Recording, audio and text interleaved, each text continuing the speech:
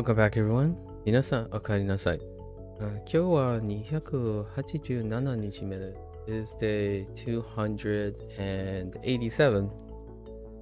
We're in this kind of weird limbo between I don't know if tomorrow is going to be lesson day or the day after. Whichever it is, we'll plan accordingly. It's very difficult to know which units come up, so things are very staggered right now. Trying to keep up with Inktober. Been quite a bit of a challenge, but incredibly rewarding to meet other people that might not necessarily be tied to language learning, right? Today, what time is it? It's 6:30. We'll probably encounter this 15 here. Let's get into it. No time like the present. We're gonna attempt another double prompt day. Feels like deja vu because the last time we did double prompts was tripling up 3 consecutive days as well in anticipation of taking a leap day on one of the lesson days, on WaniKani's lesson day, as those are very rough. Let's get right into it. My voice is kind of harsh. Did a lot of yapping lately. Lots of yapping. Okay.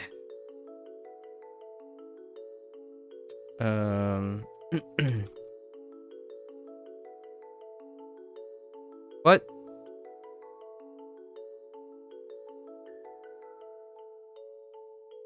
Is that not? Really?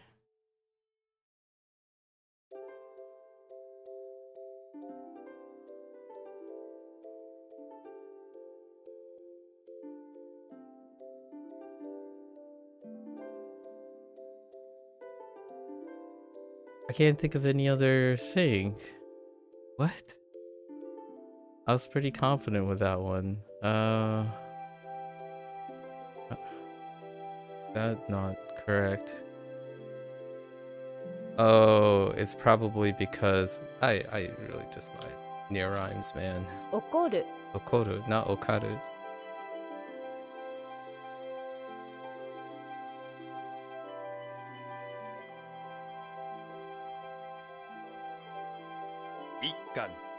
Ikan. Okay. Interesting.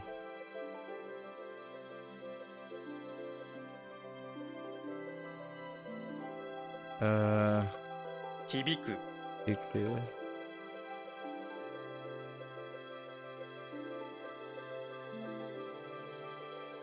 Oops. Bassuru. Bassuru.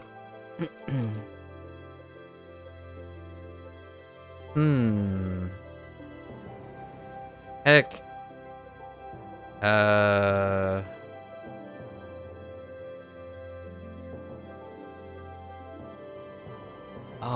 No?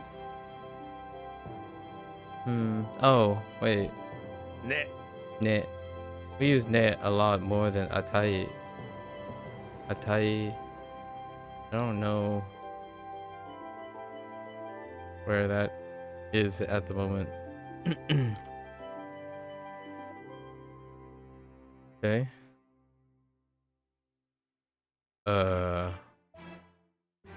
Yep.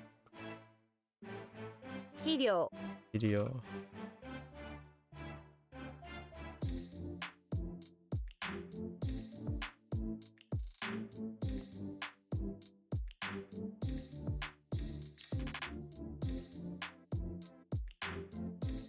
No.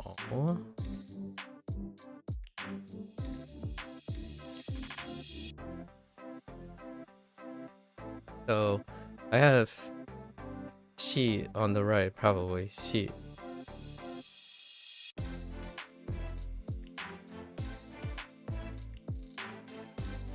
You be I don't know how confident I am about body parts. Body parts are classically kind of promiscuous. So, hmm.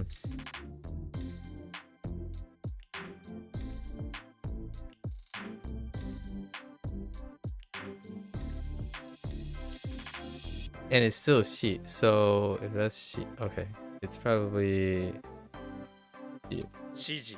CG. CG pointing instructions. Whoops.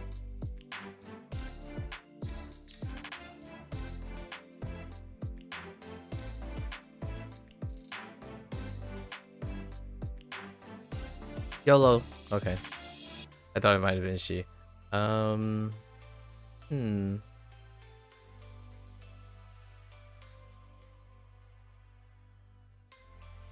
Yeah, like akirameru. 諦める。 Akirameru.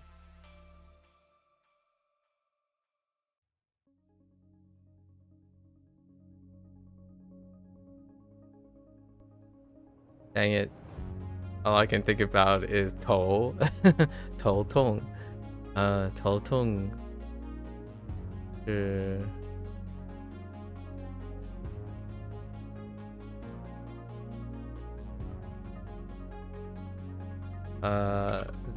Zutsu. 頭痛 Zutsu.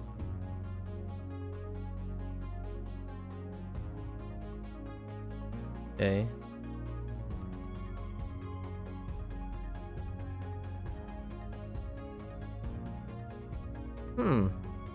Oh. No, no.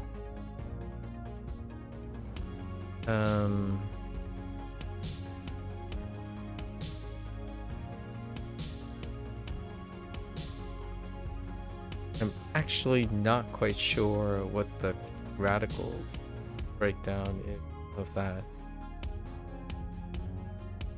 And is it part of my mnemonic?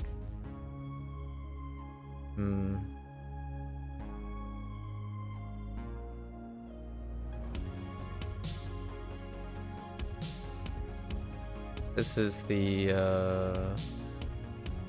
Sue and the sheep show. 示す Miss. What is the component for G, which is indicate, I suppose. So it's jackhammer. Of course it's jackhammer. Okay. Alright, hold up.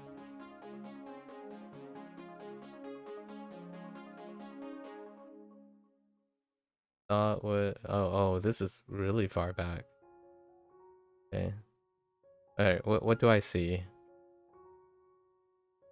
I should still see at least jackhammer. Oh. Ooh.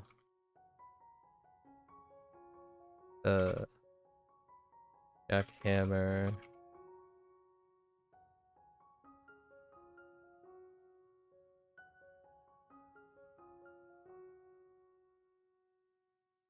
Jackhammer is at the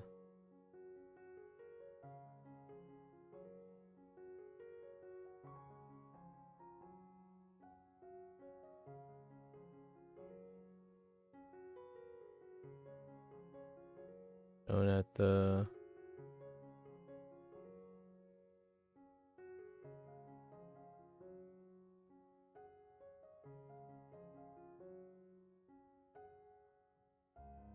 while the E were meh.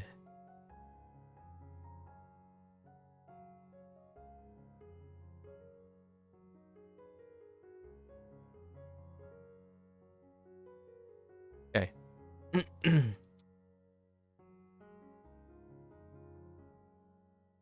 切迫 Setpaku. Setpaku.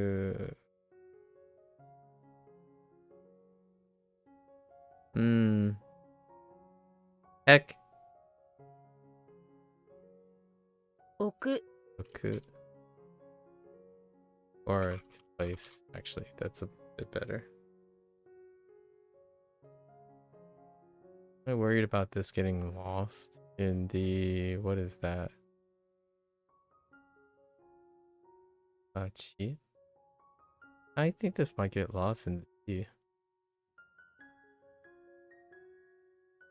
Or Oreos supposed to. Okay.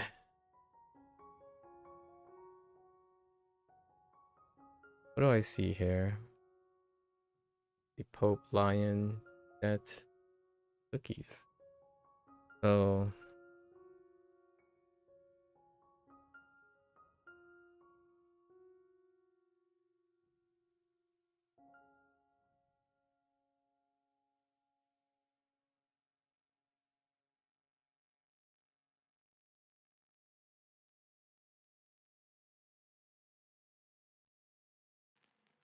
um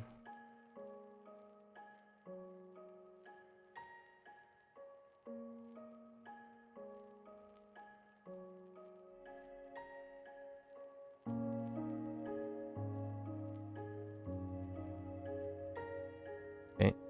I think that's pretty good. All right. Oh, that's wrong language.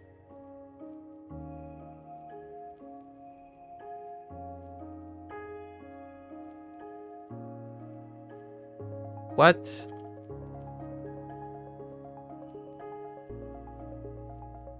Oh wait, this is different. Wait, is it?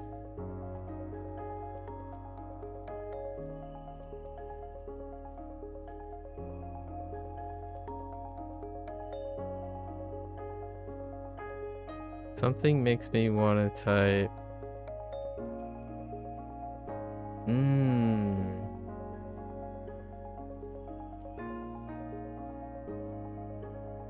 What are alternative read?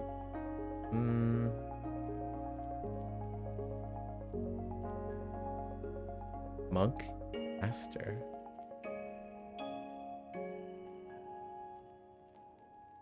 Or monk? Yeah.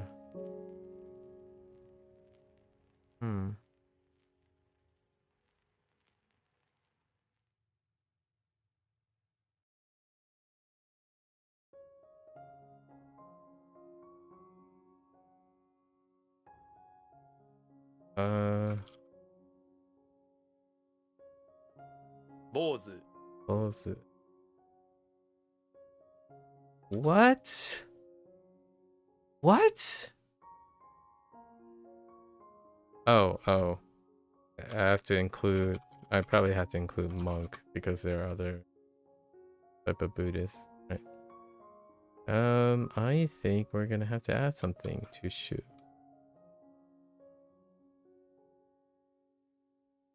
Was there anything? We have anything? Oh wait, it's not even listed here. That the one exception?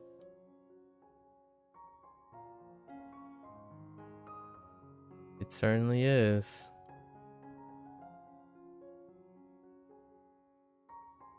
Okay.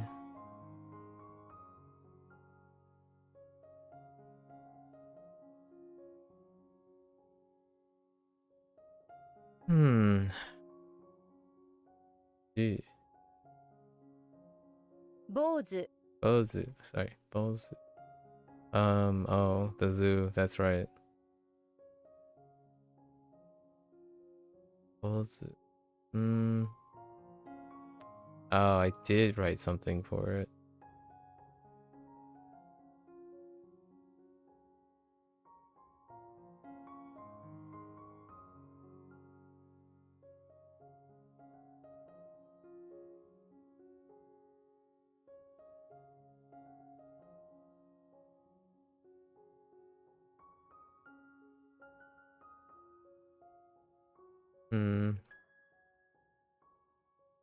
I might have to rewrite this later.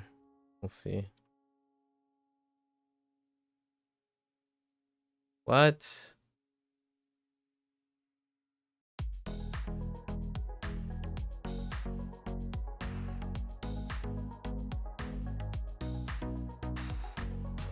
I guess I'm thinking of that as 是, right? It might actually be 是. It might be something else.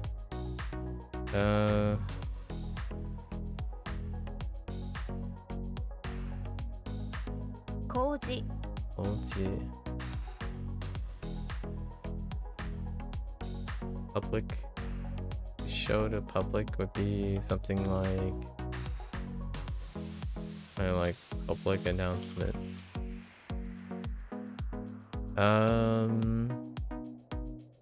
It is G and jackhammer.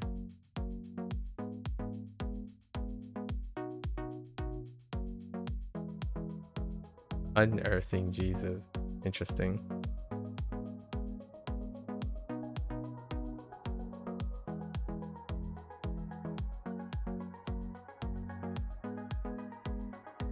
All right.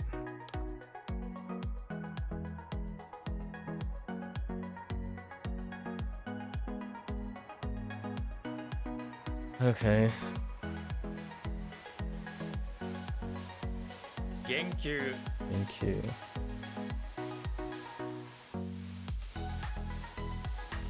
Kaku.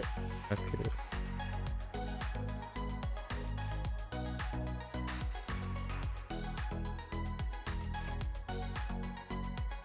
What?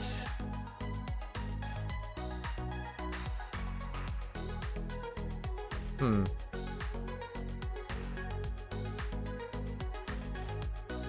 Bakkin. Fucking.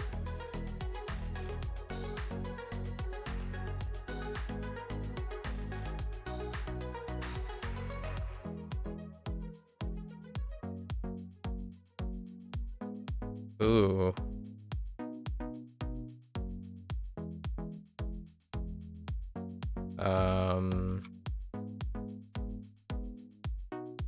Okay.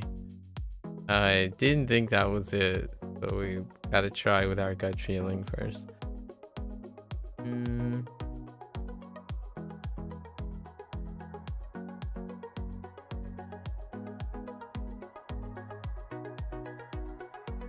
Kosha. Osha.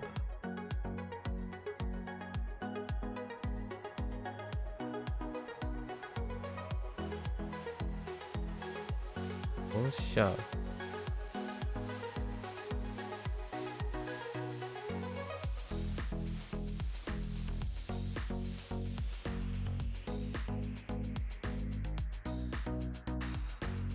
I was thinking more like express line?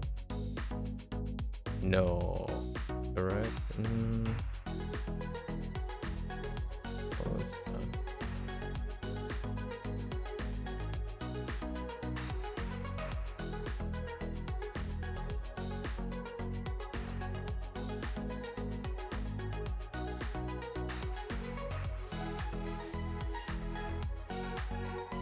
No, wait. This is descending, right? Despite it being descending, I'm not entirely sure that's...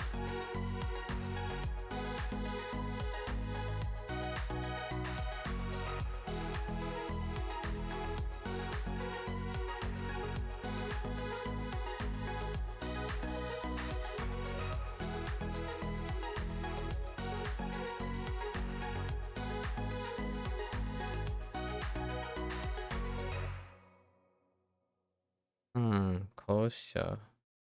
Ending. It can't be what I'm looking for.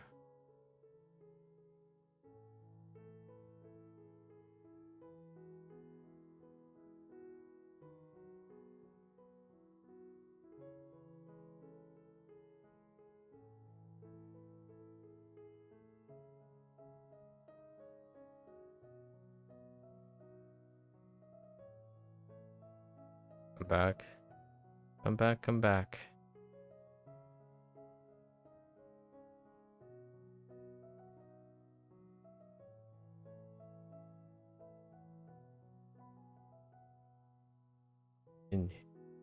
What? Oh, no, wait. No, this is definitely not absorb.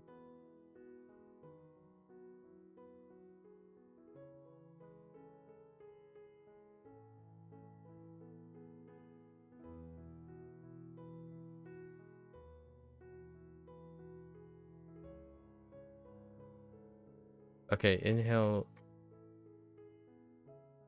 has to be stronger. I need something to reinforce.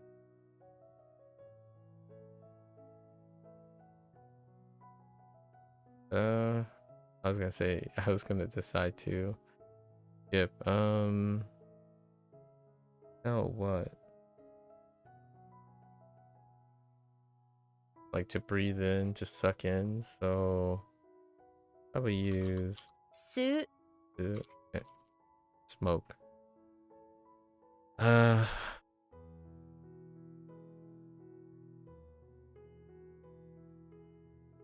it's Q, right? Hmm. Q is not good either.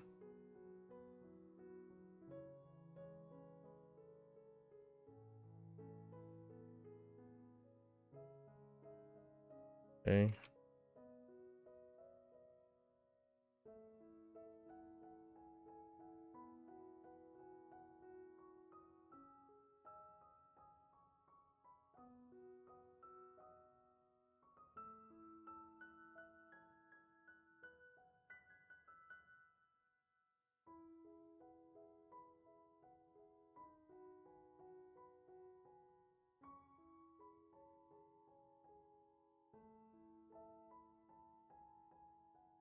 Okay. All right. Off we go. 過ぎる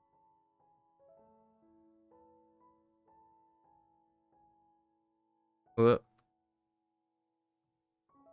Wait. No.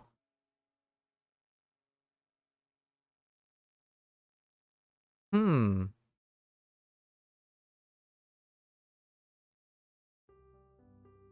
Heck. I knew it wasn't that. The shot. It is what I'm thinking it is, though. Hmm. Oh. Oh no. Something about watching the figure, right? Uh.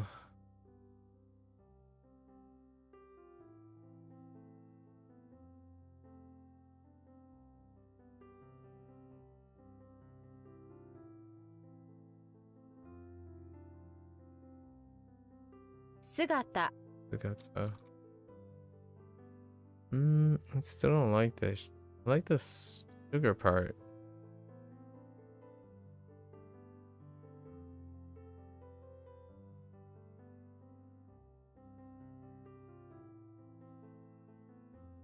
So I definitely get sheet for sure.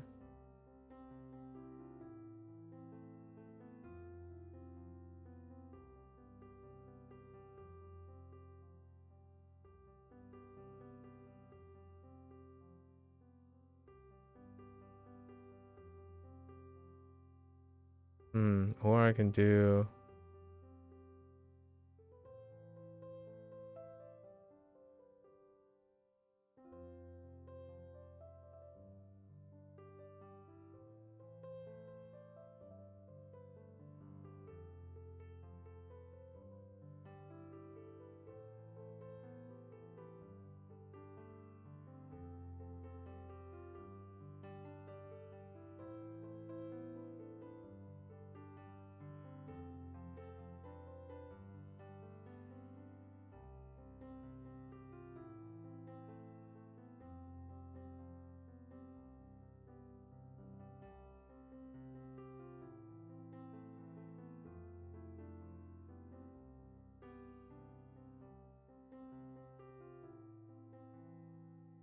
Oh, there, Leanne.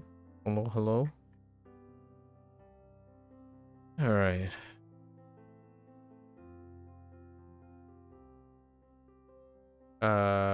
Yellow. Okay.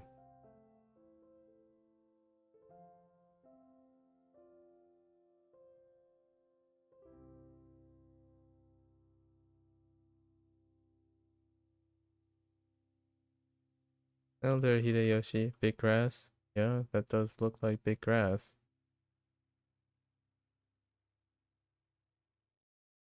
Not, well, kind of. Kind of big grass.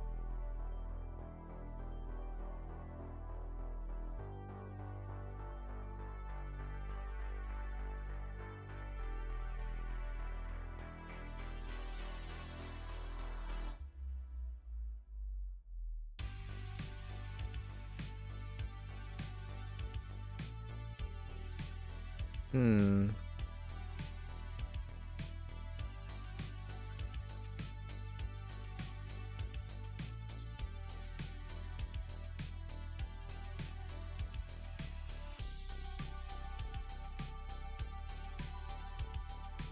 For a moment there, immediately I typed ball.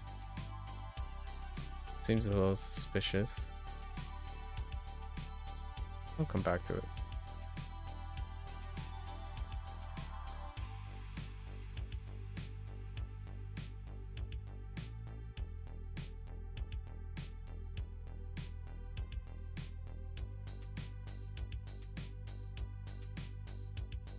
Two weeks ago, a Japanese streamer and you were baffled by a kanji said. This is insidious.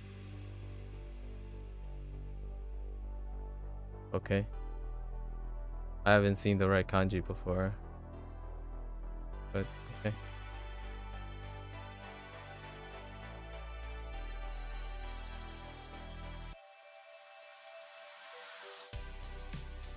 Haven't seen the kanji before. There's no amount of hint will give me anything. Other than the left one.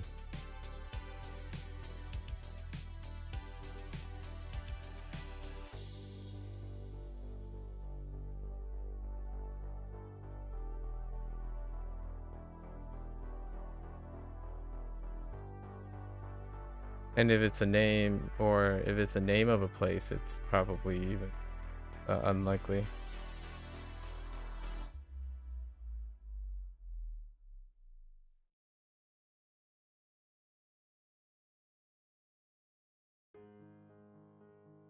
Why are you typing it in katakana?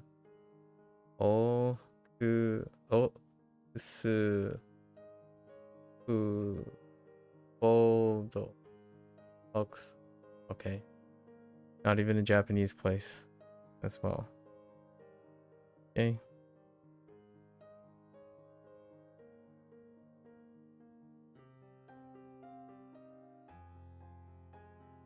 I don't know either of those reads either, so that sounds good. Glad to hear it.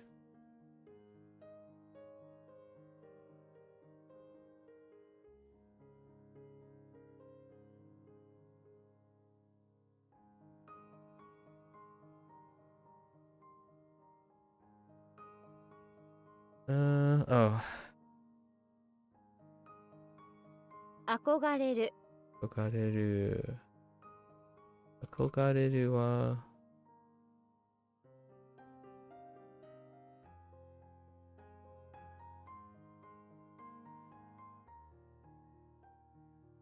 okay. 捉える。捉える。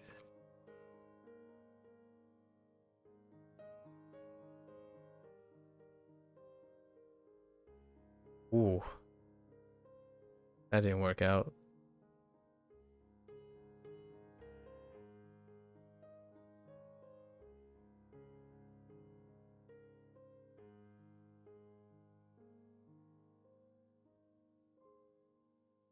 Okay.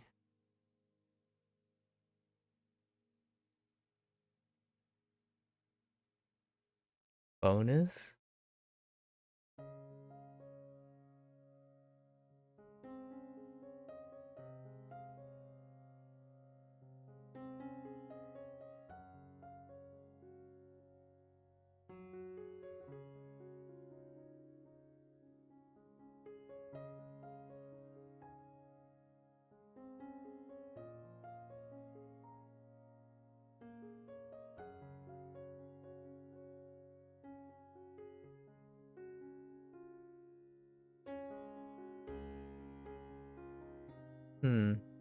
Bonus.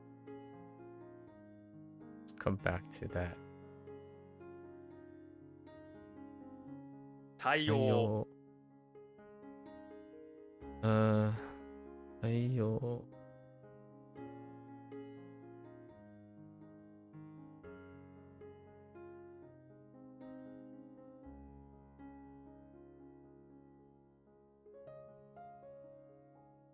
Against? Oh wait, against.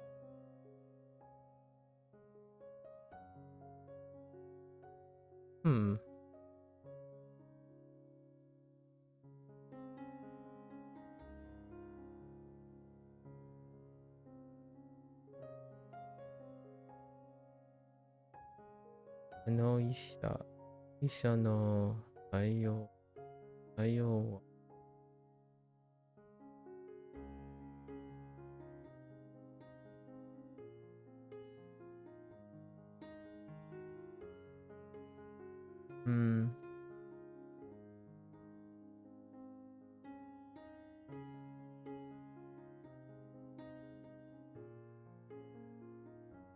I'll come back.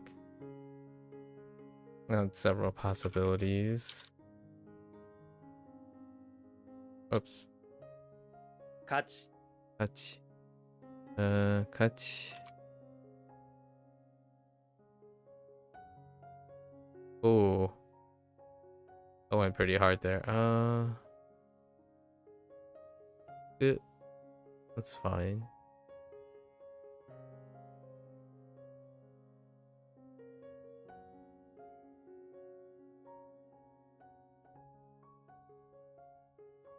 This is subtitles.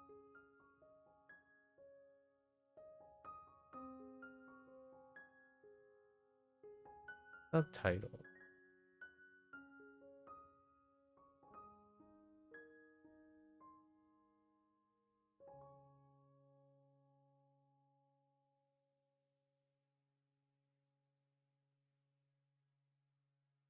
Come back to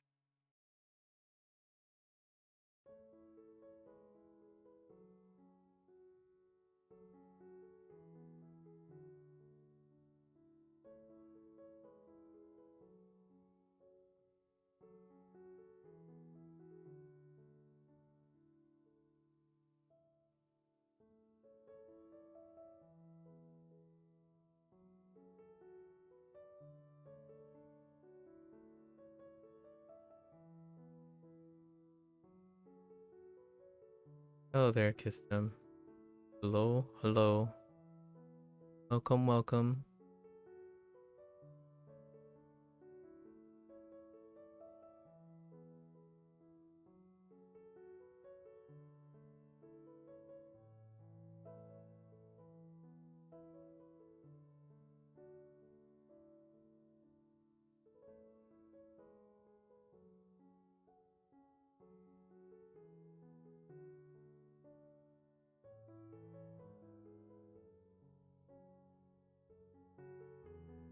Back to the two.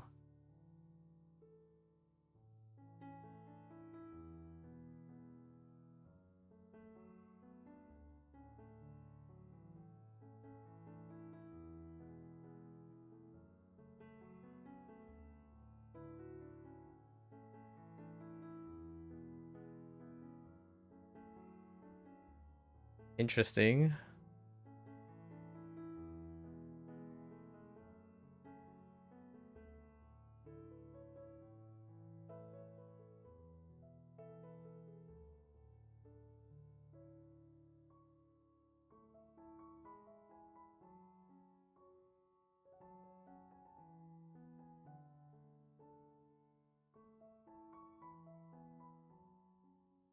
Probably want to write something for this for future recollection.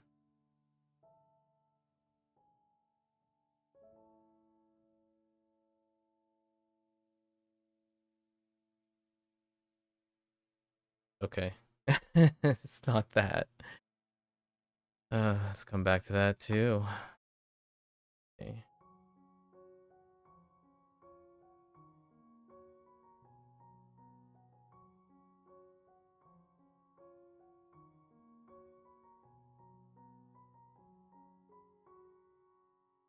見渡す Kasu.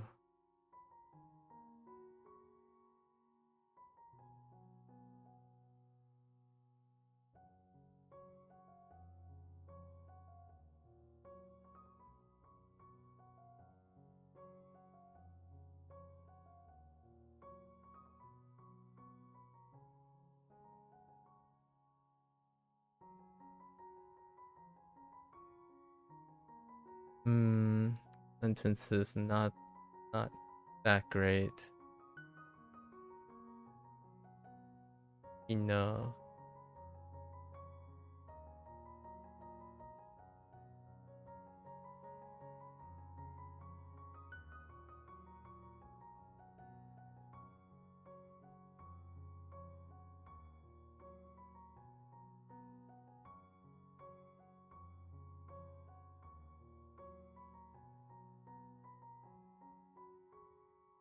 Oh, the other thing is oze.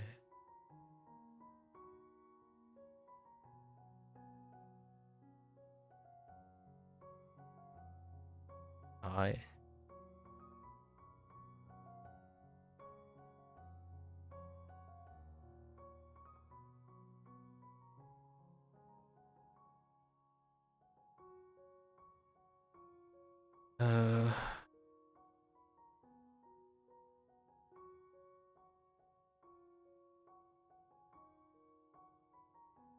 No. Really?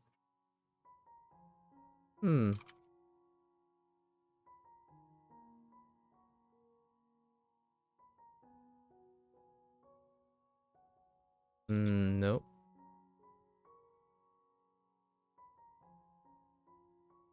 物価 Buka. Buka. Buka wa.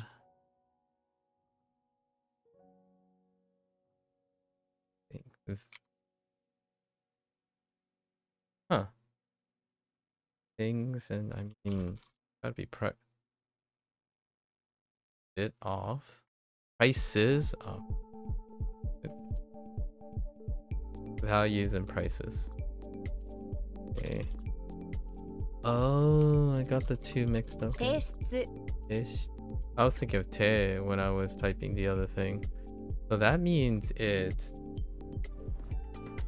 die. Okay. Testu. Testu.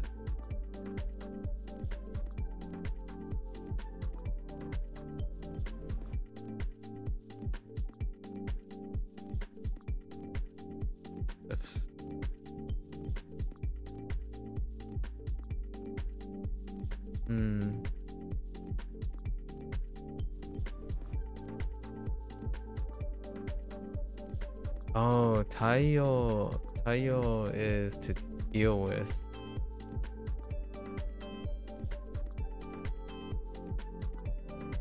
One of the ones that I skipped. Taiyo.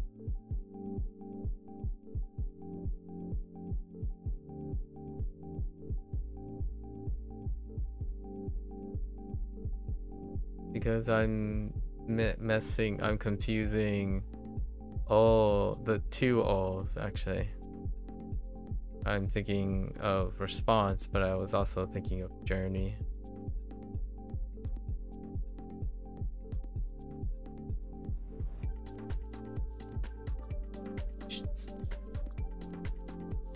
Bring up and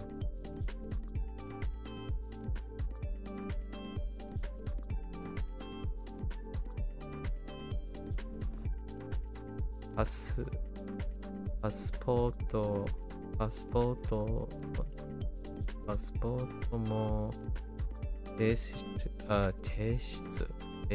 しない大体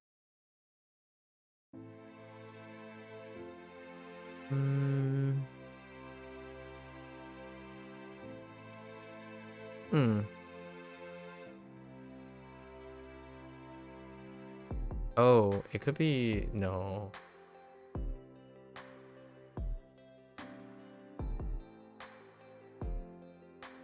Let's come back. I kind of skipped a lot now. I'm gonna start cranking on these. Uh, 就業 Yu-Gi-Oh.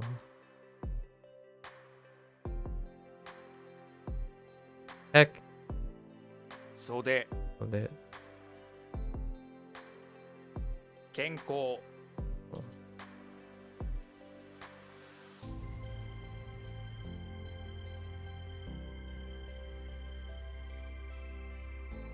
見る you do.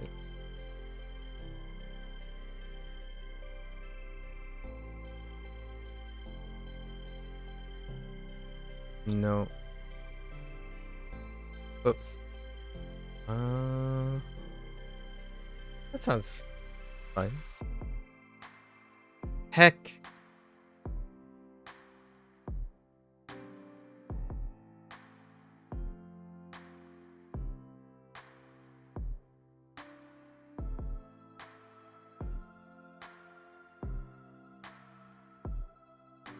Oh, probably.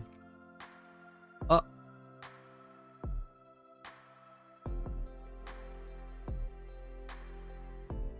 Hmm.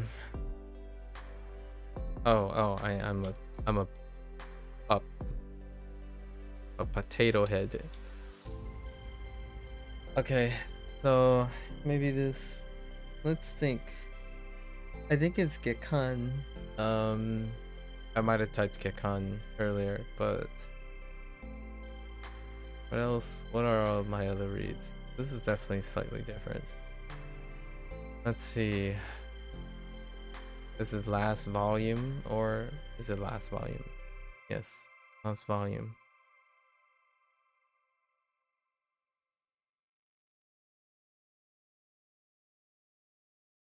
And yeah, it's probably Gekkan. Or hello there, Danny. Hello, hello.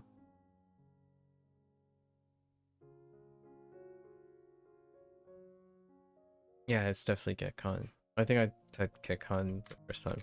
下巻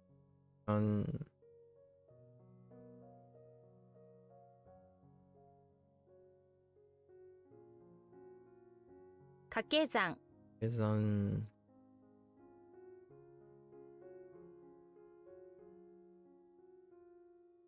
Nope.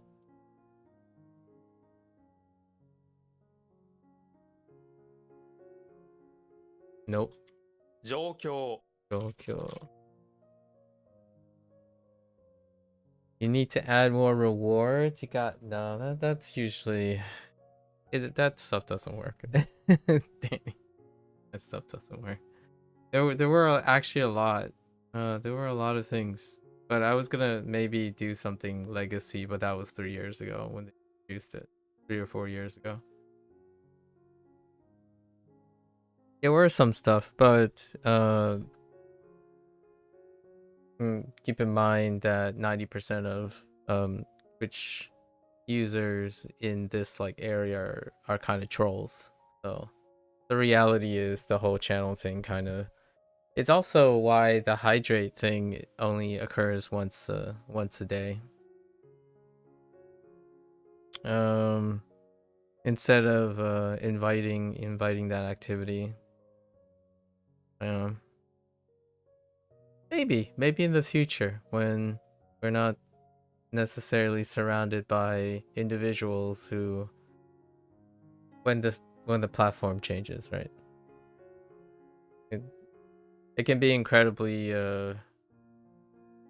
I think it's reinforcing a type of affirmation that I don't really resonate with. That was also something that I didn't talk about when we were talking about emotes yesterday.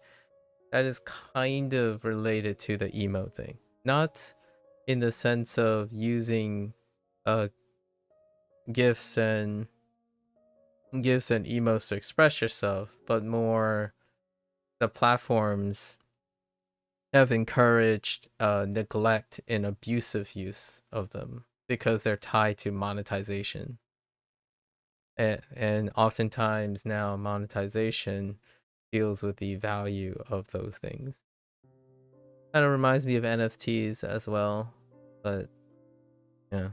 In short, we can do maybe when I don't when they're useful, when I think of a use case. Before, by the way, before I did do art for them actually. It was like something 5,000 points to do a doodle right on the spot. So I would drop whatever I'm currently doing momentarily, and we do a quick doodle for the person. That was a thing actually for a bit. And there was like another 5,000 points to do a graphical diagram. So to explain like a concept using graphs. I called it graphic stories. Graphic stories, not, it was a pun. I thought that was kind of fun and cheeky. That was when 2 or 3 people were around, and they like when I did. It was the origins of why I pull out a pen and I would do graphical representations in order to explain things in diagram. It was one of the earlier days, which, by the way, when I saw your brother give that presentation, the PowerPoint thing, there was a time when I'm not sure if you plan on going to like follow up with school or something in the future, but there's this interesting progression, and it's quite consistent, where it goes from like when you start in, like, let's say middle school to high school, you do notes, right? And these notes turn into flashcards. Flashcards, maybe on the transition to college when it comes to speaking, right? I talked about like writing out my speech and all that back in the day. So I kind of leapfrogged over this flashcard thing. This is why I'm learning language with flashcards for fun. Then it kind of goes off to grad school. But at some point, this then turns into the PowerPoint. But then when you kind of get postgraduate school, you get into Chalk Talk.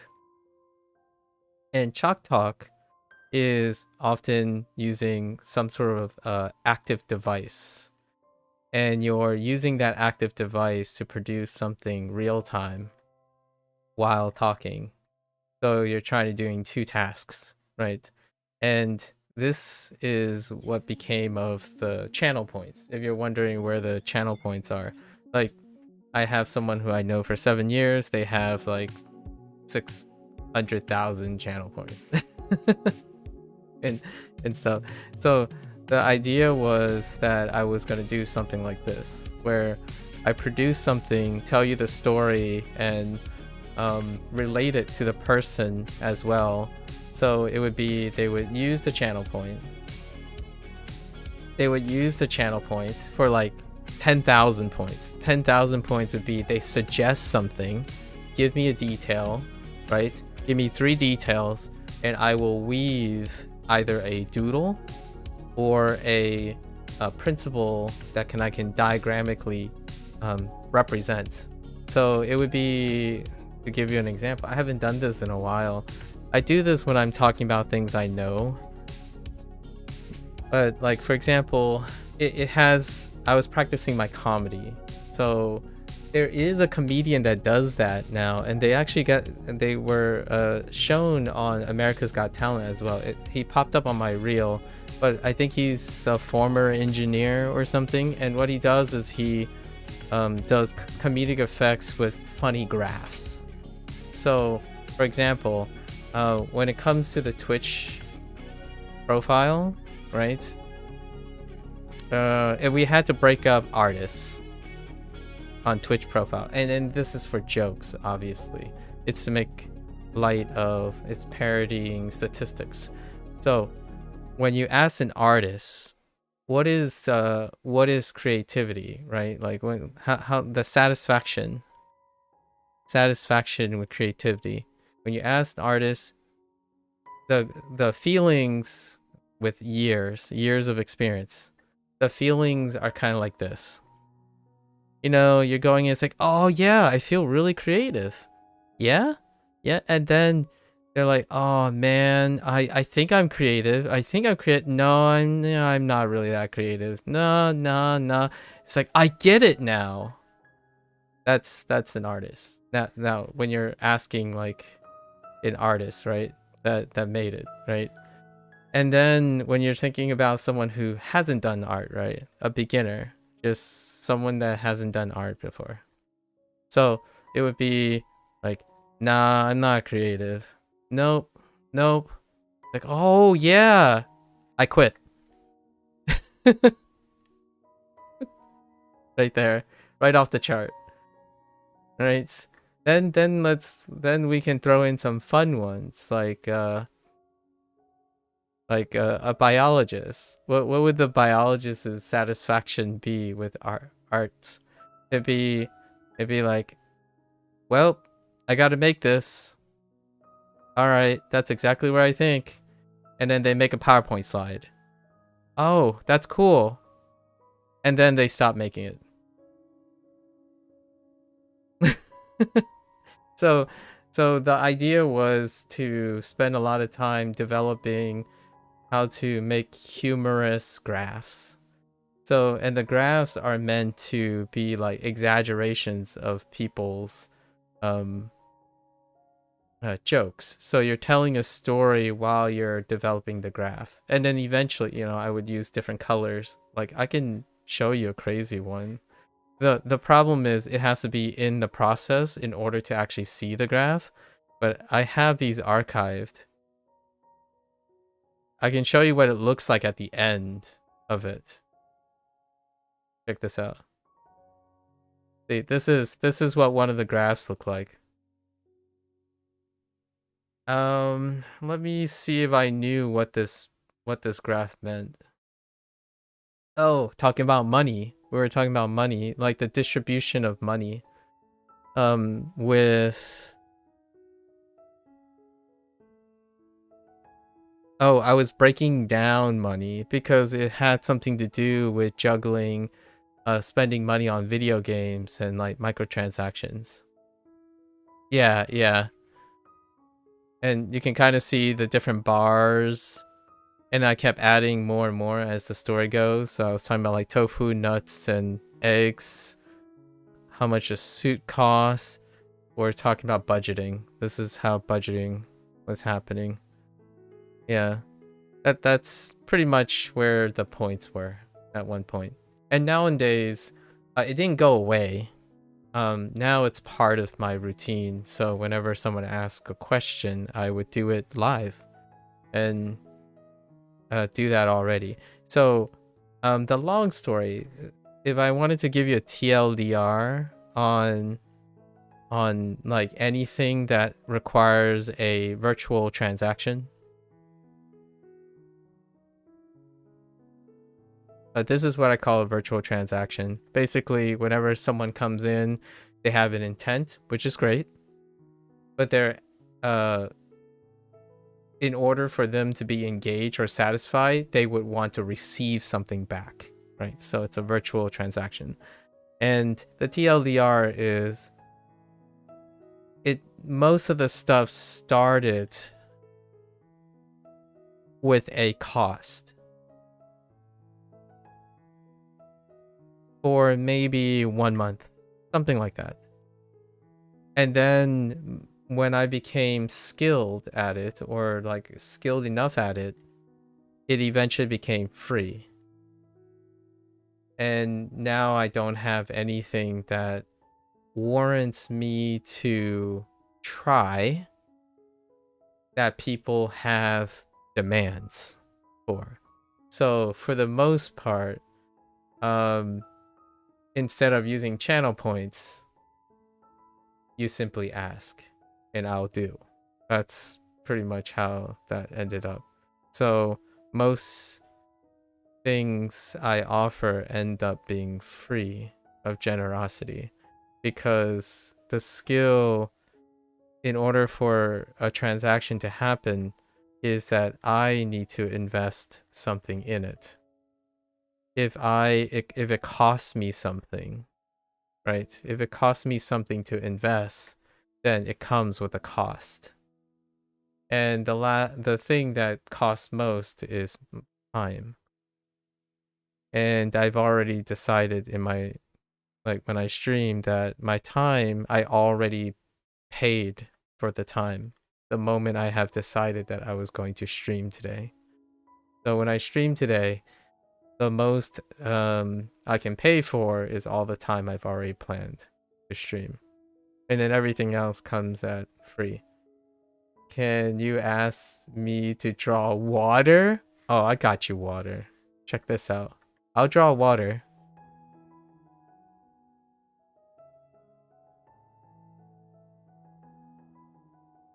Nailed it.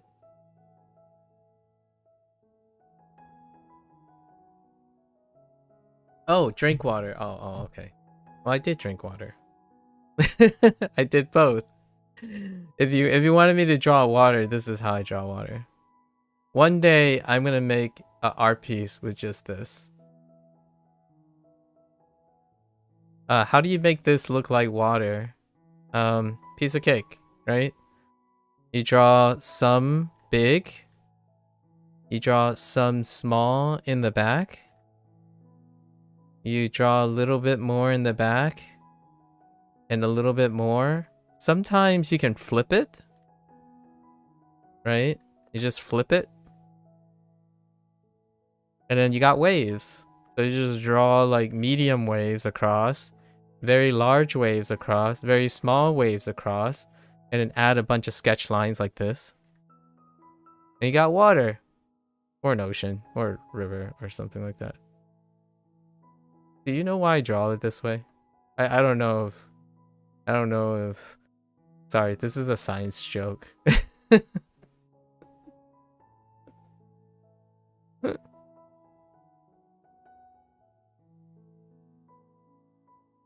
Right, a science joke. H2O. I happen to draw in circles because they're just model representations. Draw Jennifer? Hmm.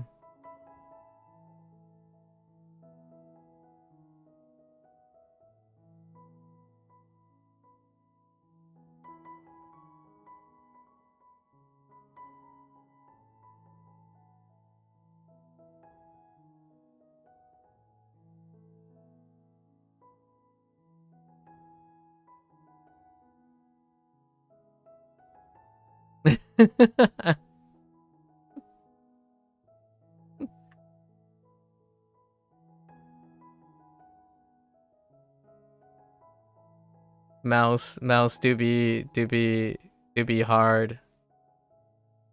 Okay. There you go. Boop. Boop. Maybe we'll put a little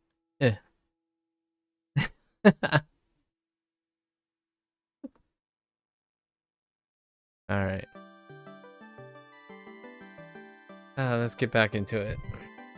I'm gonna try to draw two pieces today, so we gotta move along. Yeah, I can't push 8. Oh, we already pushed 8. Okay. So we still got half of the reviews to do. So we're gonna try to keep it going here. Oh.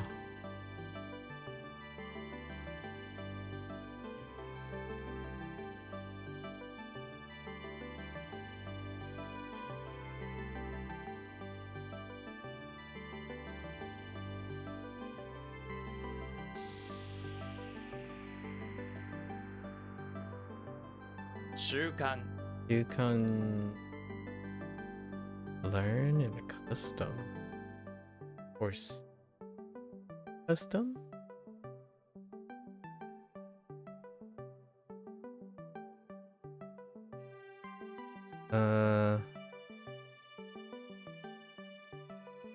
Okay.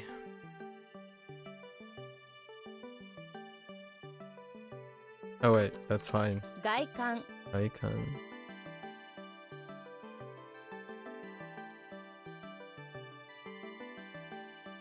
Outside view. Like,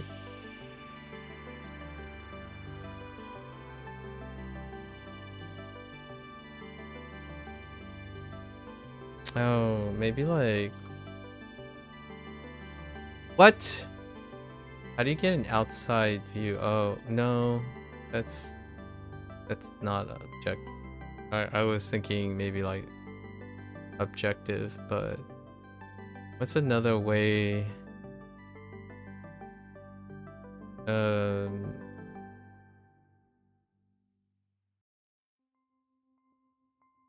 Like viewing from the outside. How do we get the このアパートメントの外観。Yeah.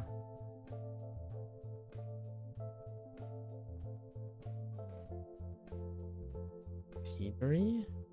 Huh. You'll rewatch later when you what you drew. I was helping oh, I can show you. Oh no, it's gone. Oh, I can do it really quick again. So we got something like this, and I did this. I did this.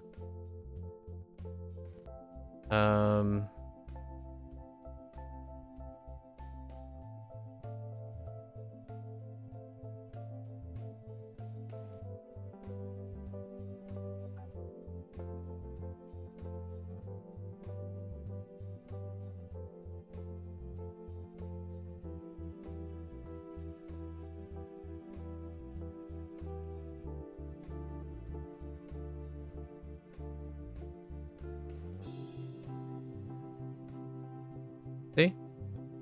I did it again. It looks just like her. She's just really upset that you asked. She had a bad hair day. Got like a punch perm and it got extra crinkly. Extra curly. Bad day, bad day.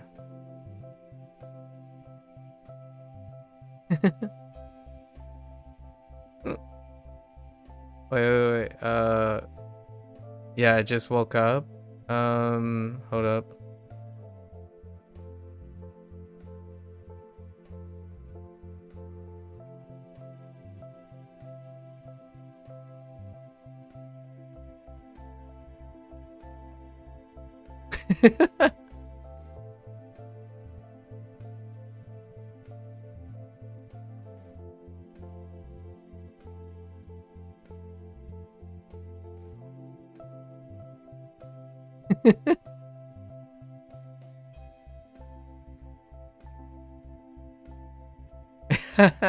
Luna.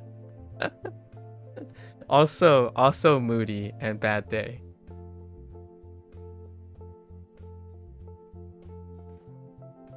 You know, double mood. Let's add like a carpet.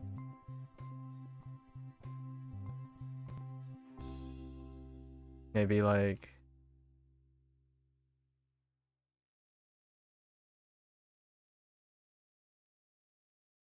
we'll say refrigerator. Or like a counter here. A sink. Right. They're in the kitchen now. Let's put like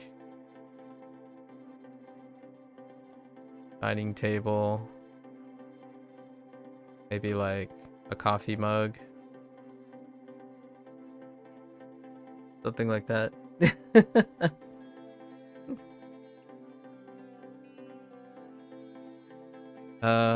I guess maybe probably wanna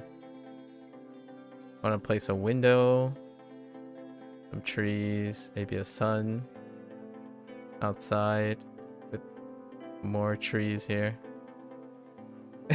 Send you that. We can do more later, you know?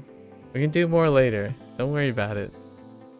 One day, keep an eye on the ball, you know?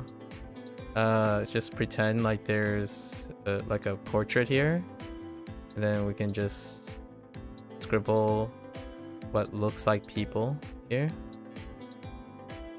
Maybe like they're kissing, like just hugging and stuff.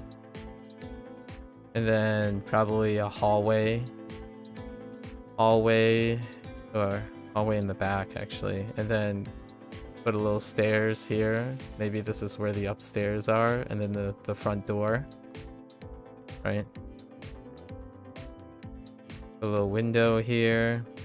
Maybe like a coat rack with a hat on it and a coat.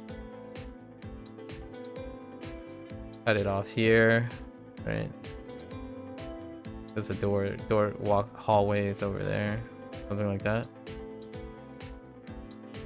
Yeah, just keep going, you know? Put a table like this.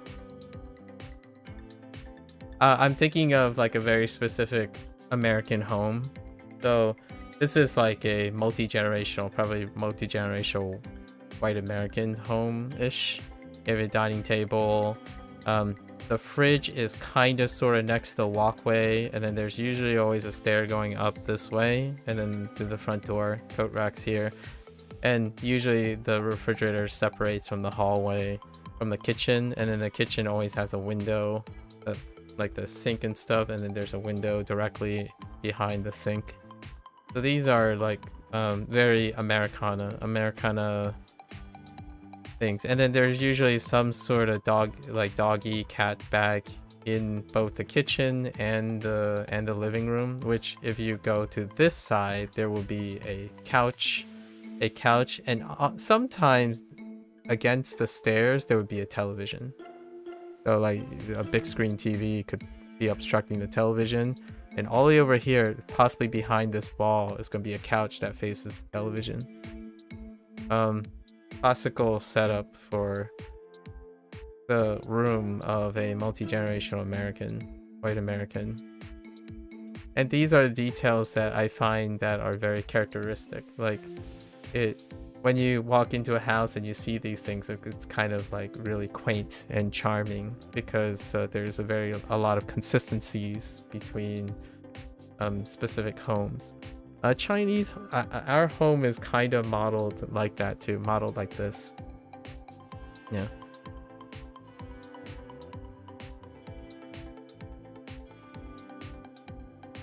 Yeah.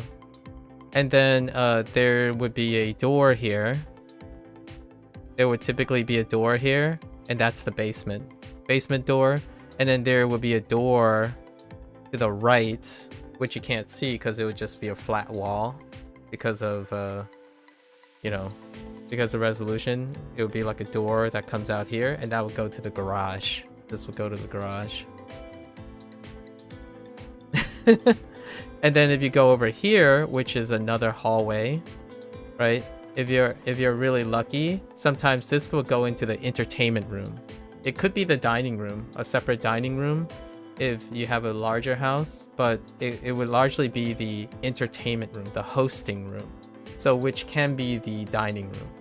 So there would be like a somewhat of an archway, and goes in, and there'd be a table, some cabinets, and then through this room, and then going back would be the den, or the like where you chill and other things. Yeah, that would be almost all of it.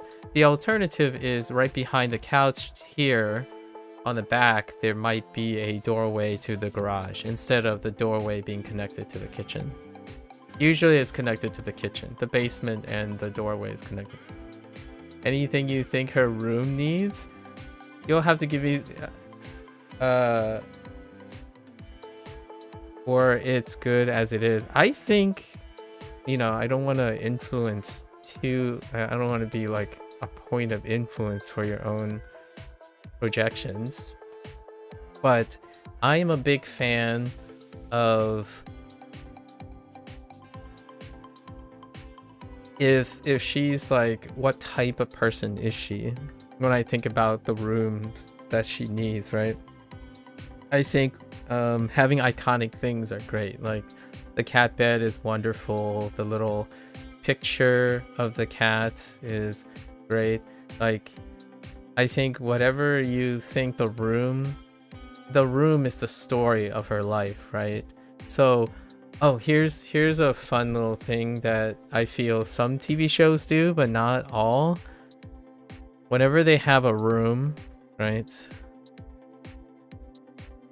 And then they do stuff as the shows go, as the show continues, right? They would add those things.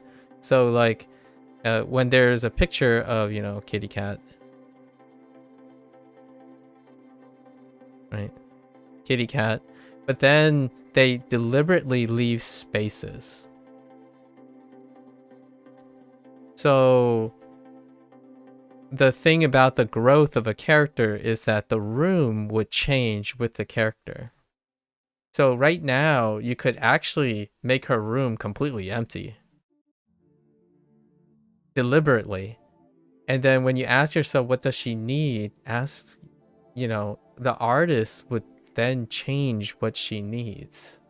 So lots of times, like the intro of the show, they not all shows do this, but quite of exceptional shows, as the character is going through their show, some of the pivotal milestones of the show, the introduction, all the static elements. So the room is constantly static, so you just swap in the background, right?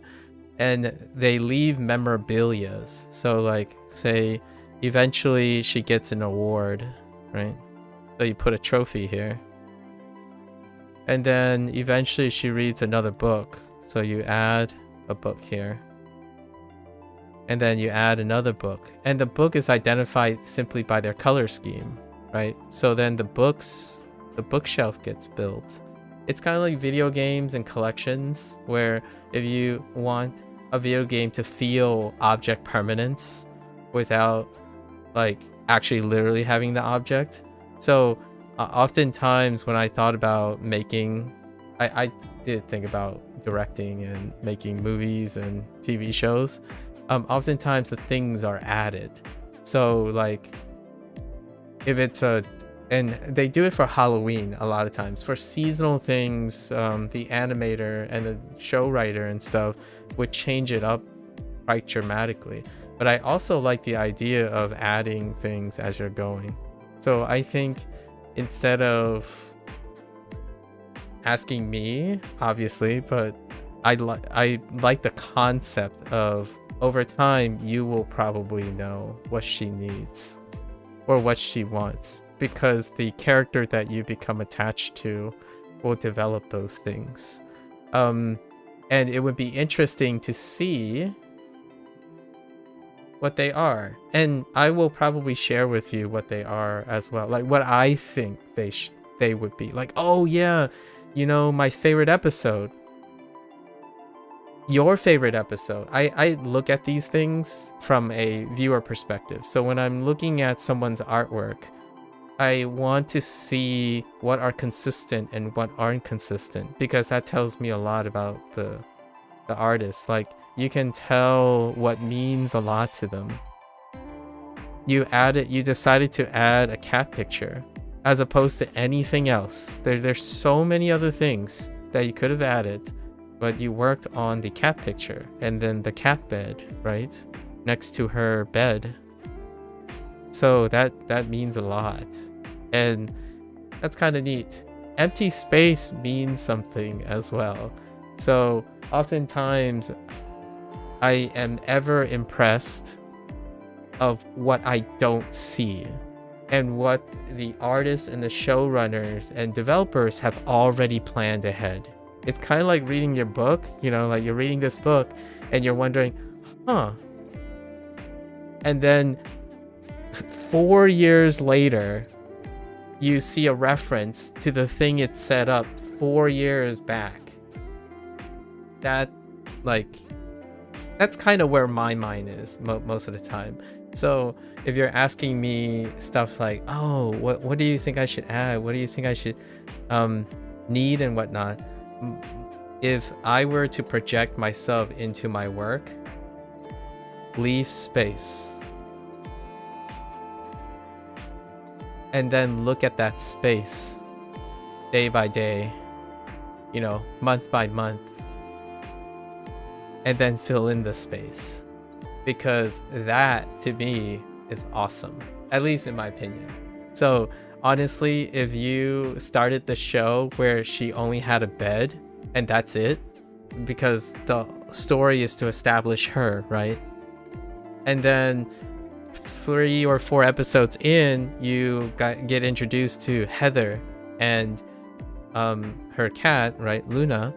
Then Luna shows up in the scene, in the intro scene, you know, and you start adding permanent fixtures of them. So when the characters aren't there anymore, they're still there. They occupy the space. And that to me captures what it's like to try to get a character to grow over time in front of your eyes, in front of your screen. There's a really wonderful movie that the execution was not that great, but that I recently watched because Fictitious was also watching it, and it was the movie by I forgot his name, Zanetsky. What was the movie called? Oh, I would suggest watching it actually, because the whole show takes place in a single room. Danny, it's called Here. I think the presentation and story writing's a little disjointed, like it's a little rushed, but recently one of the classic directors from Disney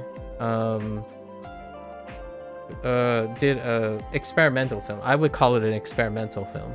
And the whole film, the entire film had one scene, just one scene, and everything took place in a room like this. So there's a doorway here, there are like couches here, and then like decorations and everything, and there's a huge window in the back, right, to show things in back. Everything took place in this one static scene the whole time, and it's everything else that changed in that scene. That is pretty much what I think of when I think of someone's room. And my like King of the Hill kind of sort of does this too, because remember that King of the Hill, you had this iconic thing, right? The house, you can see the house peeping out, and then the three of the guys standing here, right, drinking, and everything else moves around them, but the actual scene doesn't ever, like, there's fixtures in it, and then everything else is the thing that shows the living thing. It's a really effective way of doing things. You like space, so she added some stickers on the closet. Ah, that's cute. That's cute. And then you added a desk so she can write on her journal. I see. Yeah, you just throw things up. You can also take things down, right? And King of the Hill really does this hard in their introductions, where you find a fixture. Oh, I'm missing one. The four guys. And then when King of the Hill was renewed for season 14, this scene was still used, but there were like different people at different times, at different frames. You know, a neat idea. I like it. I like it. All right. It's an idea. I'm not telling you what you need. But definitely, the specifics are definitely all you. I will share with you what I think when you decide what you think. Yeah, but that would be the concept. I think one really healthy thing, you're always open for ideas. Fair enough.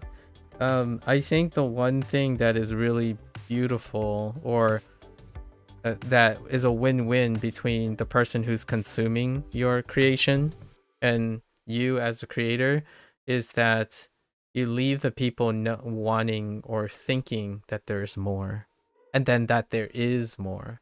And I think for the creator and the developer, you want, for myself, one of the greatest rewards is to keep them guessing, like keep them on their toes. So there's got to be obviously empty space, and then there's space that you've already filled, but you kind of want to see what it ends up being a little later. So you get ideas. You keep your ideas in your pocket until you find an opportunity to use those ideas, to spring those ideas. So I've always wanted to do a persistent, if I didn't ended up going into language learning, I probably would have done a persistent portrait. Basically take a portrait and keep developing it, which is what I was doing there, where you started with the refrigerator, you started with Jennifer, then you added Luna, then you added the refrigerator, then you add, so you would keep doing, and then you would zoom out, then it would be inside a house, right?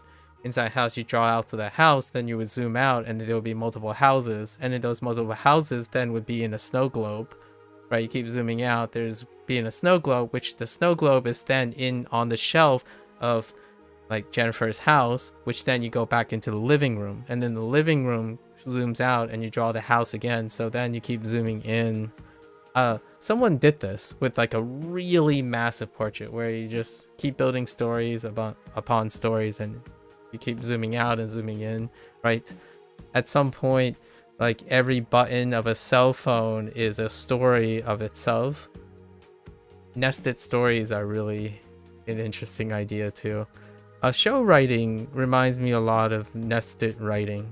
Nested writing is so rewarding because it gets to the point where every scene comes with nested ideas.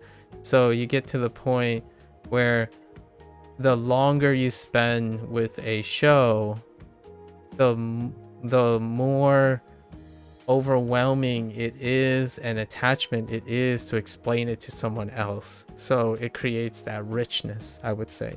Whenever someone is vibing along and then they want to share something with another person, they're like, wait, first is this, but before I tell you what this means, I also have to tell you what these things mean. And if I need to tell you what these things mean, I also need to tell you what these things mean. So really, you should just watch the show. That's I always wondered, maybe one day we'll, maybe one day you might see me do something experimental like that, but it's not for now. I think people's lives are like that. When you're telling a story about someone's life and you're trying to develop a character and whatnot, generally you peel back the layers of your own life, or you peel back the layers of someone close to you, or the stories you collect, and then you weave them together so that they're nested in layers to the point where it's very difficult to overcome the complexity and messiness of the layers, and it leaves the people with a sense of richness that they can overlook the hanging chads and the plot holes and whatnot, because the plot holes leave room for the imagination for people to connect them. You've developed so many layers that they're able to explain and rationalize what's happening. So when a shelf is empty,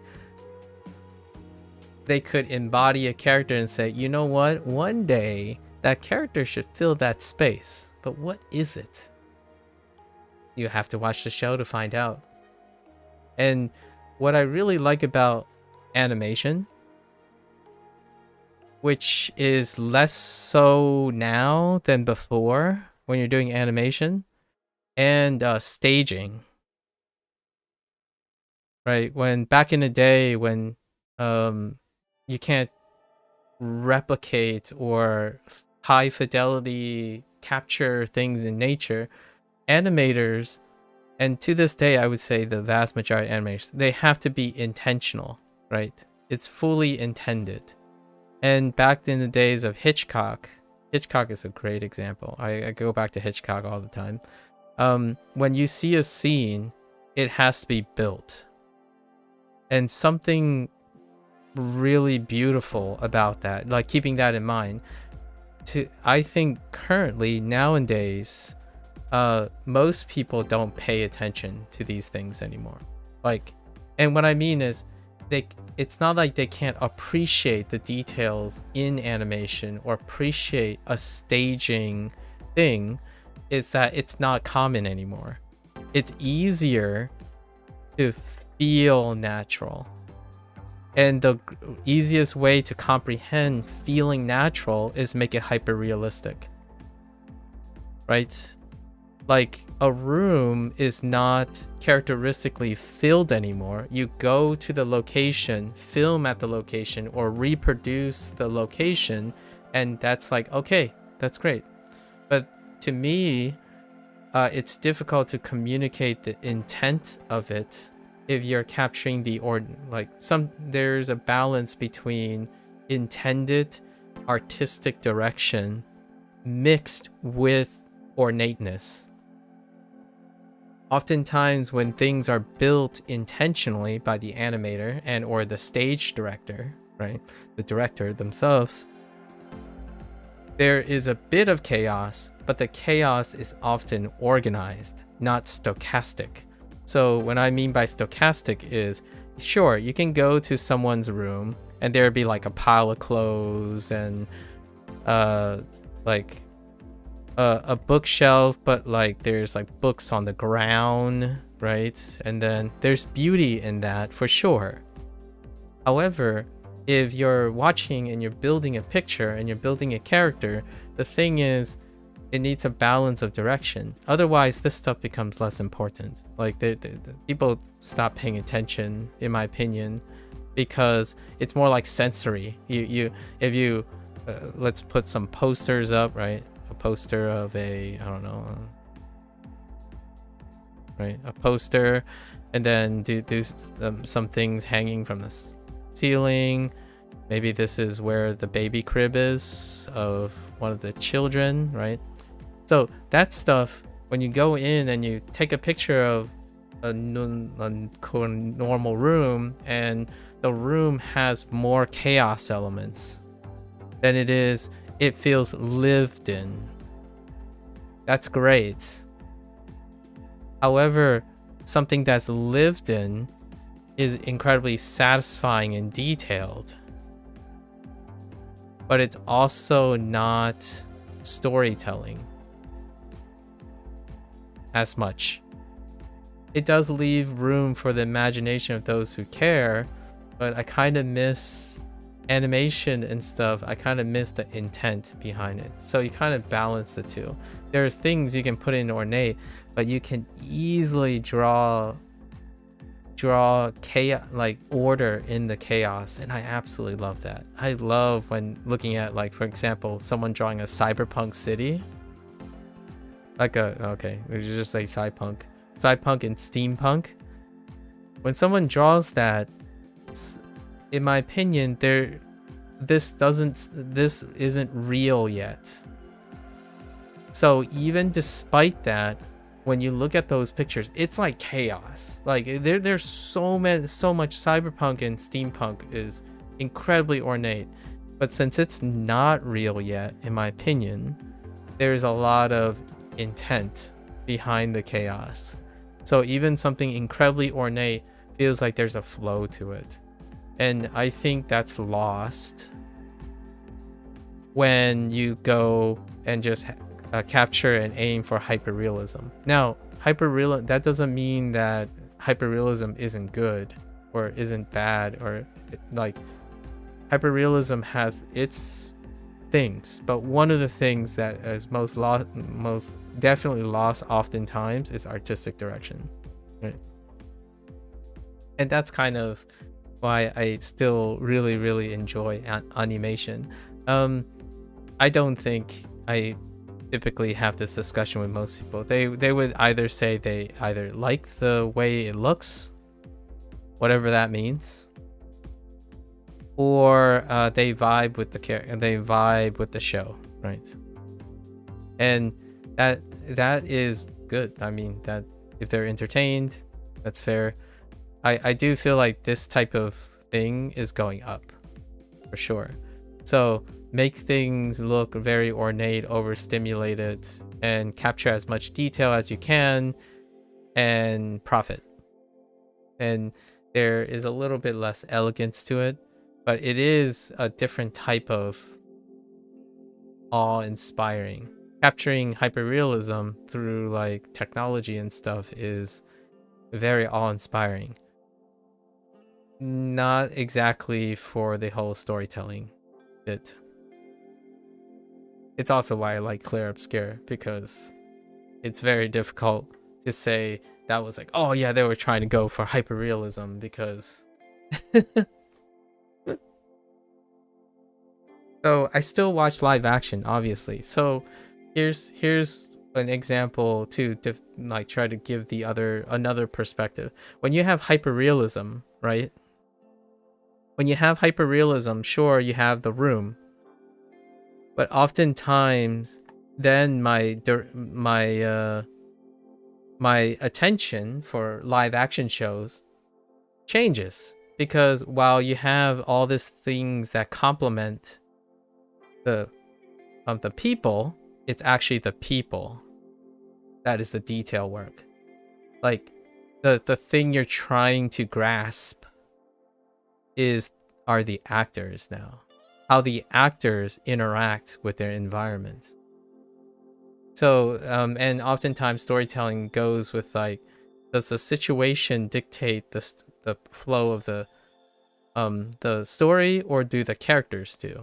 And oftentimes I think when it comes to family, like cartoons, right, especially family cartoons, it's usually the characters that dictate what the situation is, and then the characters, when they dictate the situation, they usually affect its background, all the things in the background.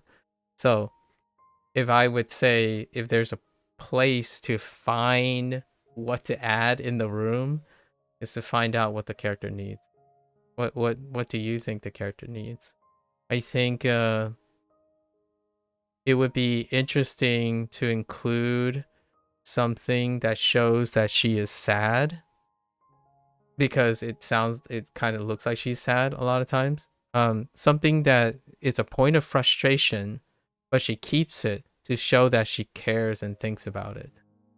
So keeping objects of things that make her, that she might miss a long time, like a picture of where she used to live, or a reference to something where she used to live, because that might not show up in the story. Like, what I mean is, it might not show up in the show, it might be referenced through dialogue. So a thing in her room, if I was gonna try to guess from the information you're giving to me, right, there should be some sort of keepsake of where she was. So it's a place that would frustrate her, but it would also be a place that she wants to keep close by, right? And that's kind of those things that you can use the room to explain something that the show might not cover, right? So I think that's when you get into the territory that the room has character. So oftentimes, if I'm thinking about something that a show, like a thing, needs, I would probably say, well, what are things you may not explain in the show? So you're setting yourself up, right? Maybe it's a teaser. When someone sees it, not you, right? You probably know if it's going to be in the show or not. But when a person sees that object, they're like, they always constantly refer to this. This must mean that this is the thing from their old house, right? So their old house, I wonder if they're going to do an episode where they have like a flashback to her old house. It may never happen, but you did leave something in the room about her old house, or the old place, or what they used to be. Like maybe it could be also like something that what's not there. A father figure is not there, right? You could leave a jacket that kind of looks like a man's jacket. It's clearly not her jacket somewhere in the room. That I'm not saying that she has a father figure or something like that, because it can be explained elsewhere.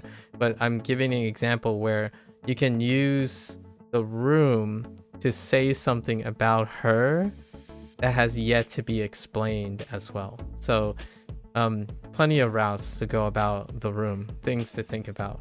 And to me, by the way, what I'm saying is very low value. They have very low return value because I already said that most people don't pay attention to these things in my opinion anymore.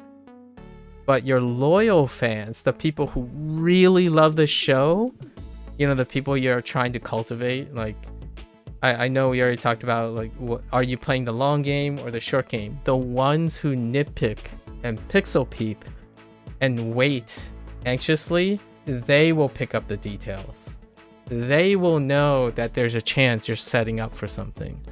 So the ones that stay are the ones that will wait for the payout on the details.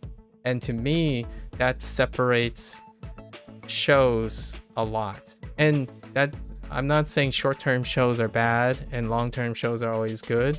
The idea is, like long-term shows, sometimes they never make it, right? Long-term shows sometimes get canceled. They take too long to develop, or something goes wrong. So I like that if I'm playing the long game, if I'm someone who creates something for the long game, I give the reason to show that I'm in the long game. So if you're in the long game, you also need loyal people who say, well, we're with you through the downs and the ups. Because if your game is too, I mean, if your like product is too long, there's a chance it never happens. The stuff never happens. And that's what you have to deal with, right? Hence, in my opinion, why most people go for the short game, especially if you're trying to make it first, right? It's really brave, in my opinion, to make your first project your longest project, the project, your baby, right? But also, it's a very common thing to do because emotionally, the first one is arguably one of the most impactful ones in someone's career. So you have Terraria and Stardew Valley and stuff, and that has become very popular. It's become incredibly popular. So building a mindset to cultivate that for the future is probably what I would focus on. And I'm a little biased, so the stuff that I keep talking about, examples that I keep talking about, are largely my ideas, like the ideas that I've had for a while. Like, how do you get someone to start a 7-year journey? How do you get someone to do something for a very long time? And then how do you produce a product reflexive of that? And those are the things, as opposed to like a one shot. Like, I meet more people who talk about they're doing one shots.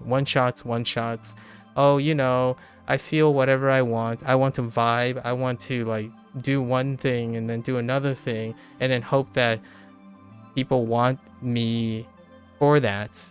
And ultimately, while it's great for a consumer to see many different things really rapidly, like niche markets and stuff, like really rapidly, like constantly changing, the person who's making it, like the developer, the writer, rarely are they going to experience consistency in their lives. Like that person that, again, I didn't talk to anymore, who said that to start off, to show their commitment, they don't care or invest in anyone else but themselves. And then when they're investing in themselves, they do whatever they want, and they never want to do something more consistently. They just want to feel whatever and vibe the rest of their lives.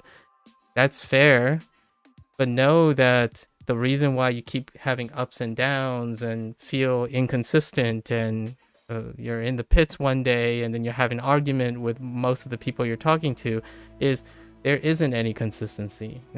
You're not invested in other people. You're not even invested in yourself, in my opinion, long enough to even know who you are.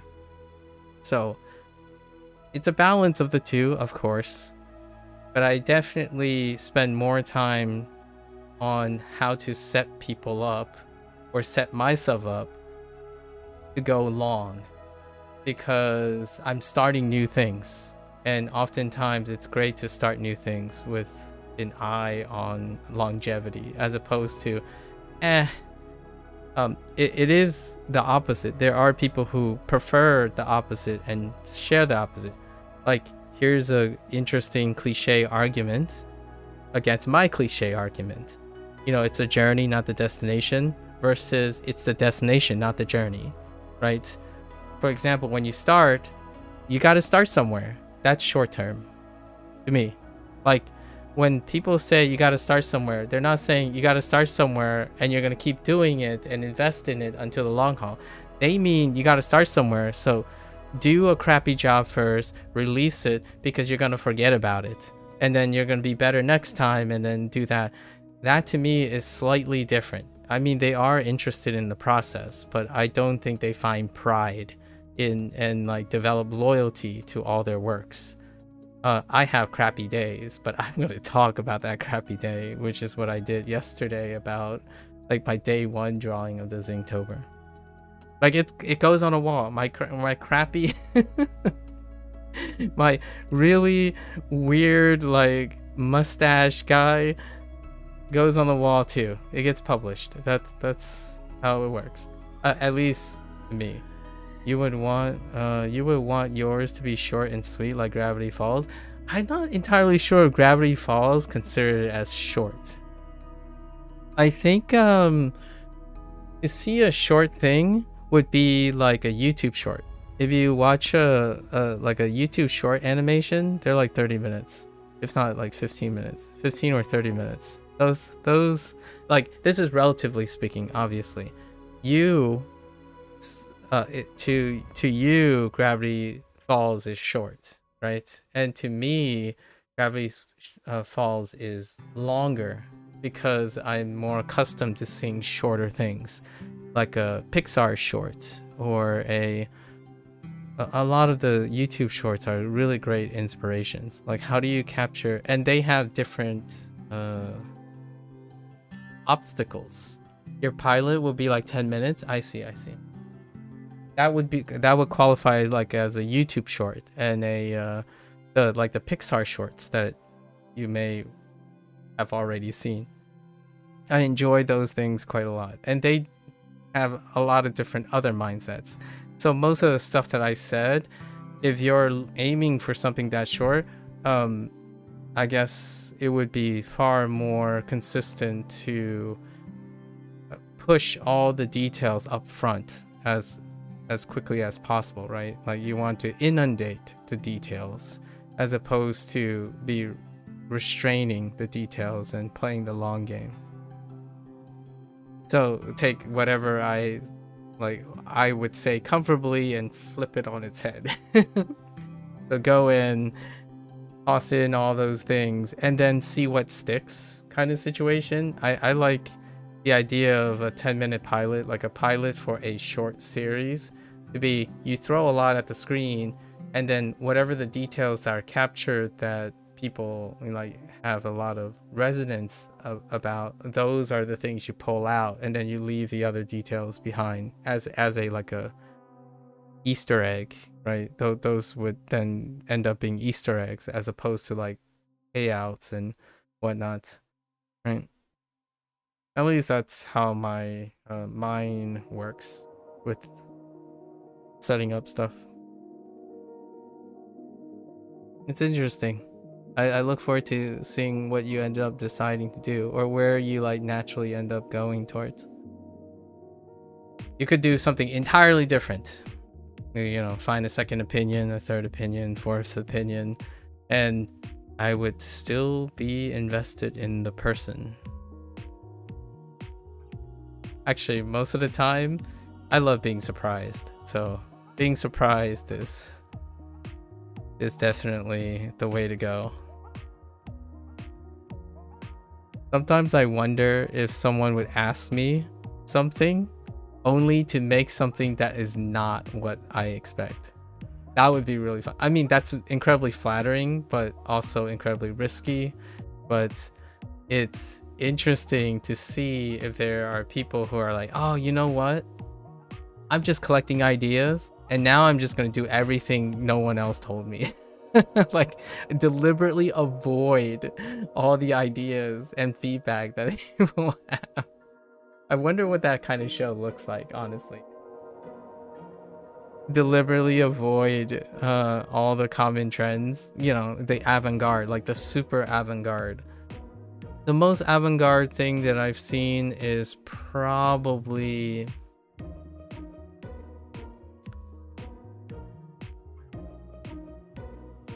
way back. I think David Lynch movies are probably easily one of the avant-garde films, like film series.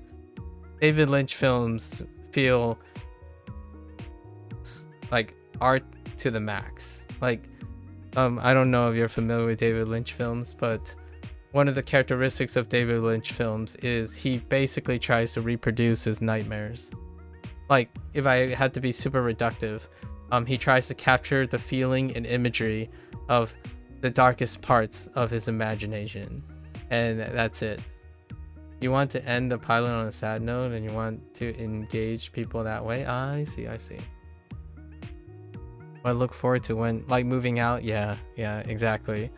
I was like, I was gonna say right before you typed that, is the pilot going to be right before the actual show begins, which is when she starts to reacclimate in a new environment. Yeah, the to be continued type of thing. Yeah.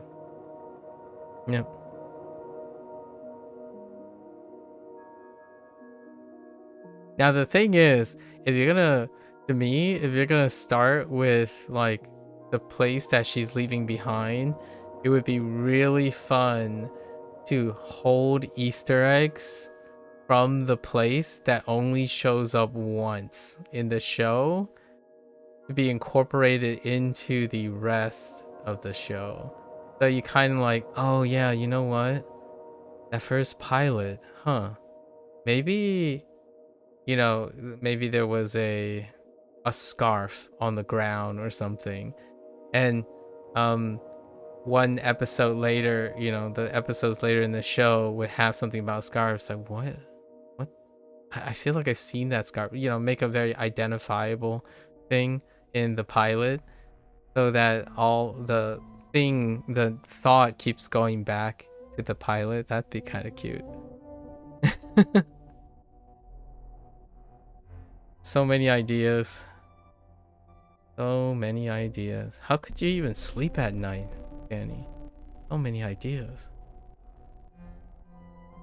I'm kidding. You gotta learn how to also sleep. I can't remember this, so.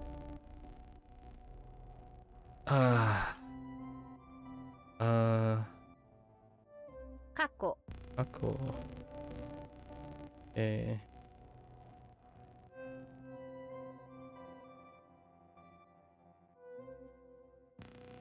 What? 各地 Akuchi.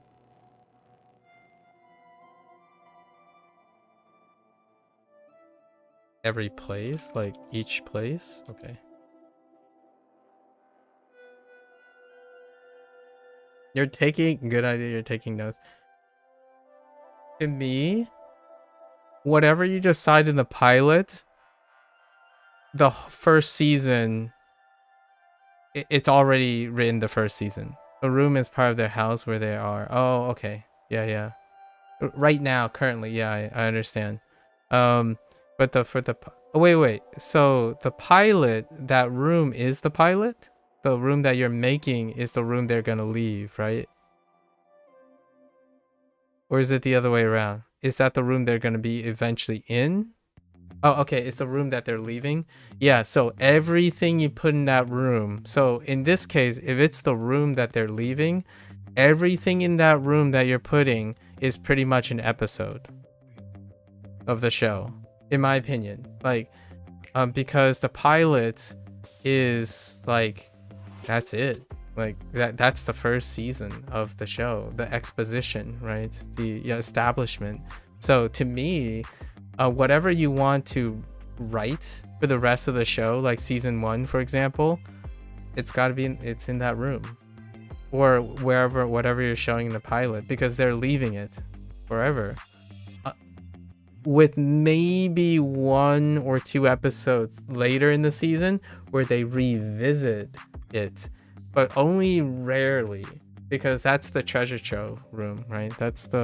It's kind of like playing a video game where you start in an environment, which, by the way, Claire Obscure does this. Lumiere, old Lumiere only shows up in the beginning, a different time period, once or twice through a 30-hour gameplay, and then at the very end of the game. So because Lumiere is this thing where that's what they've been working for. It's the thing that constantly linger, and then you pay it out at the end. So it would be kind of interesting to see if, 2 or 3 years down the line, in season 2 or season 3, where the show concludes, that they find themselves back at that house for a brief moment, right? Where they maybe see someone else living in it and stuff. Want to help you write it? I'm not the writer you're looking for, I'm pretty sure, Dandy. I'm definitely someone who is closer to that. Someone who has a more of a a resonance with the show. I didn't move that much around in my life and whatnot, so a lot of the stuff is stories from other people. Maybe we can always chat casually, but there's no way. I would say very conveniently that I do not have enough life experiences with moving around in that nature to fill in. It can be a little disjointed. I wouldn't mind always chatting about it though, Danny. I think there's a writer out there. There's definitely a writer out there. Moving around is quite common for others. My family settled, and my background, we settled really fast. My feelings about being consistent might not be quite aligned with what the characters are doing. So I don't think the strength of my writing would embellish well with the direction of the characters that you have. I'm also very a cheery person.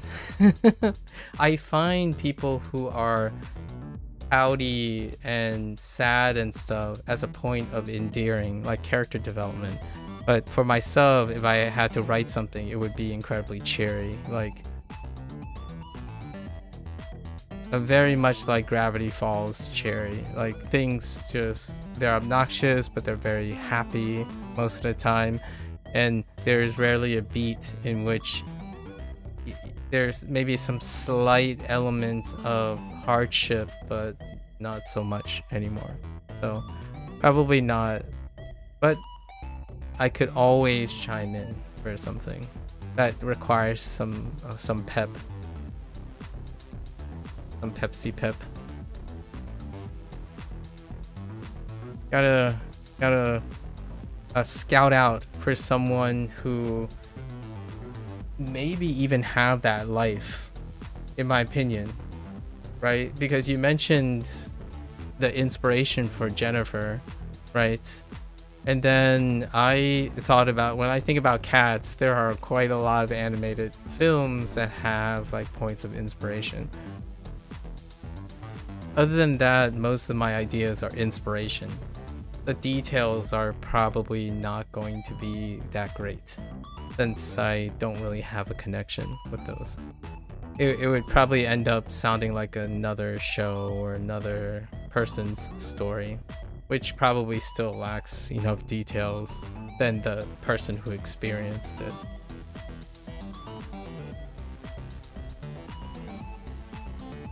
If I had to say very honestly, in a professional capacity, finding someone who can resonate with your script and your pilot would be it.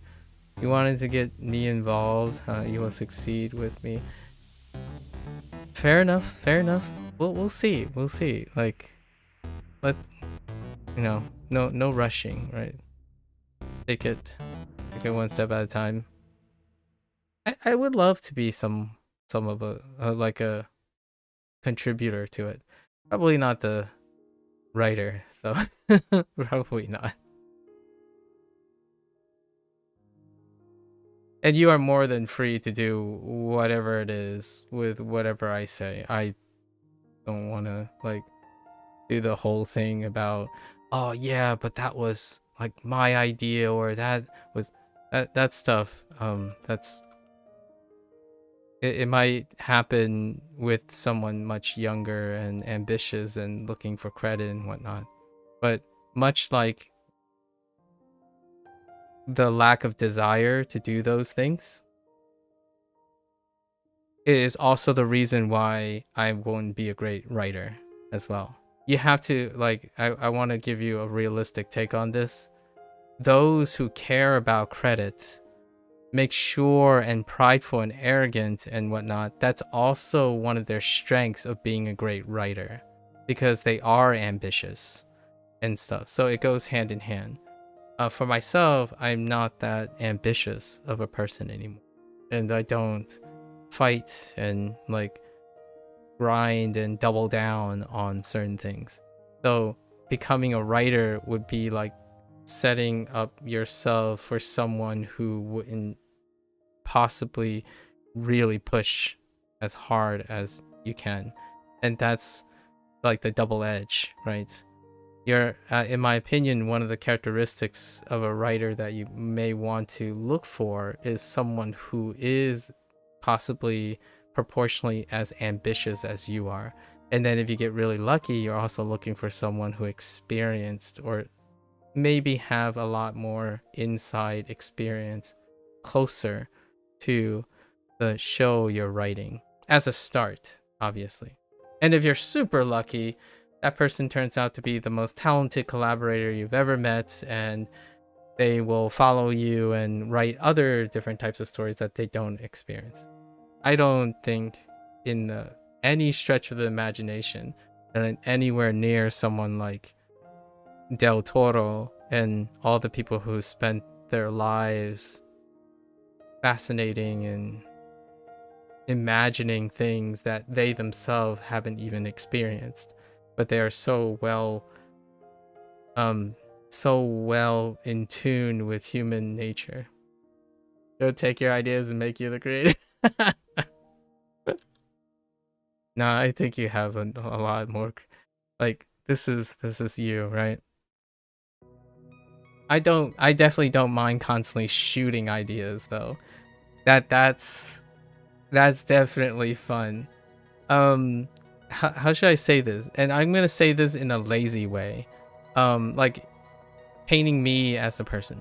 The person who conceptualizes things is not doing all the work. You know what I mean? So I echo what I say. I'm not doing the writing. I'm not doing the artwork and stuff. And without being part of the process, it kind of just means that it is pretty easy to start shooting ideas everywhere. But I also don't have any idea of the details that make those ideas possible. Much like every other viewer and like most viewers and stuff who criticize work without having their hands strictly in the work. I think the one slight silver lining or difference between me and those others is usually their negative, you know, their criticisms, not optimistic hopefulness. And creators are those type of people. They're far more optimistic and ambitious, you know, like hand wavy and chaotic with their ideas, but it's rarely ever to cancel or to not contribute to something. Which I think, while there's a commonality between the creator, like a positive creator, and a negative critic, the negative critic will end your career or attempt to end your career, while a positive critic will give you so much that you would need a talented group of people, including yourself, to organize those thoughts, right? It's kind of like a founder and its engineer in technology. Like the founder wants to do this, like, hey guys, wouldn't it be cool to like add this feature with this feature and that feature, and then the engineer would tell you like, you do know those things, like A doesn't jive with B and C costs too much to do those things, but those are great ideas, but we're gonna try to create a realistic way of integrating some of those ideas. That is where I think a writer and an animator is, like, the people who are making this stuff. The designer and the creator is usually the person that's like, oh yeah, there's so many, hey guys, I just saw this really fun movie, can we like take this idea and then throw it in with our 30 other ideas I told you to have? I think I'm more one of those people. And it takes very talented animators and writers, screenplay writers. Those are the people who then make it a reality. And I don't think they get enough credit most of the time. It's true, you can make an argument that without the creator, right, without the person coming up with the ideas, there wouldn't be a thing. But it's the whole thing, right? And I think the greatest creators of like content and whatnot, the last thing they want to do is sideline the people that made it possible. And it kind of reminds me of how what's his name talks about it, the guy that did Phineas, and we recently talked about this in the Discord, Phineas and what was the other name? Phineas and Burb? Something like that. He has a team, and he's ever grateful for his team, for sure. You know what? When I'm take notes and I can see potential with this, go mess around with this idea on the writing. Fair enough. That you don't have. Fair enough. And I would love to see. I'm gonna look out for how you made it happen. Like, that to me is my favorite part about like concept designs. Like, if I'm a conceptual, like if I'm giving ideas, the ultimate satisfaction is seeing how the other person, the actual person who's doing the work, in my opinion, like bringing it to life, how they do it. Like, you just don't know. Like, I don't know what you're going to create. Like, and I look forward to it. Right? The most I can do is probably do like an amateurish cameo or something. Like, hey guys, I wrote a letter that she might read, and like I could read the letter. And that's what I always think about when so I'm no Peter Jackson, right? But I love when Peter Jackson takes part in his own movies. That's how I feel about where the creator is. But obviously Peter Jackson does everything. But it's kind of the thing. Alfred Hitchcock also shows up in his own movies. That's kind of the thing, right? And video games have cameos of people who inspired those bits. But that's it. Like, it stops there. They're not individuals who are going to carry the weight of everything else. It is up to the screenwriters and the animators and the writers themselves to do that, and they deserve a lot of that, right? I'm not speaking for directors, obviously. I have no idea how directors work, but generally speaking, those creators, they're kind of like namesake, right? A lot of times, especially those who adapt someone's source. Yeah. Okay. That's enough yapping for today. 反響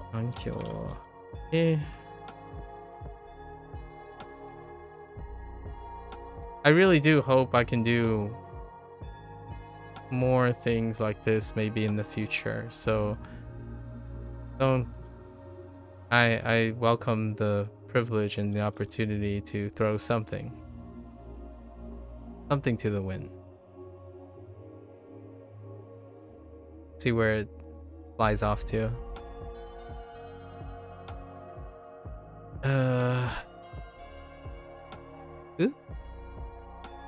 And then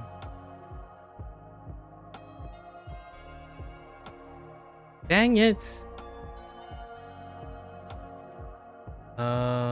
Oh, 区域 Koichi.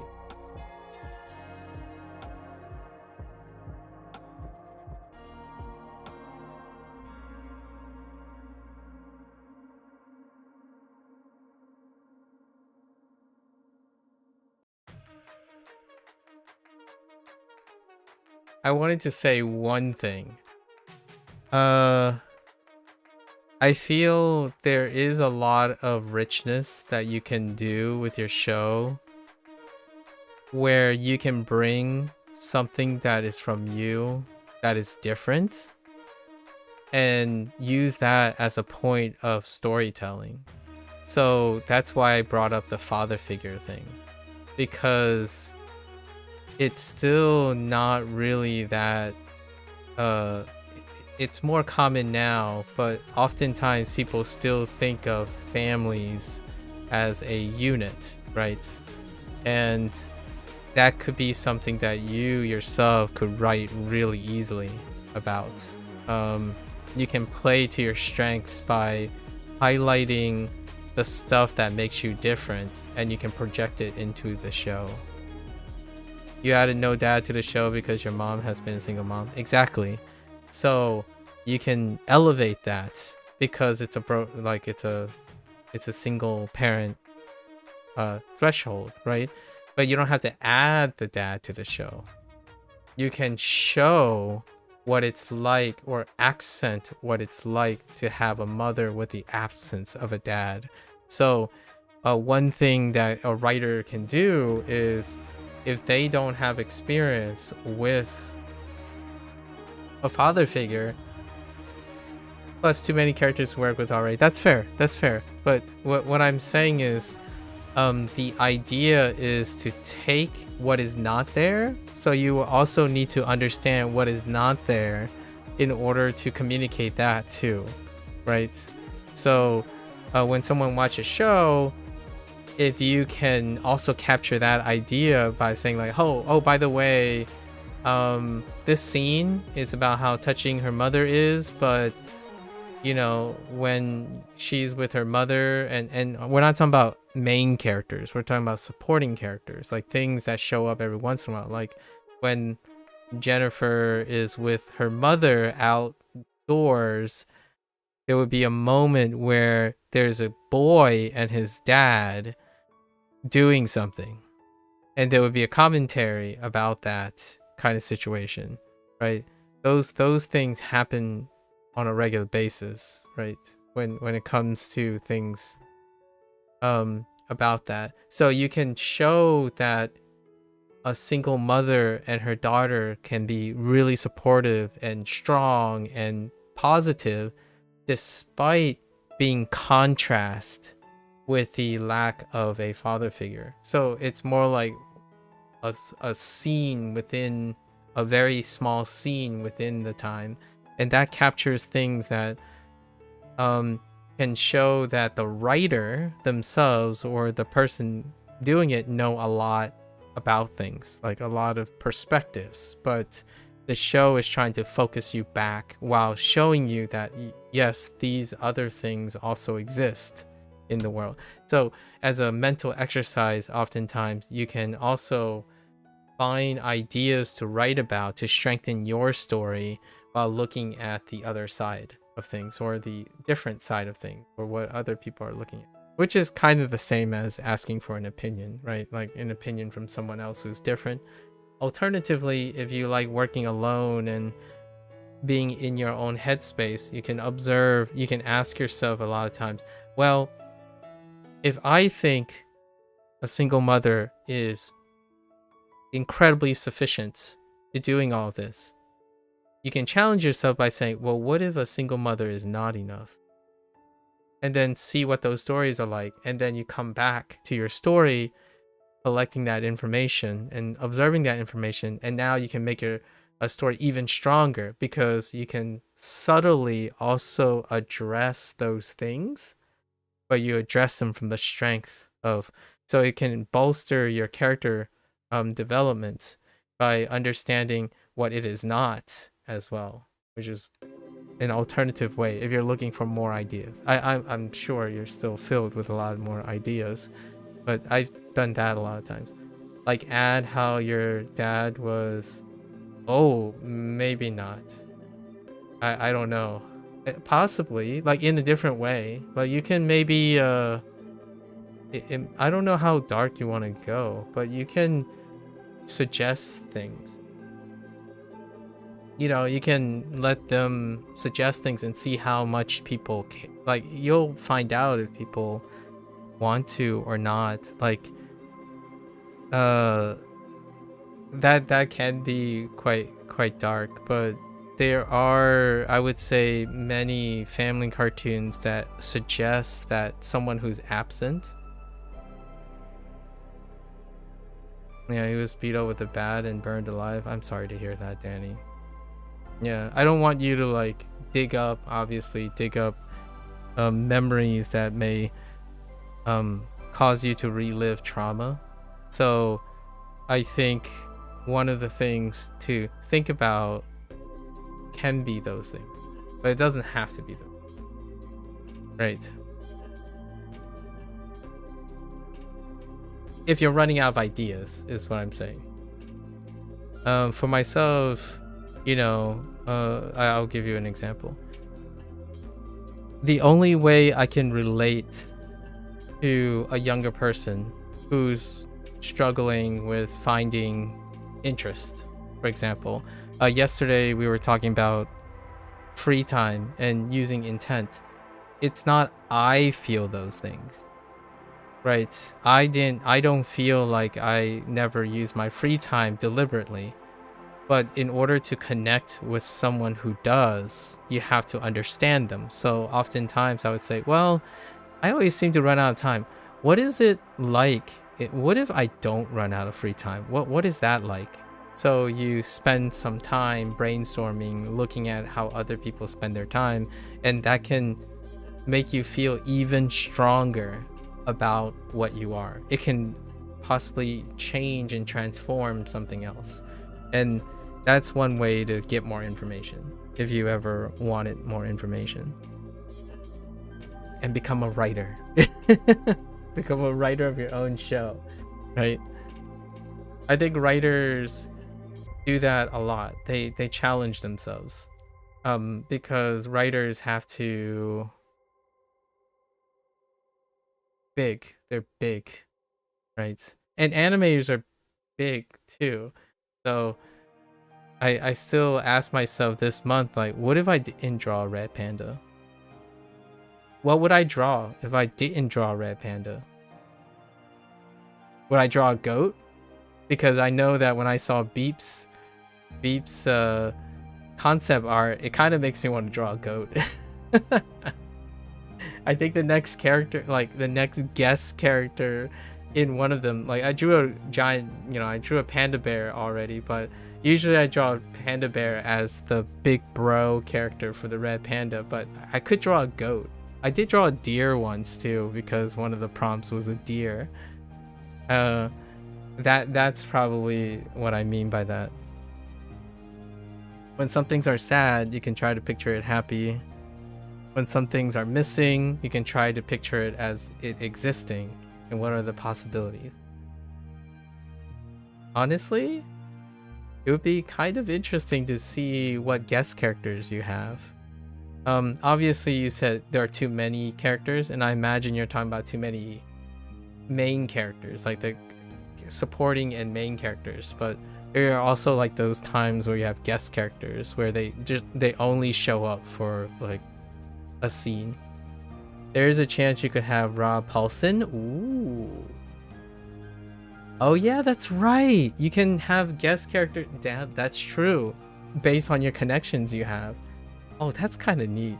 I actually really didn't think about that most of the time. I don't have a lot of connections in life in that nature, so I don't often think about, oh, what if you wrote a character for someone who agrees to come on? I haven't even thought about that. That's kind of neat. You know what's really funny all the time about King of the Hill? Whenever the black character happens in King of the Hill, that's Chris Rock. I can't unhear his voice. Like Chris Rock has a very like his voice is I'm pretty sure it's Chris Rock. Hold up. I gotta make sure I don't mess up his name. Yeah, Chris Rock. He that has to be him. Because when I heard his voice, like it has to be the character. So that's kind of one of those things. Maybe you can add a character to pilot that Rob can voice. That would be interesting. That'd be like, hey, you know, nudge nudge, chuckle chuckle. I know I'm asking you this now, like if you could voice a character. And I was hoping you say yes because I already did it. That's a pretty that would be a pretty gutsy move. I don't know what Rob is like, but I imagine it would be really flattering. Don't know though. Don't know. Never been in show business.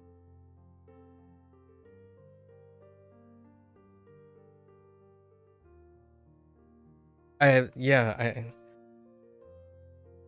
not that bold. I'm not that like where you're confident, there's also boldness. And then I don't know what show business. Like if you do that, is that more like 60% of the time it's bold and endearing, or is it like 60% time that's arrogant and presumptuous? I have no idea how show business works. To me, who's not in show business, that would be a very flattering thing. That's kind of like watching Ko Carnage, for example. Ko show up as a cameo in Cyberpunk 2077, or seeing Ko Carnage as a NPC, like another character in Dave the Diver. Like that's probably my perspective. Like if anyone was doing that, I would be extremely flattered. However, in show business, that might be an entirely different. Like in entertainment, that might be like a hit or miss. It could be entirely different. You feel like if you get someone big, they might share it to people? Absolutely. Which is why I would probably encourage you to do or consider that as a thing, right? It's one of the from a consumer perspective, someone who's viewing the show and whatnot, it can be seen as a mixed feeling. And what I mean by that is, it's the necessary business part when people start doing shows, their passion projects, to incorporate get exposure. However, if it falls flat, you can critics are people who watch videos and movies and stuff. They can be very harsh because it can be seen as, oh, the show is quote unquote only successful because of this and that. You're ready for that? I'm happy to hear that you're ready for that. Or like you feel that you're ready for that. I actually have no idea what it takes to deal with that. So I can't actually even tell you, looking at you, what you're doing, what I know about you, it does that ever prepare you for that or not, because I have no experience. So it would be pretty negligent of me to say, oh yeah, you're ready. So I have no idea. But I'm glad to hear that you feel you're ready for it. It sounds like crazy. You get all ready while you're trying to make a pilot. You get that already. I see. Yeah. Here, the story I would echo from someone else that made it big would be probably not make it big, but he's already big. But he's now like, because of like, I talked about John Green before. When he was transitioning his books to be adopted into movies, especially recently last year where his movie all the way Turtles All the Way Down became a movie. He talked about in his vlog to his brother about how like it was kind of nice, right? Spending like 1 to 2 months in the glitz and glamour of show business and whatnot. But then he talked about all the other things that involve books and how, yeah, okay, show business is kind of neat, but not for him. From my thought, if I ended up getting too involved, I feel like I'm not ready for that. So I'm glad to hear that you are. The reason why is, objectively speaking, I have zero experience with that. And I really didn't spend there wasn't part of my life that wanted that, despite wanting to be a movie director. I when I was your brother's age, or maybe the age you were when you started working on flowers, was that I set myself up with all extracurriculars to be a director. It was either a video game director or a movie director. And I have some of those skills carry on for the rest of my life, but then I went into science. So they have always been in the background. Although I've never considered once in my life a desire to tackle that. I think content creation is even closer than what I've done in my childhood, where I thought, oh yeah, let's pick up a video camera and let's do some staging. In the end of the day, it's probably that part that you say you're ready for is part that I would probably be a little bit avoidant. That's one of my traits that I haven't really considered needing to change too much, which is to always be the logistics person. Logistics are the person that works in the background, like take care of logistical stuff. I prefer to work the stage than be the person having to talk to people, despite kind of liking that. I do enjoy PR and human management and whatnot. If that human management leads to someone else, someone else drawing all the attention and getting all the liability. Because when you're the person who's responsible for everything, you are also held responsible for everything. So I kind of don't envy the place of directors and like CEOs and stuff. It's tough. And I'm rooting for you. Danny, I'm rooting for you. I like picking up the pieces. Or like getting the duct tape, getting the coffee, bringing the cookies.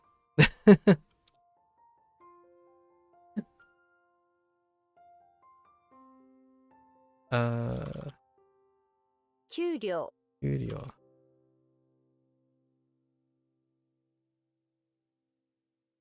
Oh, this is Hyo. Oops. That's a typo. 表 Hyo. So this is ballot. Alright. So we saw one that I skipped. How many words have you done since you joined? Like 4.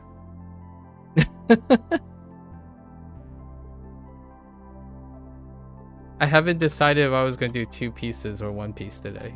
So it's starting to slowly lean towards only 1 piece today.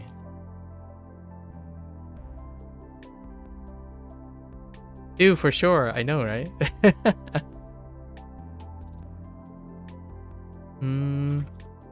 主観 Shikan.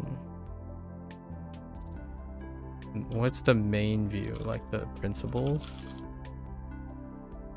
Or like subjective? Okay. しか Shika. Wait. Oh no. I can't go backwards. Okay. That's fine.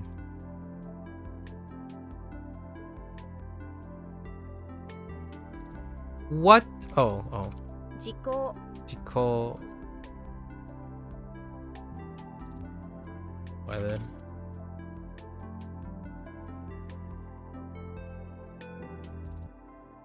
Also, for the record, you are more than free to like contradict me and like call me out on things. I'm definitely very human for like human sake.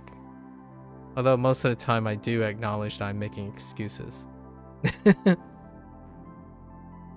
I don't want to give you the impression that I don't make excuses and avoid things. I try to tell people not to avoid and do things if they do it too often.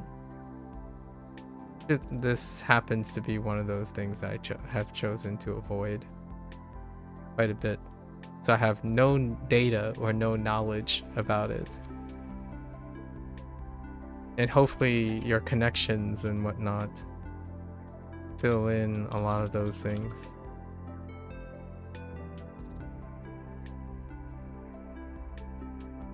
Nikan. Nikon. 2 volumes?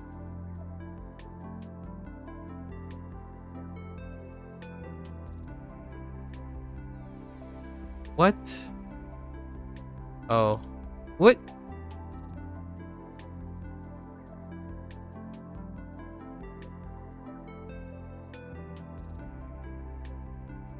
It's not imitate? Oh, imitation. That's fine.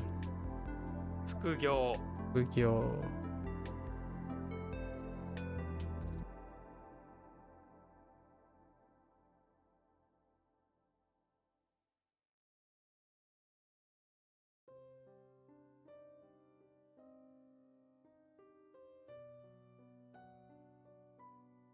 Heck. Are you Joel? Dang. Oh no, wait, but you're Hyo too. Oh no. Not expression. It's not chastise.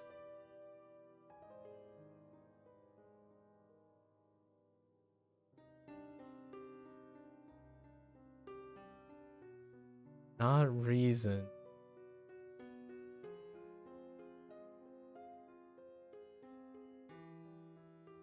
Spending most of my time saying what it's not. Okay.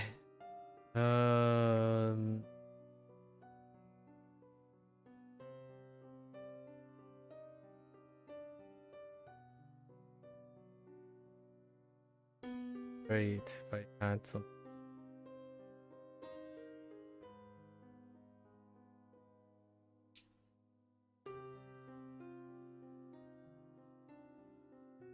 It's kind of like chastise, like criticism or critique. Evaluate. Okay. 観念 Annen.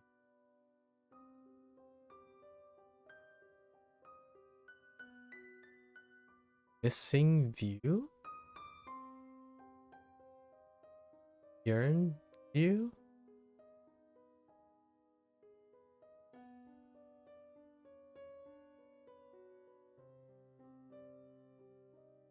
Mistake view?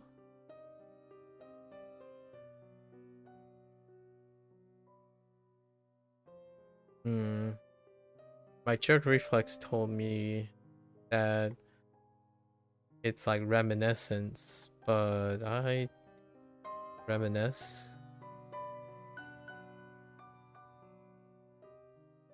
Annen.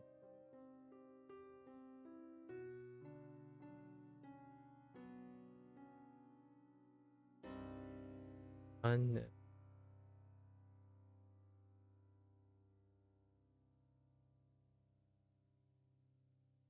It's a thought. So a view and a thought is an idea or a notion.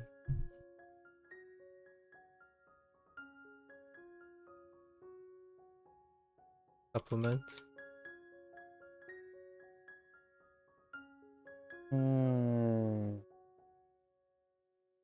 Wait. Plentiful.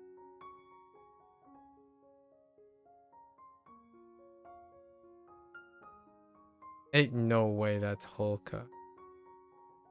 No, it's not. Yummy.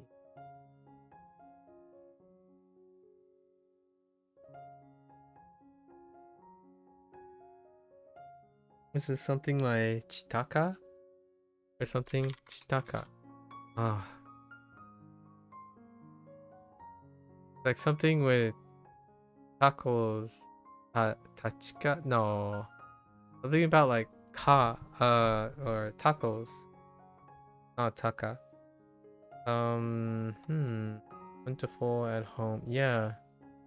Something with cheese and tacos. Tachika? Tachika. Dang it! Heck! Hold. I can figure this out.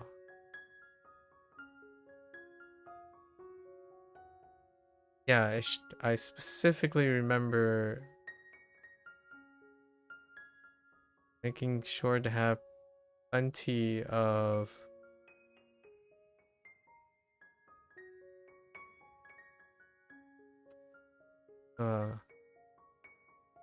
Alright, we're skipping this.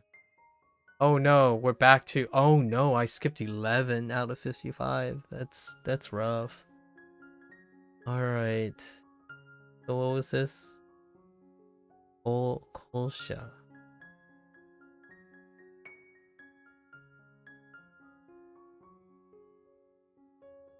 What the descending car? What is this? Oh, hold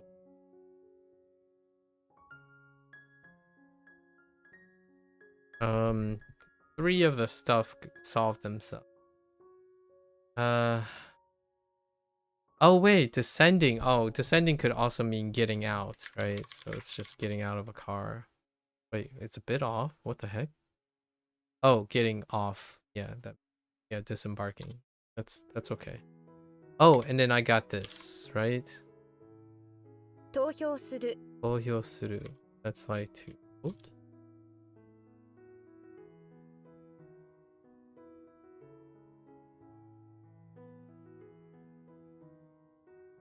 I'm still lost. Oh, wait. Oh no, I'm still lost. It's a bonus. It's definitely the left character. Oh! 賞与金 Yoyoki. Alright. So, we're okay with that. Oh, Taiyo is to dealing with. And did I remember this? It's like Fukugai, or wait, 副題 Fukudai. And Fukudai is subtitles. Alright, so let's solve that. And this is respond. I was getting it mixed up with journey. I still don't remember what journey is. What if you reference my panda character? As long as it's part of the character, it's all good. I will definitely tell everyone about it. That's probably what I'll tell. I'll tell everyone about it because it's a reference. That's that captures what I mean. I'd probably be pretty honored. I'd be honored in that way. Right? There's no more, no less. It'll be fun to tell everyone, and indirectly, obviously, tell people that about you and the show. Right? I don't think I've ever done anything that contributed to anything that was in mass media. Like, legitimately, I find it very embarrassing. However, I do make an exception, because if it means talking about the things someone else I know made, unapologetic, shameless. But if it's specifically about myself, then that's kind of embarrassing. So we don't talk about that. We don't talk about Bruno. Don't ever talk about Bruno. Unless you're talking about the entire family. Right? That's kind of how it works. And it's very rarely do I talk about myself without the ulterior motive of talking about someone else. It's to distract people from the attention, not draw the attention. So I share my personal stories in order as a way to talk about someone else most of the time.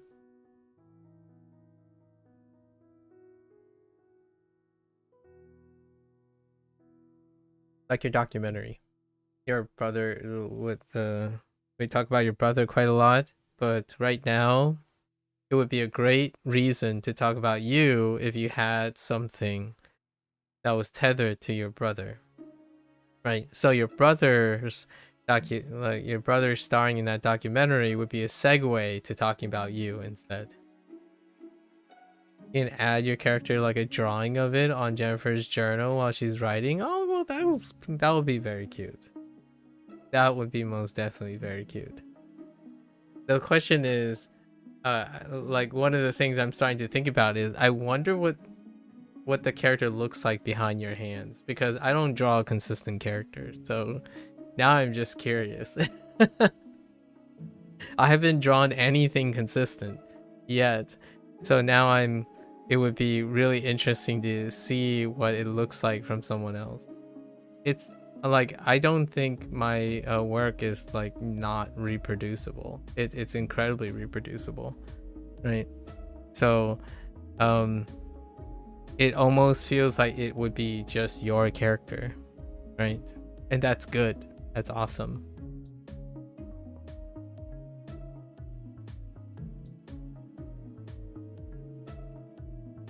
Yeah, kind of. I haven't worked on my interpretation of Jennifer yet, so shh.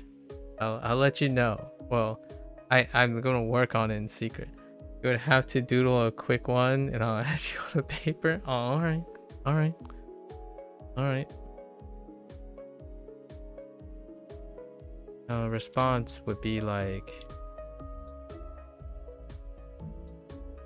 oh, kota. Oh, it's like. It's not kota? Oh no. I feel like it's just ojiru. 応じる Okay. To respond to? Or to respond? Yes. Why? Yes. Not response. Not in that way. Respond. Oh, I got this too. 大 Oze. 勢 Oze. Okay. Still not sure what this is. I feel like it's kind of like to hand over or to like cross over. Oh no, to look over. Ah, yeah. Okay. So we're still solving things. I feel like this is like to take out or to bring up.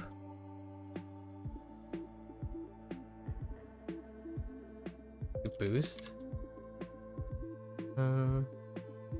Bring up and out.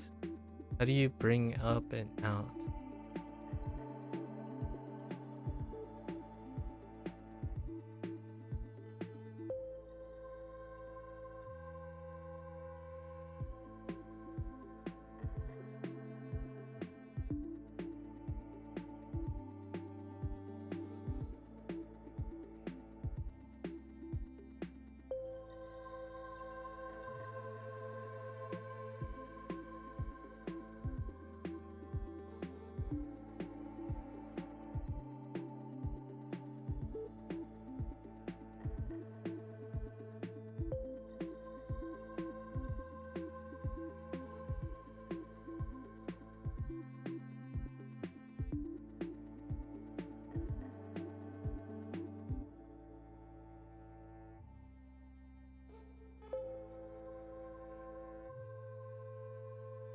All right, what else we have left?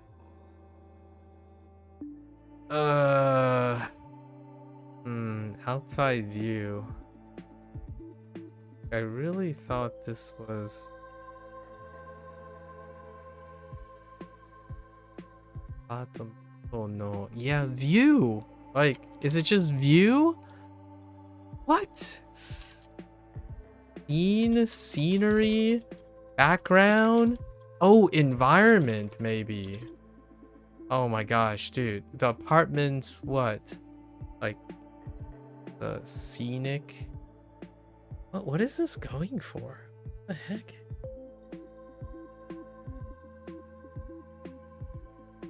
It's got to be close. What other way can I express? Yeah, it's saying the view outside, like this apartment's view or scenery, they like it or something like that. I'm about to figuratively flip my table or my desk.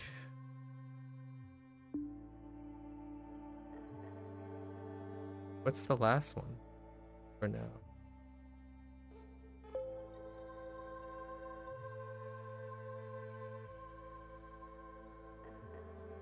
One, two.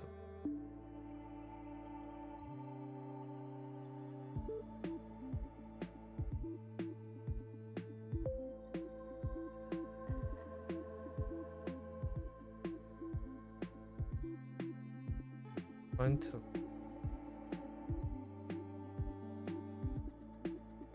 Yutaka. 豊か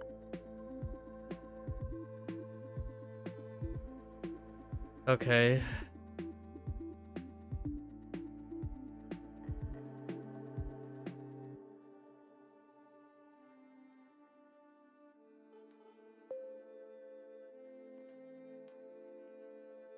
Heck.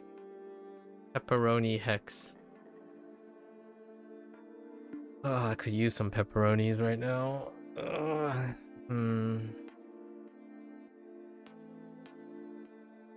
So wait, what were the two that we have?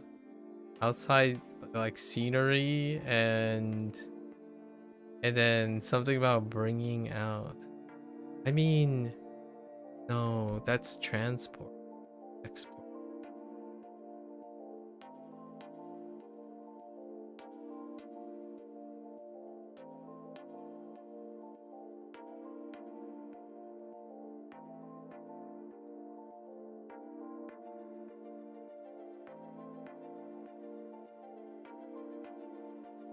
I could just save these and then do the others first. Let's save these two and then do the others. Oh, and the lessons, because we have 41. So let's go and pick up all the other ones. It's 9 p.m. already. Let's do that at least. かける What? Oh wait, that's K. 新鮮 Nope. Wait, yes? Nope.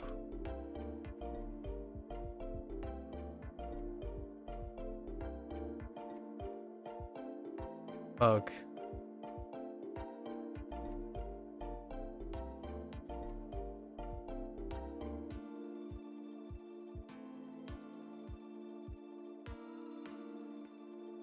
Heck.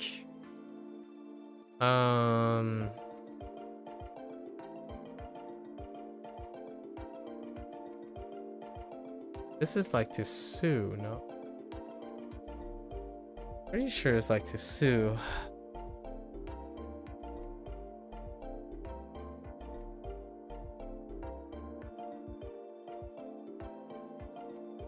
I thought it was like soap. Something dealing with soap.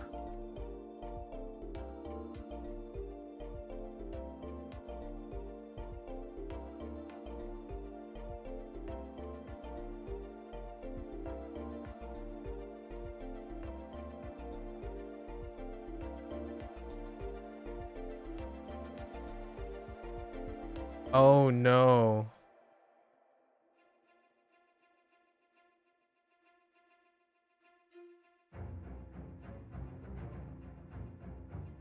It's something like uta, 訴える utaeru.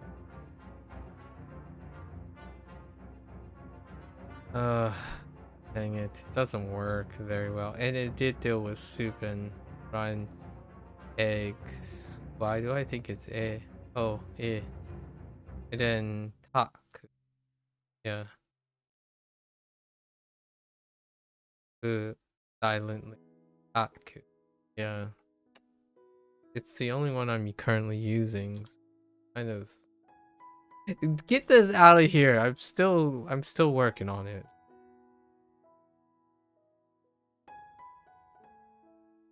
操作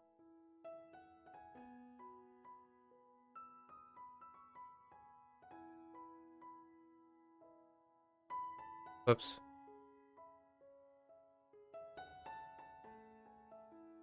後輩 Hey.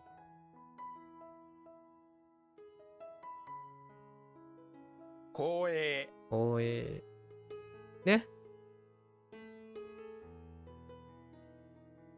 Heck.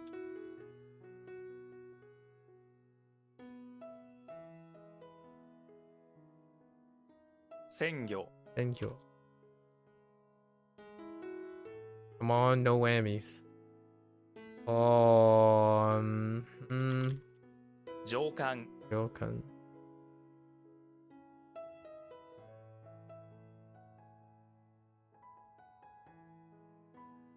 布教 Your session. 天候 Inko. Oh, wait. Heck. Get that out of here. And I still don't know what it is.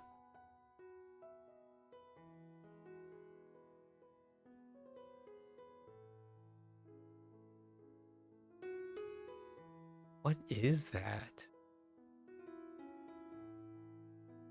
What is that?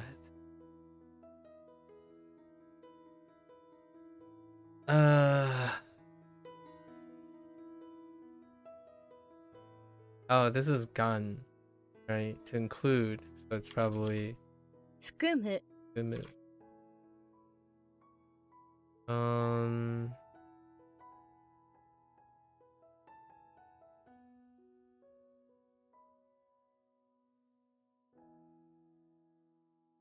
隠す kaksu.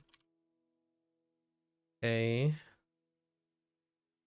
渡る studied.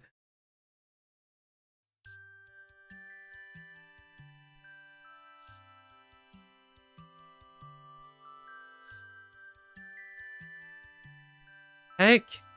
Wait, 絶望 Zetsubo. Zetsubo. There?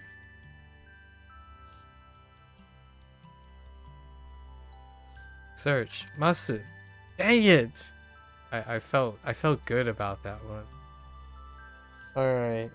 Let's go through. Let's think about this. It's not a blender. They use something else. But I don't think I put it as part of the mnemonic, right? So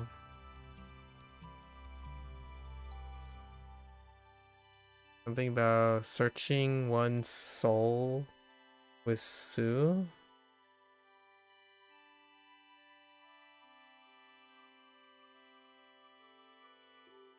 Oh no, wait, but I already know what search.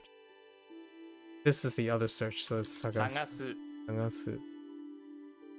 Both searches are Sangasu. Sager? Oh my gosh, your soul is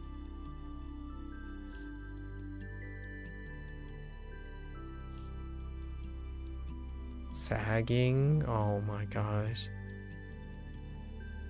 I don't know how I feel about that. What the watch? Oh, watch streak. Oh, dang. I think that's a new thing, the whole watch streak thing. I don't know. I've never seen it until you're the first one who ever used it. Like, claimed it, or maybe. Hello there, Beep. You invited your husband to the Discord. He also does art? Oh, well now we're getting somewhere. Now we have a couple artists. That's really cute. Oh, what type of art does your husband do? Beep. I think I haven't encountered a artist couple yet.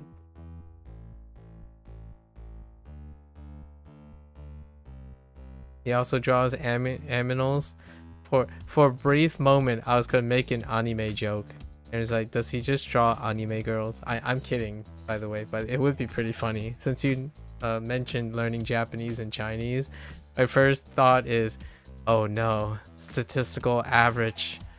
You know, when we were talking about statistical averages yesterday, it's like, oh no, 9 out of 10 chance he might be. Yeah, I noticed Danny on a 5-day win streak. 5-day win streak. I see what you did there, Danny. Oh, that's kind of cute that both of you draw animals. No, we don't even really watch anime. That's fair. Hear me out. The drawing anime thing is so pervasive now. Quite a lot of people who draw anime, especially like males who draw anime girls, don't watch anime. Like, for example, there are even kids who play lots of like music and like rhythm games that deal with anime. You know, like there's anime music and there's anime presentation, but they don't watch anime. It's something about like the art associated with it, like the discipline and the representation and the constant exposure of specific types of art. And Japanese inspired art is very trendy. You were actually looking for drawing live stream the other day and you could hardly find anything else. Really? Yeah, exactly. Right. If you're on the Twitch side of things, it's like 90% of the stuff because it coincides with gaming. Anime, the whole like anime waifu situation is like completely detached from anime itself as well, if that was what you were referring to. But the thing about YouTube is it's glossary and static stuff, you know, like not live stream stuff, does evoke a lot of fine crafts. There's quite a lot of traditional artists, but it still kind of pales in comparison despite that. Something about the elegance of balancing form, shape, language from anime related drawings is incredibly pleasing. So it's pretty interesting to see how many people use it as an art study as opposed to specifically watching it because of anime.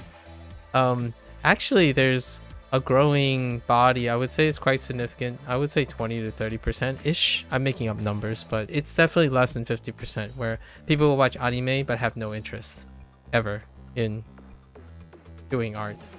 There might actually be more people who are interested in being able to draw anime inspired like simplifications and incredibly ornate only drawing related stuff, but not for animation purposes in art, than actually participating in that. There's also like the whole string of manga artists who don't watch anime, like people who consume and do art studies from manga artists, because manga artists have incredible inking skills. Their ability to ink and do line drawing is outrageous. Like this guy retired recently and left his thing incomplete, but for the longest time one of the longest running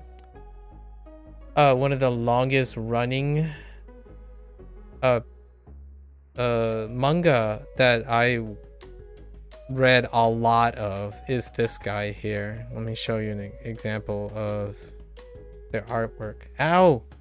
My eyes. Oh, hold up. His name is Takehiko Inoue. And he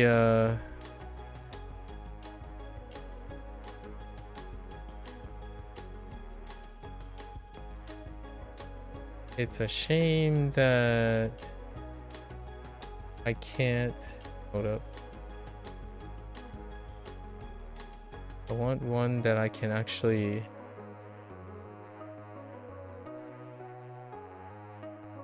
Can you guys not? Okay, here we go. So this is like a single panel. Like it's Vagabond by Takehiko Inoue, and every like panel is this. Like nearly every single panel in his manga is this. Like he has such a command of volume. So despite like not watching anime or something, there were some adaptations of Vagabond, but it was the artwork that really, it's so everything. Like is you have things that it's already incredibly hard to capture, and then a one that really comes up is also the Berserk artist. What was his name?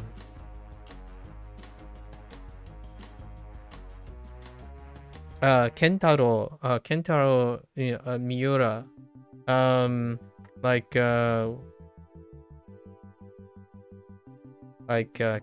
Kentaro, like this stuff, right? So when it came to like artwork, a lot of times people use this, quite a lot of artists use these things as art studies, and it shows. I mean, like I don't even know where to begin.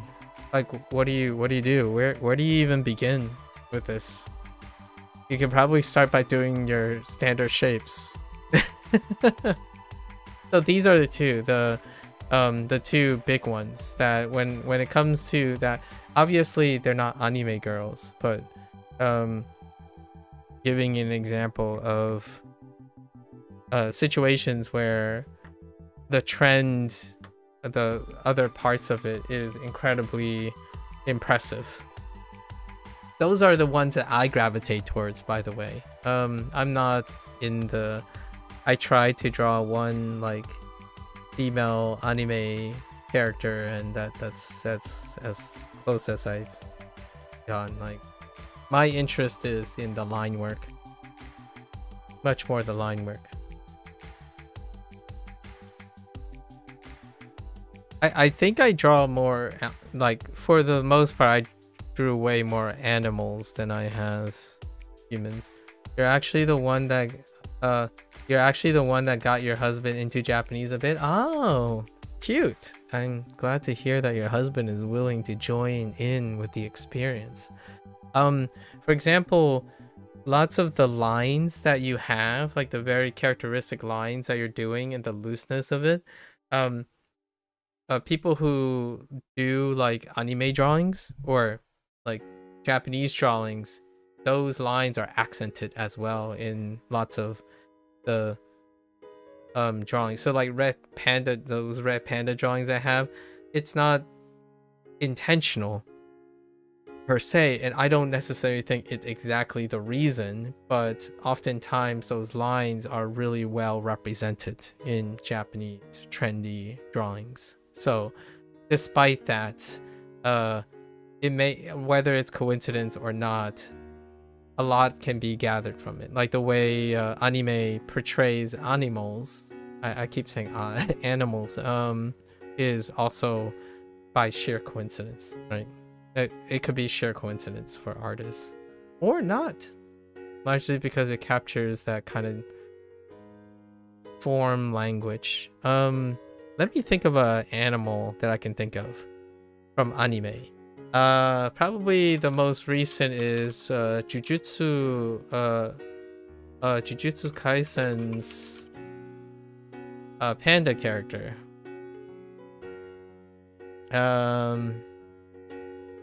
Yeah.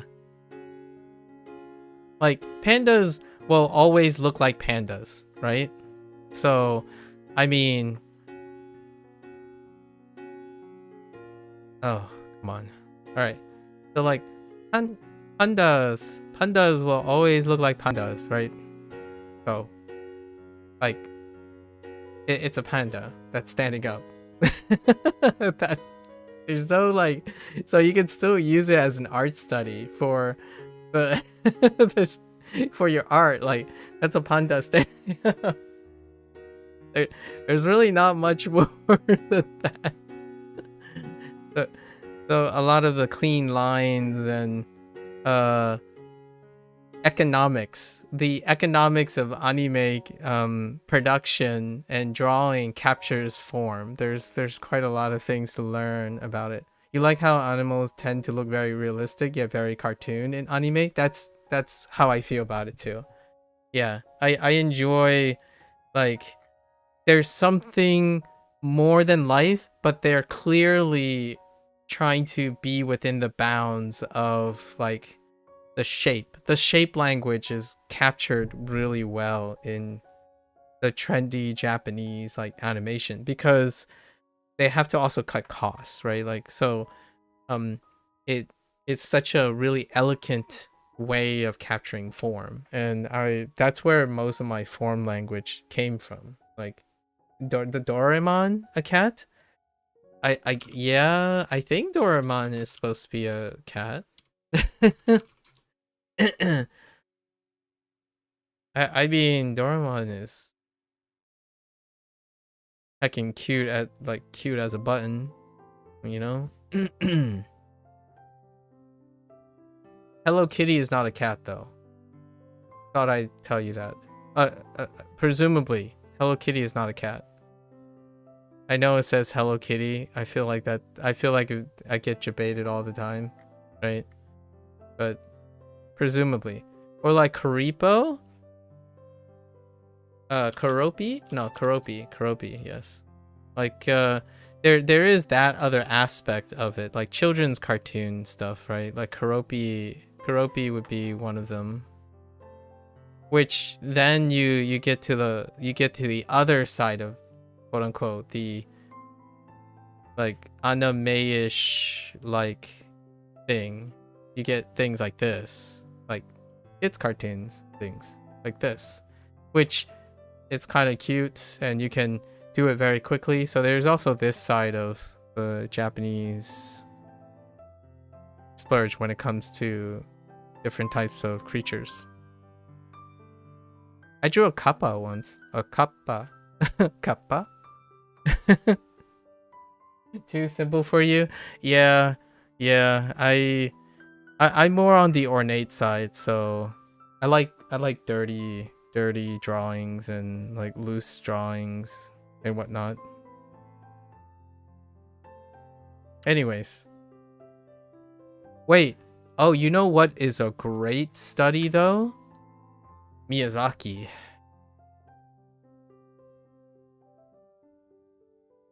Yeah, Miyazaki, when it comes to naturalistic things with like a looseness and but still larger than life, but somehow grounded. Oh man, Miyazaki. Like things like this, I wish there weren't such blurry low res images of this. Old.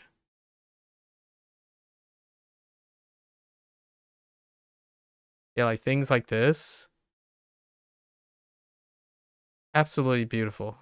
Like there's larger than life stuff, but there's also like an inherent interpretive nature to it. This is the forest spirit depiction. One of the forest spirit depictions in Princess Mononoke for Miyazaki's film.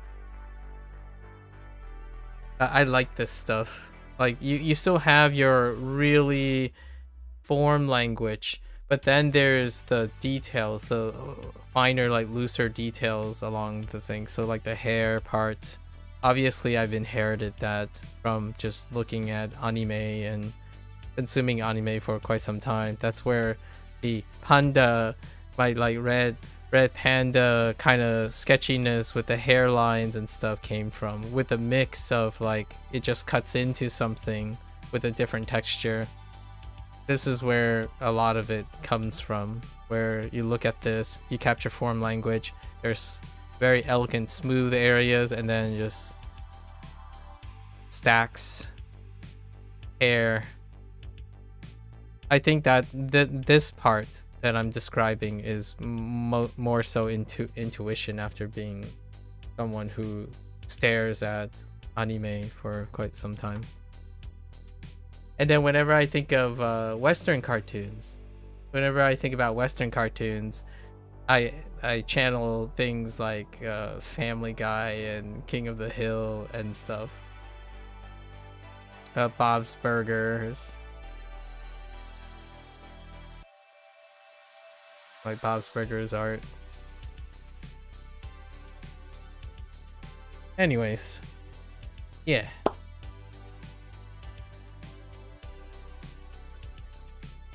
Thinking of an animal.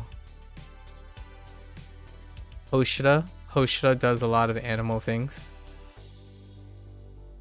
Hoshira did Wolf Children and The Boy and the Beast. They feature a character that would have something.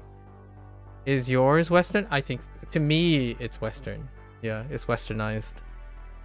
I mean, Gravity Falls is a great, like we already pulled up Gravity Falls already. Hilda is pretty much the most current one of that version that I've seen outside of long established list. Right.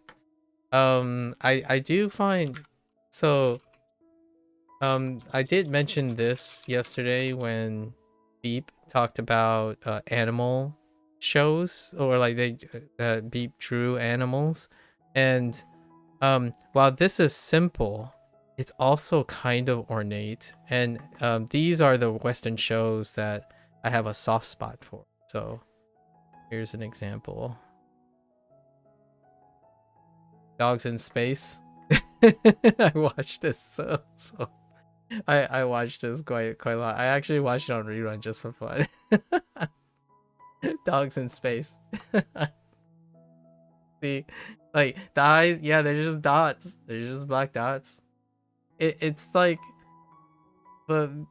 just the idea of very specific lines carrying like details it's great. It's a fun show, Dogs in Space. It's so cute. By the way, there's a reason why they're like standing and walking. I don't know if you guys watch Dog in Space, but it's the premise is that dogs were engineered to be intelligent, and then they send them off to find a habitable place for humans because Earth is like on the decline. And then that's why they stand and walk, and it's kind of like playing on the satire. It's very satirical. It's a satirical show about, it's kind of like WALL-E, when the statement WALL-E was making, dogs are humans' best friend, and then they send them off on a journey to discover a habitable planet. And then in the meantime, they've evolved because of their intelligence that they were engineered with, to form and behave in a way that is kind of human-like, but it lacks the human self-destructive nature, but more the dog's innocent and carefree thing while doing things. So it was a very cute take. To me, the reason why I like Dogs in Space is I like Star Trek. Star Trek is wonderful, and painting a hypothetical idiosyncrasy, painting it out, like figuratively painting it out and interchanging it, challenges the human writer to try to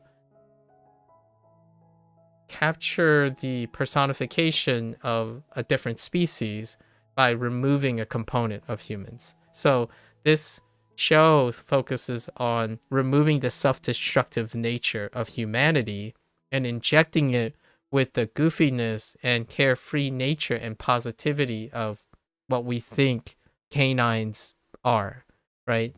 And then thrusting them in the same situations that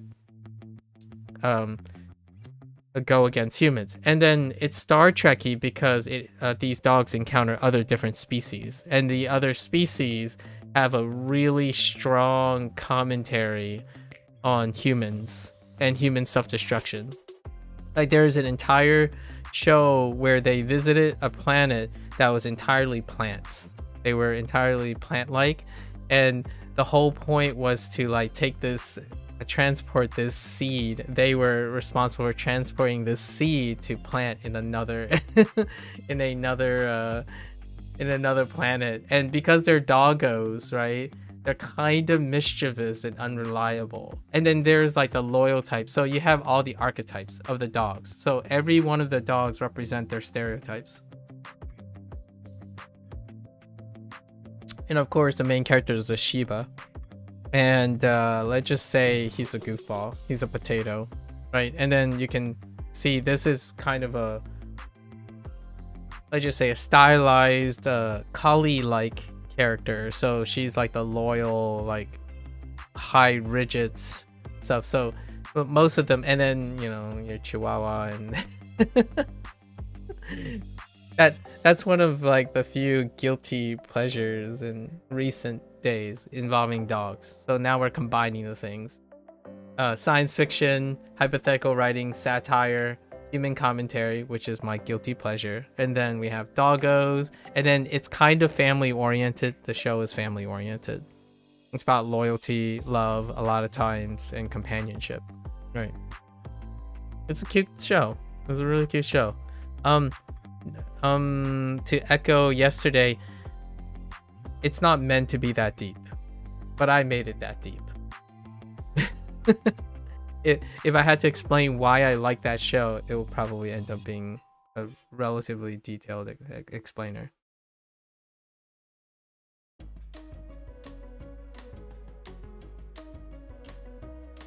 But the designs are really cute.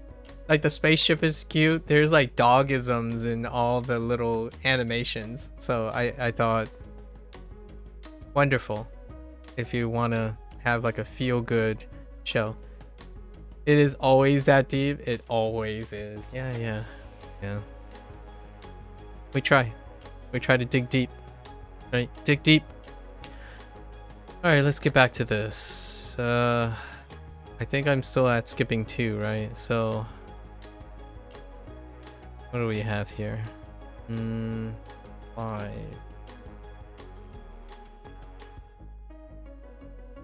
Oh.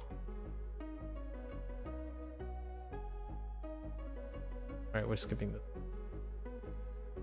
Okay.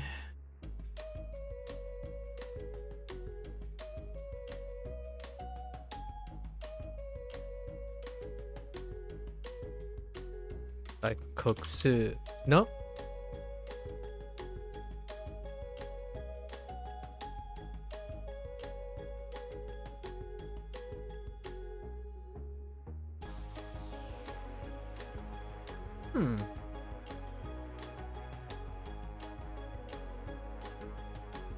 I think there might be an...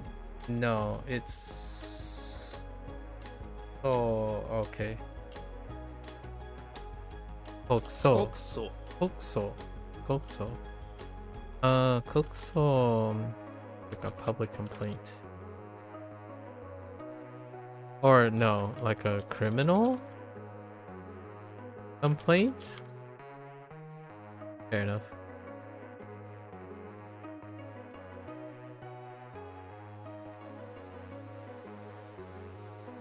Heck! Oh wait. Inkyo.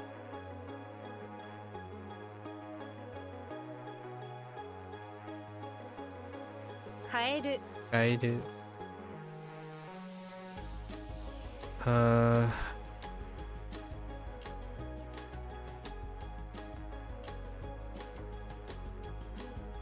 What?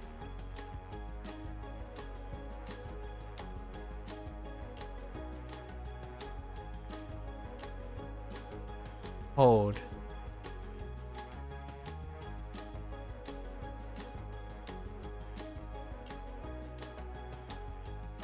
Okay.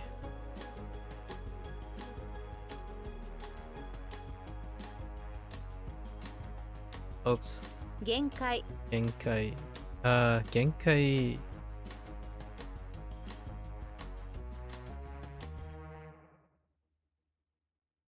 Heck. 願意 Gangi. Included in the idea is no. Gangi. Yeah, like to include, to hint or implication. It's still a hint though. Oh, hint at? Oh no, hint is fine. Okay. 気候 Oh. Kiko.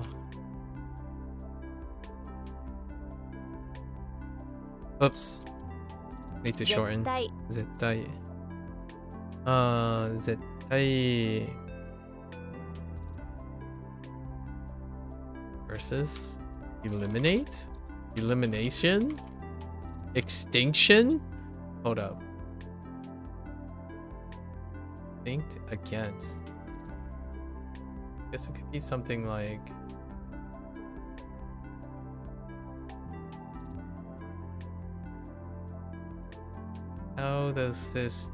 how do you feel right now? What does this say? WaniKani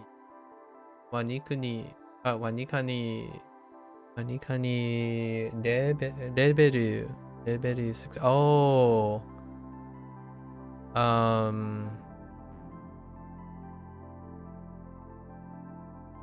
Or what?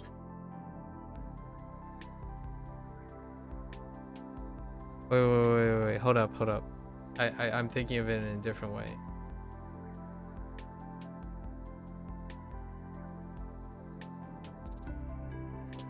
It's kinda like it.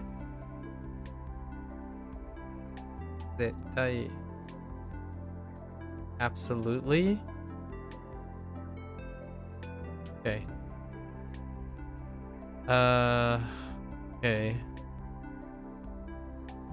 How does the end finish complete is like absolutely, it's the entirety of the thing. It's the absolute. Okay. Custom.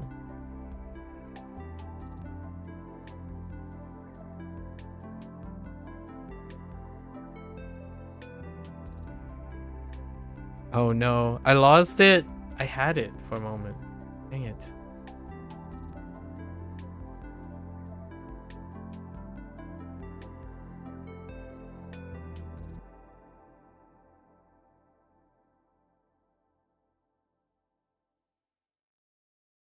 Yeah, it's not it. なれる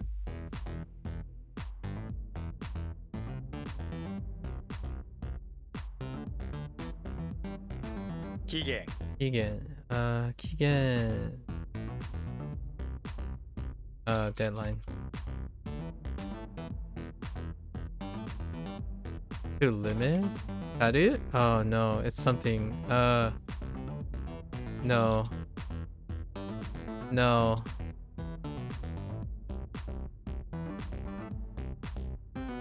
Yeah. I'm missing a syllable. Limits.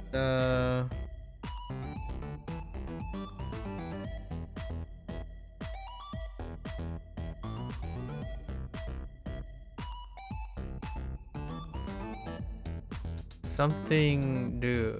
Something taru, maybe.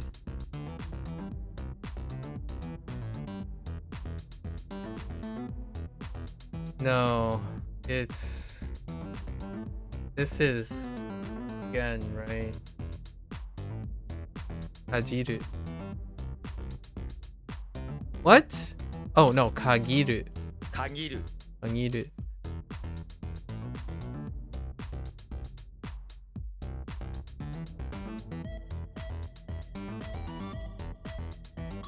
Mugen Again, limitless or infinite. Fine. No, that's not Senyaka. Wait, is it? No.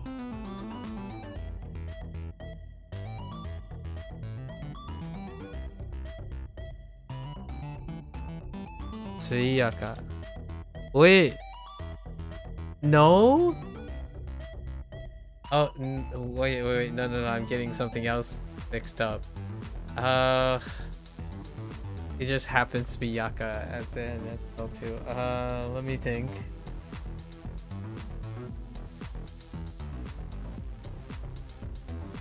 Oh, I thought it was Suyaka. Is it not? Am I tripping? I haven't ever said that. I won't say it again. Sorry. Excuse me.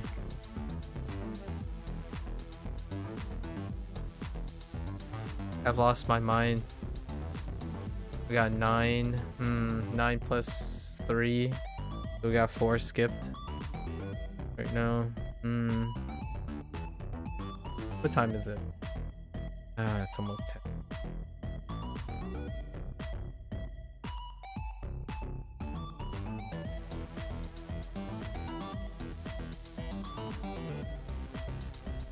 I will pass. No. What are you? Maku? 幕 Not Maku. Anyways. To roll.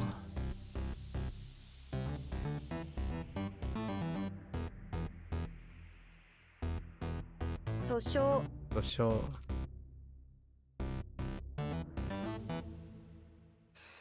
No. Probably. Oh yeah, senpai. 先輩 Senpai.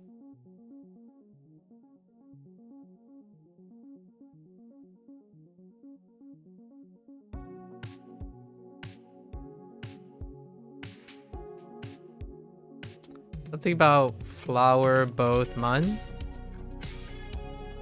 Don't ask. Flower both just got me man. Maybe like abundant. Full. Full is good.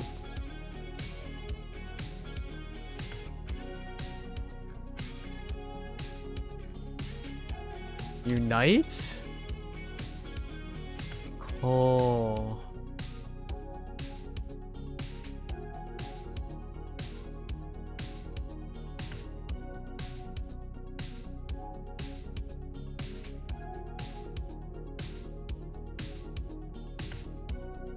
Dang.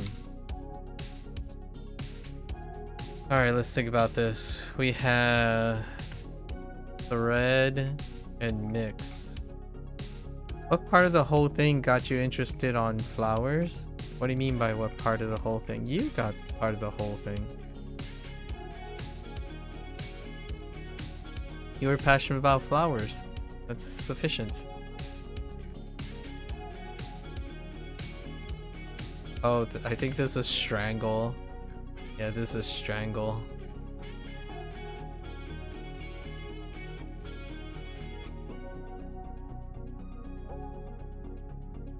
I invest in people. I don't necessarily invest in products anymore. There was a time when I invested in products. At the moment I don't invest, like for creative things, creative pursuits, I don't invest in products. So like whenever someone tells me like this game is really good, you should play it, I'm less convinced than telling if the person told me why they like the game. I'm more likely to play the game if the person explains to me why they like the game. And bonus points, I am even more likely to play the game when the person plays the game, describes the game, and also knows something about the creator of the game or the creators of the game. And they talk about the creation, the things they like about the game because they're forming a connection with the people who make the game. Then it's almost a guarantee.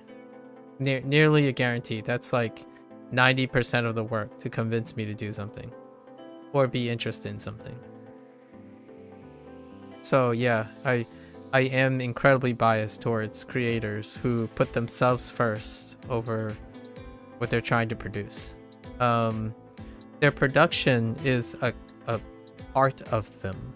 So inevitably, if they put themselves first, their work is communicated through them. So I do stand behind that there is a tall difference. There's a large gap between someone who's able to speak about their work while also presenting and producing great work, because work can only capture a picture of the person behind it. And if a person is able to do that in many different ways, it's a great way to convince me to be interested in something. There are things that I do for products. Like if someone asks me, I want to upgrade my PC, here's my specs, I still do that.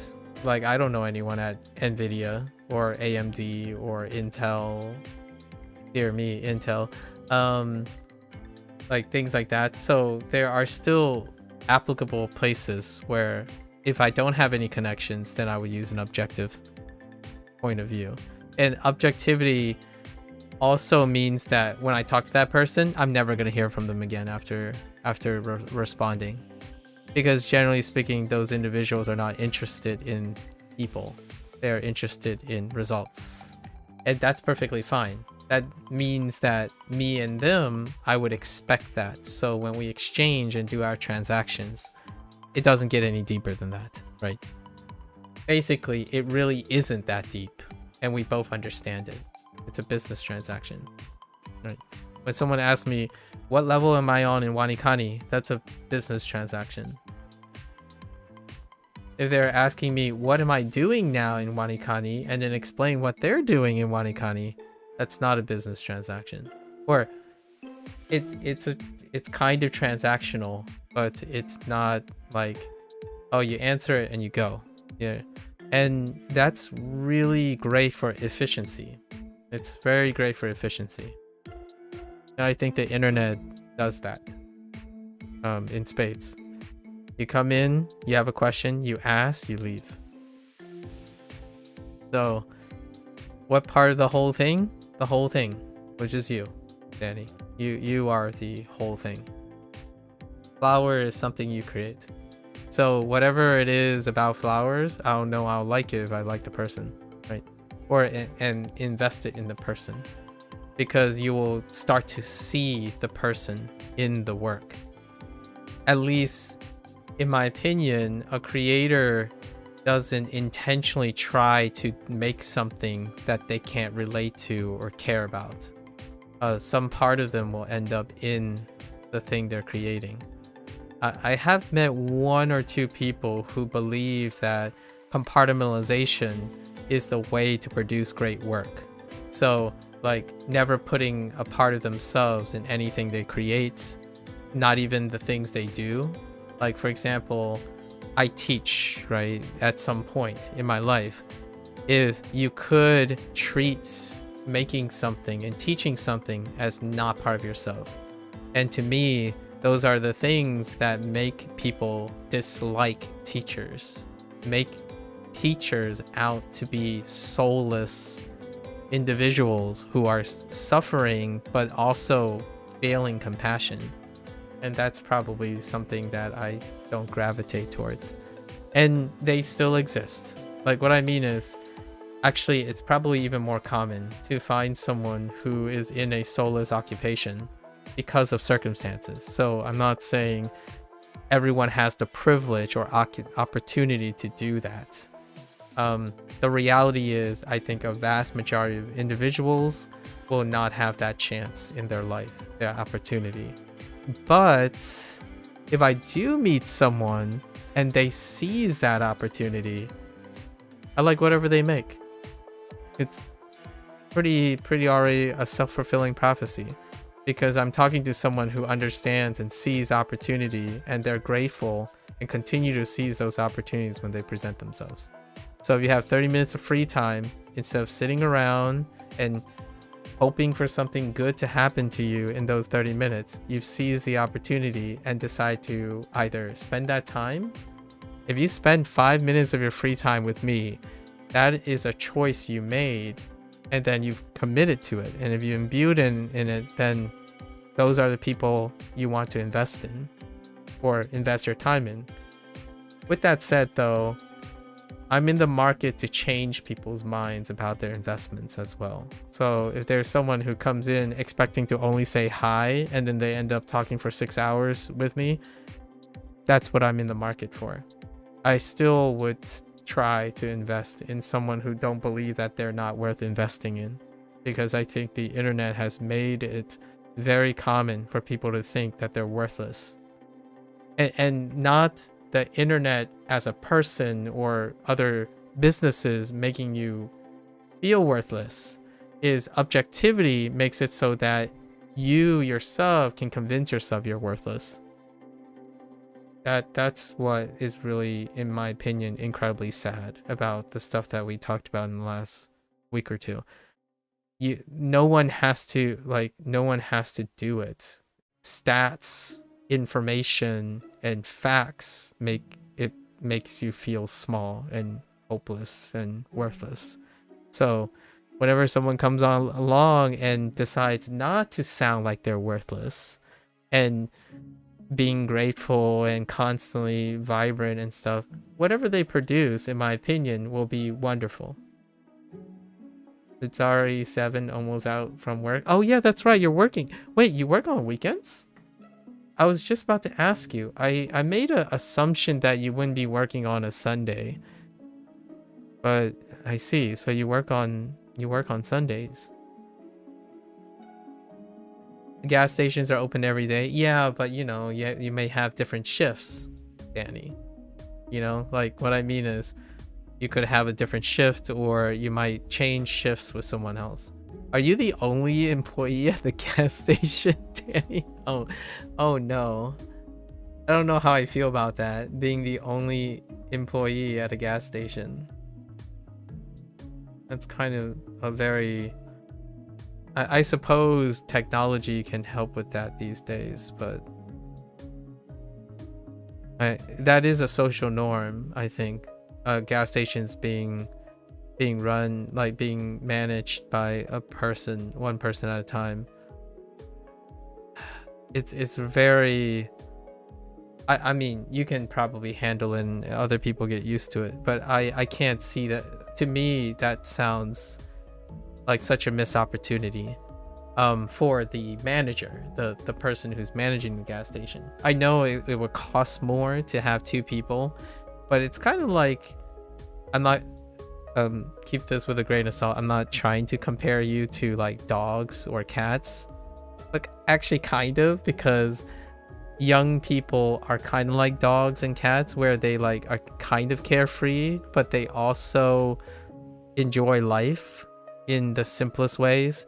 So oftentimes when I think about, like, if you were to have a dog, right, or like a hamster or something, and you know that they are social creatures, the one thing you would do to maximize their quote-unquote productivity, or whatever the way they can do it, so I'm taking like an objective point of view with a subjective spin on it, is to have 2 dogs or 2 hamsters and see if they can boost your productivity of your place. But oftentimes, like when you think of corporations and large finance, optimization removes that. So in my opinion, it would be interesting to see what would happen to someone's like network of gas stations if they ended up hiring 2 people, 2 complementary people or supplementary people, as opposed to 1, right? Like with your overall satisfaction of your customers, and then the person providing the customer service and the customers they're serving, that interaction, would it improve over time? There are some restaurants, franchises now, that are seeing a boon versus other restaurants that have optimized and objectively optimized their staff for turnover and stuff, that are declining with that. So society, in my opinion, at least in the United States, is shifting towards happier employees, like happy employees and human management leads to overall gains and perception of revisited patrons. This was not the case before, hence why you get a situation where you have one person who's like there manning the things and with no redundancies and whatnot, and also really have no care for the employees' health, right? I'm not a business runner, by the way, and for the record, I've only worked in mom and pop shops or like family owned run things, and rarely, despite not even having traffic, there's at least 2 people there. The large reason, one of the large reason is there's always the potential of mentorship and boon and support. And I do think about it a lot of times when I'm traveling. On the rare occasion that I'm traveling, you would stop by a gas station. It would be like one person there, and when I'm driving after leaving the gas station, I often think about like, hopefully that person's kind of close to family or something. I genuinely don't think that, despite liking to be solitary and you want your space and whatnot, sometimes the space is being away from something that is constant, you know, like something that is constantly there. But when you go to a workplace, that constant, those people that work there, they don't occupy the same reason why a lot of people want to be alone. But I do get that people like their alone time and whatnot. I do think though, in the long run, having 2 people who like to be alone but occupying the same space in a work environment has a lot more opportunities for a business investment than a singular person who is like the single point of failure for your operations. It kind of works in this way. I think it's an employee that thinks they're cheap and affordable and kind of sometimes miserable, and then the employer feeling like they're expendable, replaceable, and therefore instead of playing the long run in investing in like some synergistic environment, you can just turn over the employee, right? I think that's the more common way of interpreting it. Obviously, I'm not saying all employers are heartless, optimizing people, but when I hear a single person operating a service stop, a service related stop, that sounds like mid, like for both the employee and the employer. Like having another person, that's interesting. It does cost money, obviously, for the person who runs it. I'm very curious if they take that approach in a different way and improve the potential of working. Service might go up. You don't know. It's very difficult. But both models exist. And right now, society is shifting towards better health and like interactions, in my opinion, more human, consistent human interactions in the work environment is associated. So this is correlation, right? Correlation with the success of that business. And one that is very relevant is Texas Steakhouse. Texas Steakhouse is doing a banger of a job. And I've never been to a Texas Steakhouse. I don't even know if a Texas Steakhouse even, quote unquote, not sponsored by the way.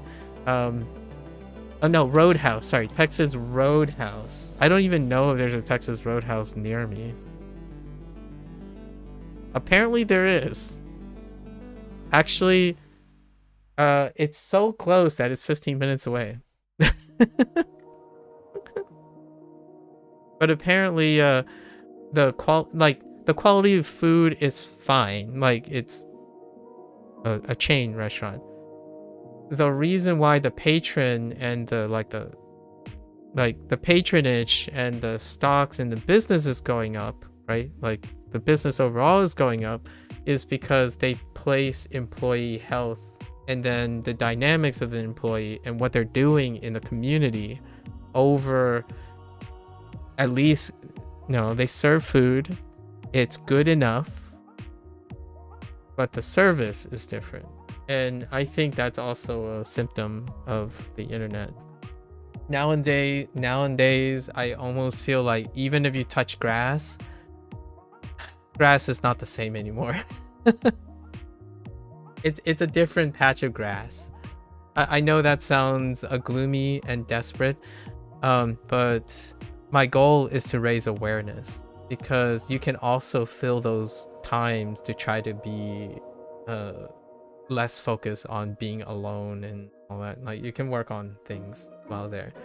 I think normalizing a closed space is kind of all right when you absolutely know you want that closed space. Working in a closed space, despite pursuing a career in a not closed space, that can be used more effectively, in my opinion, in a very objective way, but on a subjective topic. Like, for example, if a gas station was a social environment with one or another coworker, and those people then go on and to do hobbies, they would see the social aspect. Their environment will communicate the social aspect. So to me, who's to say that having terrible employees, like, a company owner or manager will walk in and then their employees would like not talk to them and never tell them problems and like have trust issues and always talk poorly about them. Who's to say that's not correlated with the idea that you have set up your employees to be antisocial? Like, normalizing an environment where they don't spend time communicating and working together. So what do you expect? And I feel like especially younger places that hire like current college students work out pretty all right. But if they go much younger, or people who are not in social environments a lot of times, it creates employee and employer conflict already, because those people don't communicate either. Like, they don't want to. It's like, oh, you have problems, so you never bring it up. And then when the problem happens, it's not your fault. And then the employer is like, well, I wouldn't know anything. It's like, but it's kind of your fault too. Like, that's what I often think about when you're comparing like mom and pop shops with large corporations, or maybe even like limited liability partnerships. And I think right now it really does somewhat favor the model that especially Gen Zs, right? Like, people who go get gas now and like need services and whatnot, at least in the United States, the businesses that have long put employee health first. I'm not saying you're suffering or anything like that, Danny. I have no idea what it's like. You said you were pretty okay working at a gas station, right? And I didn't know if you were alone. I assumed there might have been like two people there, like the manager and you, or something like that, like a regional manager, to make sure that nothing. It's been 6 years. Yeah, then you probably have gotten used to it by now. Like, oh, it's just a normal thing, like, and that's what goes back to your brother's documentary. When things become normal, humans have a really great way to normalize it. That doesn't necessarily mean if you didn't you can be happy with what you have, but it doesn't necessarily mean it's all you can do. That's where the environment ends up coming into play, and that's what one of your brother's trifectas, one of the three things. The first one he discusses environment. Nah, you're not happy? Yeah. Well, I wouldn't be too surprised. I think you said you were okay, as in like you're okay with it. And doing that for 6 years, most humans would be okay with anything after doing it for a very long time. That doesn't necessarily mean they're like performing at their best, right? A gas station is definitely one of them. And what's really funny about that is you might be saying, well, is there an example outside of the United States where gas stations are happy things? Well, there are less unhappy gas station things that are good examples. And one of them is Japan. But the thing is, what they did was they also introduced a lot of automation. And that can be something. I don't really know how that's going to work in the environment in the United States, but I have probably in my life, if you're not working at a gas station, you're probably working at a concession stand, something like that, preparing food. I worked at a concession stand in a bowling alley. That's what I did when I was younger. So you serve food, but you know, you serve food and you're basically just doing it alone. You're sitting there. However, mom and pop shop. So the good news is, while I'm doing the one station alone, there were other people around and like doing other things. I can only imagine how lonely and not interesting it is to be in a gas station alone. I think that takes a toll on people. Cartoons make you happier. That's fair. That explains your enthusiasm about it. All right. Sorry, a bit of a digression. Yes.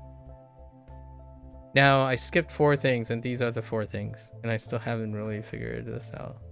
So this is like we know the read. 提出 提出. But what is 提出?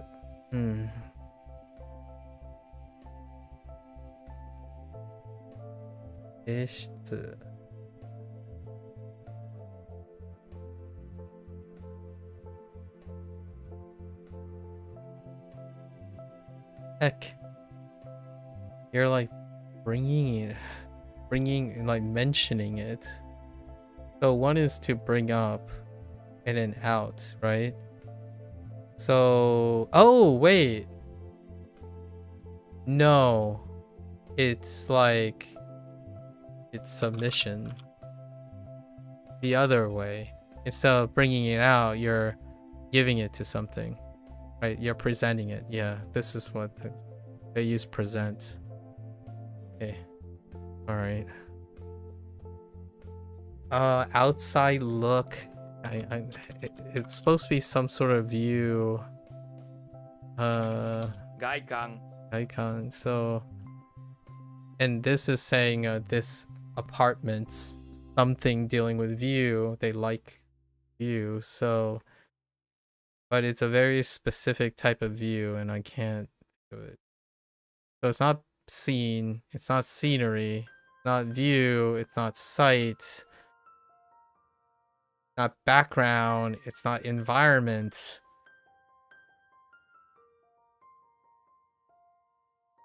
Outside view.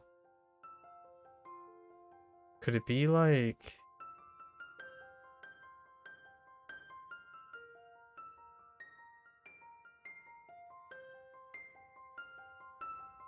hold? Hold.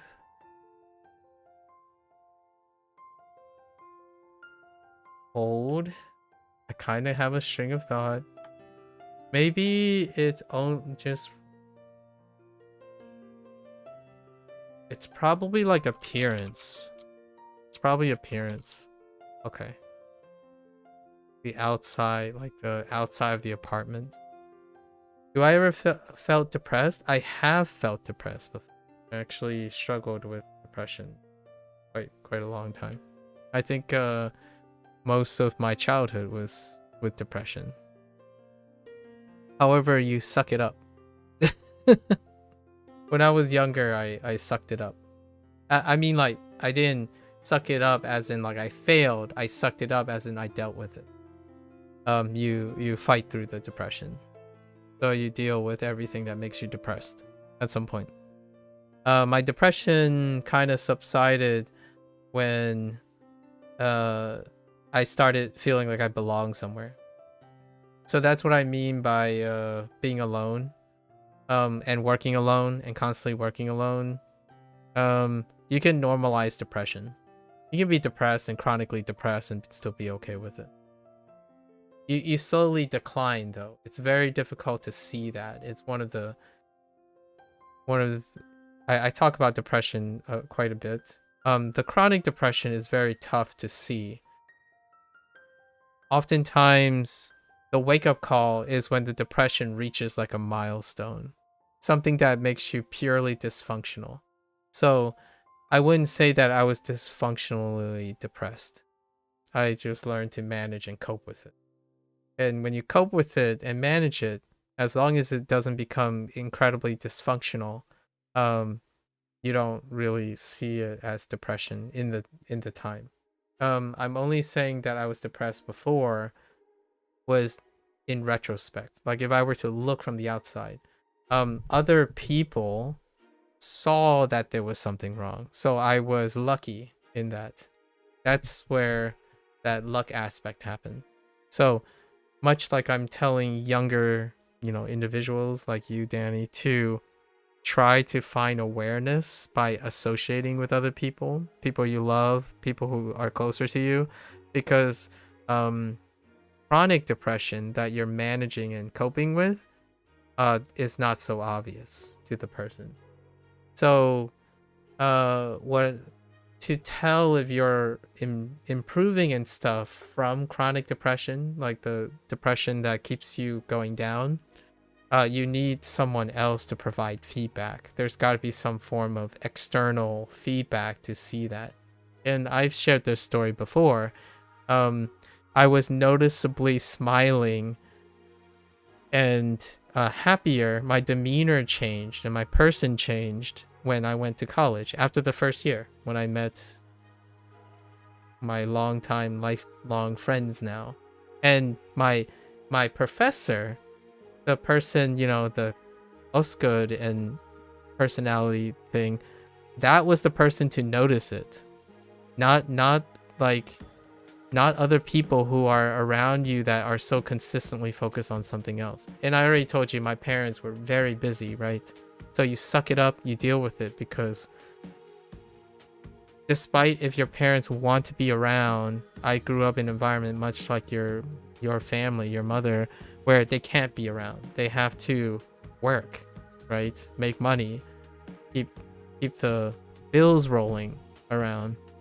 So I would be really spoiled and demanding if I would say I can't understand that now. Like, you deal with it. And that happens a lot this isn't exclusive to the Chinese culture, but since I was raised with Chinese values from my parents, you suck it up. If it's a problem, you deal with it. If you have a problem, you should learn how to solve it, because your parents you're not supposed to be a burden to your parents. That's one of the hallmarks of Easternized culture in that situation. So if I have a problem, which I had a lot of problems, I deal with it. And I talk about discrimination not being part of a whole. That's where you and I differed in growing up. I didn't grow up around people like me. I learned to be like everyone else around me. And through that, when I went to college, I was able to synthesize all of it. So in order to discover myself, I didn't discover myself until I was in college.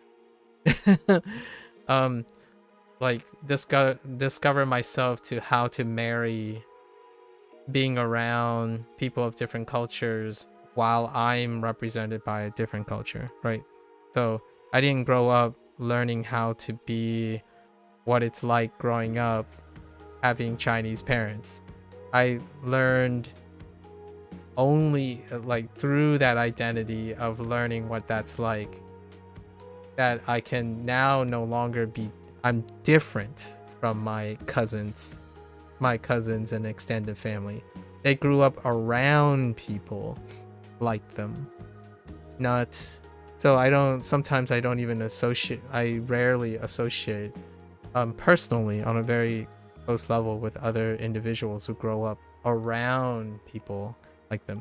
There are similarities. You can still make empathies. Like I can still empathize with you and Jose when it comes to specific things. That's the idea of being a person between two worlds. But it also creates depression. When you don't fit in anywhere, you're still alone. So the idea is that when you're really young, or you're looking, you don't, despite being okay with being alone, it doesn't necessarily mean you couldn't do more when you're around other people. So what's normal is fine. What's possible can't be seen when you don't have exposure to it. So I didn't know what it was like to belong somewhere until I got to college. And even then, it's one of those things, the internet does this really well. And I've said this to most strangers that I've met over time. You can feel it's Gen Z actually is the one that I tend to refer to. Gen Z right now, coincidentally, it's a coincidence, this is correlation, so we're not talking about causation, just to keep that in mind. But Gen Z is quickly becoming the loneliest generation, at least in the United States for me.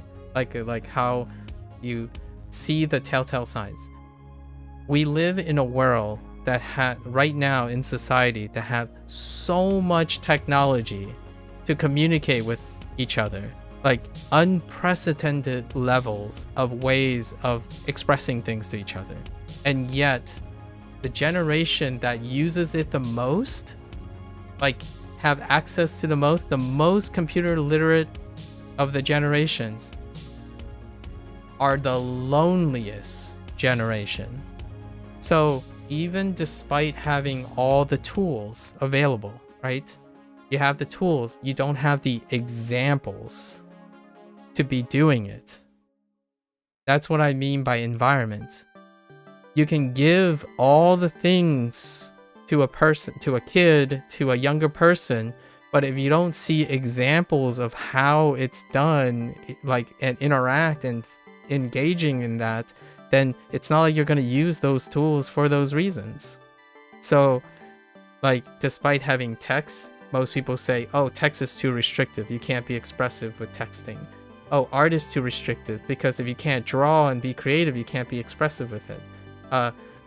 You should speak because speak is the gold standard. It's like, well, there's voice chat. Well, why don't you speak in voice chat?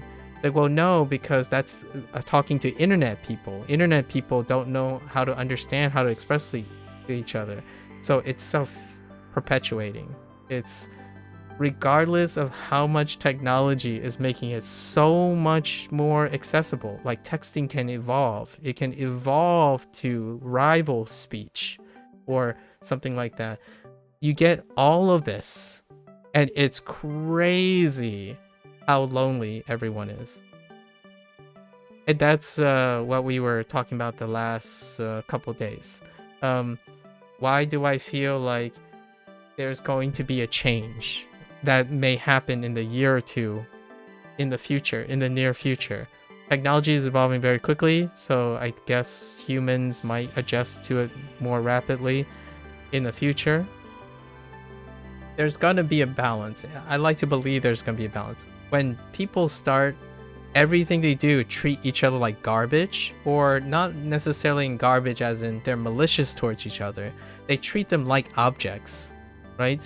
Because businesses, in my opinion, the individuals with a lot of influence and power, even those who used to be compassionate, has to adapt to the business model.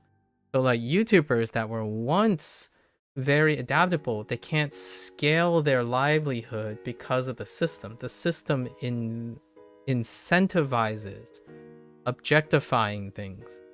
And the moment you start objectifying things as a dominance, everyone strives to be objective.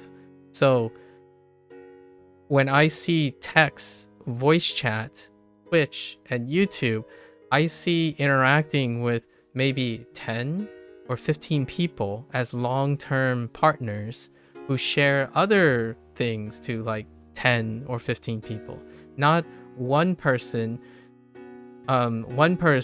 being paid an extraordinary amount to chat to 10 millions of people, where that person then eventually getting used to treating everyone like a number. Not because the person is malicious, not because CEOs are necessarily always greedy or people who work for companies are necessarily unfeeling. It's optimal. It's objectively efficient and pragmatic to eventually think like that, because inherently systems work better that way. Right now, you're incentivized to believe that. You are incentivized to behave like that. When someone says, how do you become a successful content creator? Have hundreds and thousands of subscribers. It doesn't explain what those subscribers are as people. It doesn't explain how you're going to negotiate and connect with 100,000 subscribers. In fact, most people find out that they become less and less attached to their audience and more corporate, which is to say, corporate represents a side of life right now that is far more overrepresented. So when it's overrepresented, it can seem like everyone does that, but I do truly believe it has something to do with the collective environment, and that's a coincidence. It's a coincidence of collective environment. When you want to make a lot of money, you can be pragmatic about it, and being pragmatic about it also means that you stop spending for sentimental cause, right? You normalize everything, and I totally get it. Here's a good example of a too much of a good thing being a bad thing. My parents can't spend money and find successful enjoyment from spending money just because they can anymore, because they spent most of their life being hyper pragmatic, right? There is less sentimentality. I grew up, first 18 years, it's pragmatism. Feelings? What feelings? You don't worry about feelings. So to me, other people told me that. Like, sometimes a few of my teachers pointed it out. Like, they asked me if I was okay, and obviously I was going to say I'm okay. Like, despite, I still remember this in middle school when I finally moved to like a affluent place. We had to do a creative writing prose, and I wrote about bullying. I wrote, like, because it was easy. It was easier to write a piece about bullying. I got an A on it. But the teacher, I think, might have been Richie. I think her last name was Richie. She pulled me aside and asked me if I was okay, because I wrote an incredibly vivid description of what it was like to live every day being bullied. And obviously I had no problems, because I was basically a person that suppressed all of their feelings for the whole time. Like, if you get bullied, that's your fault. That's how you're supposed to feel, right? And whenever I look back and think about chronic depression, how people are like abused and then become used to the abuse and the neglect, I feel all those checkpoints. Am I regretful and scared and worried how that can make me like weaker or not? I'm the person I am because I did all of that. So you can find meaning in the chronic depression and overcoming depression or suppression and stuff. The current you should always try to be the best you, right? So I can say these things, in my opinion, very easily with like a hand stroke and whatnot, is because they're my strength. They're my source of strength now, as opposed to some like sob story that I need to sell.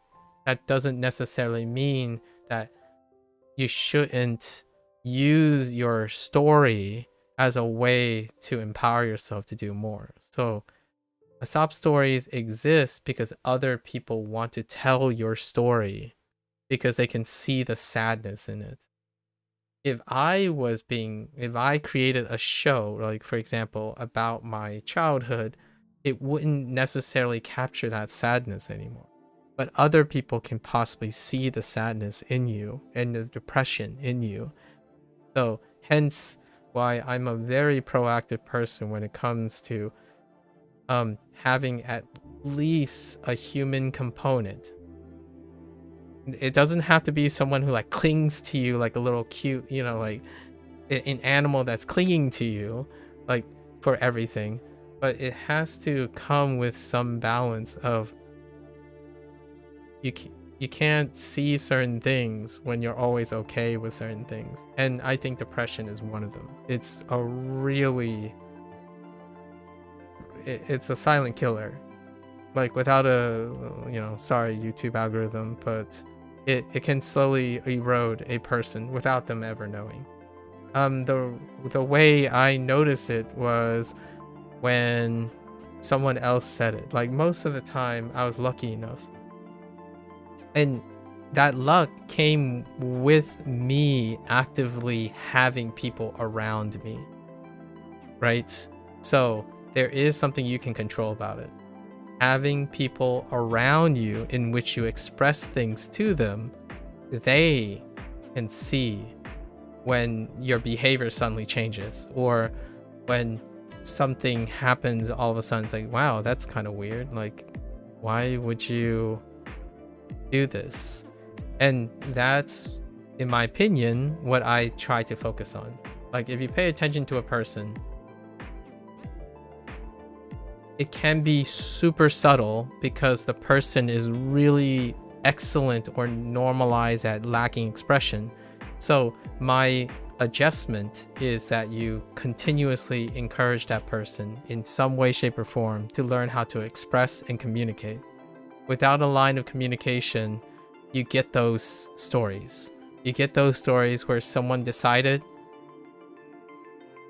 you're never going to see them again. Right. And I actually, in my life, encountered this 4 times in my life. And despite having a really happy demeanor now, 3 of them actually happened after my college years. So there are still people who are incredibly successful that at some point, they decided, you know what? No one has to see me again. And they go and do an attempt, right?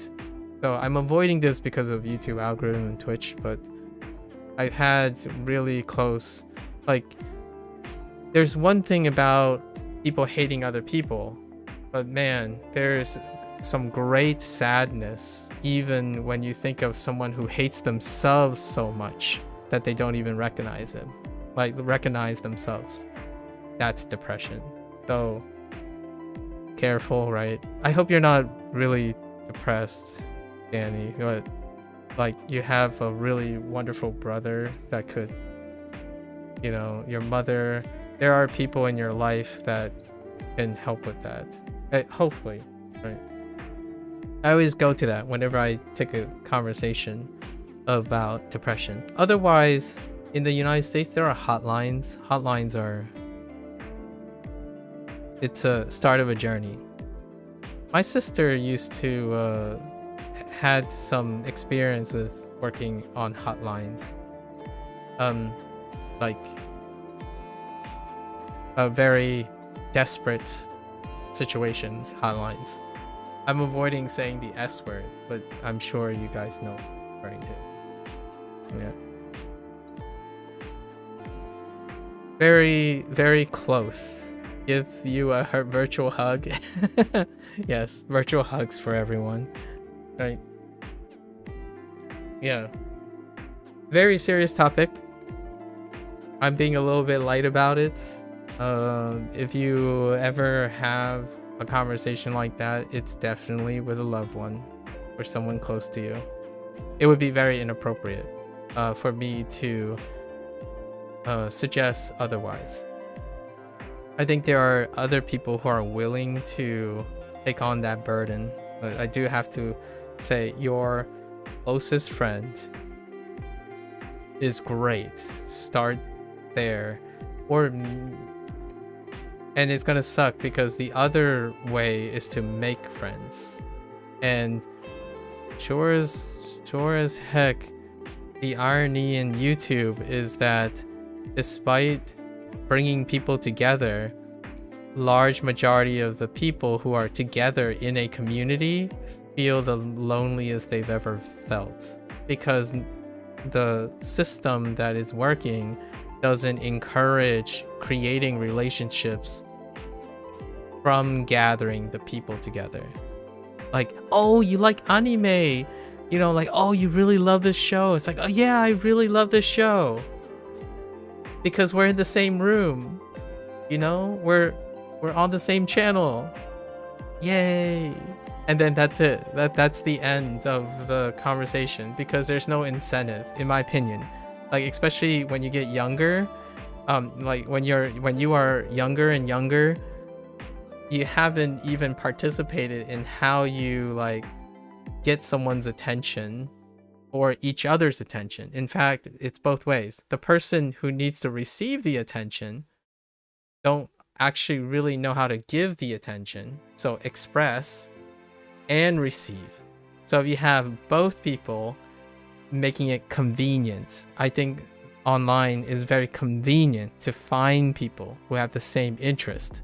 But when you're in a Discord and like in a thread or WaniKani community and stuff, I talk about these things, but there's no initiation. People don't receive information and give information a lot of times. So you have someone who thinks they're like, oh yeah, you know, I'm a Minecraft creator and I am just like the hundreds of thousands of Minecraft creators. And I'm like, okay, well, you're part of a really big group. Can you tell me anything about one person in the community that you have a connection with, and that you can show me that you and them have made a connection, as in actually being active in the community? Saying you are part of a community by an automatic self-selection and echo chamber doesn't make you feel any closer to the community. And that to me is where a lot of people from 30 and younger, sometimes 30 and greater a little bit, but 30 and younger is what I describe as the loneliest generation, because they have hallmarks of not being connected with the community that they say they're connected with. Like for artists, for example, someone would come by and they would say, oh yeah, you know, I do art and I like chatting with artists and hanging out with artists. And when I ask them, it's like, oh yeah, so what kind of artists are you into? Do you like talk about certain arts? Like, do you have a name, someone that you aspire to? Which, Danny, by the way, you already passed that checkpoint immediately. You mentioned like Rob and pretty much your brother and all that, so you already passed that checkpoint immediately. Most people would say, oh yeah, you know, I like a lot of artists, or I like to do a lot of everything. And what I'm not hearing is, I'm not hearing any connection with anything. Like, they just say, oh, I love a lot of music, or I love a lot of video games, I listen to all kinds of music. And I'm like, yeah, so does 99.9% of the rest of the population. But you didn't demonstrate to me that you've made a connection with any of them. Like, you can like a lot of things and consume a lot of things, but belonging to something is where you would have many examples. Like, you would think of the details. Like, it doesn't matter if your dog is a goofball and barks at everything. You know your dog barks at everything, and you also highlight and look at stories like, hey, you know, this one time my dog, which I named Barky because he barks at everything. I'm making up a dog, by the way. This is what, in my opinion, a great indicator of someone who actually makes connection with people. They can even make up stories that seem reasonable because they have stories from other people. I don't have to have a pet to form a connection with someone who owns a dog. And then that's a way to get more life experience without having to literally do it. But on the internet, you know, when you ask someone, it's like, oh, oh, you have a really cute cat, right? And they would describe the cat as like, yeah, you know, the cat is a cat. I'm like, so is it your cat? Like, no, it's my, it's my husband's cat or something. I'm like, can you tell me something about your cat? Or better yet, you can tell me a little bit about like your husband's relationship with the cat or something like that, right? So it can be very telling to someone else, right? And having someone else is very important. I think the one vicious cycle is if that someone else is also having the same problems with communication and seeing things, it would be up to the person to be able to identify a person who pays specifically attention to your behavior and whatnot. And the closest ones are your friends and your family. The downside with that is, or like the compliment, one of the compliments you have to have is you also need someone who's objectively interested in you. And that's where professionals come in. A therapist is objectively obligated to pay attention to you. So that can be a little bit different and can complement someone who is emotionally responsible to pay attention to you. Then you have two different types of information. So if you're ever concerned that you're depressed and whatnot, and you have accessibility to something, it's helpful to have someone to encourage you to look for those things. So if you are depressed, you may want to look into a professional or someone who's close to you that has like knowledge of your behavioral patterns, right? That's number one. Right? Anyways, I hope everyone is not depressed here, whoever is gonna hear this, or maybe on the up, and then they have hobbies, they have some free time despite having things they have to do that makes them depressed. Hopefully their hobbies and all that other stuff also help balance it out. And that's what communication is is a boon to kind of alleviate some of these. Being able to communicate is one of the strongest diminishers of depression and loneliness, right? At least in my opinion. It's the skill that can underlie all these. What I speak now is probably something that comes from being able to express what I've experienced before. And that type of thing is pretty vicious. It's quite vicious. There's also empowering nature that comes out of it.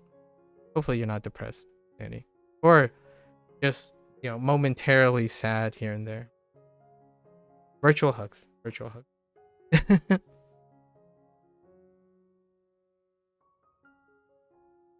But place all of that depression and how I suppressed it or how I channel it was I channeled all the negative stuff into my work, which is one outlet that creators do, right? Artwork becomes incredibly powerful because if you channel some of that stuff into something else, it can at least give back to the person who's creating it. So oftentimes writing, artwork and music, movies, vlogs, have become a classical example of expression. Where if you don't have someone around you and you're avoidant and you have nothing else, the outlet is empowered by the product that you're channeling the thing into, and that product can bring awareness and reward back to the person who's expressing it. So that's what I did early on. In middle school, the first time someone noticed is because the teachers were able to notice. They are better paid, they were in an affluent area, and they didn't have a lot of other concerns other than the children that were there. When I was in a socioeconomically poor area, that was not the most concerning thing. like mental health of your highly performing student is not a concern. Like there were fights and um fights, what was the thing, truancy, truancy, like people not showing up, like that type of stuff going on all the time. So the teachers are stretched thin, most people environment, they normalize that type of thing.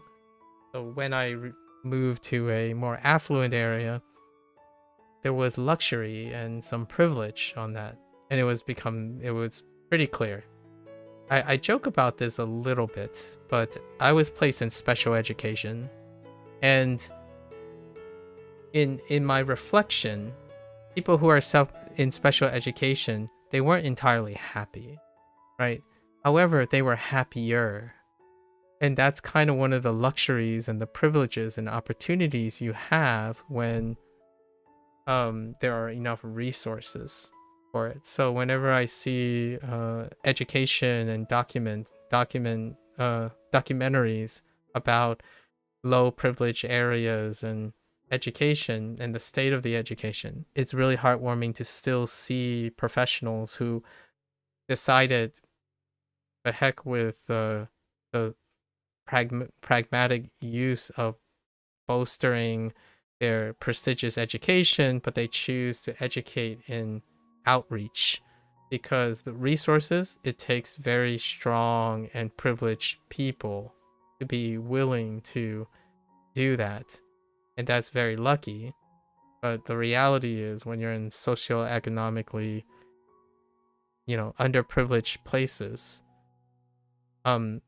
it's a lose-lose. The individuals who may not get the enrichment that they require will never even recognize it. It's a self-fulfilling prophecy. So when you have nothing, it takes an open generosity to make that nothing into something. Or better yet, I think Jose ended up using a $50 bill, right? And then like crumbling the $50 bill and asking like, you would still want it, right? It's still a $50 bill. And then he proceeded to step on it. Like, it's still a $50 bill. You can iron it out. That's true. There's also the alternative, which is, what if I gave you a blank bill and tell you it's worth something, but the bill itself doesn't know it's worth something, so you can't even tell it's worth anything. It requires someone to understand what it's worth as well. So one of the analogies, a counterexample, is I'm thinking of a situation in that metaphor, where instead of knowing that it's a $50 bill, believing that it's in a $50 bill, there are situations where people believe it's a blank. And since it's a blank, you have to canvass it for its potential before you choose to buy in. So if it stays a blank, then what are the systems in place to recognize printing something on the blank bill, right? I don't know where I'm going with that, other than trying to pivot to like something about self-improvement. I'm ranting a little bit longer. Anyways, blanks are great because there's opportunity at the cost of possibly never being aware or recognizing what the value of that blank thing is. It can be blank to someone. Depression can be blank to the self. You can be blank to your own depression. Only upon reflection and the help of others and keeping other people close is when you can recognize that it is indeed not a blank, but possibly a $50 bill that was mistreated a little bit, right? But not beyond repair.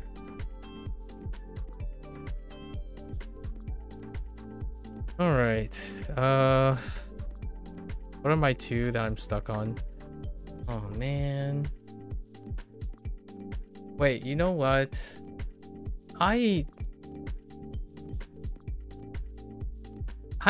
No, I already did this, right? Wait. Dang it, it really isn't that. What am I thinking of? What is Tsuyaka?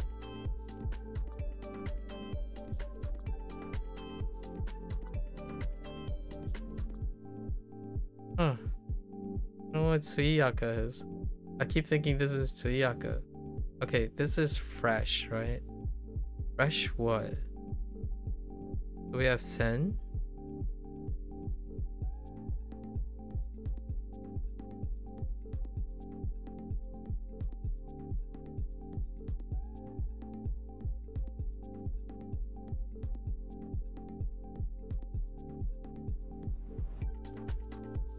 Sen. Something about sheep. Fish. No, I don't think I have anything. What the heck?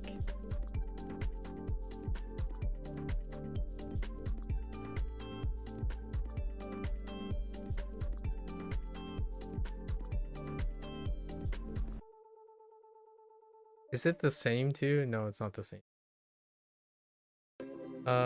Alive.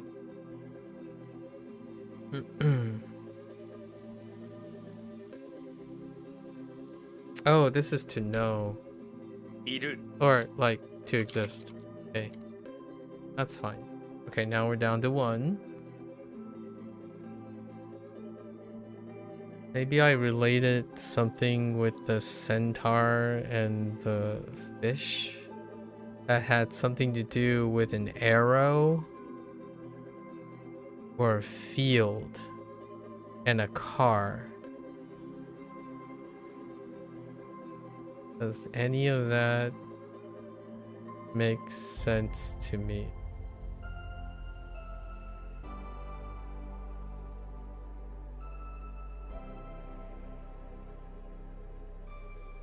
What if it's just Senyaka? Oh wait, but it could be... No. I know. Heck.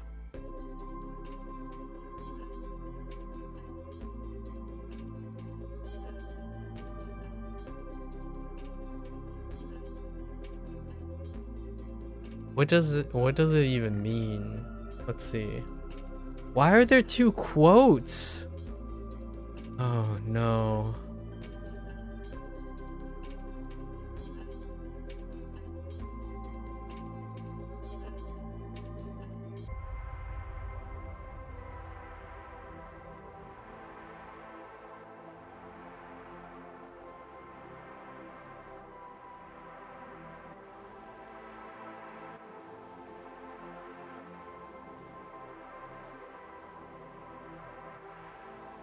Fresh? What does centaur have to do with fresh?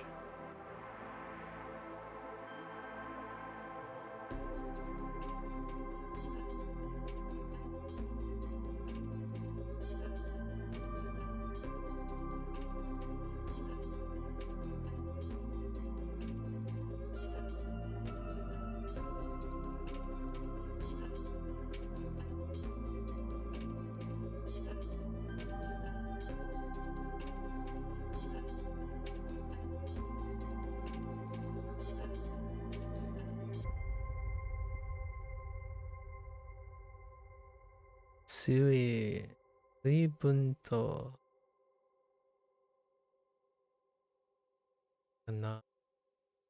色の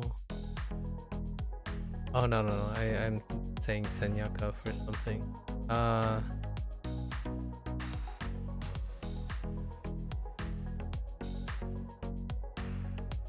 Yutayaka?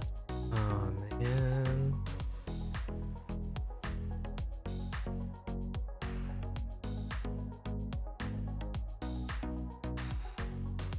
It kind of looks like it's describing a color. But maybe like brightly colored or something. No. Freshly.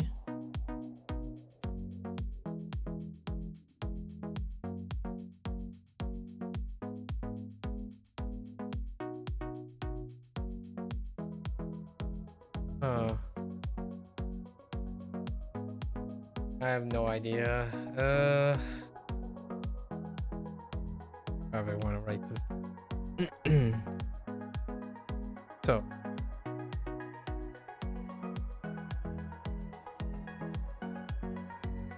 Oh wait, I know what it is. It's vivid. Oh wait, does that help? Okay, this is like the arrow hitting the arrow, so it's arrow and car.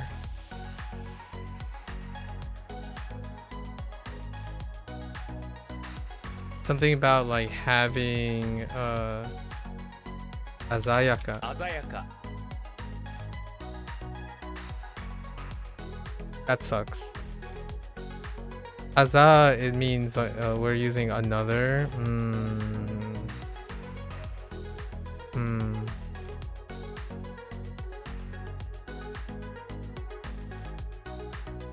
Okay. Let's switch this up. So the centaur had Aza.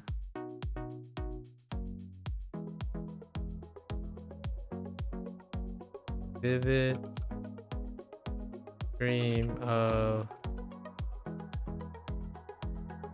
catching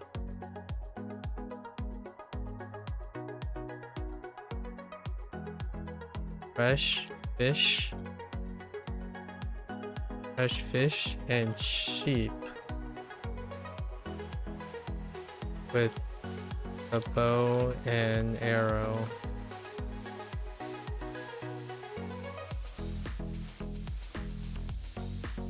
I don't think I need the car. Oh, sorry. No, that's kind of a wash. Oh, we have one lesson. Okay. It's probably it's toll. Okay. On the way. Yeah, in the middle of the route. En 途 route. 中 Tochu. Okay. Short. 途中 En routes. That's probably because one of our kanji got turned over. Or not? Yes. Oh, got turned over. Alright. Anyways. Review our stuff and then get on to HanziHero.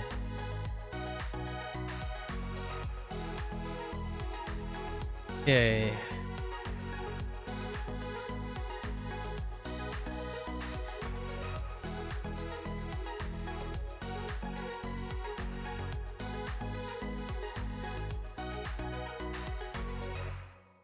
Alright. Show, beckon, dan, step, tsu, eat, stomach, fuku, belly, tsu, pain, tai, retreat, kutsu, kutsu, yield, naya, worry, spare time, shiki, no, yeah, shiki, shoku, weave, lend, yes, me, astray, waku, misguided, you, invite, shu, get a position, ho, visit, do, anger, sho, ascend, mean, sleep, sweet, drowsy, sho, symptom, he, heighten, aku, urge,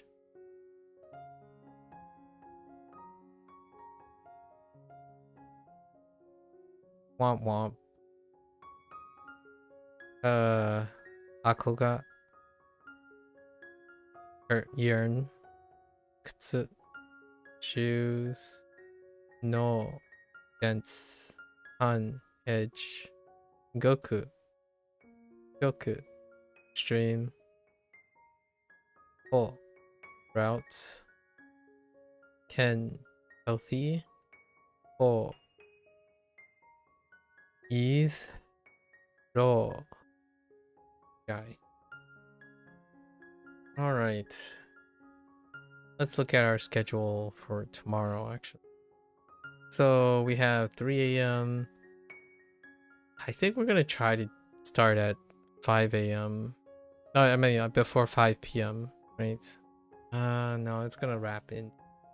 So we'll probably tomorrow is a guaranteed lesson day, right? Yeah. So we're gonna have lesson day tomorrow. That means it's level up day. Level 27? That also means I have to take a buy on Inktober. So if I were to do 2 prompts today, I would be on schedule for 1 behind. I think I'm probably only gonna do 1 prompt today. I do see an opportunity coming up. Oh man, these things are layered on top of each other. Alright, anyways, that's wrap for WaniKani today. If you're gonna watch this later, arigatou gozaimasu, right? As always, feel free to follow along, pick up WaniKani for yourself, give it a try, let me know what you think. You're always welcome for a yap, ask a few questions, get a soliloquy of anecdotes and what have you, you know?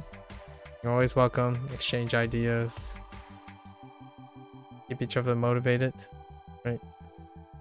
So until then, for those who are only interested in WaniKani, minasan mata ne, right? Mite kurete arigato. Thanks for watching. I'm gonna get up, walk around, take a quick bathroom break, stretch a bit, and I'll be back for HanziHero. Thank you, thank you.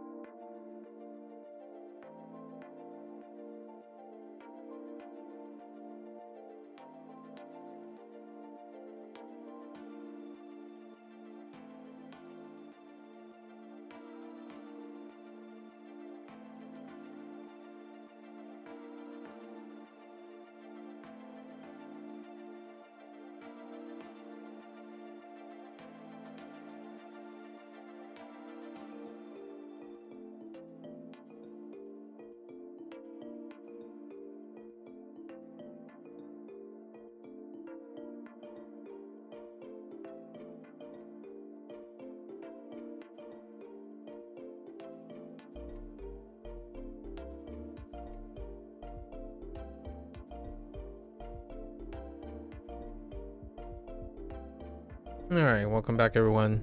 欢迎大家回来。今天是第280天。It is day 280. 3 things from yesterday. So it's pretty good. And the award for biggest disappointment goes to Shi.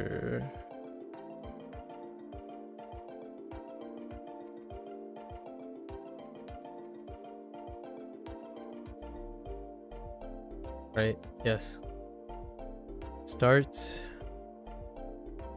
And we have Jiu.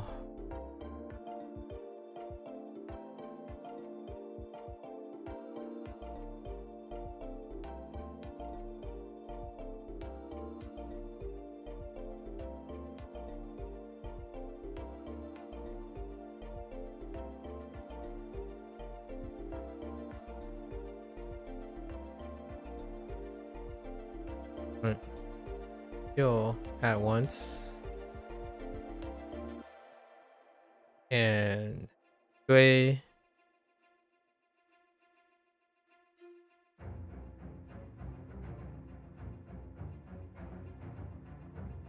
Oh no, not Dui. Gil.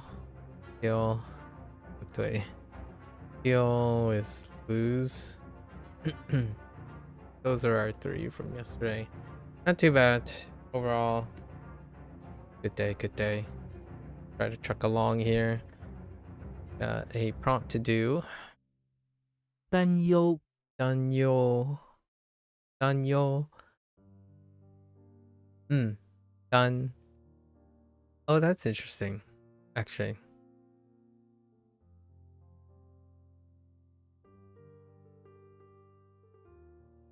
As opposed to using worry.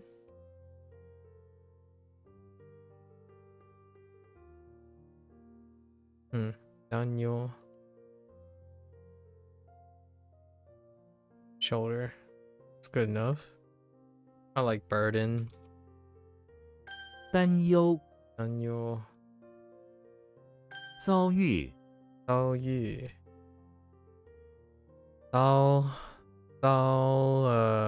encounter misfortune. Yu encounter a happy experience.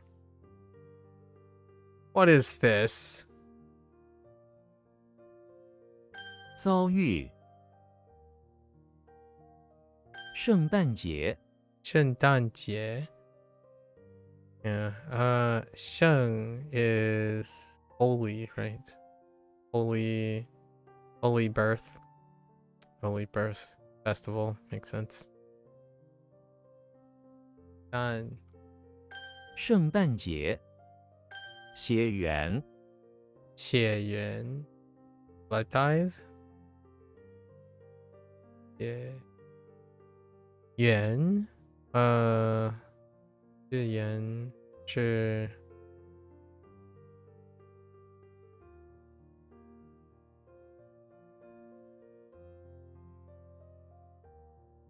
reason. Okay.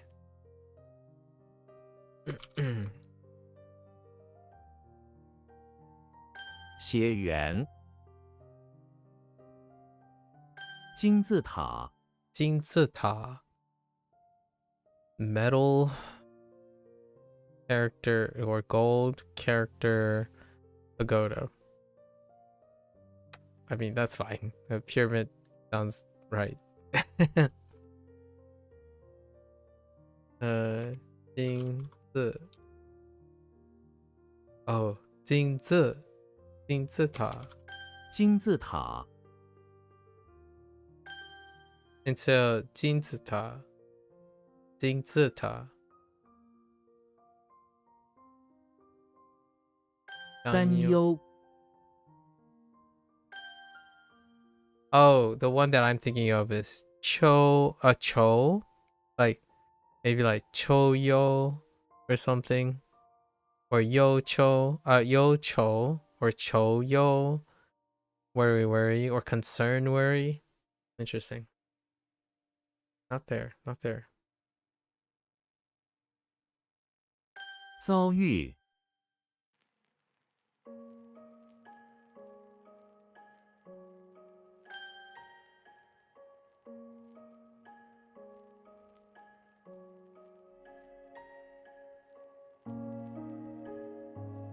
圣诞节，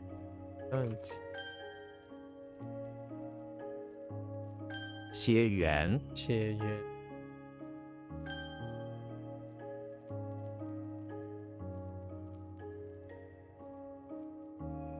金字塔，the is kind of not that great. Okay. 无忧无虑，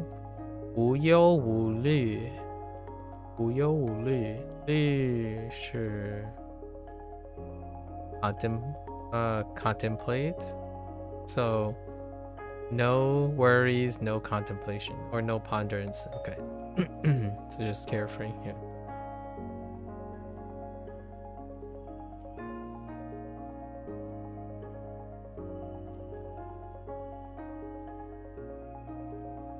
无忧无虑，忧无虑，瓶塞，瓶塞 bottle 塞 stuffed. Oh, stuffed for yeah. Just put it on that. The cork. Yeah, cork.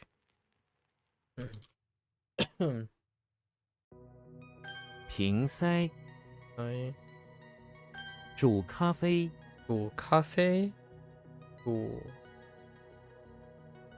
boil coffee or brew coffee. Interesting. Make coffee. Okay.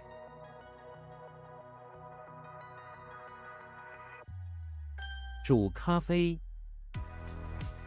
牢房，牢房 a jail room or a house, but a jail room cells fine.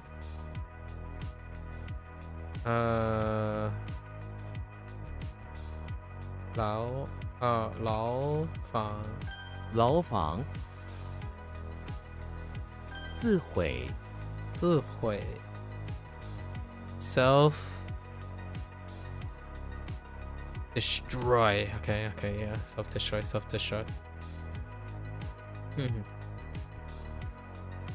自毁，自毁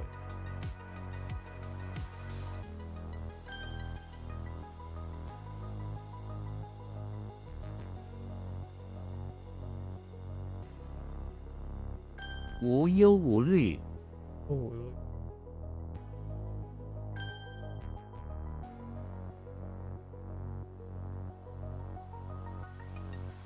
牢房，牢房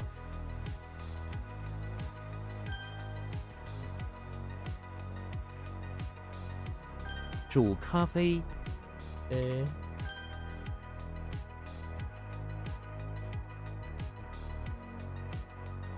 自毁，自毁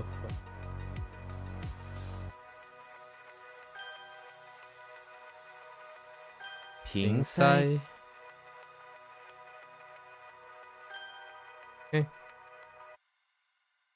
牲口，牲口 domestic animal. Wait. 生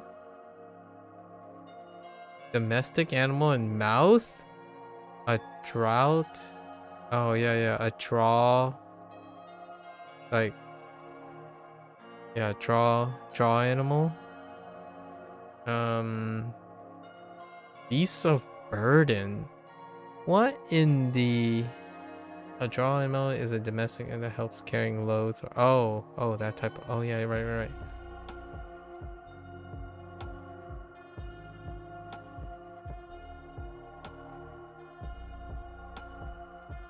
I think this one's gonna be rough.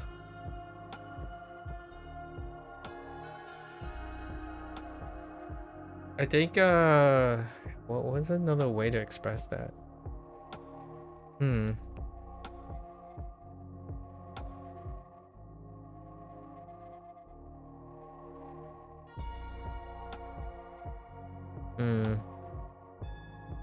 Yeah. You can kind of see why they use draw.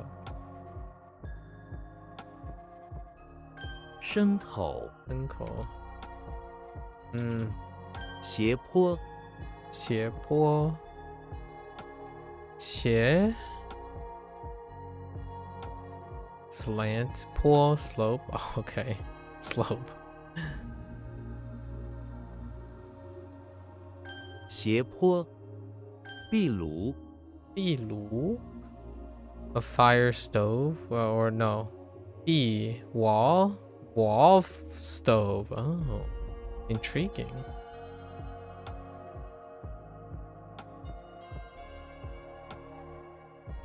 壁炉，壁炉. 恰，Cha. Exactly? Oh no. That looks like it's gonna be a problem. Okay. Anyways. Kirby is in the bathroom of the auditorium, taking a break from watching his play. Sure. The play. His hands feel stuffy and he takes off his glove. On that was exactly what he needed. Oh, that was exactly it. His soul suddenly feels full of spirit and he glows with white radiant light. Who knew that the glove was exactly in?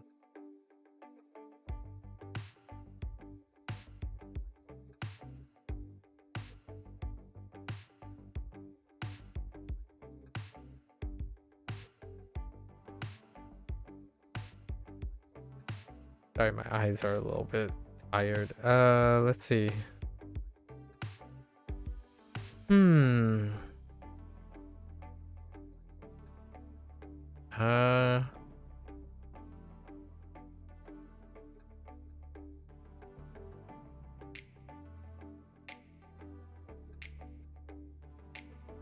That's really, really rough. It's so difficult to think of. Yeah, with that.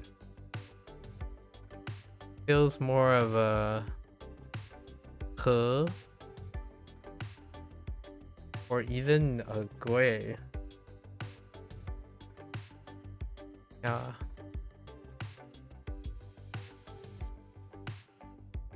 Guess we'll try it. See how well it sticks. Cha cha. Cha hao. That's okay. 恰，数，处 emo. Okay. Sherlock Holmes is in the basement of the house, which has been converted into a potato farm. Interesting. There's a miniature sun. Oh no, we're not. Okay. Alright, let's just. Do you look like Shu? Not really either. It kind of looks closer to a Zhi than a Shu. Alright. So. Sherlock is in the basement. Basement of the house.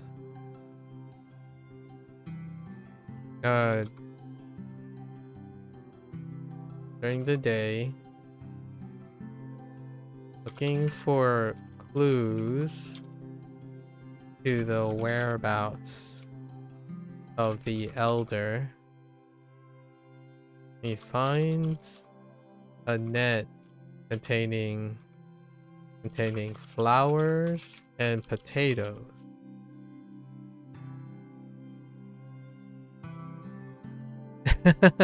It just ends there.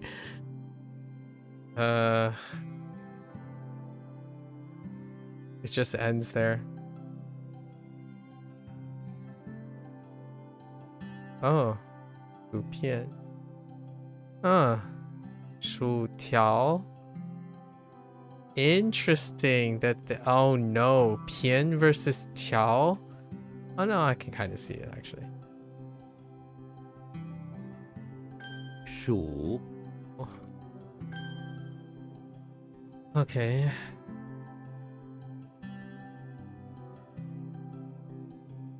牲口， And help. I need a second win. 数， Shu.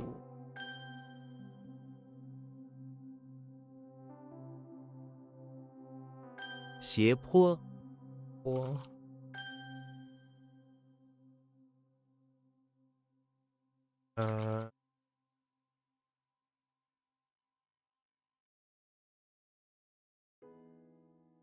秘鲁，秘鲁。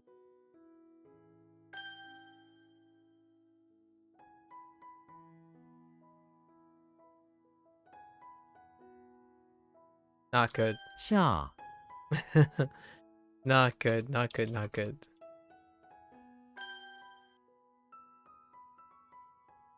Oh, there's dislike. Gen and Ken. Xian? Okay, Xian. It's still dislike, so we're gonna use dislike instead of a leaf blower. Maybe I can override it. Lena is inside the pawn shop.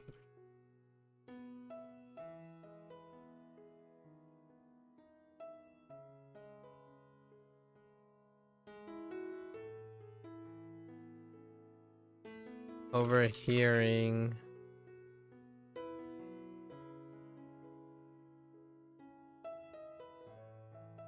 Overhearing what the woman,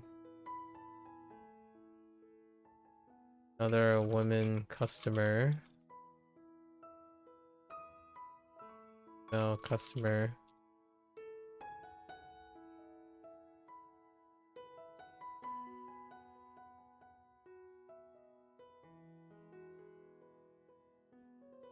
complaining about a dislike.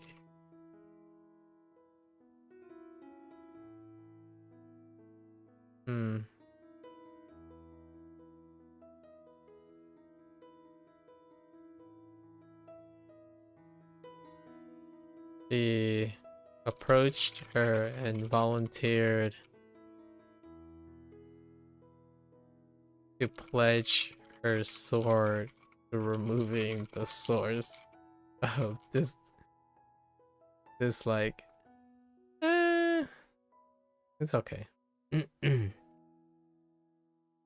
Yeah. 建议 right? Out. No, 现以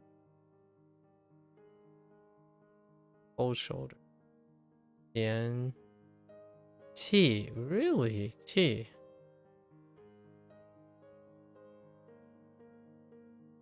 咸， oops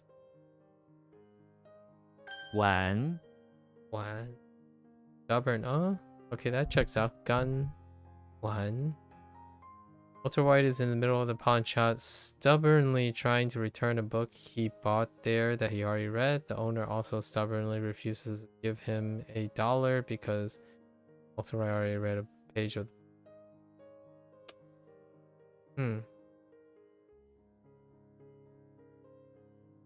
Kinda weak.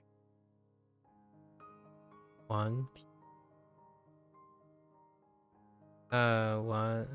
玩钱顽强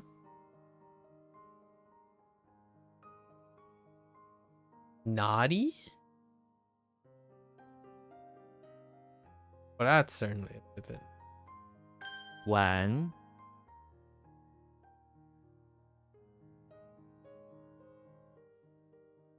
拱， Oh man, kind of look like P. Oh no, wait, you kind of look like Gong too. To consolidate.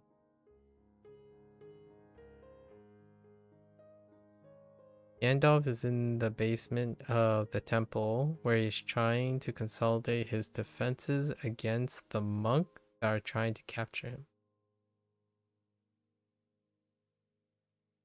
He uses his staff to move a crossbeam between him and the monks. And then he covers it with leather to make it more resilient. The monk on the other side of the basement hides some relics and keep on throwing special pills that they have consolidated in a pile of. Ugh.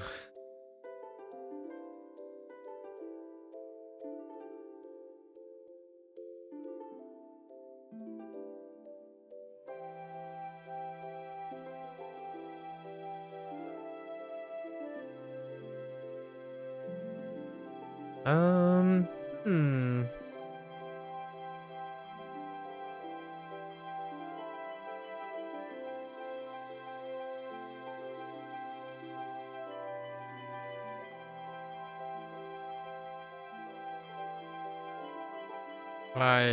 This is not great.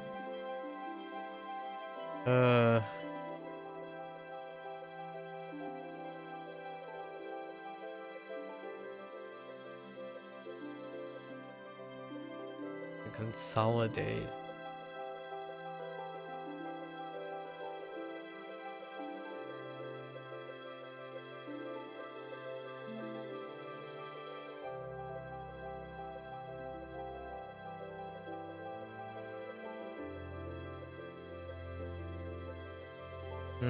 Nope. That is broke. What example do you have? Oh, cool. I don't even know how this works. Oh no. Okay. Gandalf is in the basement of the temple, where he is asked to consolidate crossbeam.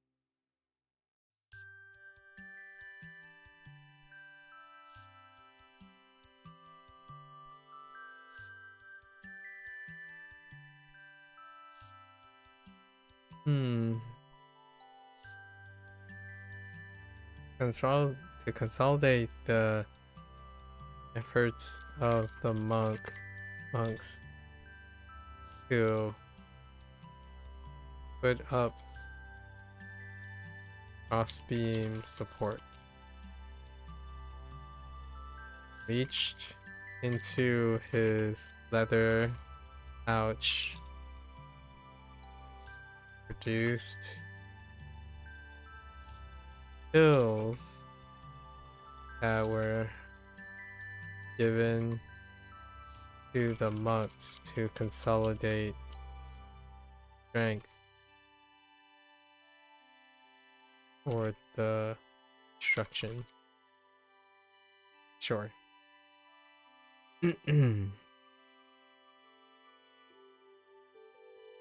Gong. We have the leather pouch with the pills and the construction. Yeah, that's okay. Qi. Tea? Oh, interesting.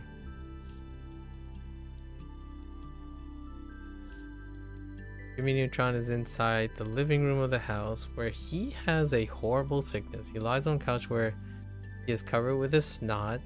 To clear his throat, he pokes a dart up his nose and pulls it out. Now the dart is covered with... use a high-tech dart and tranquilize himself, right? Neutron inside the house, down with sickness, not everywhere, so he puts himself to sleep by using a trank dart with special formula.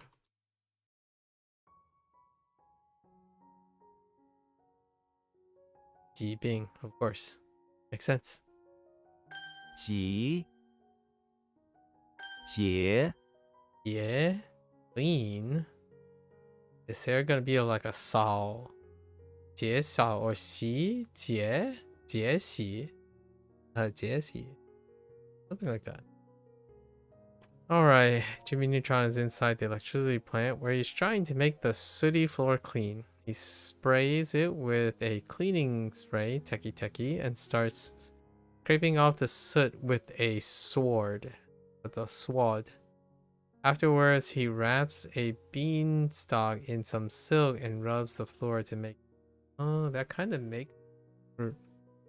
reminds me of Saul. Come on, get it? Incorruptible. Incorruptible. Interesting. 连接.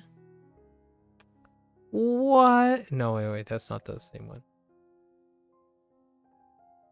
清洁工 cleaner.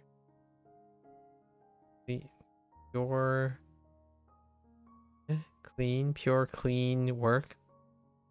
Fair enough. Interesting, not combined with the 节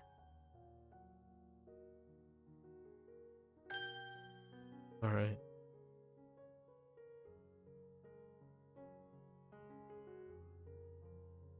Ooh, not good.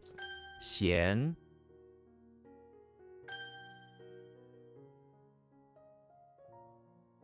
拱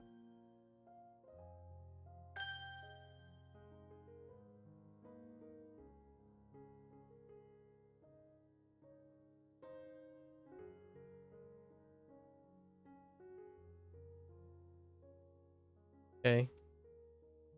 Sure. 节集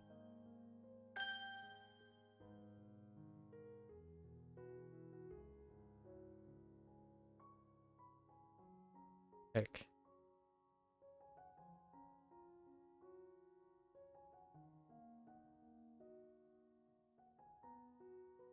Uh,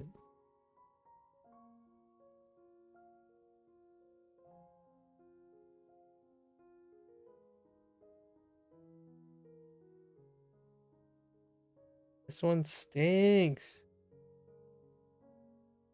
Burn.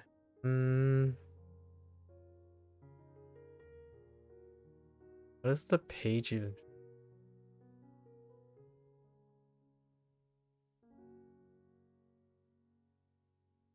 碗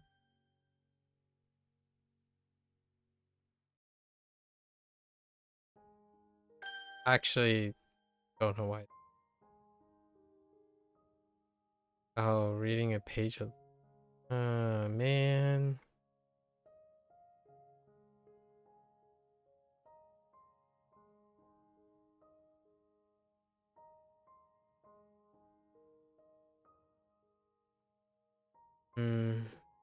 Okay.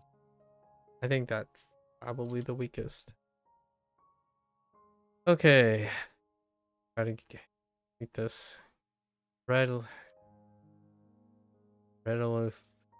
quickly.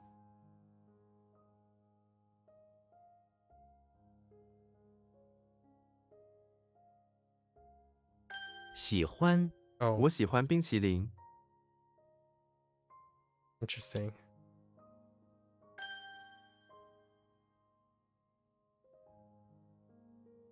Oops. Wrong tone.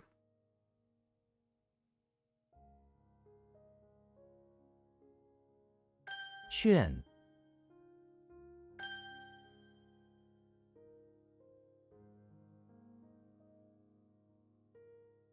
谈吐 他的谈吐很有修养。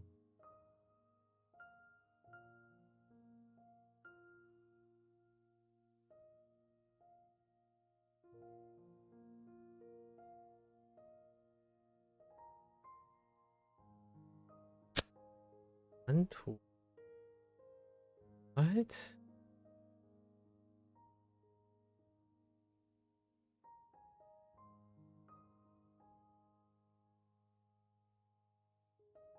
Hmm.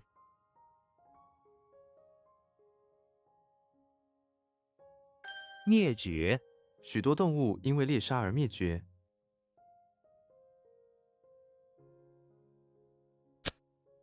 Pretty sure it's an or go extinct. It's fine. They're both kind of similar.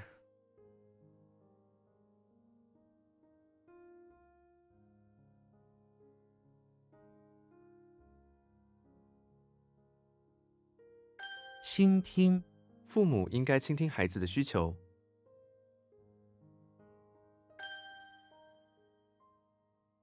慢 Oh no, wait, that's not it. 暴风雨他们在暴风雨中迷路了。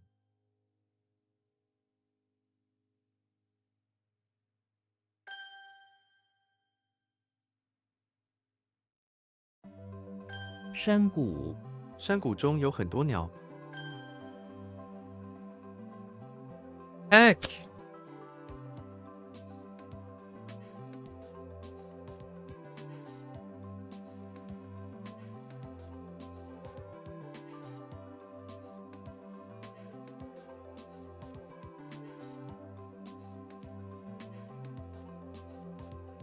What?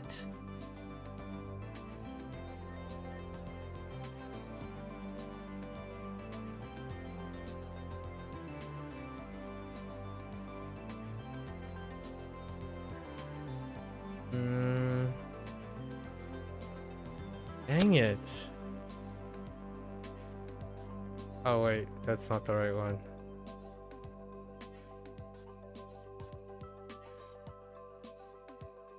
刊登，刊登一则报纸广告。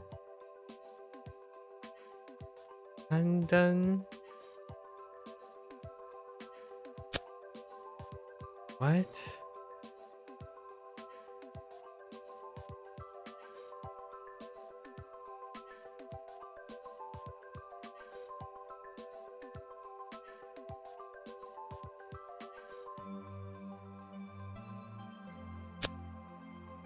Huh. I am lost at the 解 moment.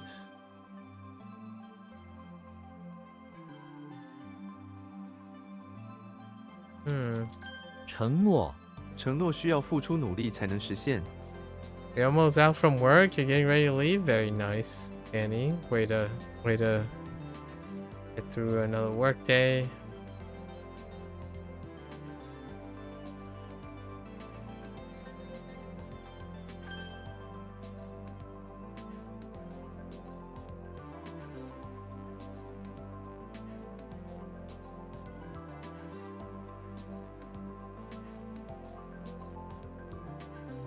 Just spit and discuss.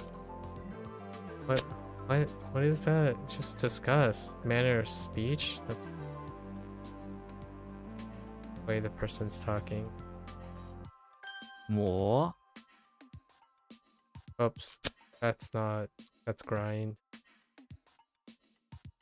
We're blocking this out, man.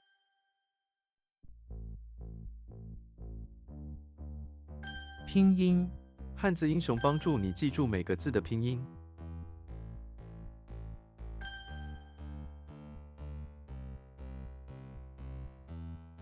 挖，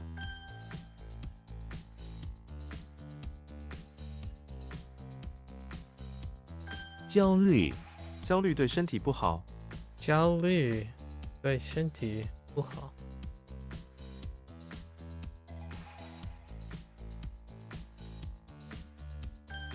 Or anxious. Yeah, that's fine too.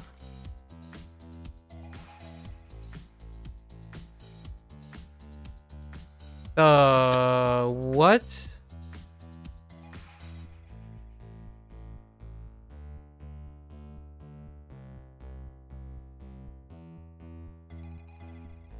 I really thought this was like overflowing or overwhelm.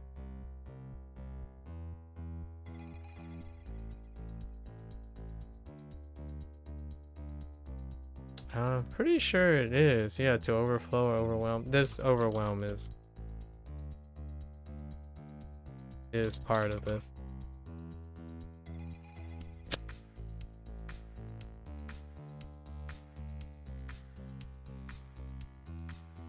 目，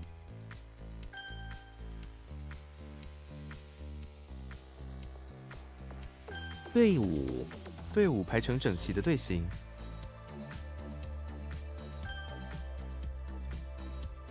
谈， Undone. Found? I thought that was like publish. Oh. Doesn't take publication though. Overflow is fine.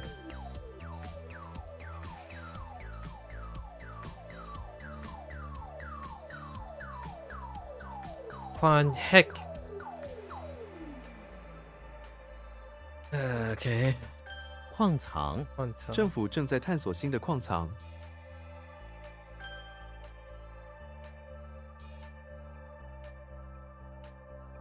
受伤，很多人受伤， Heck. 欺负，哥哥不让别人欺负我，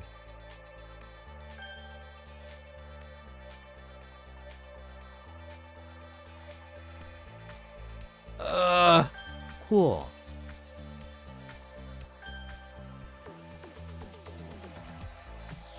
轻， Heck. Oh, that's green. Not green or blue, I suppose.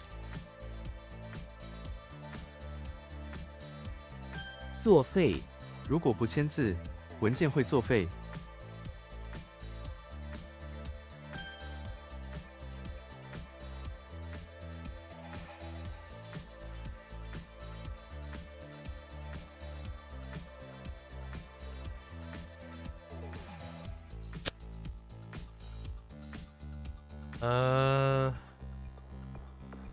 隐藏，他把钥匙隐藏在花园里，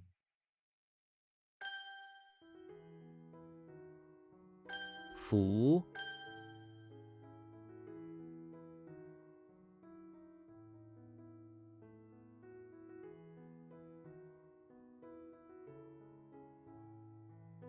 What? What? Oh, what? 粪，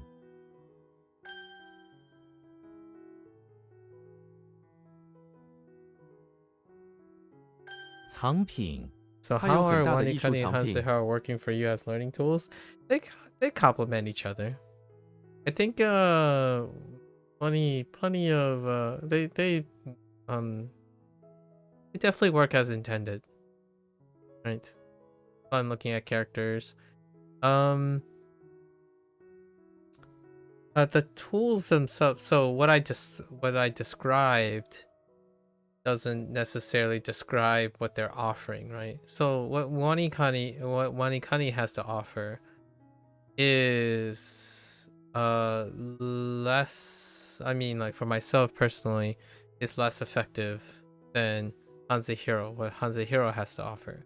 Now, this is specifically talking about the thing that the developers created, which are the mnemonic systems that they have in place. WaniKani has a bit of disorganization with its execution. HanziHero has a more organized manner, but it's largely because the structure that they presented was structured to keep it consistent. So it's a very different approach. Like, while both of their workflows deal with a bottom-up approach, right? HanziHero and WaniKani shares this in common, where you take your components or radicals at the bottom and you work towards a higher level of complexity, where the top is the vocab, in which actually technically the thing you're not responsible for are the sentences, right? And interestingly enough, more so HanziHero stays without needing to do the graded situation. So HanziHero sentences are not graded, but you're really at the top. Now, what distinguishes them between it is that when you're thinking about the mnemonic device, when we're talking about English, which is stacked like this too, because of the way they, WaniKani hits around here. In fact, for me personally, it hits around here when it comes to mnemonics. And HanziHero hits about here. And the reason why this is kind of important is that because it hits here, HanziHero has a longer learning curve for many, a longer investment, but has a more consistent route up. So its system is, the way it's written, it's very habit forming. So you can build your own. allows you to build on top of it. And despite how esoteric the nature is, that longer learning curve creates the consistency in results. Meanwhile, WaniKani relies on your own intuition a lot. That's why it's at a higher level. And because of that, you have no foundations. The foundations is weak. There's a lack of foundations. So something like when you see sen, you see centaur, right? But many sens lead to many kuns,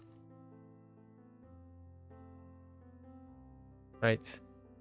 And because of there's no attachment to centaur to the kun, you can't make this jump in the mnemonic. There's no connection between the mnemonic. HanziHero requires that up front right away, so they become inseparable.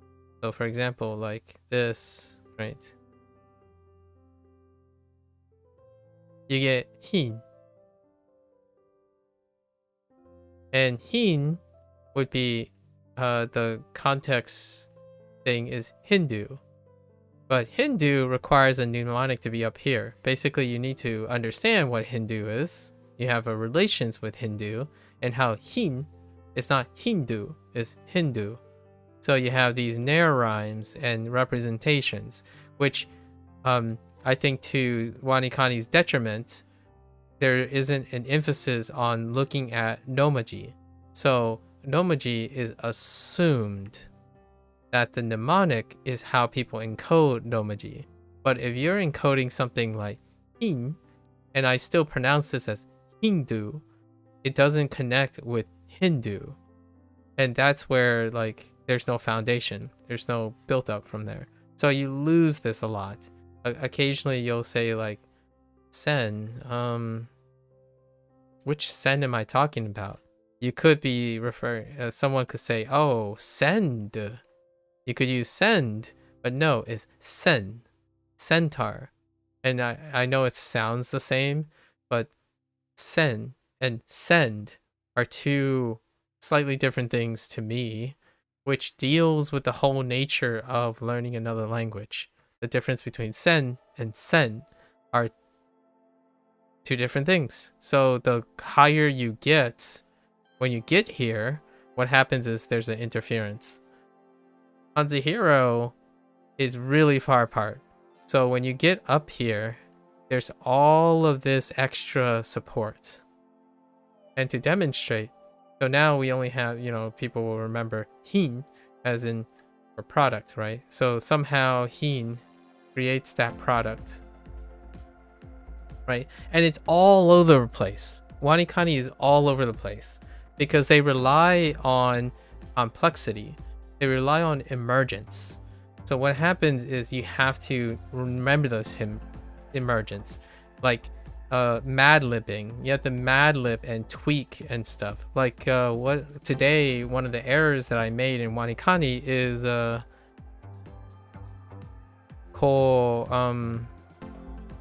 oko. So right? Which one is that? Okoru, right? Okoru is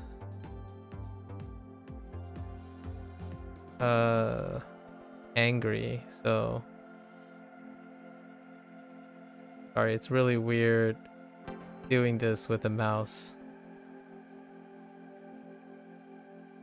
Something here and then heart. Oh, right. So okoru for to get angry, right? But it's okra. Okra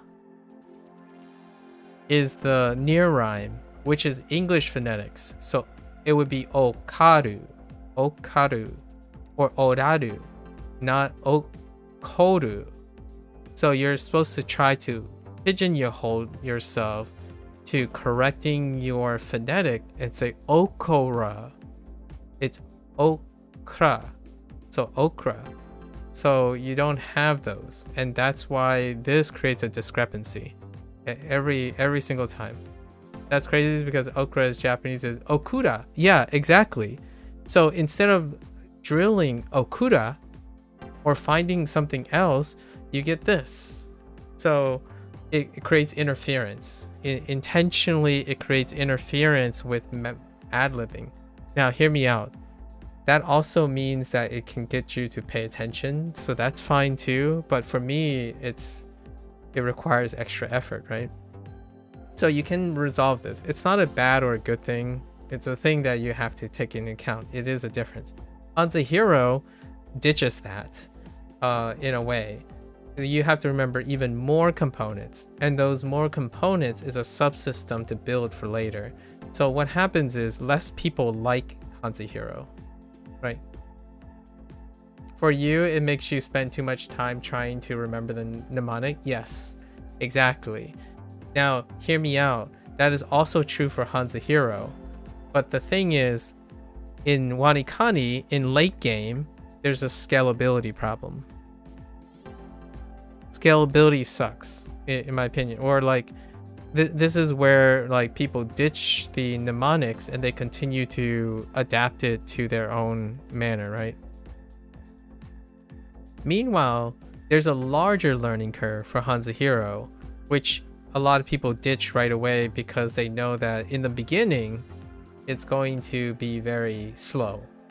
And what happens is for that beginning, there's a quote unquote better scalability, in my opinion. So for this, when you're trying to find ping is the for this, right? So you have P, you have P or PI for Pinocchio, and then you have N, like it's even easy to remember this, N, which is infirmary,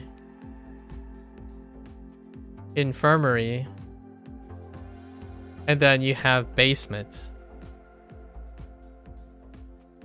So what happens is that regardless of the, like, you're normalizing nomaji in a procedurally way where regardless if you feel like you only have one tether, you don't feel like you have one tether, you have so many tethers. And then what happens is it still locks in the boxes or the mouths. But this is product. So all of these are can be simplified to product. So now you have to combine the mnemonics of Pinocchio, basement, infirmary, and products to get ping. And what happens afterwards is that doesn't interfere with your if you're trying to recall it from gut. So like when you're doing other things, it's far enough that it doesn't confuse you with something else. Unfortunately for WaniKani, it can be close to the vocabulary and how you're doing it in English that you can get okura and okura and then mess these up. The difference between okaru and okoro and okuru, right? But this is too far. So you do not have that. And what happens is then, because of how procedural this is, any of them can be used as training wheels before you mature. Like I don't actually even know the mnemonic anymore for ping. But because of this procedure, I can immediately think of one. So like Pinocchio is in the basement of the infirmary looking through the products because he's trying to help out the infirmary workers for medicine. So he's going through the products in the basement. That's ping. So I can even do it retroactively right on the spot, right? If I forget something, there is something that tethers me to the mnemonic where it can be explained with a bit of a detachment from using things that can confuse you. But it's a longer learning curve. So WaniKani has a low bar of entry. It's really low bar of entry. And it's a use it. It's a use it if you can. Don't use it if you can't. Right? Because it's one size fits all. HanziHero has a really high bar of entry. In fact, your first month or two will, over 70% of the time, will be invested to creating the mnemonic system of the order of thinking. So it teaches you an order of thinking. And if you do not have that order of thinking already, it will be a very high bar. The thing is, right after it, the rest, you have acquired a skill to create a mind palace. So what happens now is, instead of guessing, like the biggest difference is when you have too much of a complex thing, right? Low bar into intuition. Like when say you're riding a bike, right? You're riding a bike. I know bikes don't look like this, but when you're riding a bike,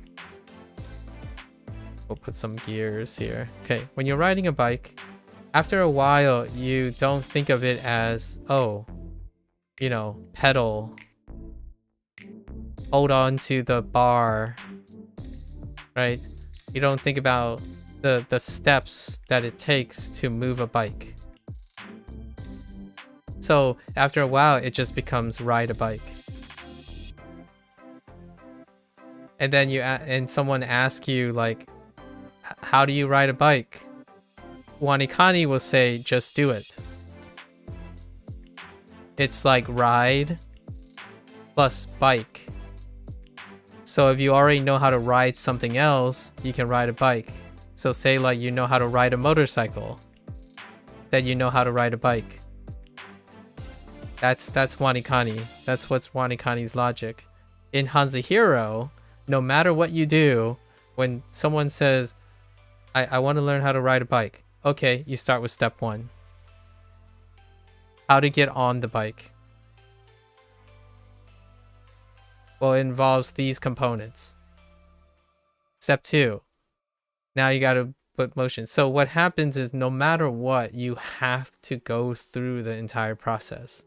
And the process becomes so regular that now what you do is, okay, so now you know how to ride.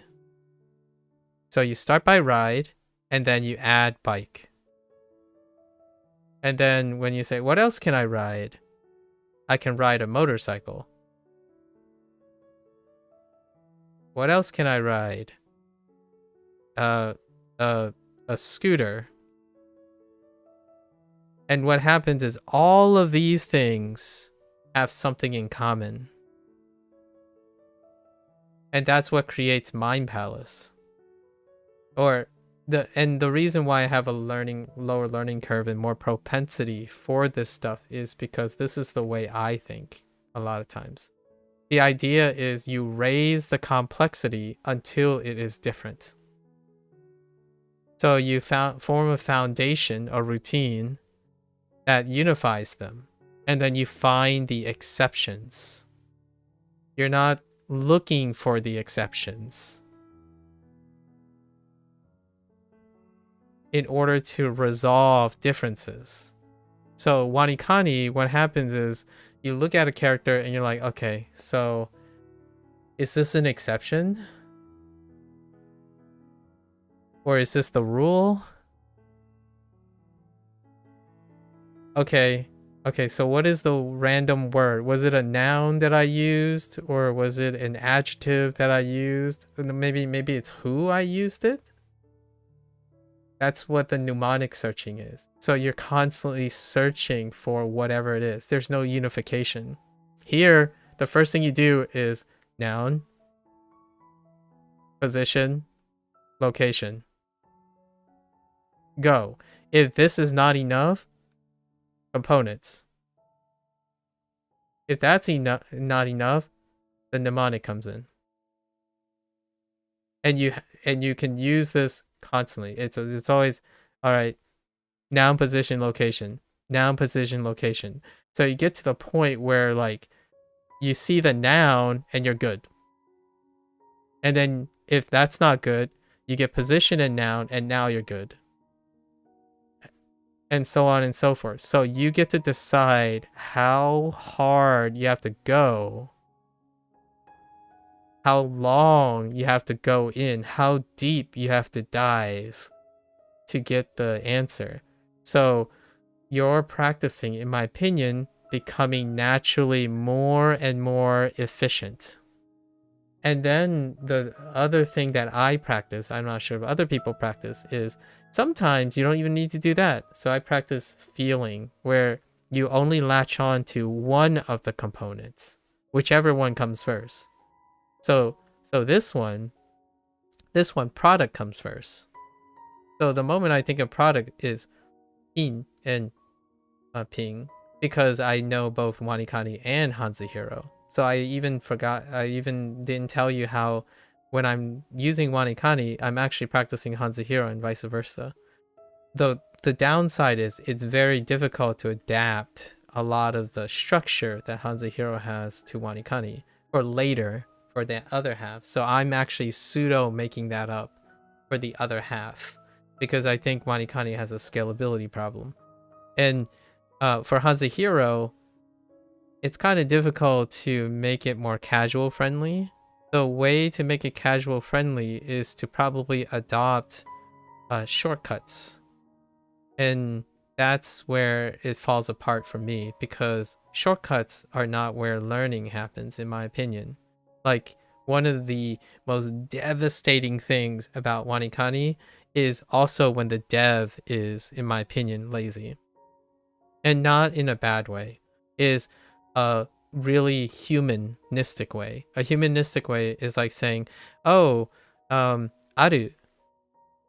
Okay, well, there's another aru, and they're related, so we're not gonna write it.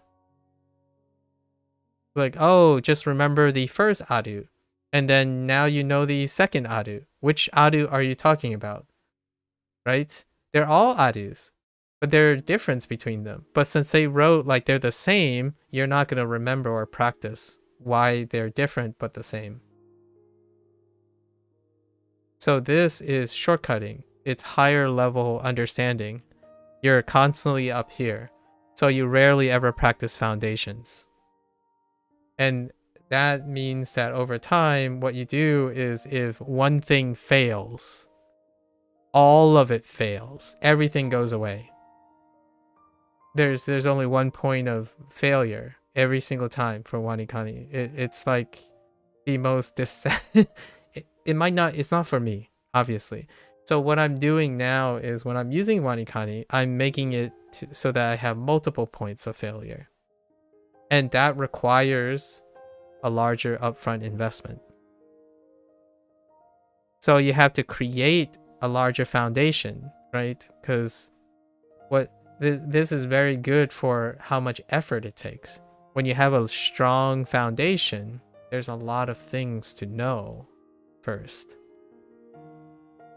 But because of that, when you fail up here, you can go lower, and then lower, and then lower. But if you're up here, you can only go so low before everything crumbles. Yeah, and that's kind of my thing with the stuff. And it's really crazy, the difference in outcome. And by the way, the reason why I call it a mind palace, the mind palace, is you probably have seen this illustrated before, especially in artwork. So imagine, oh, I was drawing this for Danny earlier. Imagine you walk into a house, right? So you go through the door, right? You go through the door. What do you see? You probably see a carpet right here. You probably see a coat hanger right here, right? Right, and then there might be some stairs going up. And then next to it, there's a pathway, right? So you walk in. Now, the reason why this is reminiscent of Mind Palace is you're thinking of the order things are happening. You open the door. You walk in. You decide which direction you're going. Now, because of that order, you can create and attach any meaning to them. So the door could be the noun.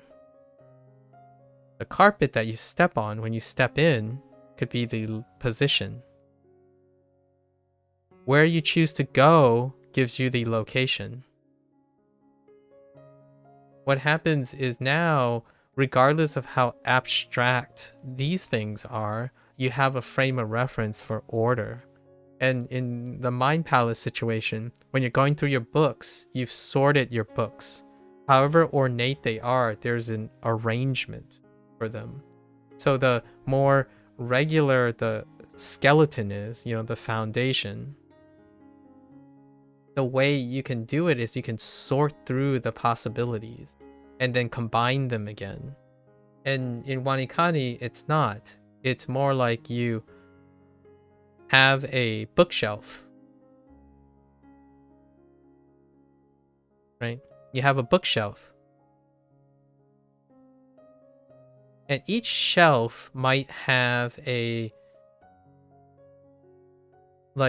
sound that you're trying to get, right? Now you might be able to somewhat group the sounds together, like a sen, or a, like a yo. Then that's it. Then you go and try to look for the books. And the books you have is haphazard because it's not organized. This shelf is not organized.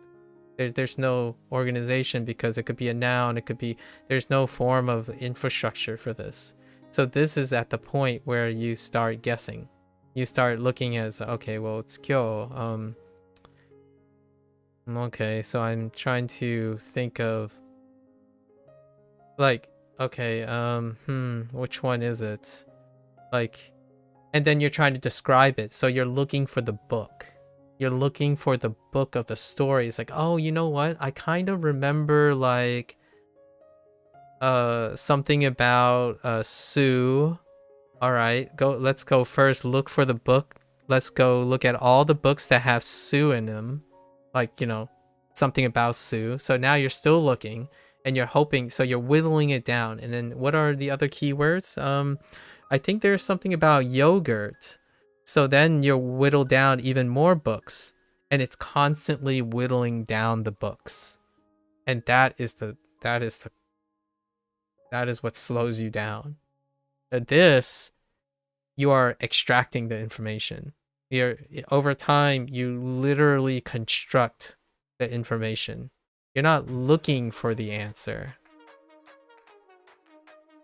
You're constructing it. You're building the answer as you're going. You're constantly building the answer.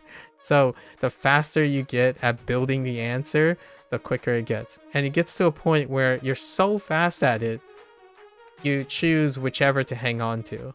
And then after a while, it just to me, it's a little natural transition because you intuitively cut the steps.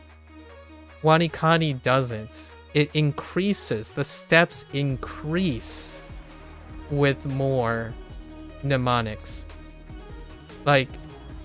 So there's no turnover. There is turnover, but you have to do a lot.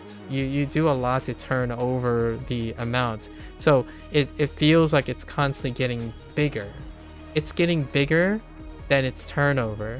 So over time, it constantly feels like you're doing more memorization before something matriculates, which the goal then is to set, this is going to be really unpopular, very, very unpopular, is the idea that they should slow WaniKani down, which most users end up doing themselves. They slow it down and they just practice and drilling more so that more words will turn over so that they free up mnemonic space, because the mnemonic system that they have has poor scaling. It's poorly scaled. It's gonna hit a limit. And what I mean by limit, I mean an average comfort zone. So if your limit is hit, you'll start making errors. So say your tolerance is 90%. My tolerance is set at 90%. If it starts tanking below to 80%, you're hitting a scaling problem for the person. So it's wherever you are experiencing the scaling. When HanziHero comes around, my scaling hasn't peaked yet. Like, that means that it has a higher compression, right? Like, so for the record, I am at double the pace of WaniKani. So I am taking in twice the volume of WaniKani at 0.0.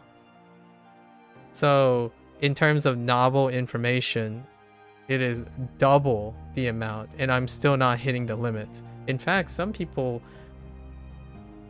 argue it's a little too slow. So I mean, it's because the beginning requires you to front load their system. You try something called the Hanzi movie method. I heard about that, and after reading the summary of HanziHero, it sounds similar. How the yes, so the HanziHero method, right? The called Hanzi movie method. They and the HanziHero stuff. They both branch in from the HanziX thing. HanziX kanji thing. So these are related. And then the HanziX kanji thing is also really similar to the WaniKani thing. All these are have a point of origin. And then HanziX, what HanziX is describing is under the umbrella, in my opinion, of Mind Palace. And Mind Palace is under the umbrella, what I would consider habit formation. Habit formation and organization. So, you tried HanziX for about 1,000 kanji, had to make a lot of your own mnemonics through because you didn't like the ones provided. Exactly. So that's where WaniKani, that's what you have with WaniKani. So what happens is this, the Hanzi movie section and HanziHero was trying to increase the front load. I heard about this, but I'm not exactly quite sure about the detail. But my assumption or my presumption is that they increased the front load in order to create a larger, like more restrictive pattern Mind Palace. And you quit WaniKani after 3 levels because you also didn't like the mnemonics. Yeah, because it's very similar. The idea is, now the thing is, hear me out. I still create my own mnemonics. You probably see me at this point, like write new mnemonics and stuff. So what you can do, which is what I've done so far, and I'll be reviewing this at the day 300. I put up a review every 300, so it's 20 days from now. Thankfully, it's not in October. So every 100 days, there's a review of the last 100 days, like what my routine has changed up. My WaniKani routine is not solely WaniKani. So when you asked me how is WaniKani and HanziHero experience, the part that I ascribe to WaniKani is the mnemonics, and so is HanziHero. Everything else is it's technology, right? It's tech, it's record keeping. The space rep, SRS is a fancy way of saying, did you go to school and studied regularly? Or did you quit school and hate studying and pretending like school has no value? That's usually what SRS is. So whenever someone goes around and learns a new language and they're like, oh man, SRS is awesome. Yeah, it's a shame you didn't learn this in school. Right? Like, I have to be really crude and direct about this because SRS is how school is formatted. Like, you go to school consistently, spaced out, 15 minutes a day. They have different tiers of evaluating you, quizzes, then exams, and then higher dimension projects. You have a curriculum that is spaced out by the years it has, and then they integrate the foundations into the more complex topics, right? Meanwhile, it bolsters the, if you're in like a gen ed, like a liberal arts college, so SRS already exists. So outside of that, I basically reductively evaluate their mnemonic system. And what I have done by coincidence, or not really by coincidence, it's kind of intended. I'm trying to interchange these two. So how I'm designing the mnemonics is using the properties that HanziHero does for me currently, works better, right? But I'm using the keywords that WaniKani has already provided. So overall, WaniKani is starting to catch up and normalize with HanziHero. And while WaniKani is being used, their mnemonics is providing substitute keywords and kanji for HanziHero. So that was in my intent the whole time. So when I'm practicing either or, I'm also practicing either or. And I'm bringing them together so that I have a combination of more points of failure. Or less, sorry, not more in the sense of I have more redundancy. The greater redundancy I can have, the less I'm likely to fail. And that's how I was able to maintain, while I still guess, right? While I still guess and get things wrong in both cases, I am usually never, we're going to keep it, the tolerable rate that I kept myself for like stuff is around 98% in the dark. Being in the dark is sucktastic. It is the one thing that I will avoid and hopefully continue to avoid in my life, right? When you're in the dark, you look at this and all you see is a blank space. Like you have nowhere to go, nothing to do, like it's just a complete blank space. And that is a horrible feeling. So what happens is, yes, more connections, more reinforcements.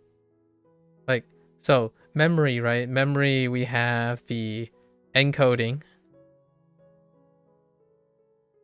right? Encoding and retention.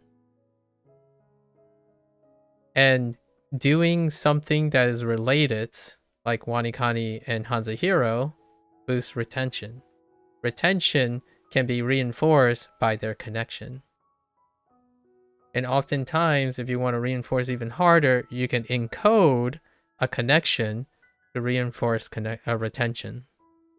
And therefore, now you have a self-feeding thing where if you're encoding, you're forming the connections for your retention.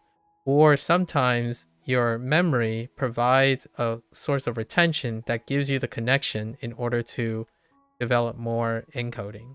So encoding, then that means that you can connect HanziHero and WaniKani from what you remember. So nowadays, it's easy to remember things like this. Like I can tell you I don't have this yet.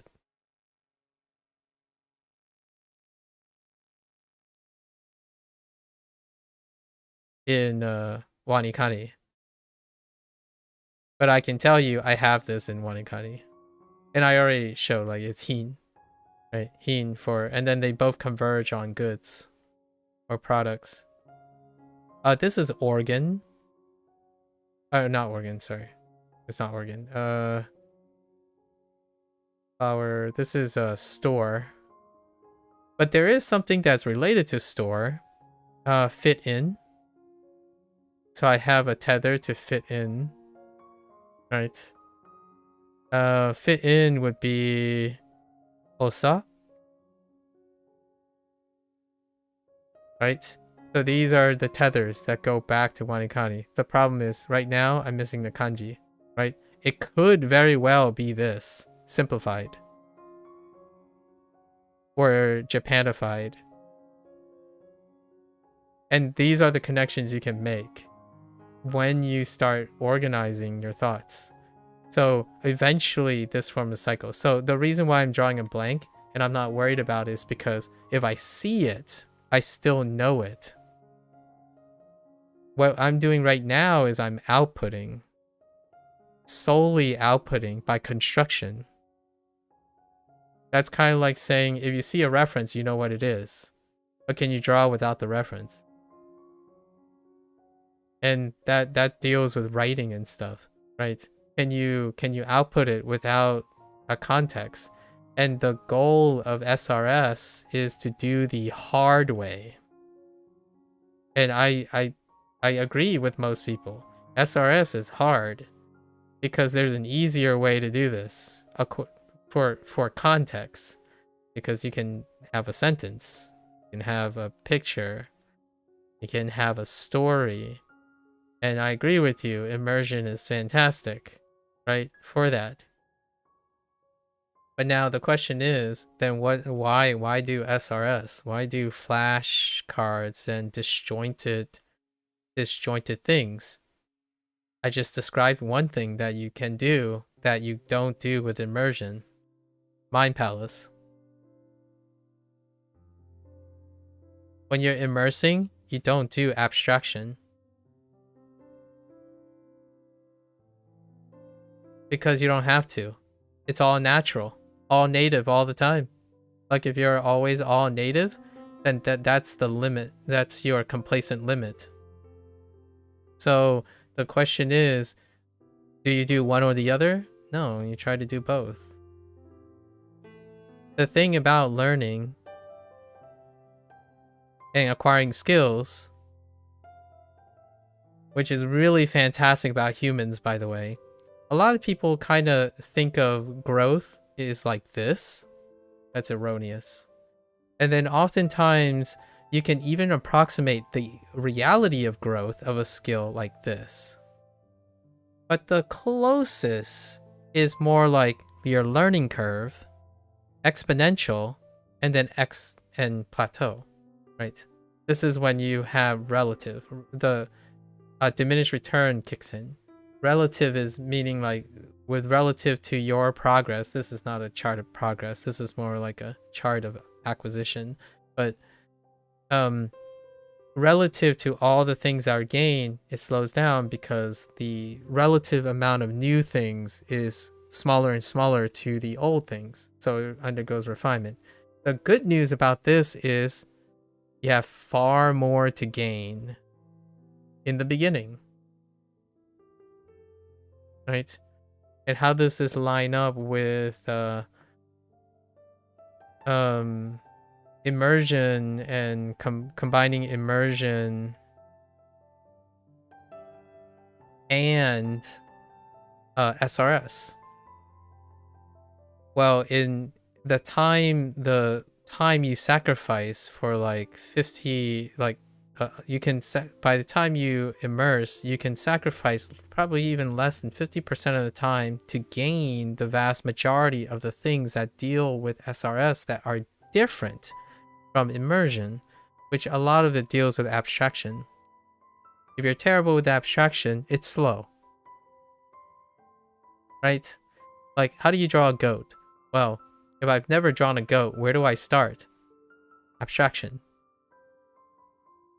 So a lot of people who say like, oh yeah, you know, I know how to speak Japanese, but I don't know how to find reasons to use Japanese for my own use. Because you don't construct. In my opinion, no construction. Yeah, all native all the time. You're not constructing those things. So you can choose to do this while sacrificing some of that to do abstraction, because then you get motivation, application. And these are the biggest things for connections and sustainability. Sustainability gives you retention. So you have these individuals who like immersion all the time. They became quote unquote fluent in Japanese. They're done. they didn't form a foundation of connection, sustainability, or retention. So they decided, all right, well, I'm done. 3 years pass. They relearn. They have to relearn the things they thought they learned. There was no motivation or no application for that. Because you're not abstracting anything. You're being told, it's kind of starting to sound like my internet spiel, doesn't it? You got a lot of information from immersion. But oftentimes, that immersion is lacking internalization. And some people do this thing where they're like, oh yeah, but if you're really immersing the correct way, it'll provide everything. Like, well, what is the correct immersion way? Like, how do you gain the ability to immerse the correct way? Do you get it from instruction? I mean, you can. I haven't really tried because I usually immerse most of the time by habit, right? I have a habit of immersion. And what I can tell you is that habit does not produce fluency alone, which is a very controversial take, because now it's a controversial take because the current trend in language learning is that they're using reductive logic to say what is immersion. And a lot of times it doesn't have the resolution to determine what immersion is. Immersion is not the same as passive vibing. The individual who talk about immersion, or maybe like CI and stuff, they're referring to not something that's a process that's not passive. But the trendy influencers and business models, in my opinion, are talking about passive vibing. They're like, oh, just watch a lot, just read a lot. Like, there's no intent behind it. You are not making an intention. You're making a belief system. And yes, you will get progress, right? You will get progress by constantly looking at anime, which I was talking about in art. You can look at a lot. I like, how did I, draw this guy, right? Day in and day out without any prior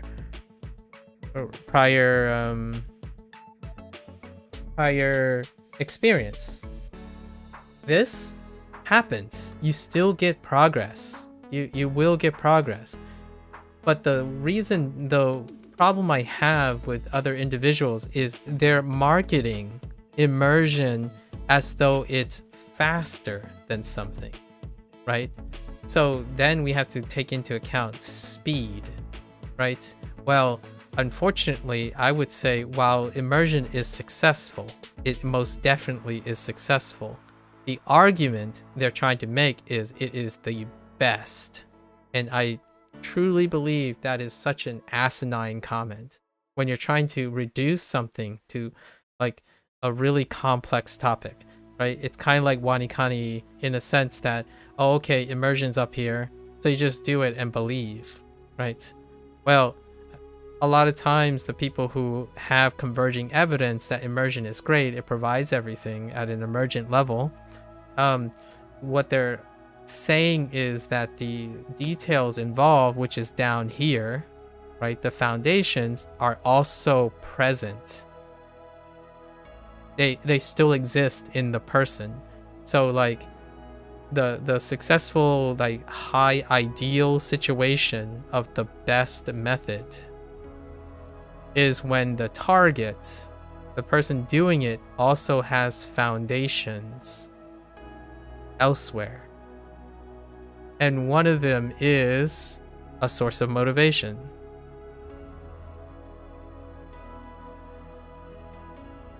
The self-motivation. So that's one of the effective factors, right? One of the things that if you don't show up, it doesn't matter how much you immerse. You just don't show up. And you're wondering, how do you show up for immersion? You watch an anime with the intent of learning something. If you're watching an anime without the intent of learning something, then you didn't show up. It did not show up. Your brain did not show up to learn anything. So yes, it is very possible for someone, especially a second gen, who spent their entire lives talking in a mother tongue,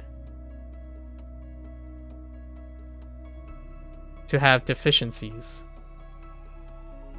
And some people say, well, what if you're obligated to do so? It's still true. I'm a living example of that. So the thing is, what is the current trend? Now there's a new trend happening, and it's often the balance approach. The balance approach. And it leads to things like more connections, more memory. And it also attaches other things. It combines the use of construction while encoding as well. So the idea is you're doing a little of everything with a focus on something. And when it comes to intuiting the stuff, right? When you get to intuiting the stuff, that transition is made with control. You can control it. It's no longer feeling like you're guessing on things. You actually develop a feel for how you approach this stuff, right? And it's felt far more with HanziHero than it's felt with WaniKani, unfortunately or fortunately. WaniKani is great early on because honestly, it kind of feels like immersion. Where is the immersion coming from? Your English. HanziHero doesn't feel like a common use of your English. Like you're integrating pinyin in it. So like Pinocchio, P plus N and then a 3. You're using your English, but it's detached. So you have to acquire this system. So now you're actively constructing already. And what's great about this, in my opinion, is that if the mnemonic sucks, right? The specifics, the context of the mnemonic sucks, right? If that sucks, you change the context. And it's very quick. You don't like Pinocchio? Just pick like anyone, actually. It doesn't even have to start with P. It could be anyone. You can pick like Peter. Peter is good enough. It's just different. And then you form the same thing because your mind palace is intact. A vase can mean so many things to you. It can mean anything. What does a vase mean to you? Do you know what vase reminds me of? It reminds me of Vaseline. Do you see it? Do you see vase in Vaseline? Because you can, if you want. Like, imagine a vase of Vaseline oil, right? You know, Vaseline, or like, but really it's just that, you know, you have this part. But you think about how if a kid didn't go to school and only learn language from the internet, he'd probably be deficient on lots of aspects of the language, like writing, expression, and critical thinking. Yes, critical analyses. Yep. I typically use words would be writing, right? Writing,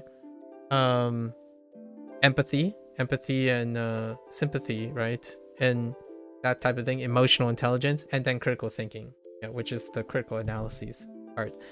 Speaking is by default going to be deficient because of the, speaking is part of the writing part. And then I wrote that in generically into communication skills. So this is my attempt to be a little bit more trite and concise if I have to explain things very quickly. It's under communication skills.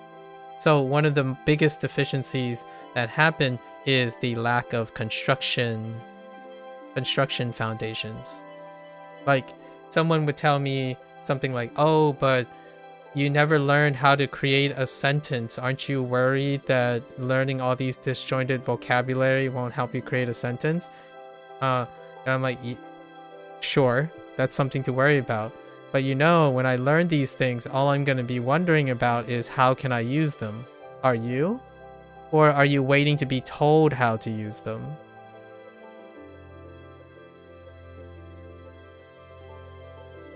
Because I don't wait to see how being told how to use them. I use them. And when I use them, then I can compare them to how people tell me to use them. So at some point, you make the connection between how you have perceived something and how other people perceive something. So when you think of like natives, right? It's like, well, I don't live in Japan. You can learn what Japanese people do, for sure. But how do you form the connection between what you are doing, you, and what Japanese people are doing? You have no skin in the game yet. There's no bridging connection. So what do I do first? Well, I learn my vocabulary and I learn how to explain them to other people who speak English and read English. So I learn by teaching what I learned. And then what else do? I play video games and find intent behind what video games can allow me to construct with what I learned. Now you might be saying, well, you're going to be non-native, right? It's going to sound non-native. It's like, yeah, you're right. I am non-native. What I'm trying to do is I'm trying to get an appreciation for the language and find my way to native, right? Or maybe even contrast between native. The idea is there is me in it.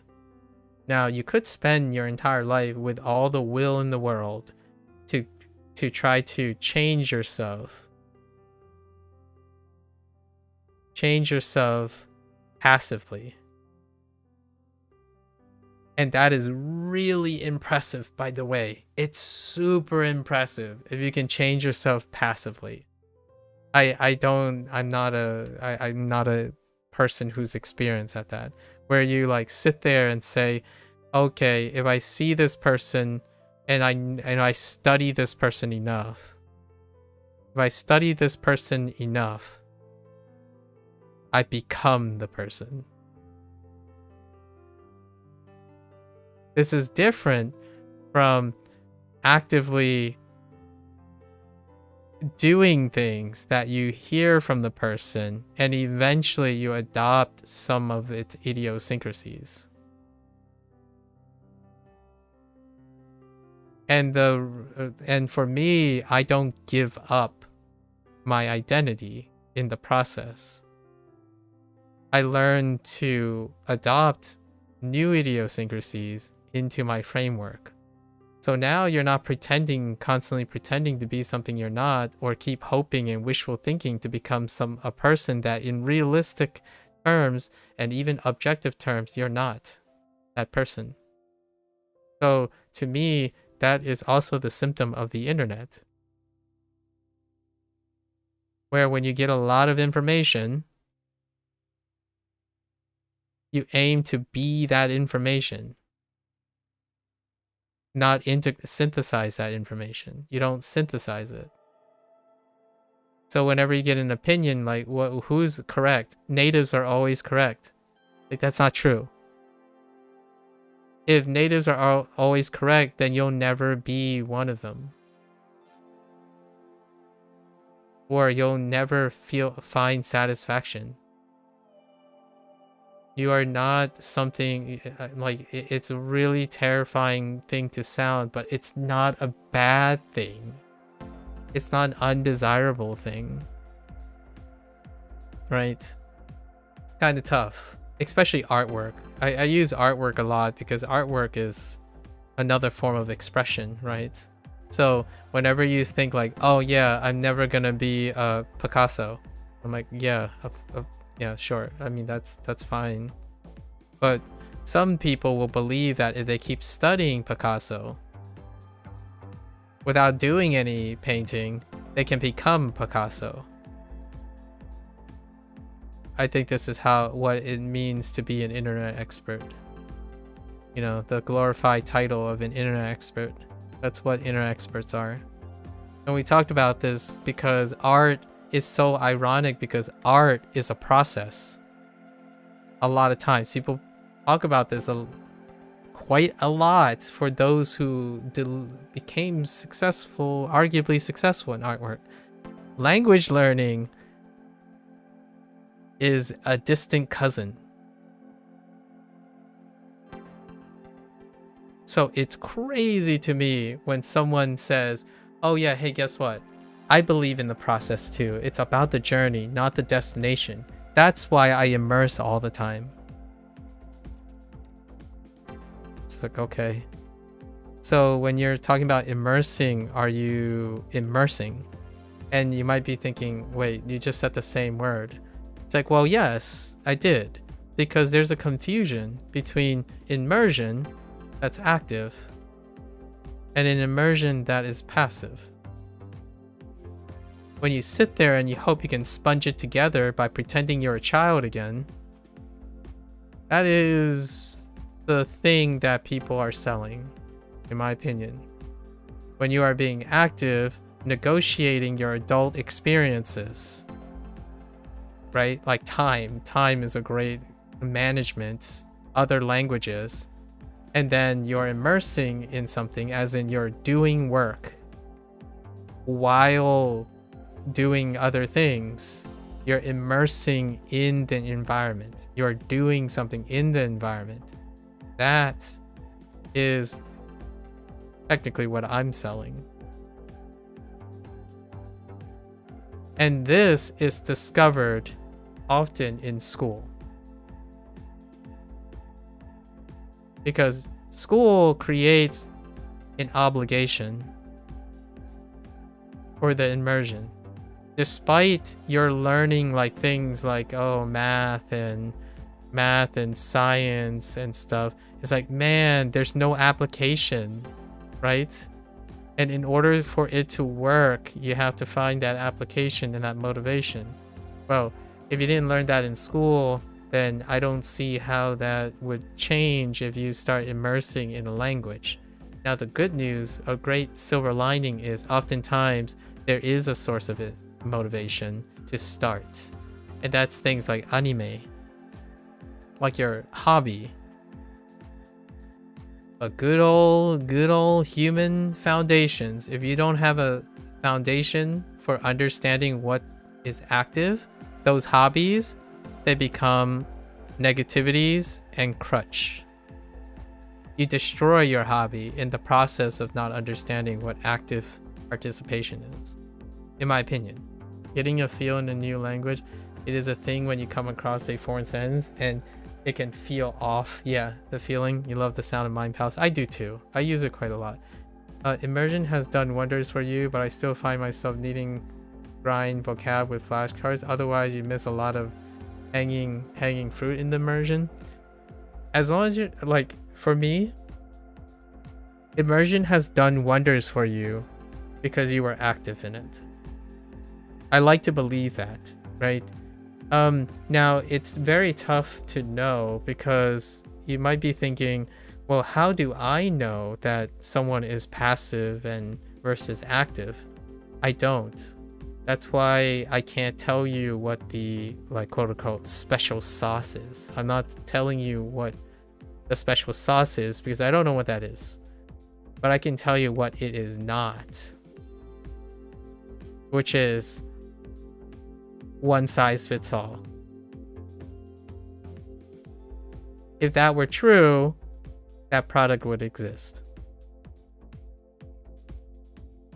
So how do you have a telltale sign of someone who's overreaching? when they tell you it's a one-size-fits-all. Right? So this was, by the way, whenever I started Duolingo last year. So I spent the first year having to develop my counter arguments to people throwing like Stephen Krashen in my face and Steve Kaufman in my face and like their favorite influencer like Yu and all them, just constantly throwing them at my face like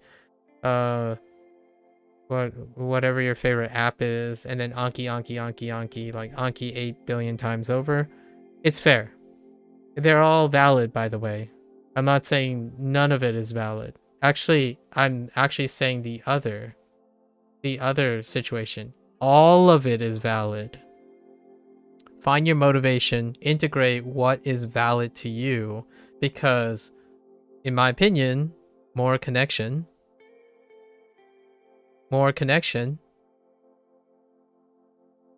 Here's the hot take. More connection, higher immersion.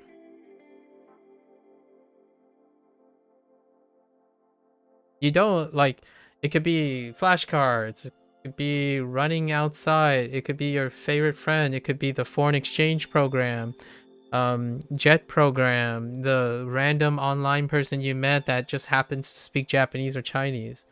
More connections, higher immersion. I can sell you that at least. But what does that mean? It's nebulous. It's like, well, yes. That's why I'm not asking you to pay for something that I can't guarantee the results. You have to find it, right? More connections breed naturally higher immersion. What does immersion look like? It's your arbitrary. So this is what in my opinion, immersion is on a scale. And it's the combination of the factors that crosses a threshold. So the threshold is when you start entering abstraction territory. The moment you have to hit the abstraction territory, it becomes not immersion. So what is that? Well, whatever is considered native is still considered immersion, because you don't have to abstract it at all. Whatever is natural, whatever already exists. This is, in my opinion, the arbitrary line that is marked by most people. Whatever this imaginary level of immersion is, anything below what already exists, what you can see, you can intuit, is considered immersion. The moment you have to abstract something, like radicals, break it down, right? Use a different language because they don't exist. Anything that does not exist in the natural environment leads to a point of abstraction, and that's when immersion is gone. To me, all of this contributes to immersion. So in order to represent it on a graph, this is why I put immersion on a delta here. For me, I started with Duolingo. I added WaniKani. I added HanziHero. I added art. I added video games. I added manga. I added anime. This is immersion. So, if you're gonna compete, right? In my opinion, know that the more you delve and spend with a language, you are increasing the chance of the immersion going up, because you're spending more time and proportion of your time in that language, however abstract it is. Now, the thing is, a lot of times when people think of productive immersion, is often not the journey. It's the results. And how is the results done? Your limited priorities. Or selective priorities. So if you want to sound like a Japanese native, for example, that is your destination. Then most of this, so that means anime is gone. So your immersion, that's gone. Manga is gone. Video games is gone. Art is gone. HanziHero is not even related. WaniKani is gone. And Duolingo is gone. So what options do you have left? You go find it. I didn't add other things because I still want, like, so I added podcasts. So I might get this level of immersion. And then, you know, I watch vlogs.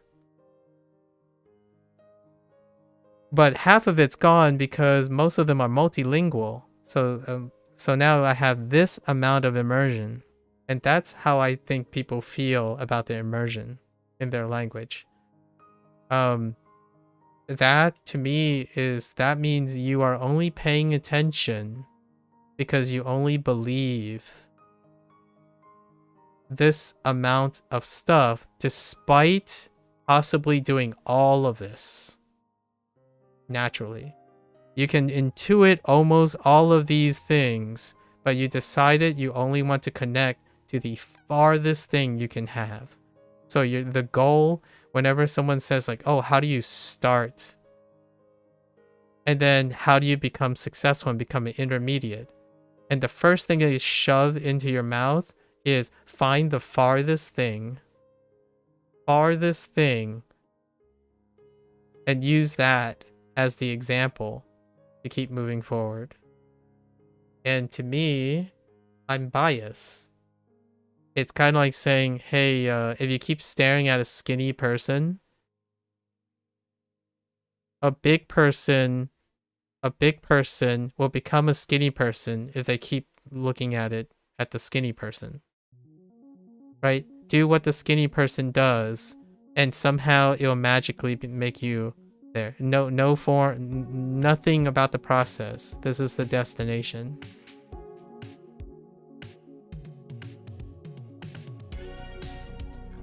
And that's how language learning is being taught, like suggested right now, because most of the information is coming from the internet.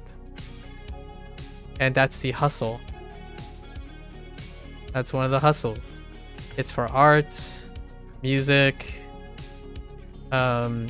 communication skills, language learning. And all of this can wrap up in one gigantic hustle right now. AI. This is the epitome of a hustle at the moment. And I don't mean by hustle as in like it's a scam. That's a different story. I didn't use the word scam. I'm talking about it gets you to your destination as quickly as possible. It's being advertised and shared as a way to get you to it as fast as possible, right? That is someone who cares not for the process. They care for the destination. You want to get to a place without doing any of the work at all.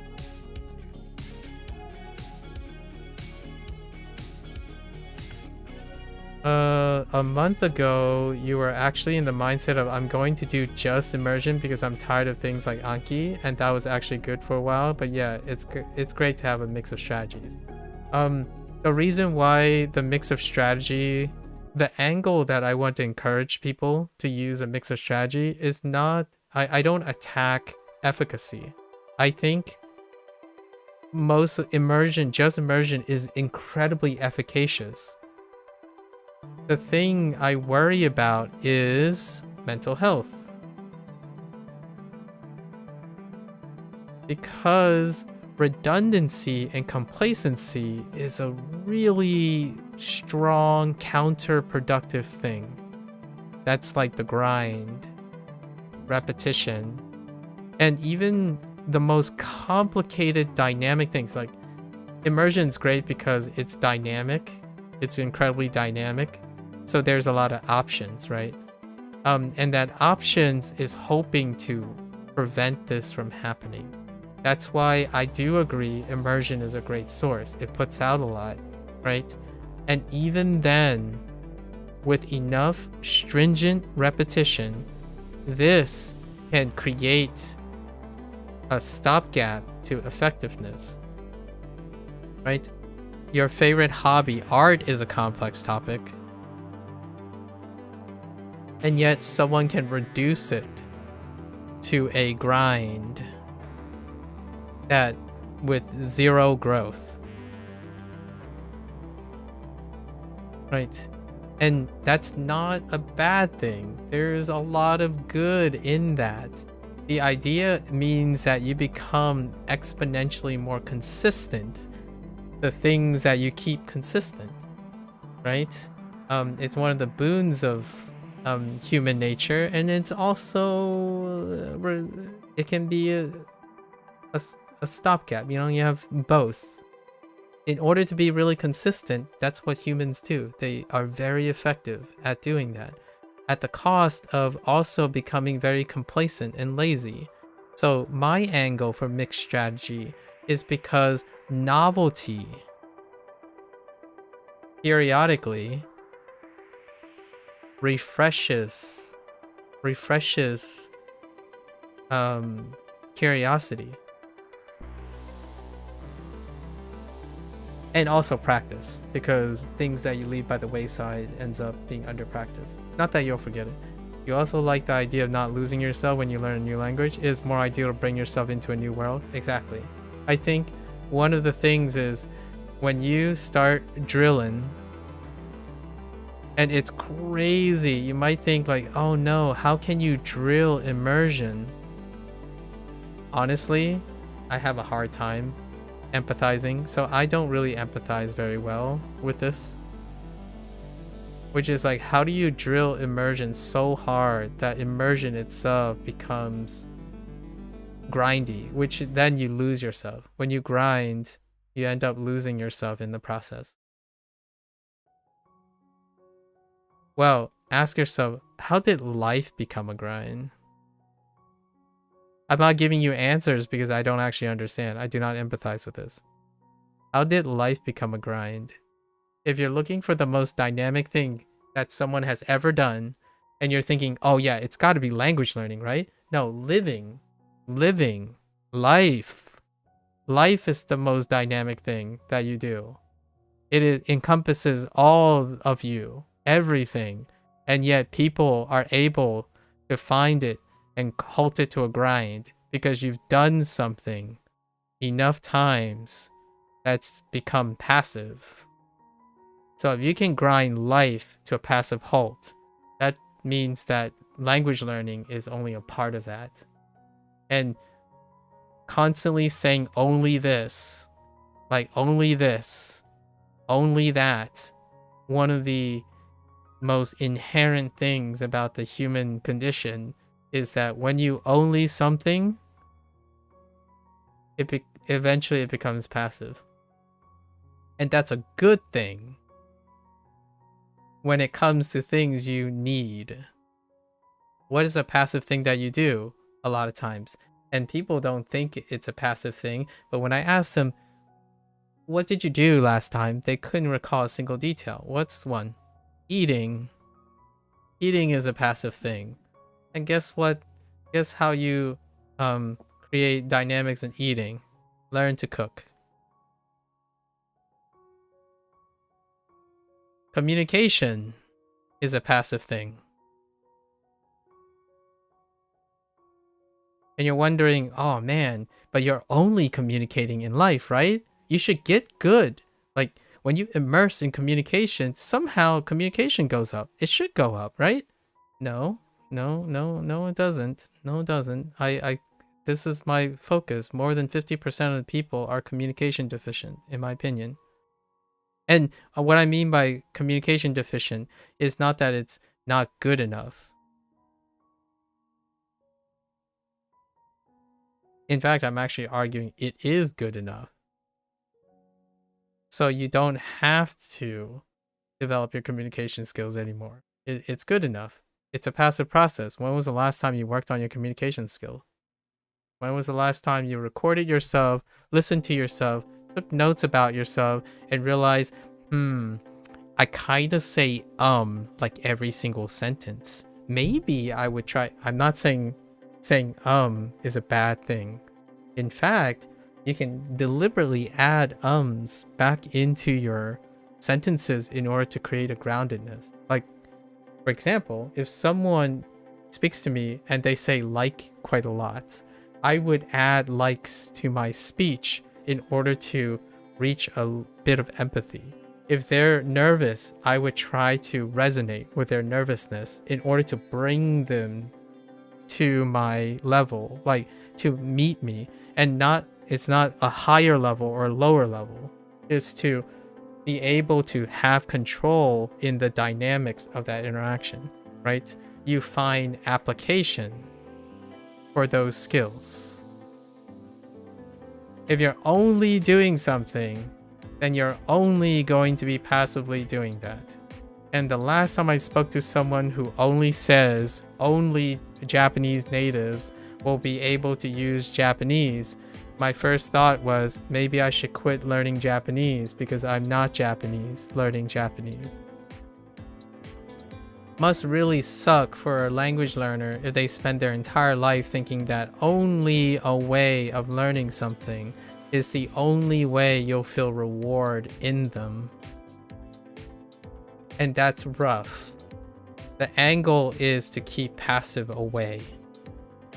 Because it doesn't have to be language learning, art, music, your hobby, your job.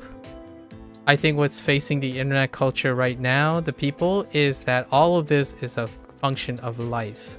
And people can still think life is passive. That, to me, is what I feel is missing and being reduced. When you look at the work of someone who's in their 60s, or because they did great work, they have lots of experience, but their life was different. They had a different life.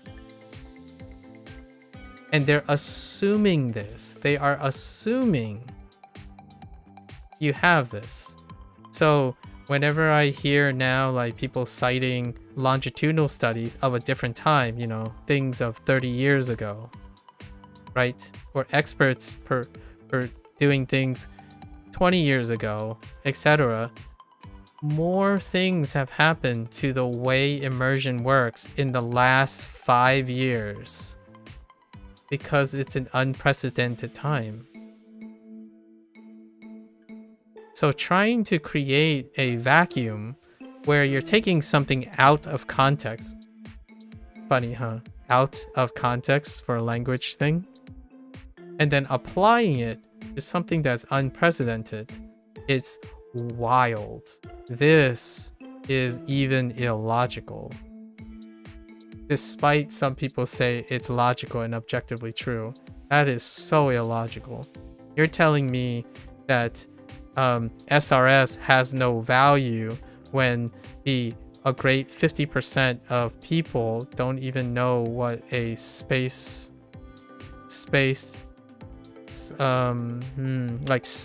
studying is, because most of them hate school.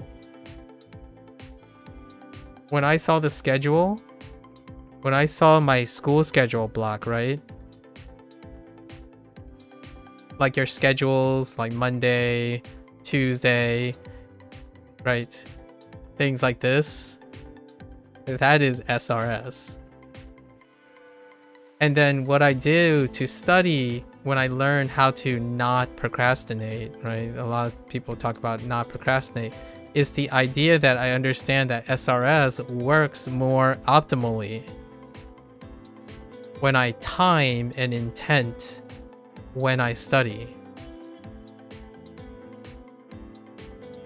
Right? If the school is forcing you to study sometime and it's not working, How do you change it? Well, you can change your frequency of SRS, right? If your school says, oh, your exam is on the 20th of some random month, and that gives you, I don't know, let's say 60 total hours. How are you going to spend that? Well, you can have a system dictate that, so then you'll probably only study 60 hours before the 20th, right? And it doesn't work, right? You find out it doesn't work, or it doesn't meet your criteria. So what do? Oh wait, you're an immersion only person, right? You only do immersion only. So then you do it again. And what the results do you get? It doesn't quite work. Maybe improved only a little, maybe improved somewhat, right? You got lucky where you worked, right? You worked and said, oh, my procrastination, I need to work on my procrastination. That's good. If you work on your procrastination, what happens is it becomes an active process. Did you ask yourself, how can you procrastinate better? I accept that, honestly. I'm okay with that. That's actually where I start. I encourage people to use what they already do and try to improve upon them. Because whatever it is, it's going to activate your engagement. It's going to make you active. So somehow when you become active, you might actually see that SRS is a great way to look at procrastination from a different perspective. Now SRS could be your procrastination is every day. So now you have 60 hours, and let's say you have 20 days. Well, you can procrastinate 20 times for 6 hours. Or not 6 hours, 3 hours. 3 hours each day. That is SRS. Right? So that's taking a framework that you have. You've learned how to procrastinate. That's an immersion acquired skill. You've acquired immersion. Through immersion, you realize that you procrastinate. Right? This is a life strategy, right? So how does a coach, or how does a life coach and like a executive function person encourage a person to think of it differently? Well, they take the framework that they've already immersed in to the point of passive nature. So this is the intuitive stuff. You're intuiting your procrastination, right? You take that and you frame it differently. Now you have 20 deadlines to meet, and each deadline requires that you do something for 3 hours, which then still achieves the 6 hours in the 20 days.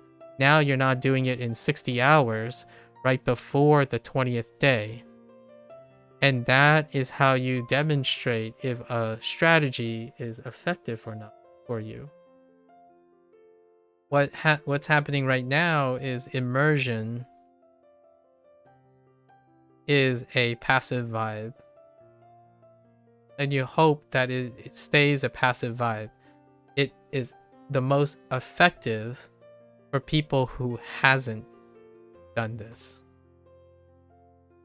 And it's also effective for people who have done lots of SRS, who decided that's the only way, and now they want to try something new. They move to immersion and they're like, hot dog, this is awesome. Yeah, it's because you became passive doing one thing and then you exchanged it for a new thing. And then if you decide, oh, just immersion, and then it stops putting out because it becomes passive, you go back to SRS as a hot dog. What was I thinking? This is awesome. It's active again. And then you repeat. And for me, when I go to WaniKani and I look at a forum, the one that's most vocal will say they went from WaniKani to immersion, back to WaniKani, back to immersion, and all these periods have a break period of desert wandering because too passive. It wasn't rewarding enough. Like The same stuff just didn't work. It stops working, right? But then it somehow just magically start working again when they come back. And to me, one of the underlying effects is mixed strategies.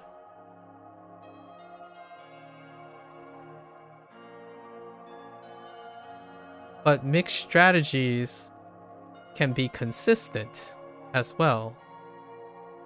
Then we're talking about a higher level of organization where you take the mixed strategies and what do you have? You have a fitness program.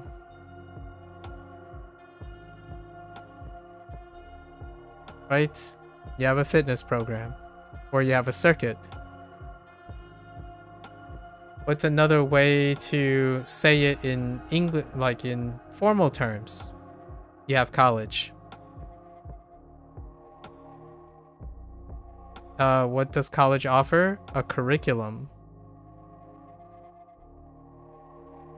But the difference between formal education and stuff is this is a average. This is an averaging effect. So you don't have to settle for averaging effect. You can settle for using your own process. You can invest in that. And then those people who are successful, they sell their process. And one of the downsides about the internet is while they sell their process, the internet incentivizes selling their process as a one-size-fits-all. And it often lacks nuance. So it is up. So it's a combination. You use someone's process with your own process. So that life, in my opinion, doesn't become passive. There's another lifestyle that I'm completely overlooking, and it's those people who prefer to work this way. You can do something, burn out, burn out. And what they invest most of their schedule in is how to recover. So how to recover from the burnout, like shrink the time investment in this. And then they will still kind of achieve the similar things, right? This is versus someone who do the whole time, right? But the do is a lot tapered because you're distributing between a lot of things. You're doing 1, doing 2, doing 3, right? So you're carrying these staggered, right? Alternatively, you can focus on one, burn out, and focus on recovery. Make the recovery better. This, by the way, in my opinion, is very close to progressive overload. But progressive overload is often healthy in a way that is done this way, where you do it on a daily process, right? So like you push 105% one day, 95%, 105%, and so on. So you're going up over time, but you're doing it in a framework that is repetitious. So ultimately you're doing both. You are both managing something consistent while also mixing in to create a mixed strategy. And humans do that. I think humans are excellent at that. And that's something that I could get behind without an explanation. Like what I mean is if someone asks, like when you go on the internet, they want to hear the solution, not the thought process. You know, like skip to the end, put the bags in the, put the bags, the fries in the bag, right? So someone would say, just tell me the TLDR, okay? Well, the TLDR is if you mix strategies, you can often see yourself doing it for a lifetime. If you do not think of it as mixed strategies, you want to embrace a lifestyle in which one day that thing is not going to put out and you're looking for the next best thing. So which lifestyle seems attractive to you? And support that. If you're a trendsetter, if you like trends, go for the burnout model. Sure. The burnout model. Trend, burnout. Know that that's what's happening so you can mitigate the negative and elevate the trend, right? There are really successful people who do this. People who are in startup, business, right? Business peeps, day traders, content creators. Actually, I think content creators, this type of system complements the YouTube algorithm really, really well. It doesn't complement the Twitch system very well. The Twitch system is all on the other system, which is consistency. And hear me out. I suck at both. Not only am I not attractive for YouTube, I'm also not attractive for Twitch. Because no, I am not consistent enough for Twitch. And I'm not trendy enough for YouTube.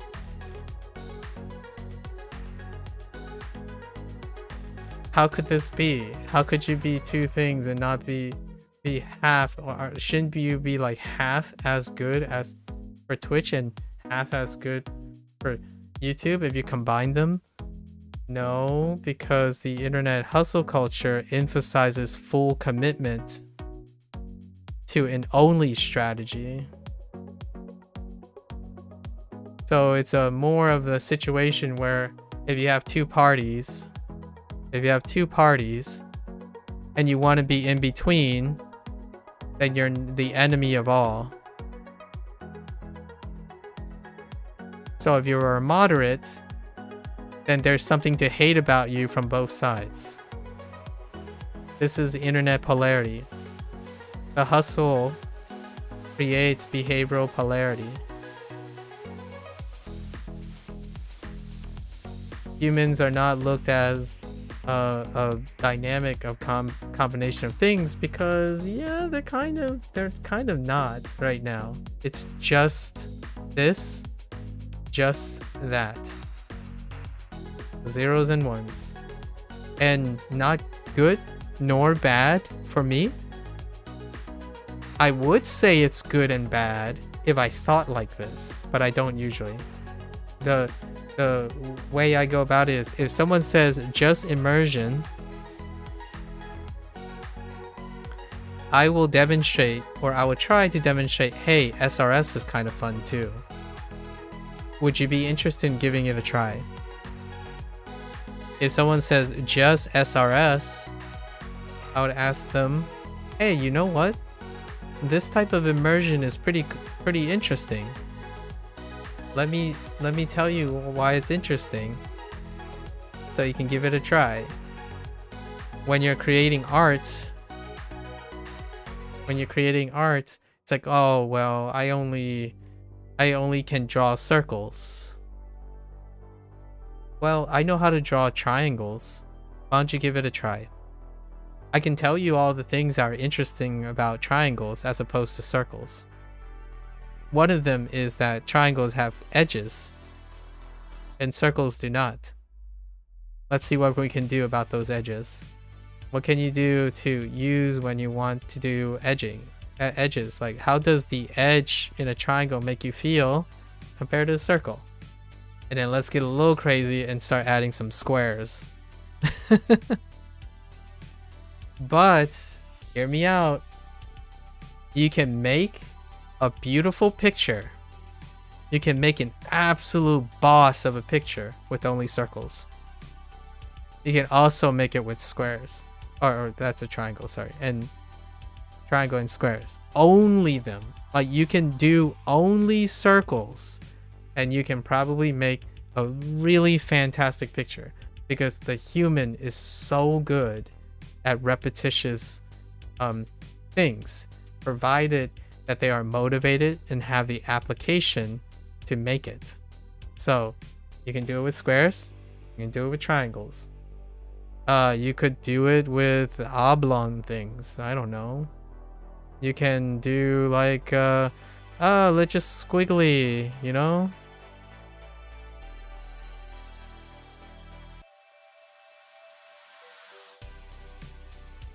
What does this look like to you?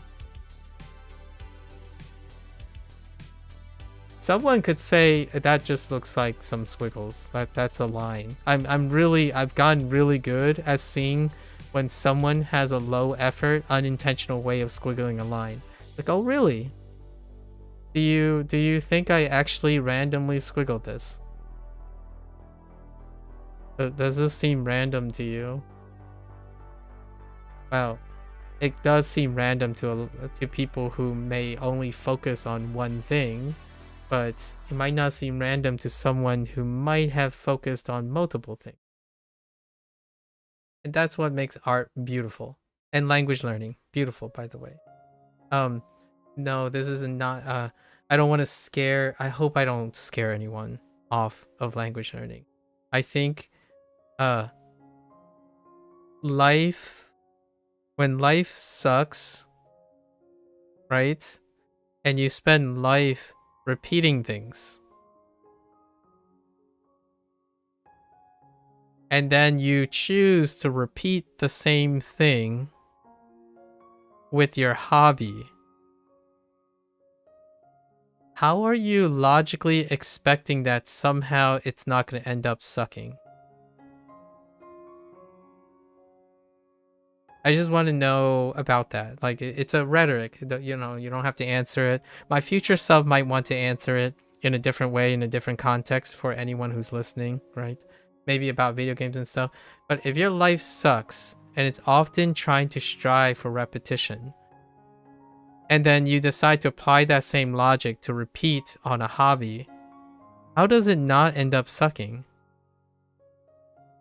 It's a very reductive rhetoric, so that's why I'm going to leave it up for rhetoric. I'm not saying there's a right answer or a wrong answer to this. My thought is, I see this and I think about it each and every day. If I am doing something that was already bigger than the thing I'm doing, and then somehow people are telling me to do the same thing again, and they're telling me that they understand that it will not suck, I don't understand how that works. Quite a lot of times, a lot of individuals do stand behind repetition. Like, oh yeah, you have to be consistent, you have to be repetitious. I agree with them. I totally do. Then they go on to complain or cite, usually it's complain, about the very nature that contributes to its repetition. Right? Like, yeah, you know, repetition's great. It gets me going. It keeps me consistent. I know how to manage my time. I can feel like I'm having progress in comparison. Like, boy, but it feels so, I'm going to paraphrase, repetitious. They say a lot of things. They're going to point out all the things. Like, but my thought in my head was, you described repetition. And that sucks, in my opinion. I don't think there are any winners here. It's someone who believe they love doing something and it brings them great joy, while at the same time simultaneously are the sources of their negative feelings. That is what makes life suck. You have engaged in a way that you're able to extract pleasure from something that is also the source of self-harm. Not in like a literal way, but more of a mental way. And that, to me, is my definition of grinding yourself down.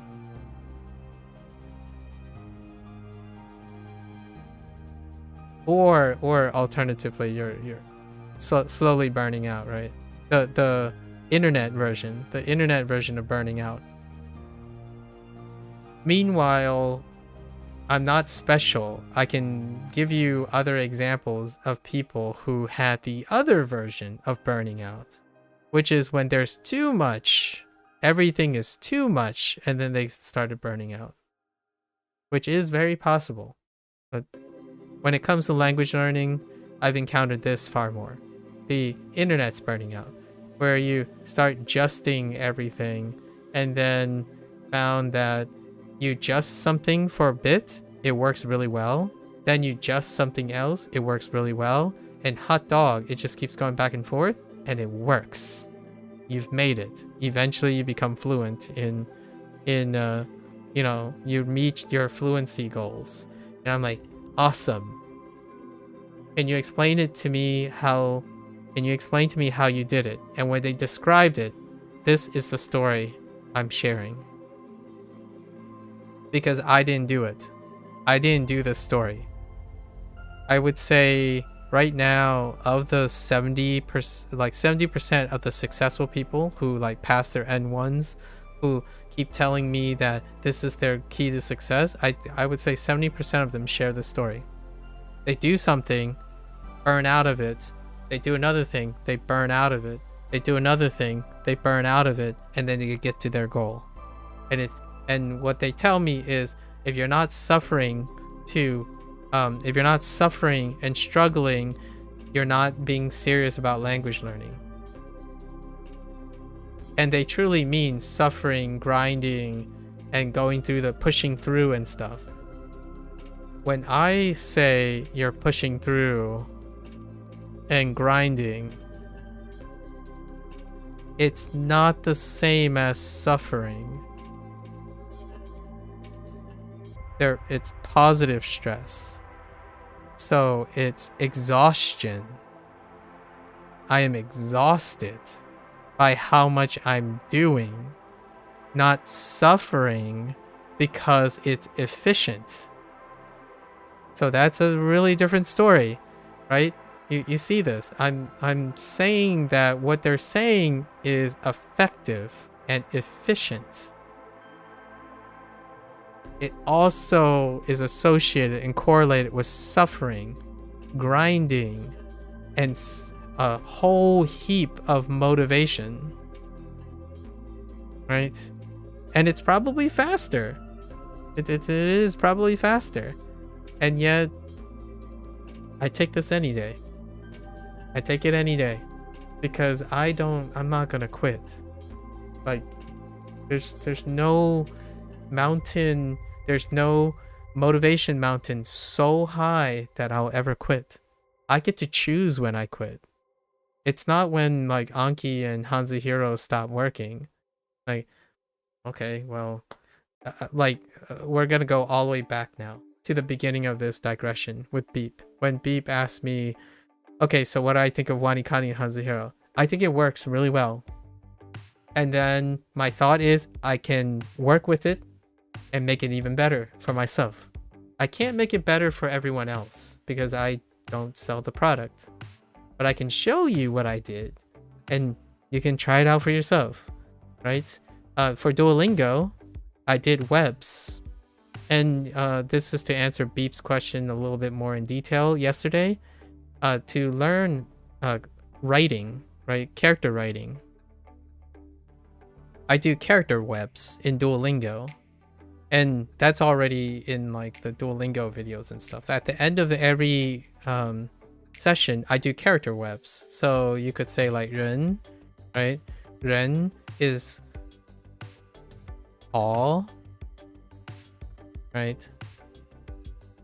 高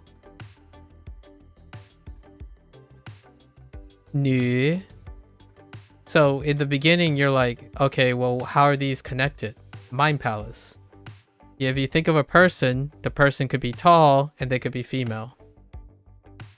So that incentive, the incentive is I'm creating the mind palace myself, despite not knowing how to construct sentences, despite not doing. So when I moved to HanziHero, I'm already doing this. Actually, I do this for most things in my life. And then I needed to learn how to get WaniKani literate, right? There was a joke that someone said on Duolingo when I was using Duolingo. It's like, if you keep using Duolingo, you're going to become Duolingo literate. But you're not going to become Japanese literate. I'm like, sure, that sounds like fun. Let's go find out what is duo literacy. I need to understand what dual literacy is because I already speak a language. I already know other things about other languages. Those things aren't going to go away. The thing I'm learning about now is how does Duolingo do it? I'm actively learning something while learning how it's being done. So what do I remember from Duolingo? Most of it. Largely because it's not solely due to Duolingo. It's due to what Duolingo make me do. So when you're constantly asking for a tool to give you the answers, then yes, I would agree with you. Stick with just immersion and efficiency and stuff, because those examples are what you need. If you need someone to handhold you and demonstrate to you everything that you need to mirror to perfection, understand that you need that and then work towards making it better. So one of the things that you have to work on is how do you maintain your motivation? I'm live as yes, Danny. I stream simultaneously on both Twitch and YouTube. So to me, my comment to everyone else is your method probably works the best. For now, like the best version of whatever method you're using is the method you're using now, provided that it is an active process. So when someone says, oh, you know, I became fluent in Japanese with just immersion, I believe you. You know, assuming that they can just like blab Japanese to me, but the hope is that it's true. They got it with just immersion. I actually believe you. If that is true, then what they did was an active process of doing it, not a passive one. That is something hard to believe. When someone tells me like, oh yeah, you can just go to sleep and put earphones in your ear and just let the Japanese soak into your brain, right? That I have a really, really hard time to believe. And if it's true, package that thing, go and make millions of dollars and billions of dollars. I'm right behind you. Can I get can I get your ticket? You know, like, can I get your stock information? Because I want to invest in this. Like, holy heck, like I need to get in on the ground floor on this technology.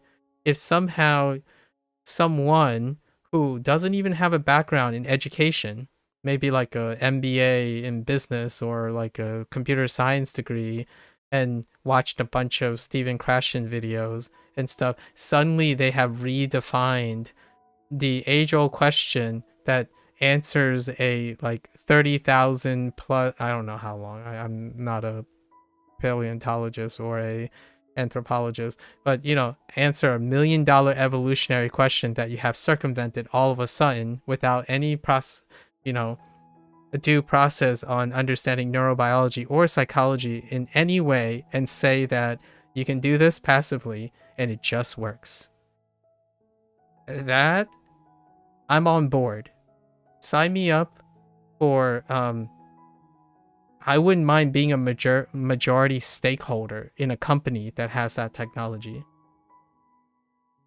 I believe in it. If it's possible, I would totally be down for it. Interesting to and like along with the person you're speaking to. Yeah, I use that quite a lot. I don't and when I'm not streaming. I don't know if that does that make people uncomfortable. I'm not entirely sure if you understand what I mean by that. I speak when I have a complete idea when I'm not on stream, because I think the company that I'm with, the people that I'm with, they tend to wait until they say something that they know they're going to say.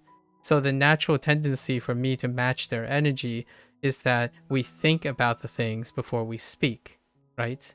However, I don't think that's the natural state of communication online. To always pause and say things with exact punity may come off as very political and formal on Twitch and on YouTube. So to unpractice or to learn a different way to make myself sound a little bit more grounded, the moment I stop lecturing or doing, this stuff, I start adding and yeah, you feel me? Like, oh wait, hear me out, right? This is gonna sound really weird, but hold, I got it. So these things for me are nice. It allows me to kind of understand what it's like. I sound like a robot. In actuality, I kind of sound like a robot. There's no beating around the bush, right? If you see me in like a lecture hall or at college, I don't open my mouth until I have something formed. And that's because, in my opinion, I find that is the most appropriate place to do so. If you want me to sound like that, that would be interesting. I don't think I've gotten someone who says, hey, why don't you try and sound like a politician that have strongly rehearsed and are reading off of teleprompter as a way to exercise the communication and aptitude of language learning in a model that is receptive to the social platform that is Twitch. Like, I don't think people are like cheering and saying, oh yeah, you're such a relatable guy, man. You and your jargon and your platform and your political correctness. It makes you really, really down to earth. I think that's probably why I have chosen to add ums and likes. I use but ums. But ums are good. That's a new one. I think but in English has become very popular. Another one is, it takes me time to figure these out. It's good. It's very good between the pauses. Instead of pausing, so I could say, for example, I require a few moments to think about it. Thanks. You could say, oh, for example, I think, let's see, something like this. That's a lot more phonetic and a lot more natural than going about it with, for example, language learning is a complex process in which it can be ever efficacious for focusing on the aspects of the process of learning as opposed to the results of the performance through like tireless practicing, right? Oh, and I added right, which is not supposed to. You're not supposed to say right at the end, because you are right. You're trying to inform the people. So you don't ask the rhetoric to the person. They're like, oh, right? You see what I mean? You feel me? That type of stuff. I do add them. And I think with practice, they've become quite natural. When I'm streaming. And then when I'm going off and typing, I think Danny, the people in Discord, after I type for a while, it can become very obvious that I can type, but I kind of sound very different than I'm speaking from time to time, especially particular ways. Might not be for everyone. I'm working on it. Heck, I'm working on it. Gosh darn it. I don't type gosh darn it. Actually, maybe I do. Nah, I don't type most of my idioms. I don't go around saying, hey, look, that's kind of like 2 eggs in 1 basket. That type of thing. Okay. We're only going to do 1 prompt today. I've already decided that we're going to do 1 prompt. So this is my way of embellishing today. I love these topics and questions. I like talking about the things I'm doing. I hope you guys do too, right? One day I want to ask you guys one question and you're like, where do I even start? Let me tell you my life story. It all started when I was a fetus in my beautiful mother's womb. And I didn't know it yet, but something hilarious. I think expressiveness can be done to elevate one's life. And I hope that one day that's a social norm. At least around the people that I meet online. Unfortunately, whoever is outside of my line of field, like line of sight, they go and do whatever they want. But I genuinely want the people that I come in contact with to be vibrant individuals who continue to be vibrant, to their old age. When someone says, oh, what is the great recipe to stay intelligent and starve off the mitigation of losing mental faculty? This is it. And I will probably take this to my grave, hopefully. Obviously life would be very tragic if somehow I have dementia by the age of 60, but we'll address that in the future, right?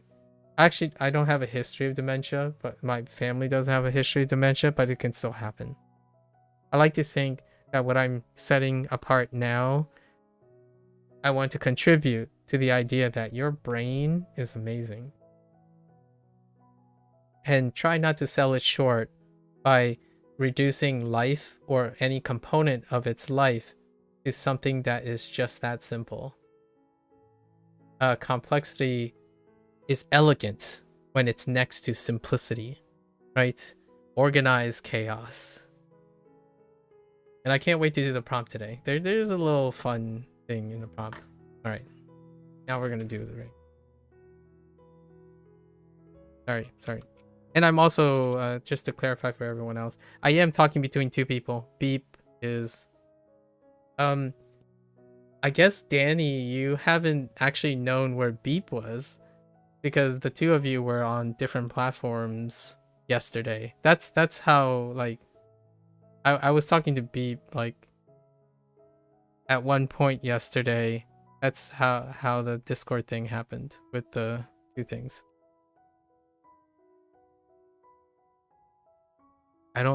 For the record, I don't put the chat on the screen out of more of a courtesy thing than anything.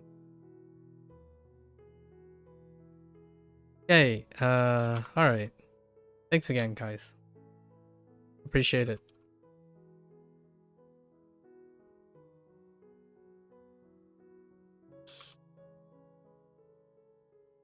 What?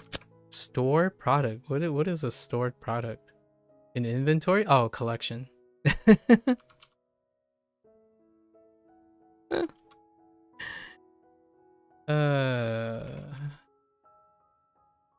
欺骗 不要欺骗别人， Why was that extra loud?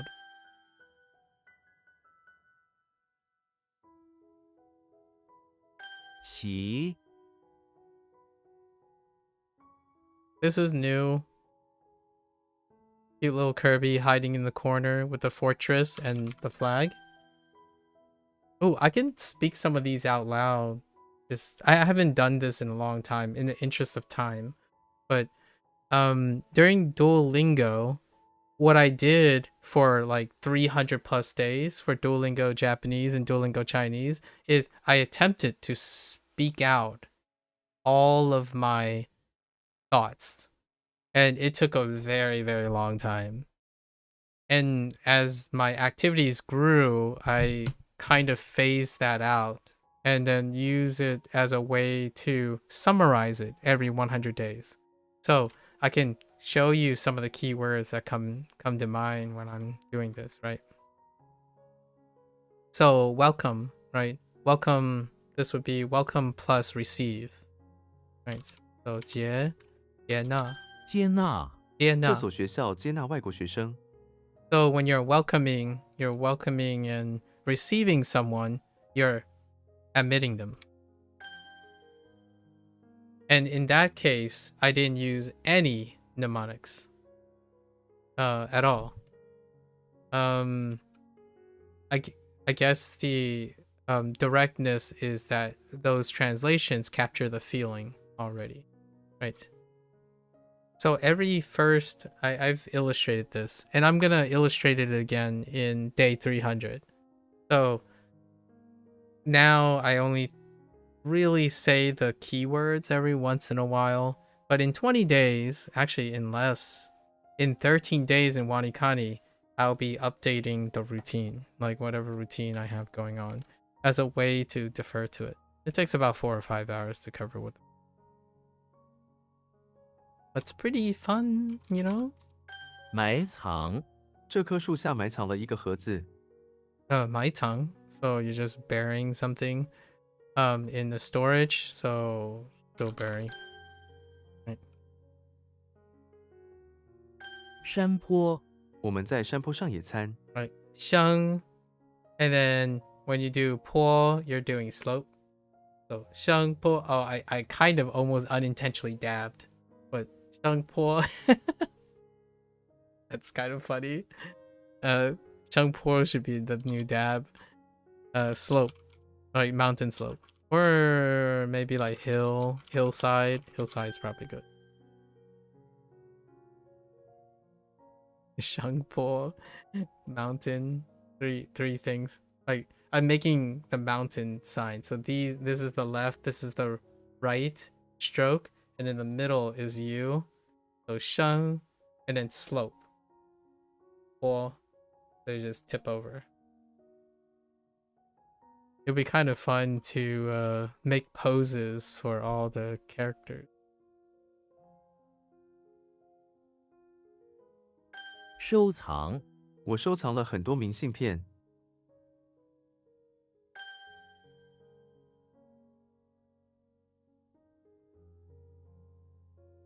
港口我们在港口等船。 Oh, I'm gonna need something. I 挨饿我们不能让孩子们挨饿。 it's suffer hunger, but I removed the preposition from it.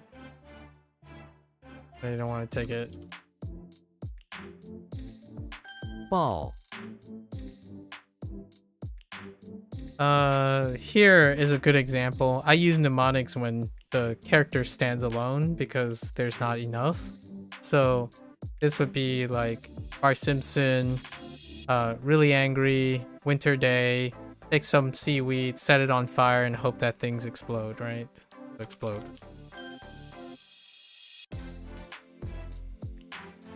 Oh, meaning. Blue or green? They're both the same color. Don't at me, okay? Blue and green are the same color. I'm kidding, but not really. This is Wade.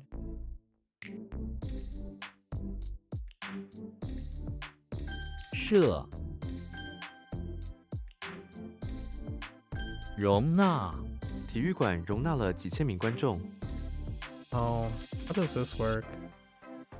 More like the English translation. Contain. This is a layered translation.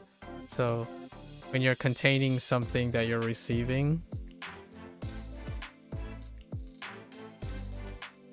you're still like receiving. So like that doesn't work.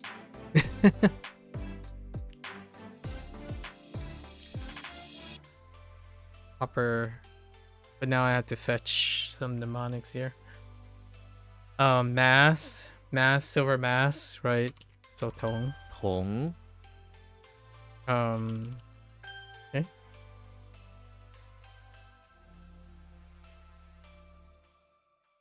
傍晚傍晚时很安静。Oh. Collection. Okay. So contain.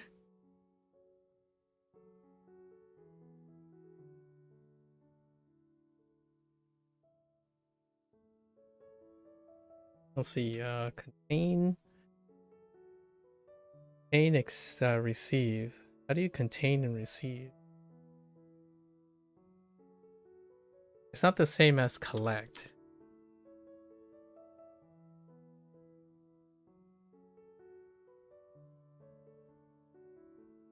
体育馆.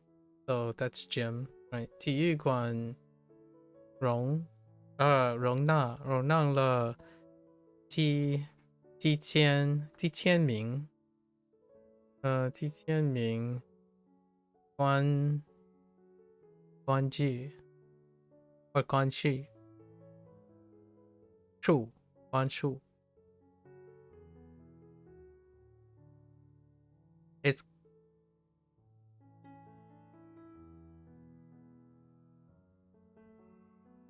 as we're just gonna give it a block. Yeah, hold, contain. Oh, okay, contain still as is fine, or have is what I was thinking of, but it contains. It basically has a lot of things. Whoops.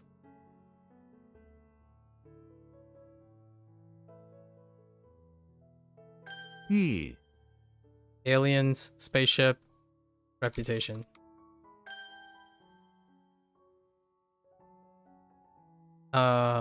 Antique, right? Antique, sprinkler, banana. B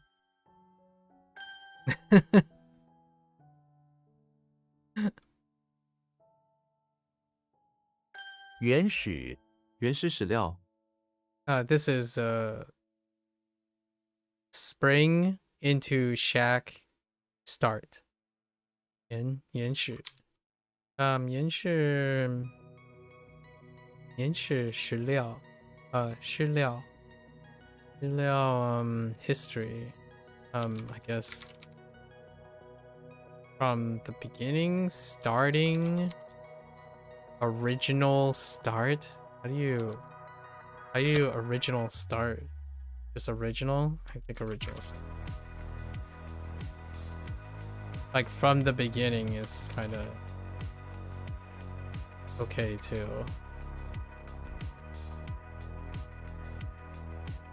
Primitive history. It's good. I thought this was he, but it didn't take he. Oops. I didn't mean to type and hit enter. 丝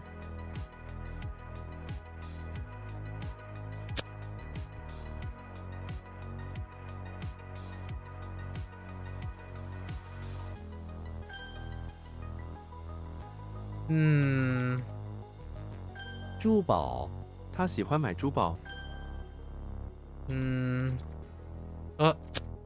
D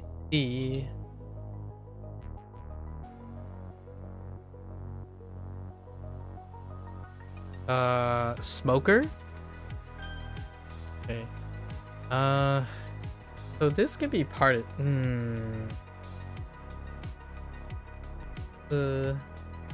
it's like it could also be like control or command. Okay, sure. 河谷 Must have been a 他们在 typo. 河谷里散步 Must have been a typo the first time. Okay. Oh. Oops. Is that a gap? Oh yeah, because they're really close. Just kidding. Sorry. I thought there was a stroke gap there. I'm like, what's going on? 船员 Yeah. 他在船上工作是一名船员第一安全第一 Blah blah blah blah blah blah. Oh, this one's weird. 户 Okay. 场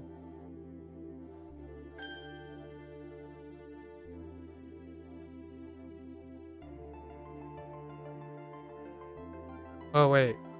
Oh, right.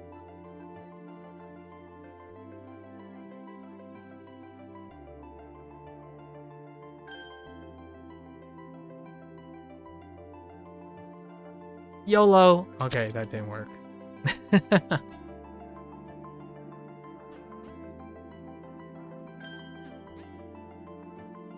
Okay, ooh. This one's not there. So we have net turkey silk road. That sounds like oh no. Is it?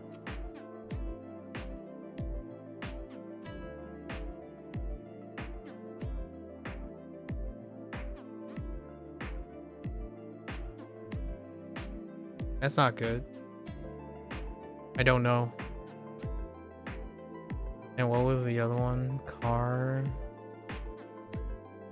mouth ear. Zhi? Ji? That's G. So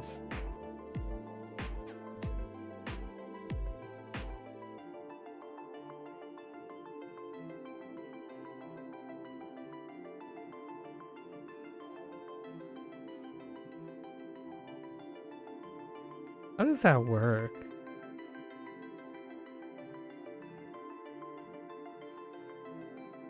Something like 逻辑他的逻辑很好。它的逻辑很好。What the 逻辑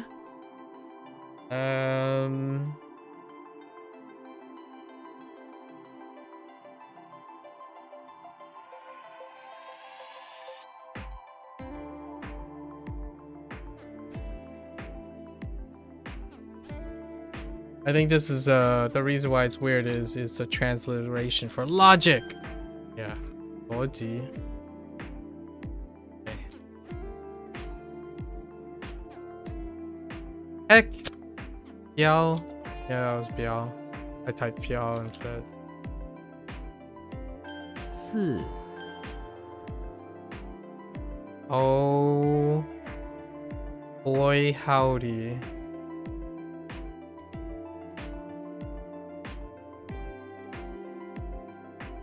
Hold. Heck.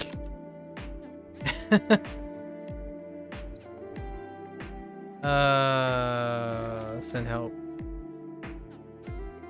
哲学家我喜欢阅读哲学家的文章。 Oops, philosopher. Hey, hold.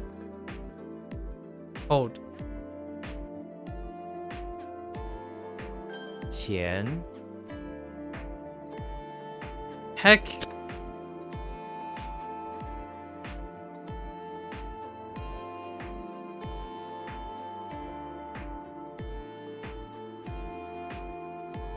Hmm.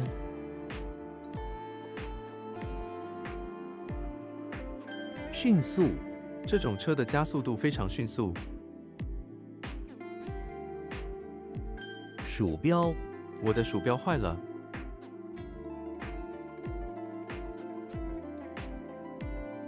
Heck. Oh, that's true. Whoops. 集合在规定的地点集合。在规定的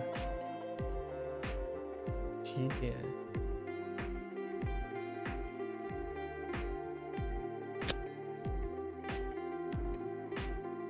It's a gathering, right? Huh. 血压病人的血压平稳。 Is this Wu? Oh no. What is this? Stable? What the heck?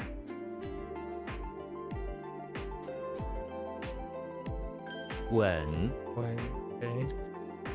温 Oh, rip. Oh no. Not like this. Bun is weird. Okay, hang on.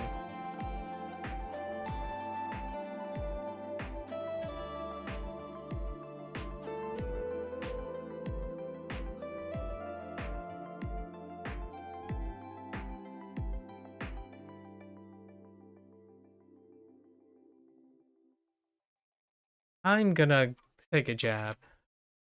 分 I have no idea.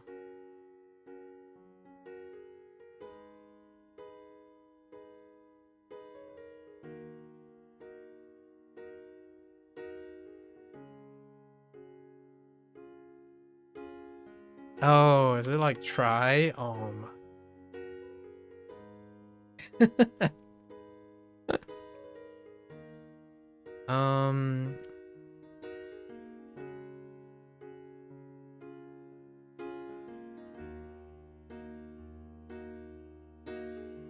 Yeah, like gather up. It's to like meet up or assemble. Gather up, it's fine.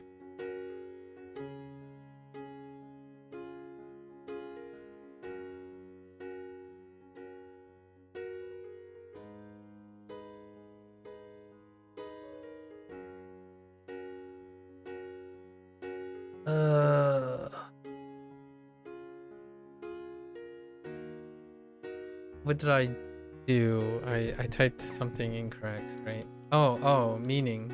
We're on meaning.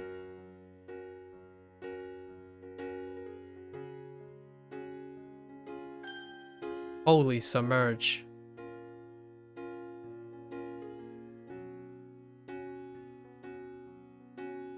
“汤勺汤勺比汤匙大得多，”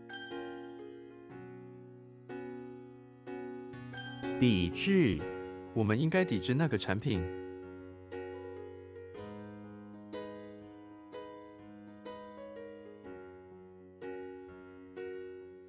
抵制。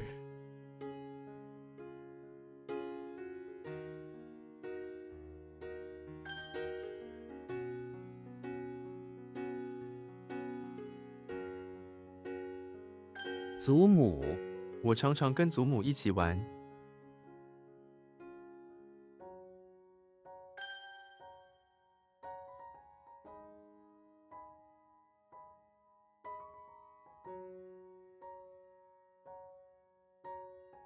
Heck.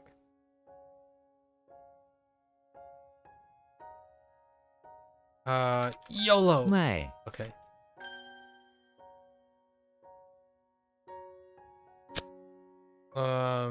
Oh. Okay.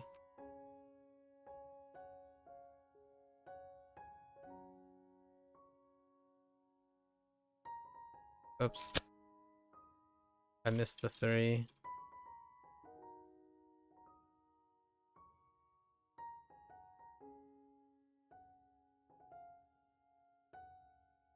德国德国是一个欧洲国家，价 Uh-oh. Hold. Hold.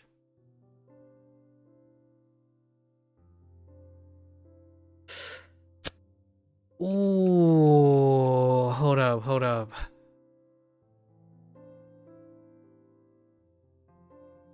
Oh, shy, not shy.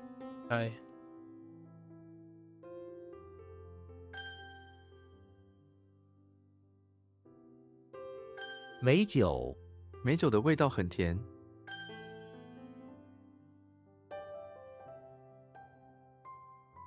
Oops. 聪明他聪明又努力，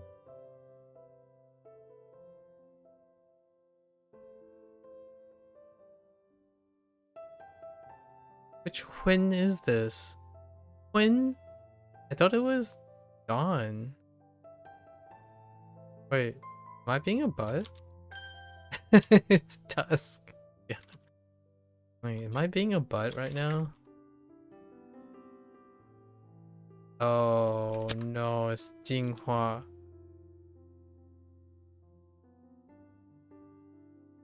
渠道，他们通过外交渠道进行了沟通。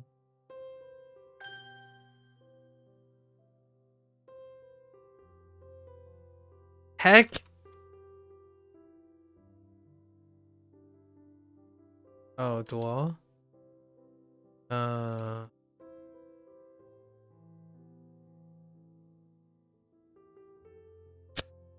Hold up. Oh no, wait, that's Shrek.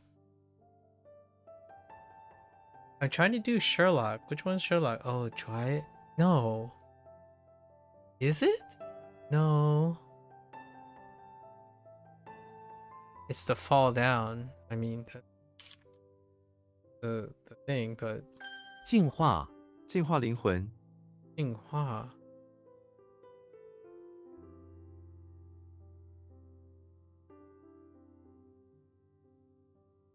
Change. Or quiet.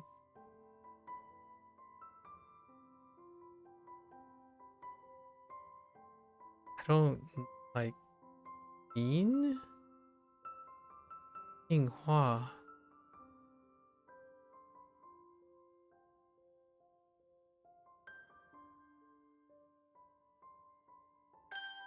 Oh my gosh. Oops. Sometimes 可见，远处的建筑物可见。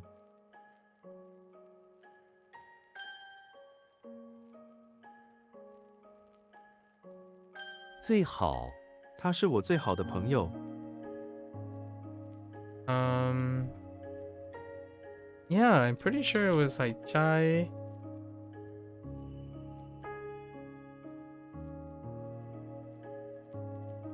How's that not doll?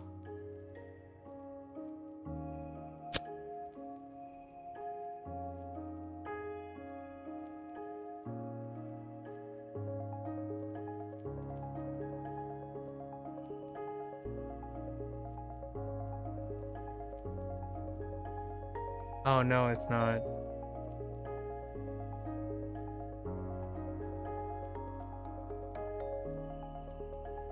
It's Shuai Dao. Shuai Dao.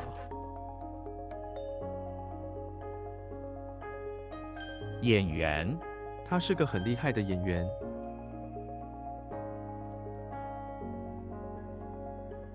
长寿，保持快乐是长寿的秘诀。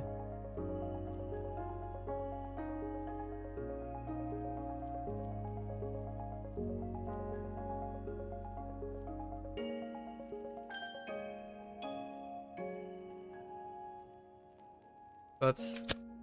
I missed the 4. 瓶子，给我一个空瓶子。 险，药店，我昨天去药店买了一些感冒药。 Heck! Oh, that's caveman.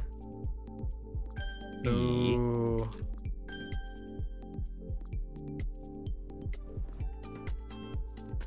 夺目，这个钻石戒指非常夺目。 Or dazzling, yeah. What? Oh. I meant to hit 4, not 3. 隔日，他隔日跑步。 Good.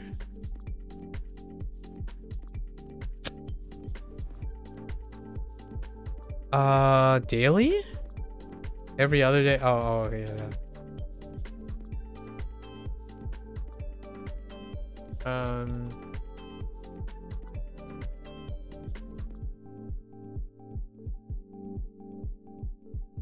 How is this? Oh, yes. Try down. 摔倒，我差点摔倒了。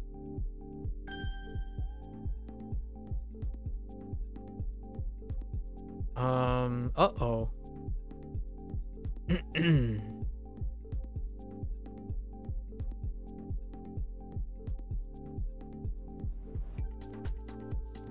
Dang it.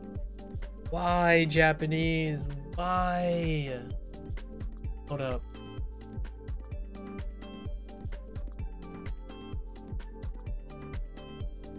Okay, it's fine. 是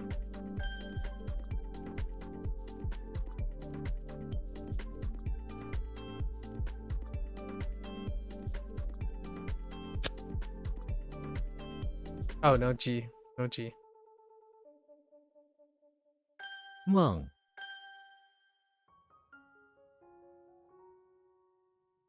What? Oh no, that's true. Kidding. 意 Just kidding.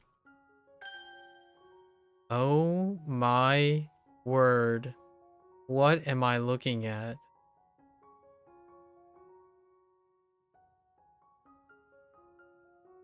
Wait, that's a mouth guard.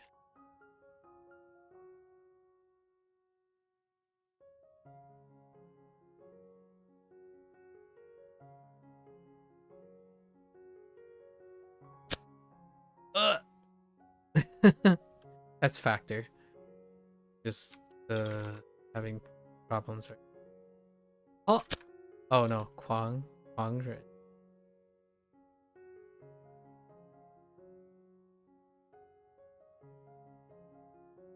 What? What? 狂人 他是个狂人。是咸菜泡菜是一种咸菜。入境入境时请排队。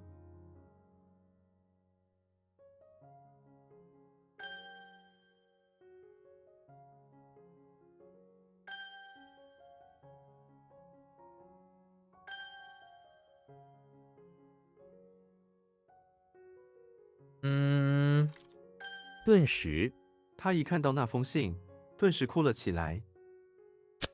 It's like suspend.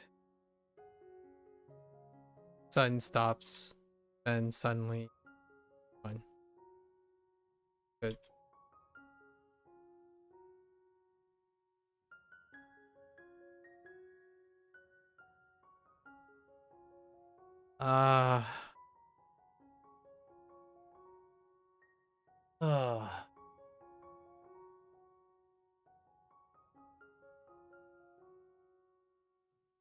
Dang it. I'm not sure about this. Dang it. 饮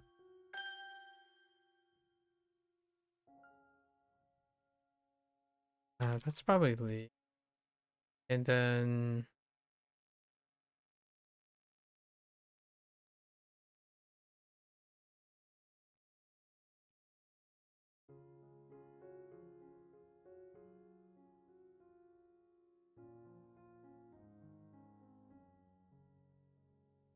I'm getting stuck on what looks like a scepter.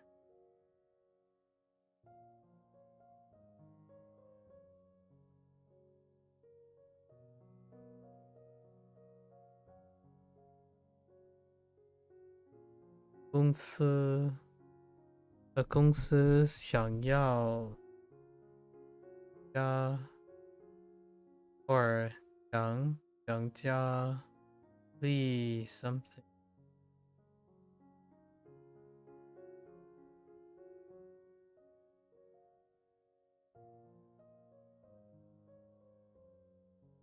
I think it's definitely the door.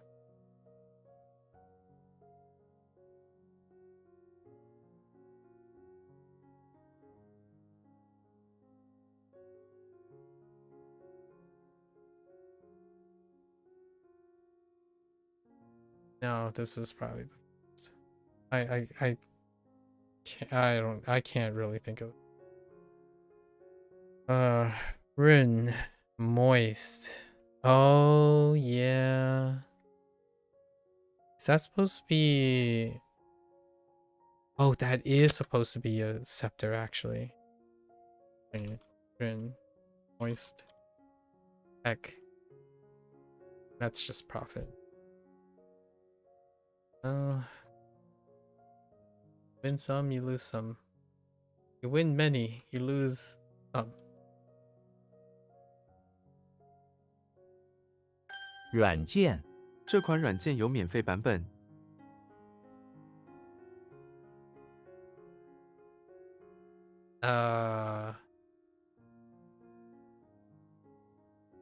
措辞，你的评论措辞不礼貌。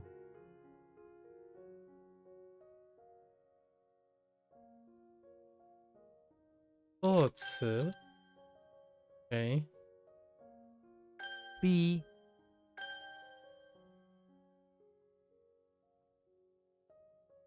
受，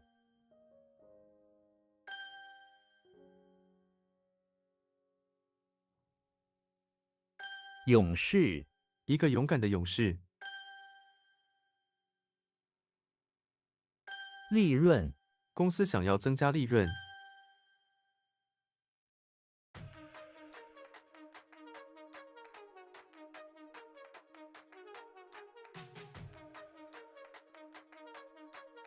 I don't.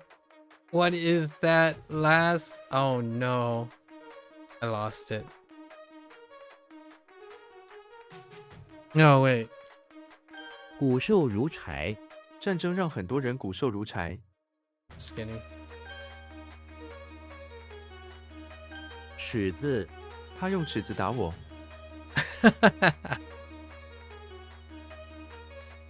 Sorry, that was bad sentence, or not good sentence.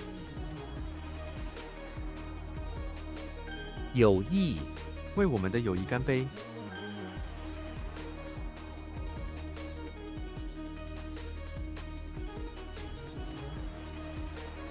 路，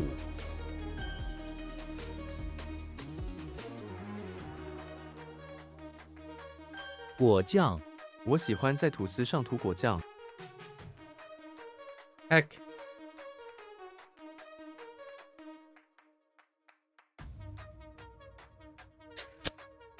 Oh, that's not it. It's Joe, right? This is Joe. Probably. 锅，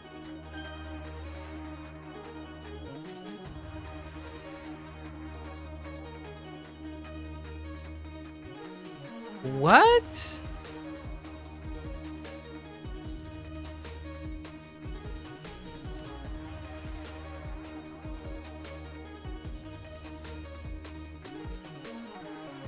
债券，债券市场变化很快。债券。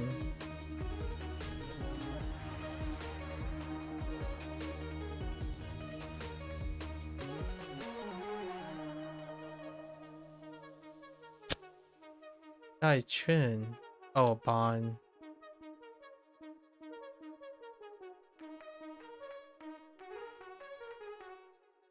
What entire nation? Oh, no. “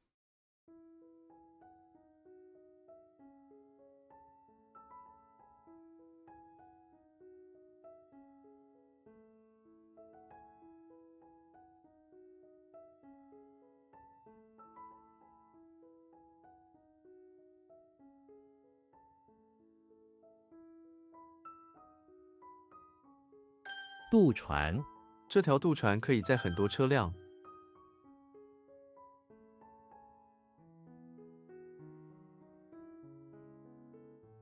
威胁，他用言语威胁我。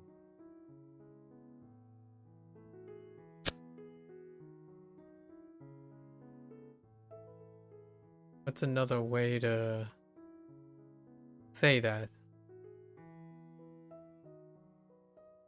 Hmm. 奏，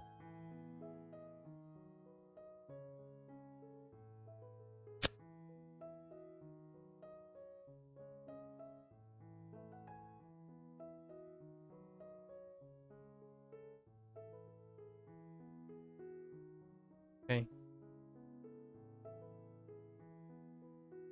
Oh, no, wait. No, yeah, that's coerce plus threaten. Threaten's probably it. 倍数， 20的倍数有20、40、60、80、100等。 Like a multiple? Can I do multiple? Okay. Oh my gosh, is that now? Or is it? Oh no. I think that's actually now. Heckin' Ned Flanders. 闹钟。闹钟，我的闹钟是用来叫我起床的。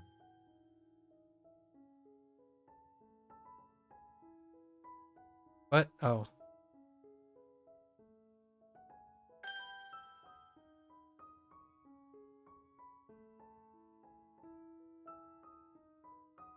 聘请，他们打算聘请一位律师。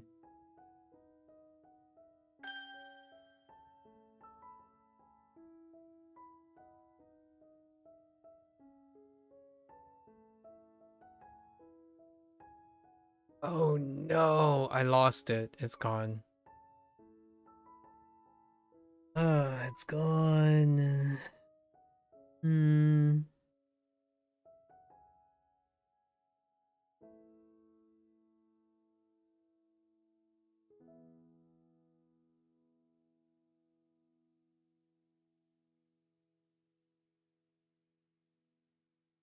Oh, I got it back. Whoops. I hit 2 instead of... How is this not Lee? Oh, because it doesn't have Slenderman? So what is this? 列，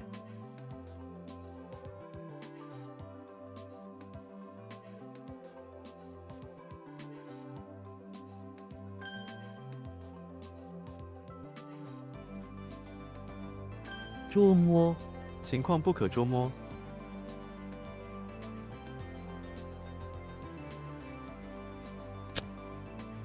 Or capture? Oh, fathom grass. Okay. Yeah, that's fine. Catch. That's fair enough.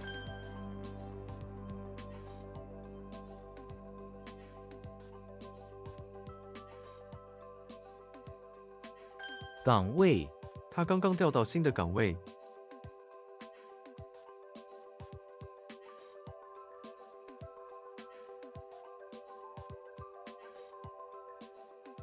The heck? Hill position?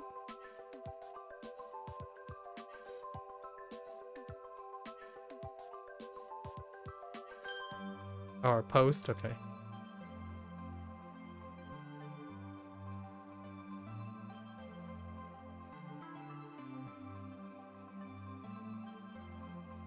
Heck! 波浪，他在海边看波浪。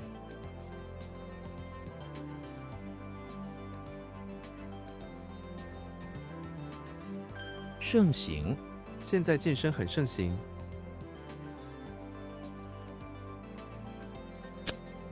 It's good to go, so it's kind of like prosperous.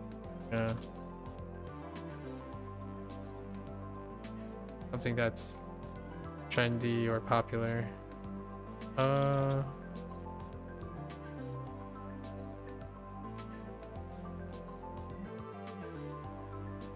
掏，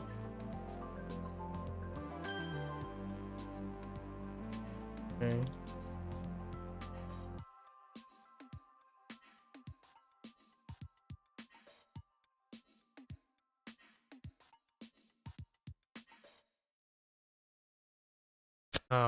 Typo.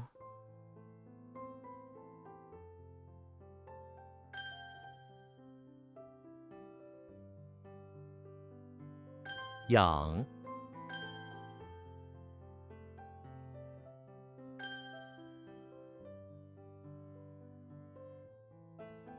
采，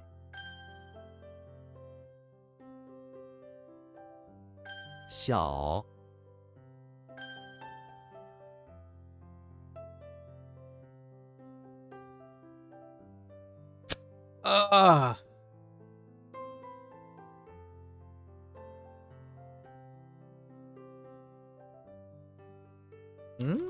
搞 Hmm.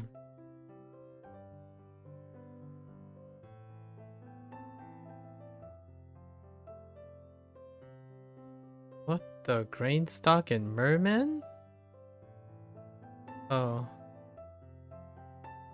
关税政府提高了关税。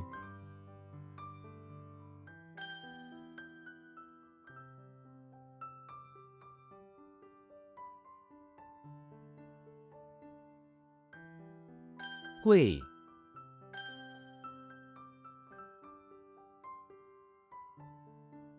Heck. Dang.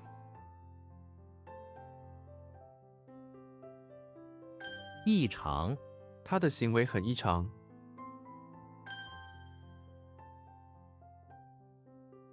灵感这首诗的灵感来自大自然。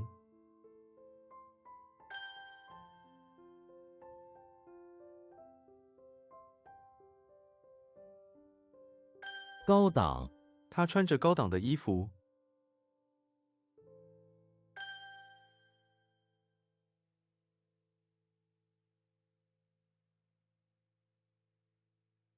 徒弟这是我最优秀的徒弟。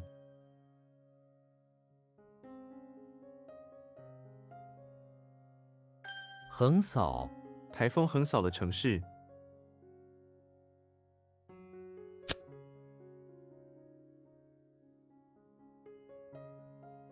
That's not. Sleepover is fine.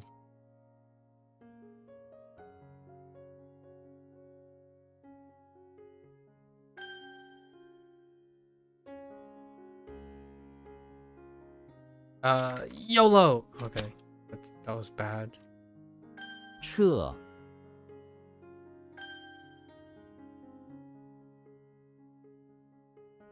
粮 Alright, one. I'll take one.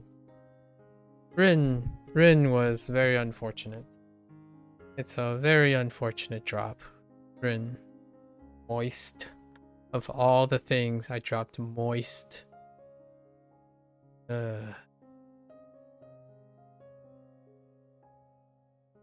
Alright, let's get going here.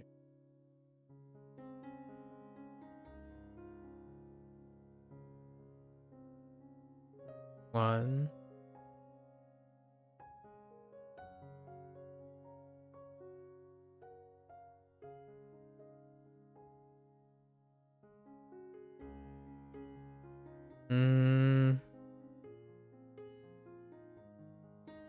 One just kind of meh, right? Something like shu. Cool.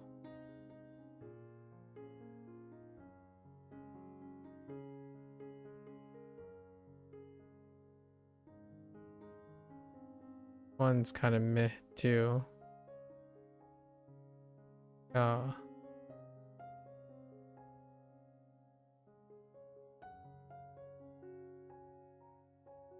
What is the thing in the middle?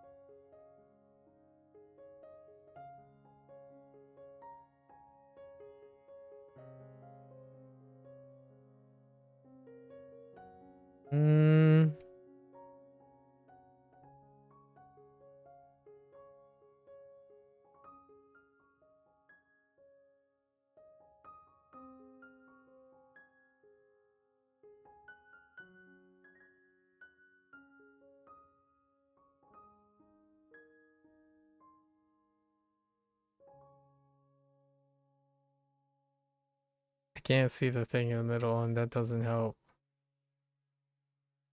Think about like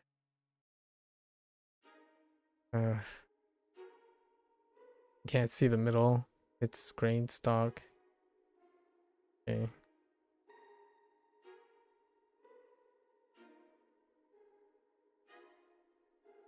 How does that work? I don't actually know how Jia works. Actually, most of that doesn't make sense. We have grain stock, sword, queen, Oh, this is rough.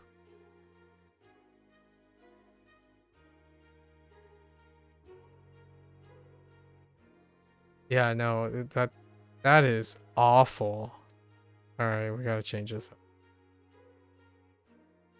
Yeah, because they're using the high-tech spray, and then you're just scraping off with a sword.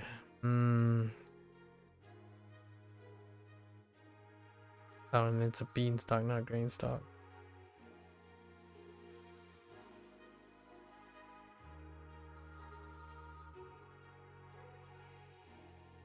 It's banking off Sol. I was thinking it could be okay if it was banking off Sol, but no.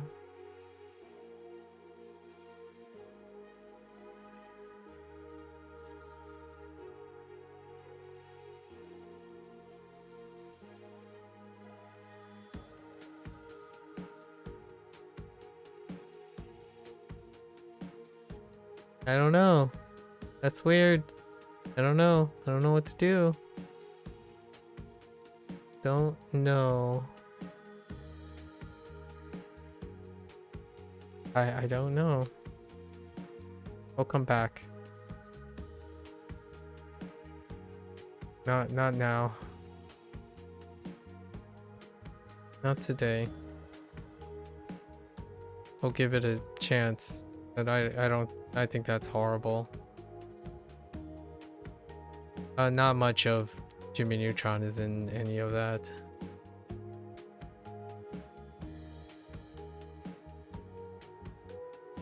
Maybe I could use thread instead.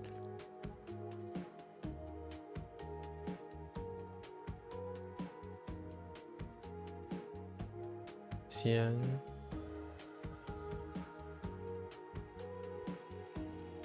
Oh man. Boom.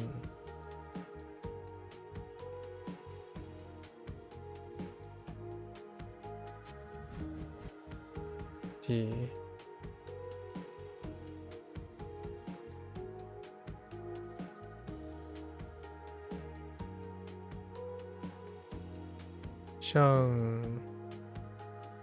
Dang yeah.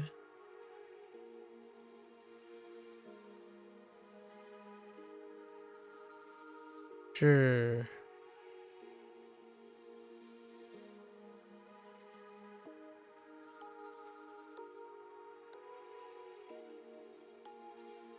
Sure way.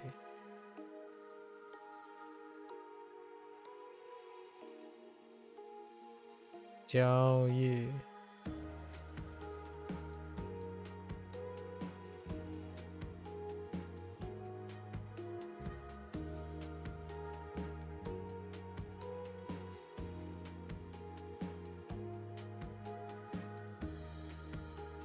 Liao Fang.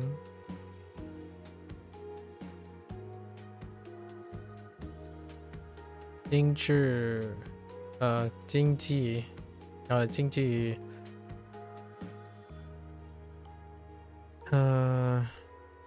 Ding Ji Ta.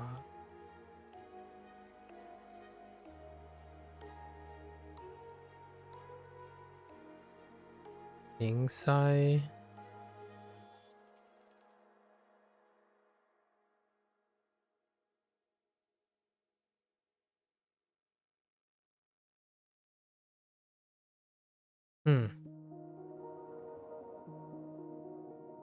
Like a cork?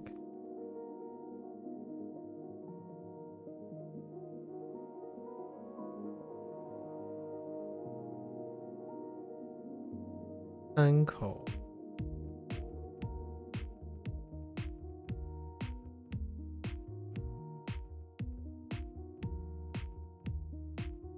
Daniel.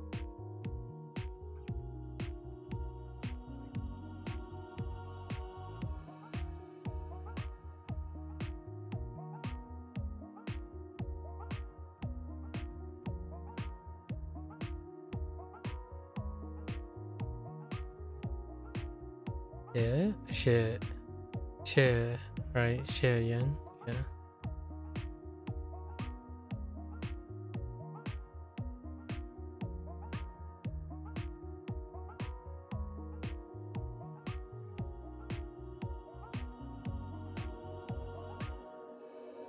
I can't read that, but it kind of looks like woo, yo, woo. No worries, no thoughts. So, Lee.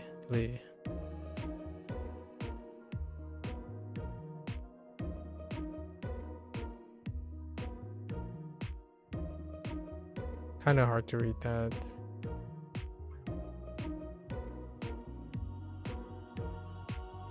Ju cafe.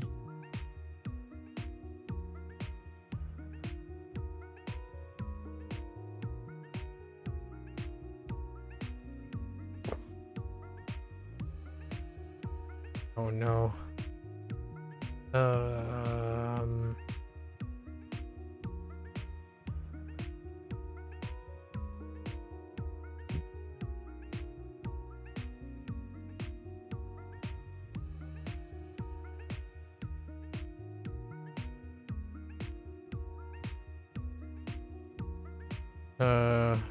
B, right? Yeah, because of the wall on the bottom. And then, what was the one? B.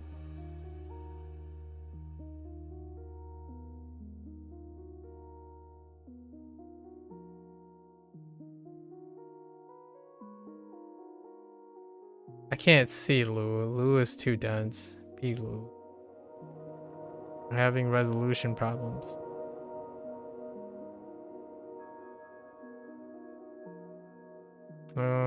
Let's see. Okay.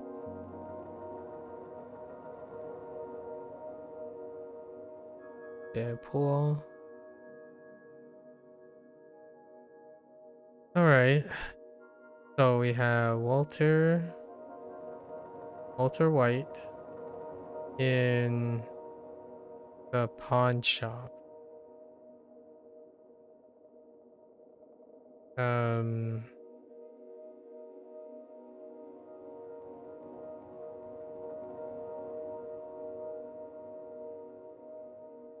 What the one? Something about a page and $1. Refusing to like, oh, stubborn. Being stubborn about paying $1 for a book. You already read the page. Okay.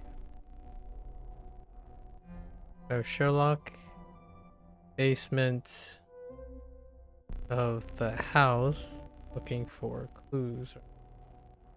Looking for clues about the missing elder, where he found finding his day, right? During the day, and he found a. Pretty sure there's a net.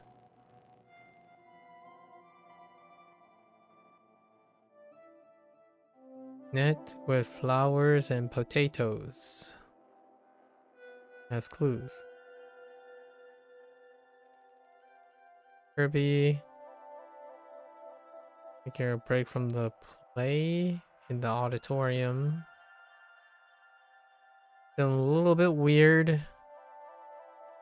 But he took off his gloves. I don't think I've ever seen Kirby wear gloves, but that's fine. And felt exactly what was good for his soul. This one's really weak. Chia is really weak. So is this. Jie. Free neutron is in the electricity plant where he's trying to, I guess, repair something. Trying to repair something, combining the use of his spray and a sword to scrape it off, scrape the debris off. And he made he MacGyvered a beanstalk with some silk to create like some sort of cleaning device.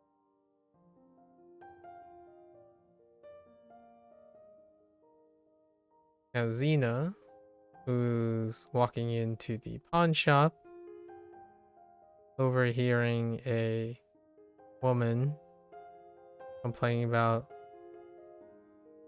something she dislikes.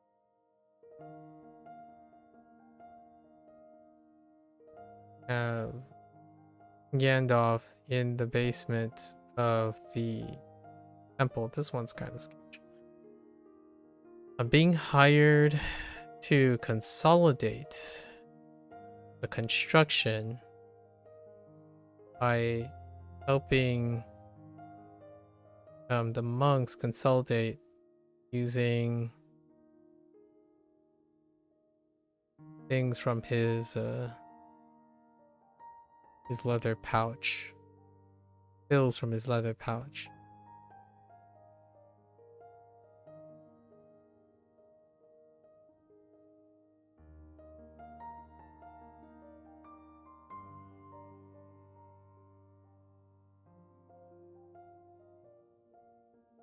Wait. Right, that's how that works. Okay. And then Jimmy Neutron is in the house. Oh, he's really sick. Super sick. It's not everywhere. So I used a specialized tranquilizer arrow. Or dart. And took himself out. Knock himself out. Alright. Rin. Rin was what? Spray? It was a door?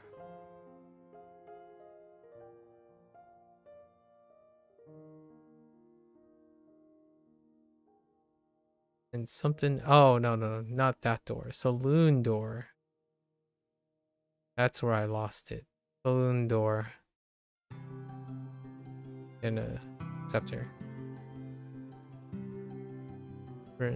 Moist. Alright. So that's a wrap. That's a wrap for HanziHero today. You're gonna watch this later. 谢谢. As always, feel free to follow along. Pick up HanziHero for yourself. Give it a try. Right? Let me know what you think. We, had a opportunity to cover digression involving HanziHero and WaniKani, or just the idea of learning skills and acquiring skills. You're always welcome to come on by, yap a little, share a few bits of wisdom, right? I would love to engage in such conversations at the expense of keeping on track, right? Always welcome. Until next time, 大家下次见. See you guys next time, right? 感谢观看. Thanks for watching. I'm gonna take a quick break, walk around, stretch a little bit, so get a little pep in my step for Inktober prompt. We're gonna try to do a single Inktober prompt before the day's end. Thank you.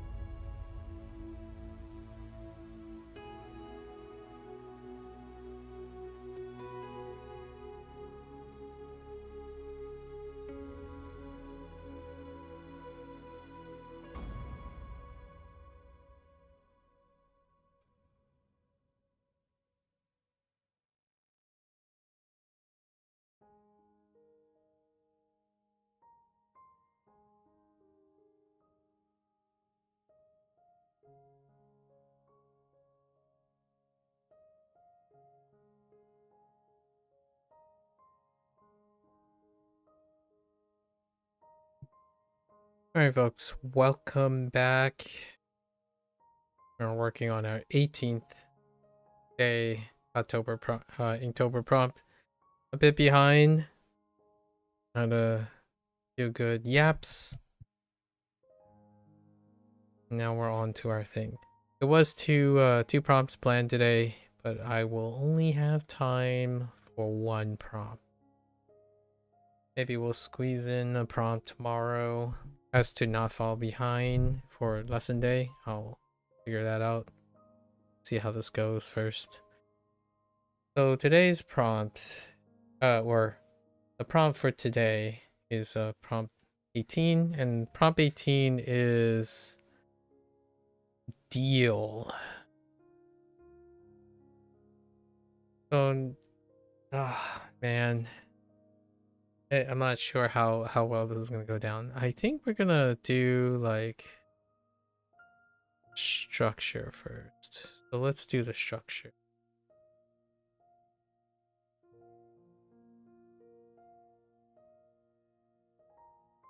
Oh, that's a white line.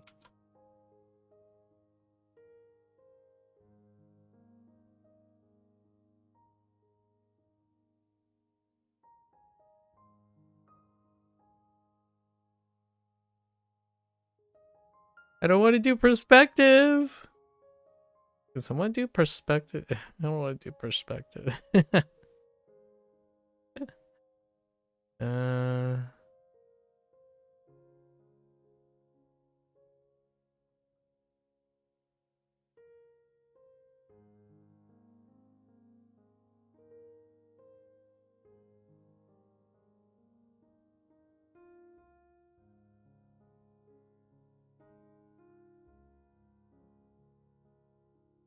Wait, that's not how that works.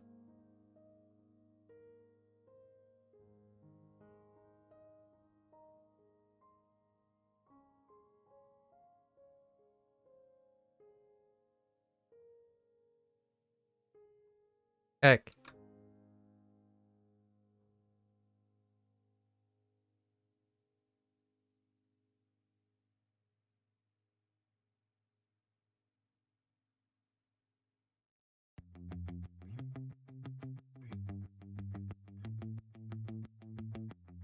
Alright, I mean, that's good enough.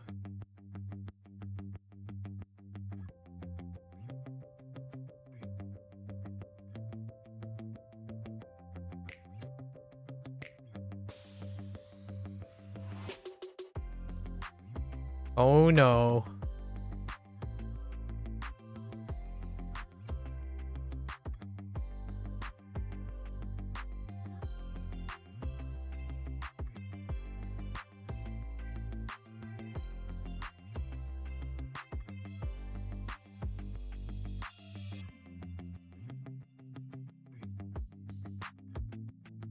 Wait. It has to line up with this, right? Yeah. I don't know how this desk make any sense, but alright. Whatever.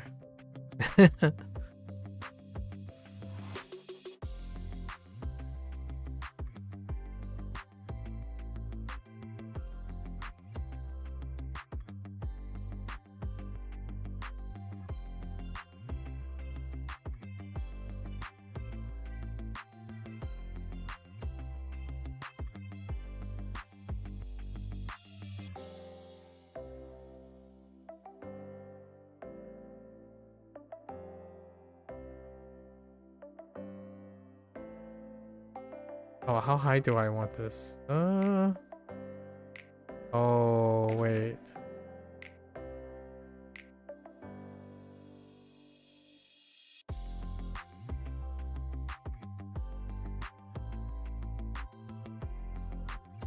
We're definitely not aiming to do the trunk again.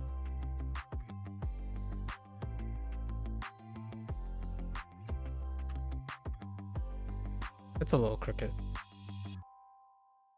That's too high. Maybe like here.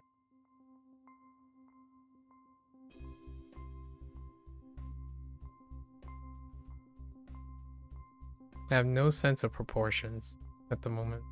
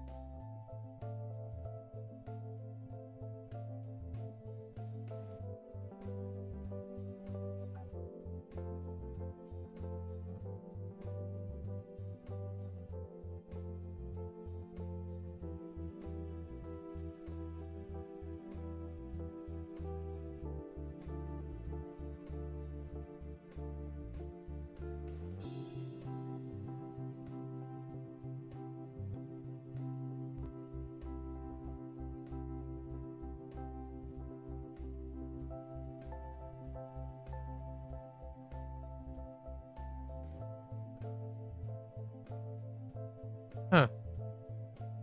Actually kind of works out pretty well.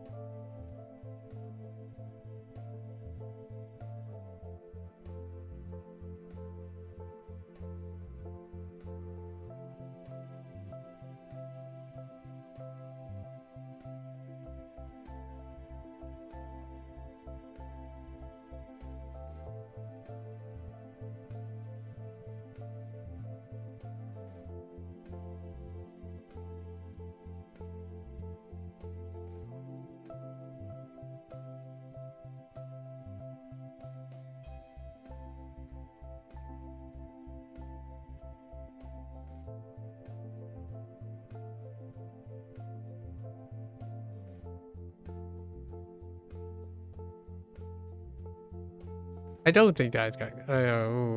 I'm not sure if that makes sense. Wait.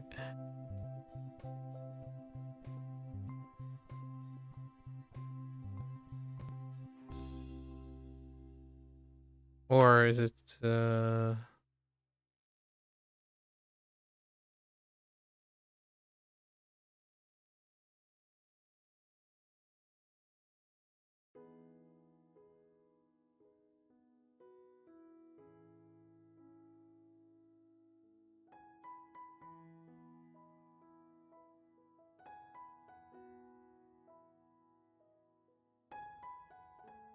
It's fine, I guess.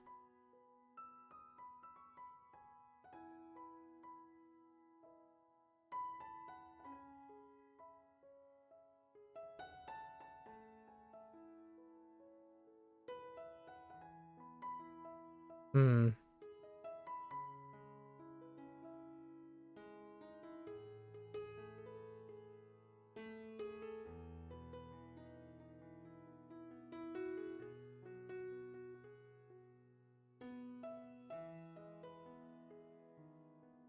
Why does it do?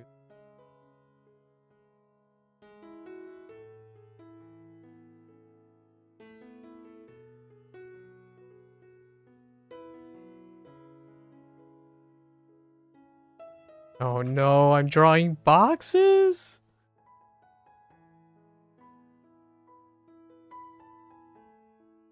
Sorry, I have a nightmare of drawing boxes. Uh...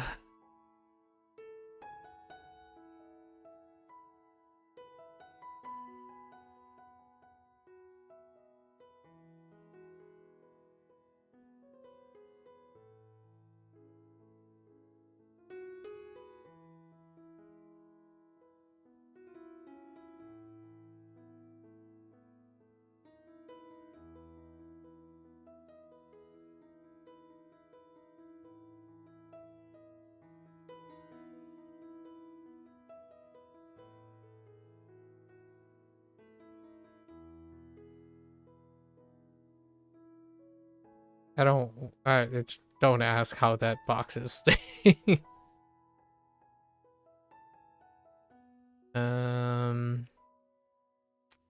I should have drawn boxes on a different surface.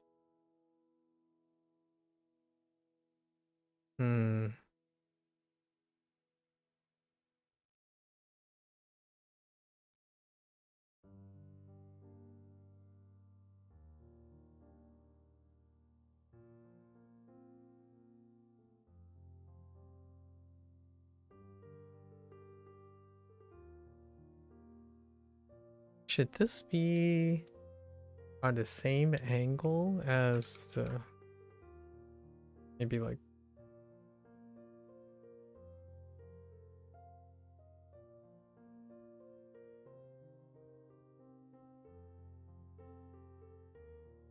no, because it could be in front.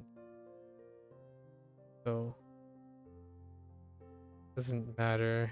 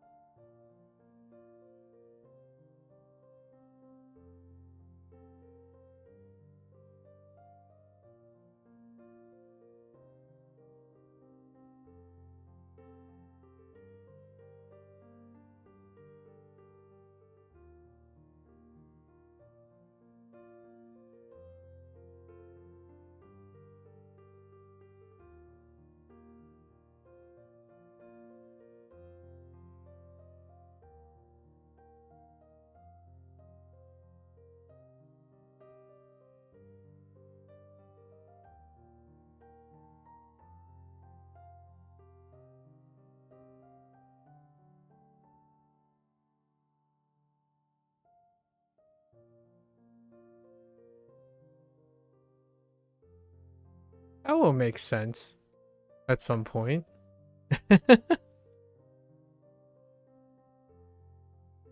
Okay. Hmm.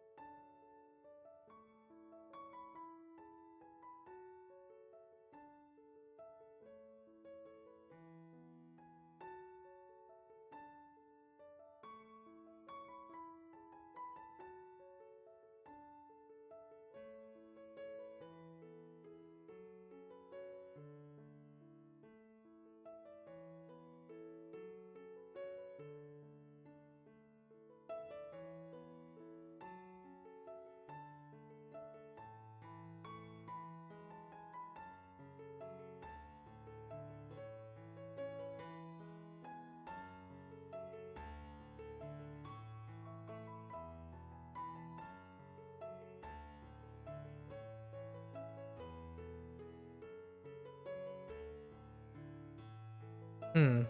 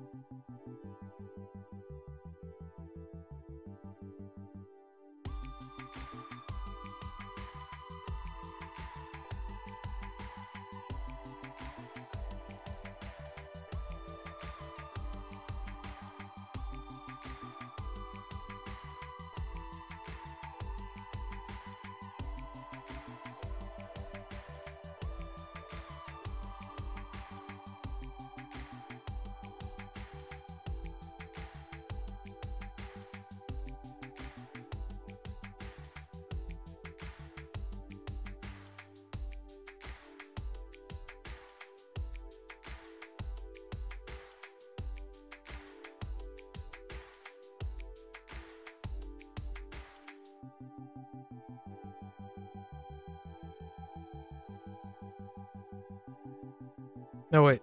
That's fine.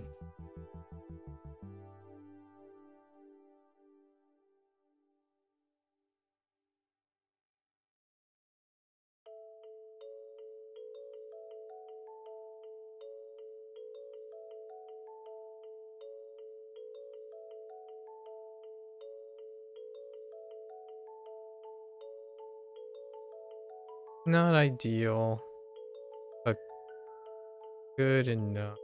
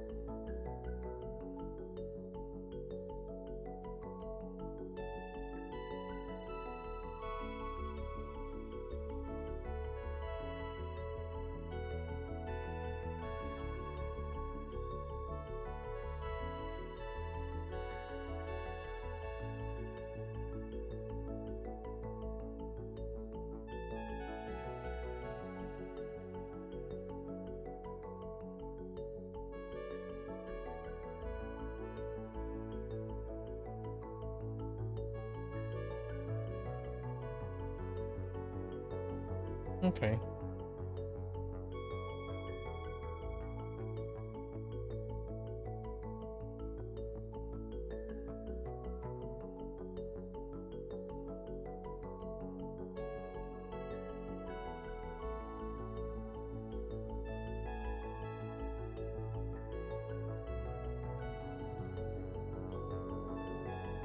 How much time do I have? Oh, that didn't take too long.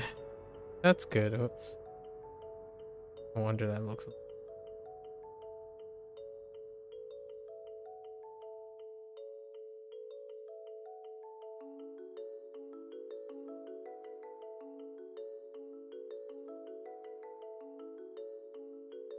Some of the work is kind of done.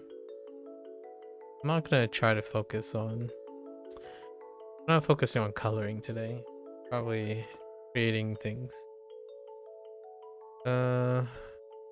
Oh no. Okay.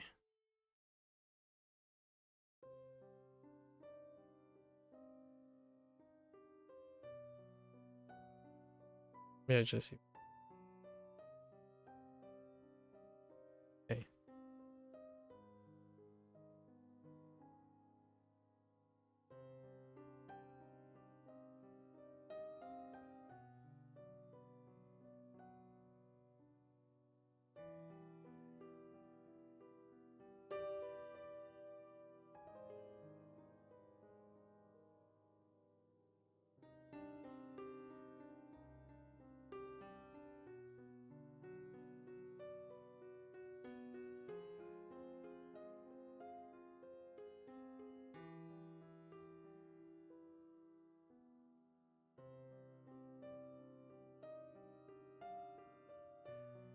Actually, it's probably gonna be a little bit better if I just draw tubes.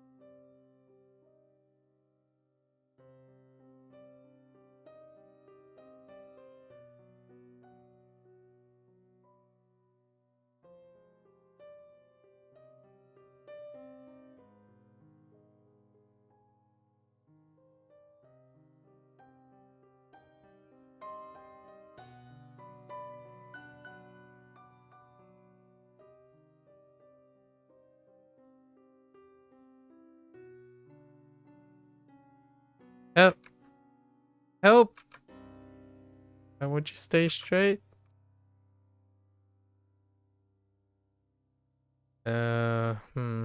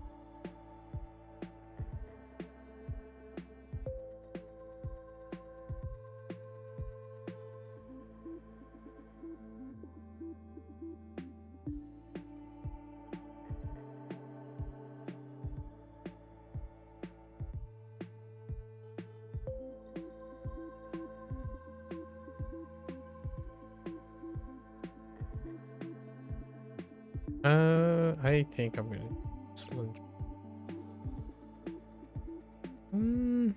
No, let's try.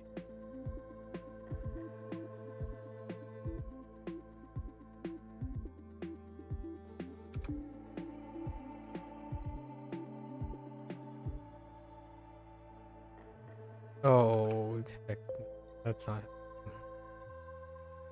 Mm-hmm.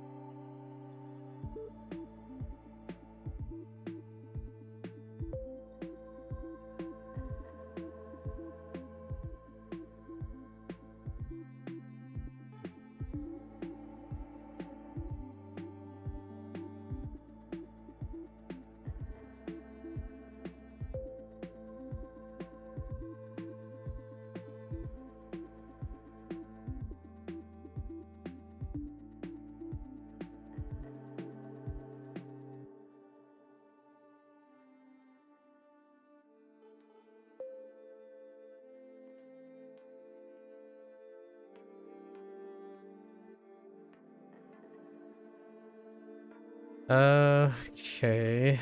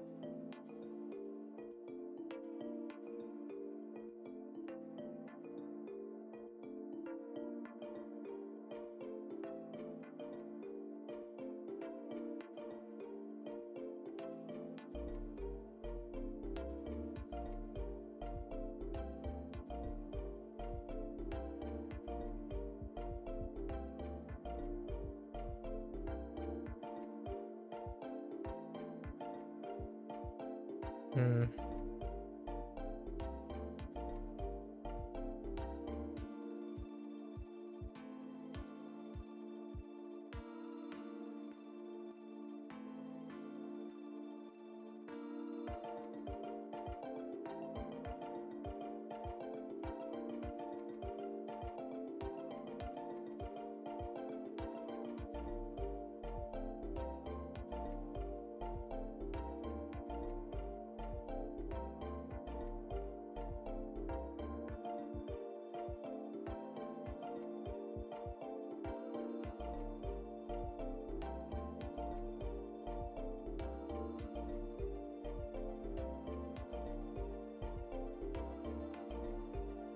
My eyes.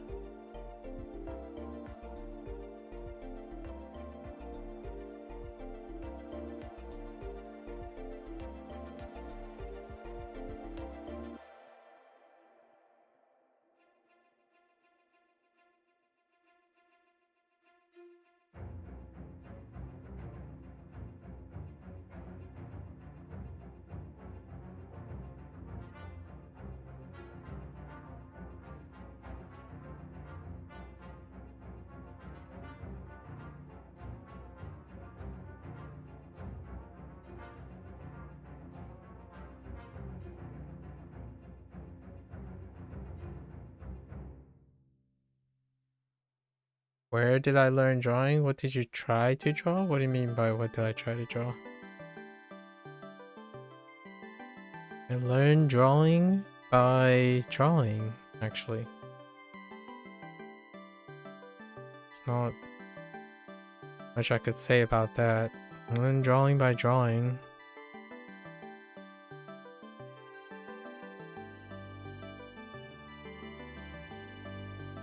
And right now we're trying to draw a bundle of sticks, more or less.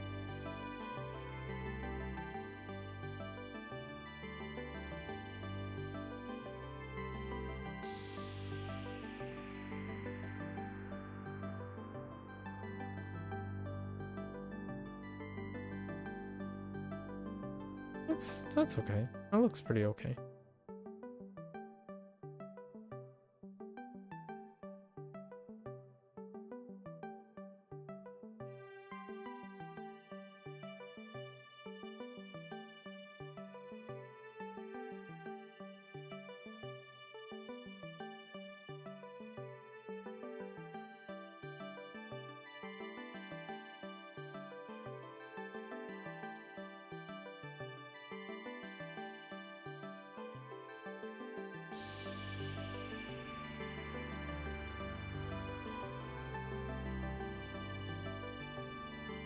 Most of my drawing abilities come from watching things and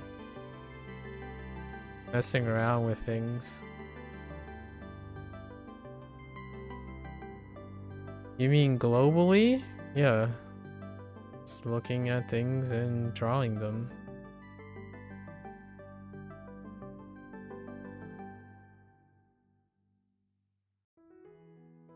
Not a very scientific answer, but sometimes there are things you learn in life that doesn't deal with having a place to learn them from.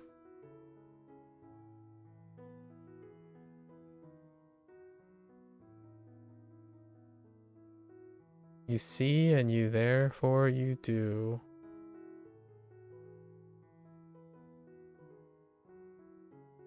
Spent a little too much time with this bundle of stuff.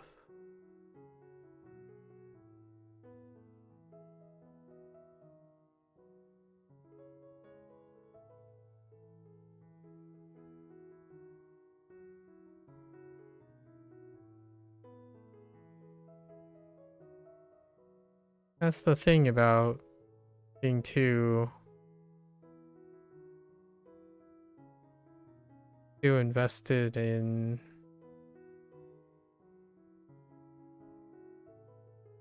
the internet.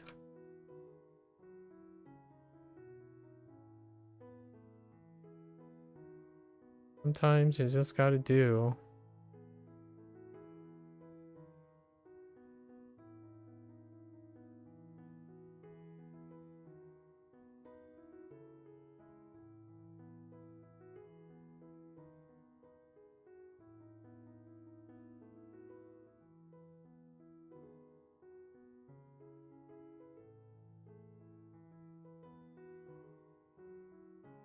Sometimes you just got to do.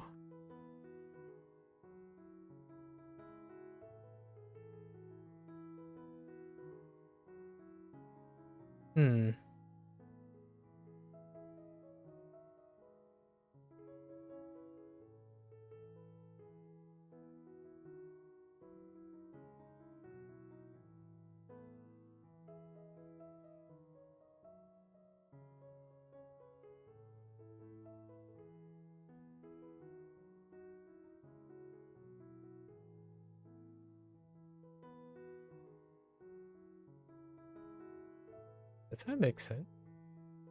Maybe.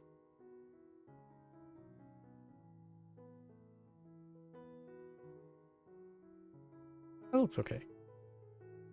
Kinda looks like it's being tied around, right?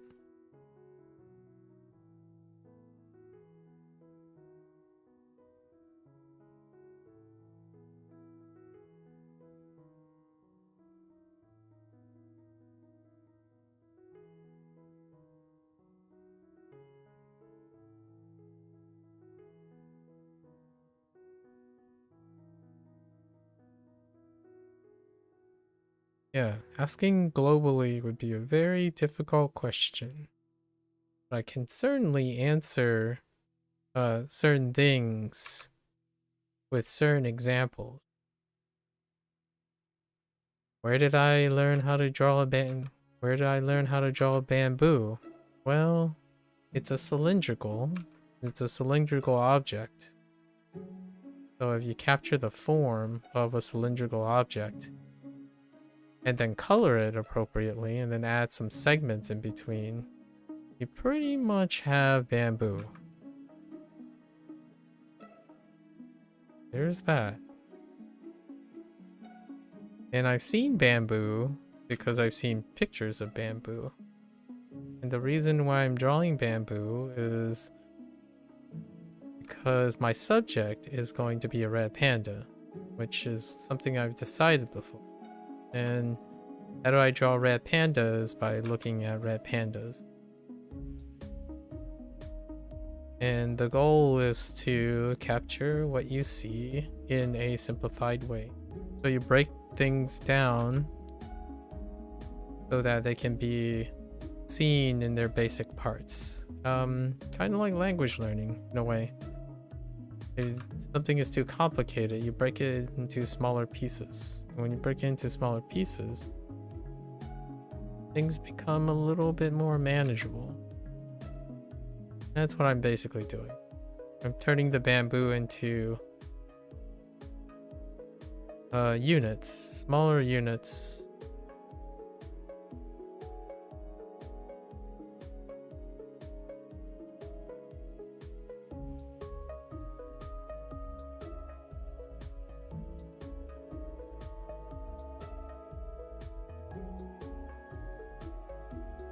There you go. A bunch of bamboo. I don't know if I should add something. Let's add something. Like, these guys are probably gonna be less visible, so bloop, bloop, bloop, bloop. And these guys are kind of not visible too, like bloop, bloop, bloop, bloop, bloop, bloop.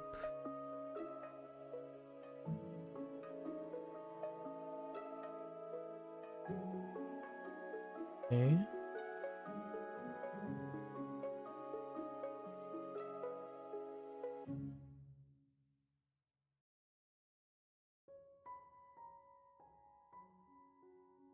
Yeah, I encourage you to try drawing something. You take something, break it up into its tinier pieces, and then go at it. Right? Because I basically drew a bunch of sausages right there. Without color and whatnot. Pretty much just a bunch of sausages. One of the things that happen a lot of times is I start with something, and after you work on it a little bit, it kind of just becomes something. Well, this looks like it's becoming something. Still don't know what to do about this. We're just gonna draw a line here. I have no idea how perspective works. Kind of looks like it's close. Yeah, and now we have our shopping stand, which now I have to draw the subject. But the good news is most of the work is kind of done, I guess.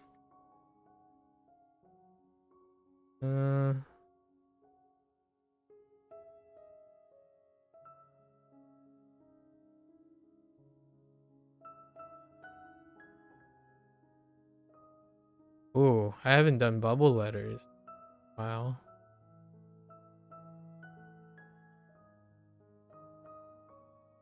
Maybe not bubble letters? I kind of think bubble letters would be kind of cute.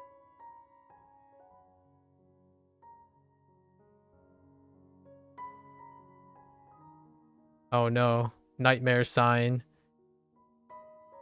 The moment when you start writing something. Oh no, that's fine. Digital art for the win. I remember I had nightmares about making signs because you just don't know how big it is, and I don't want to break out a ruler. We're just gonna gauge it with our eyes here.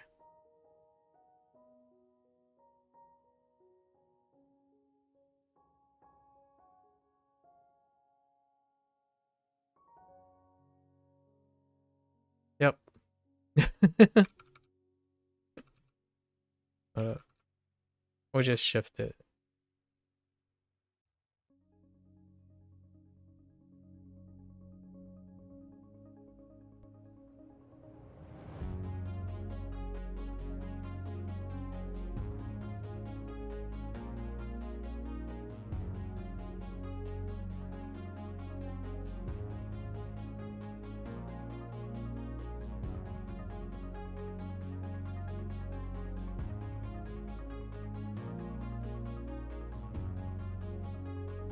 I watch a lot of artists. Lots of artists do their process in theirs.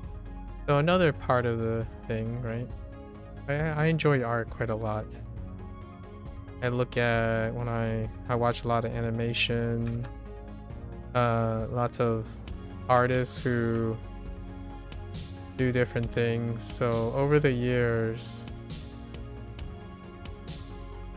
the last 4 years, during this month, I experiment with the things that I see and I try to capture them as best as I can. And that's where we are today after 4 or so years. Pretty rewarding. Alright. We're good. Now we have our stand, and that's pretty much going to serve as our environment. Now I have to draw our subject as quickly as possible. What time is it? 3:43. I got 2 hours and 15 minutes.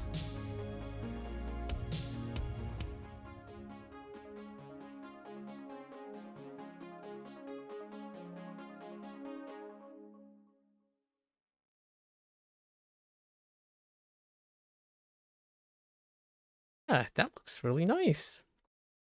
It's come together. Look at that. It's a really cute little stand. Okay. Alright. We should sketch in our subject before my zeal disappears.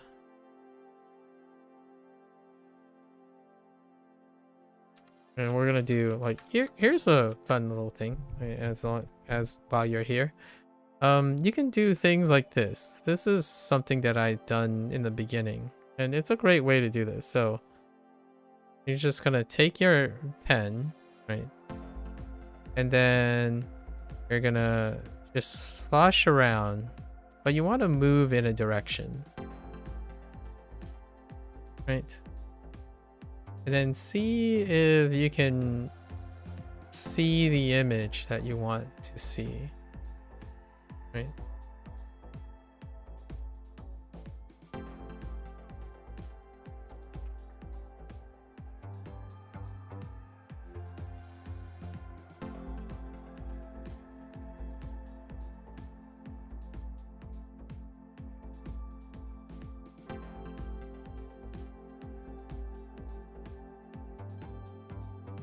This is my way of demonstrating that you don't need like super crazy lines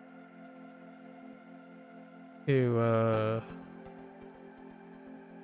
be able to create things.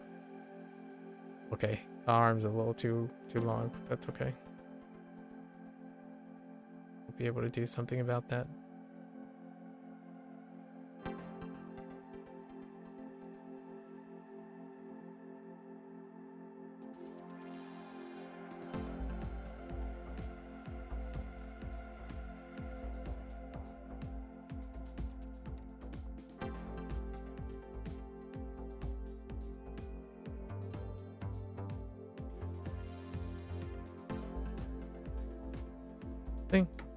Even when you're just brushing around, you'll be fine.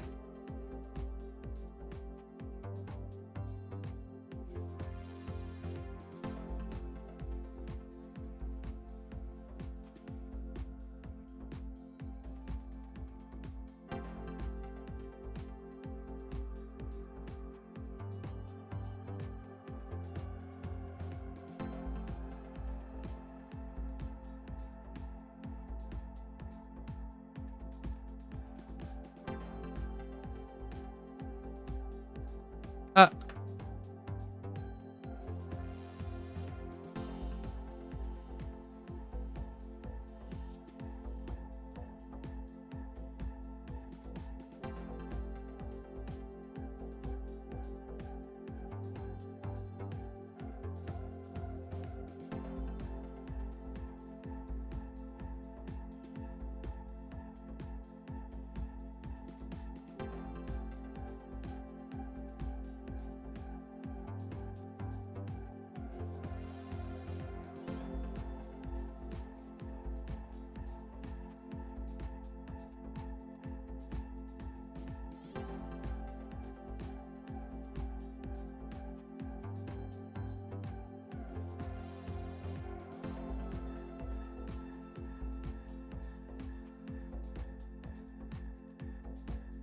You take the judge of your own wits, you know? So just keep looking at it, looking at it.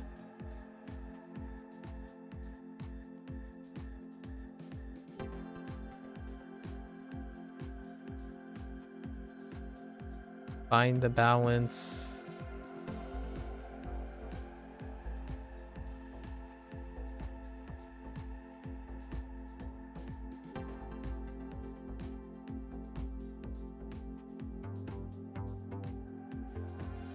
Trust your like experience, right? Have you watched a bunch of shows featuring certain things? You might have an intuition about the stuff, but then you trust it. And then you kind of get the shape. Try to get the shape down. So this is my shape, right? And you can kind of see where all the stuff is going.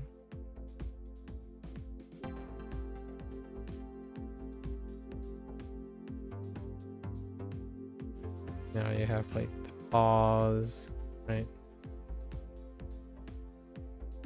I was gonna give this guy an apron. So maybe like something like this.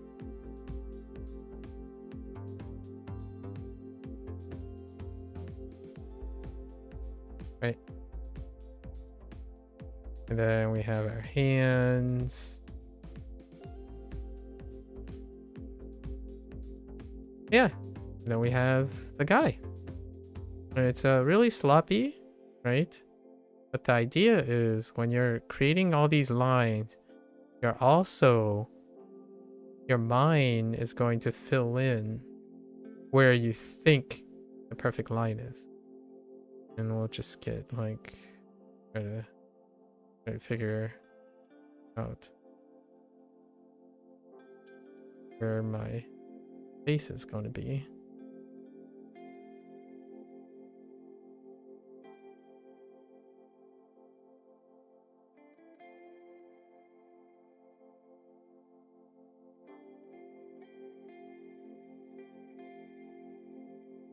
I've done this early in the days when trying to figure out like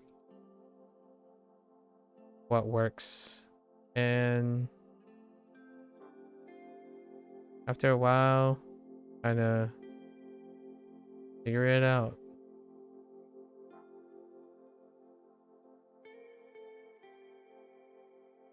I could definitely say more about this, but right now I'm just like trying to concentrate on doing this, filling it out.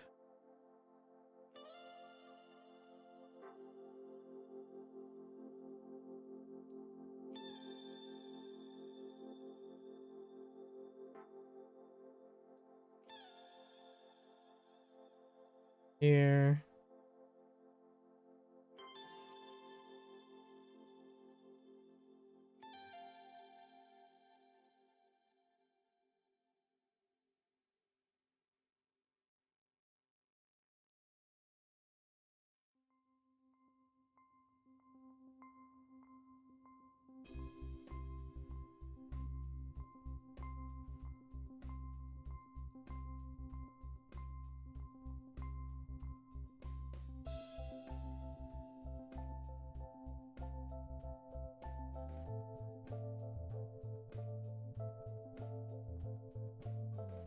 Yeah, see?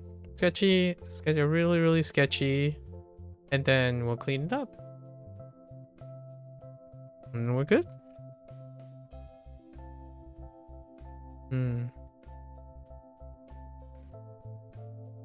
Can definitely be daunting at times.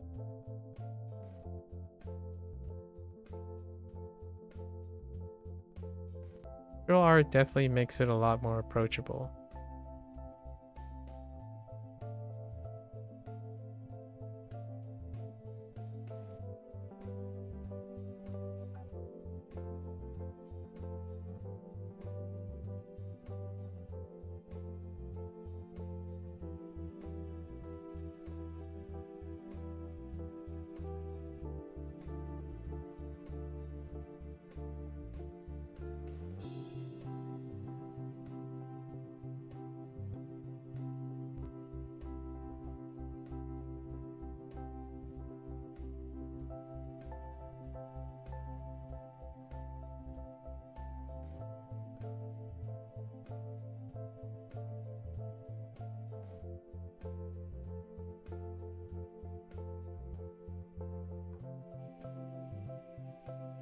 Of course, this was just to demonstrate something, but it doesn't have to be this way.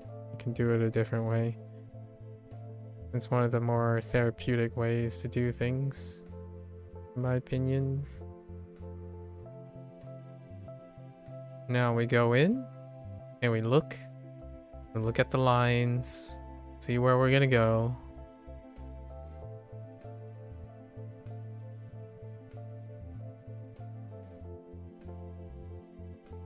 And clean it up.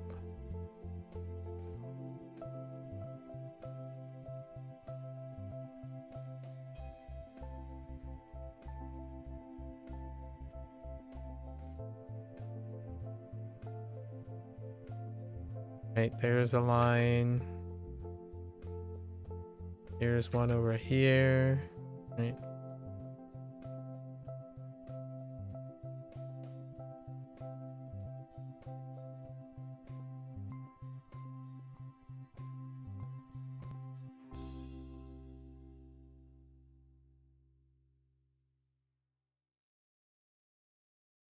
Just keep it simple today.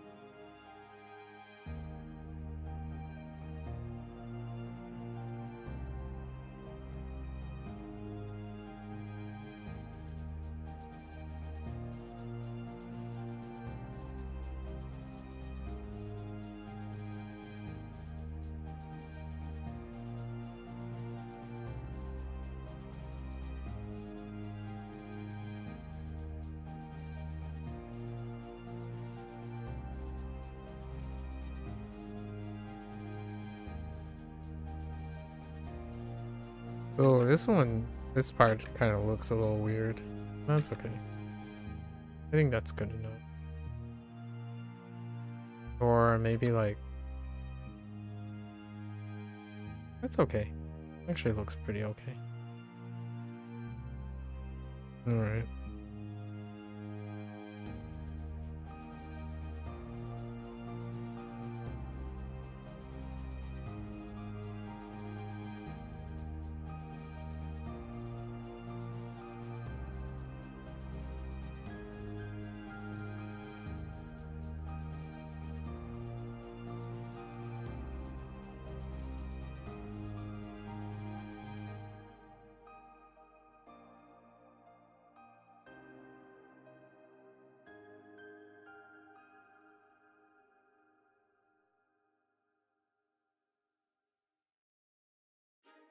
Yeah, this is our first prompt. I'm not doing a second prompt today.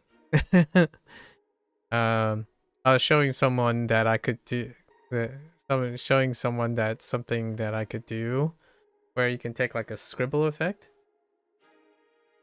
It's not happening today. There's no way I can do that. But yeah, taking like a scribbling effect in order to find the the lines. So I was trying to demonstrate that with a different way of looking at it. Oftentimes it's incredibly effective in doing. Good experiment to try. Yeah, no, today is definitely not one of those days. It took too long. 6 a.m. is where I draw the line, so this will probably be done in another 2 hours.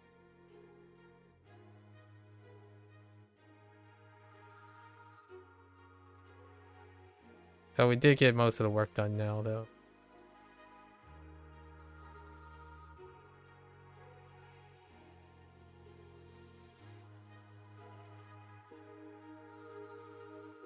The prompt is deal. Prompt is deal. Okay. Deal, deal, deal.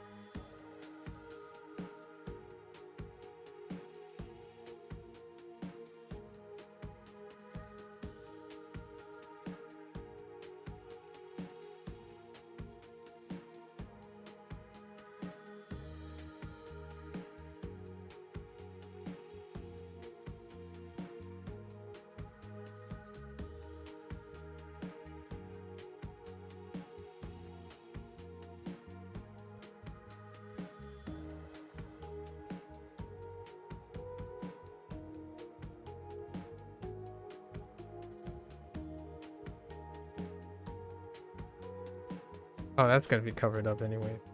I think about it. I don't need that.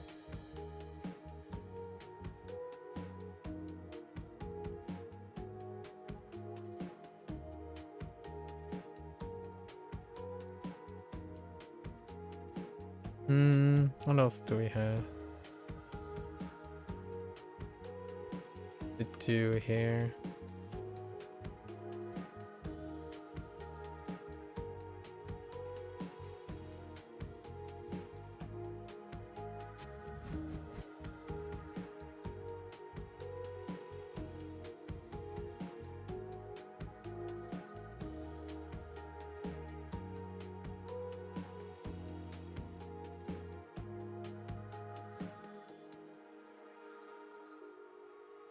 Oh boy.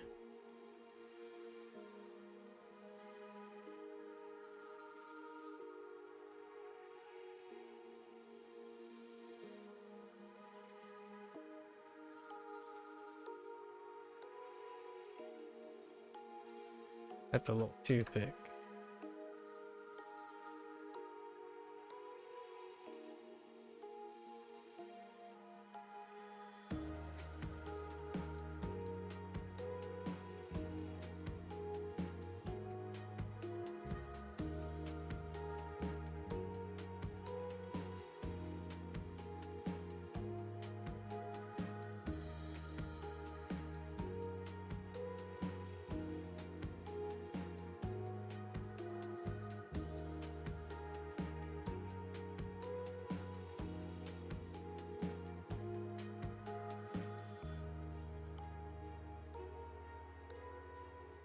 Too thick.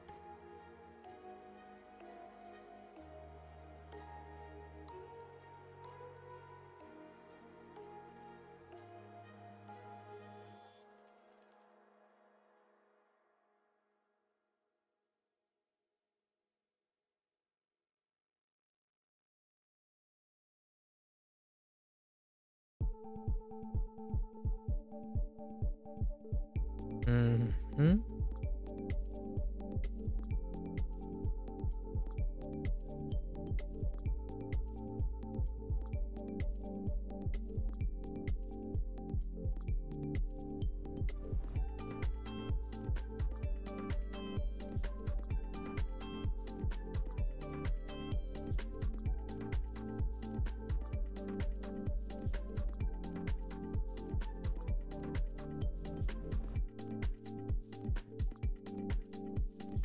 All right, now we add the background and get to coloring, and we're gonna do very, very basic colors today.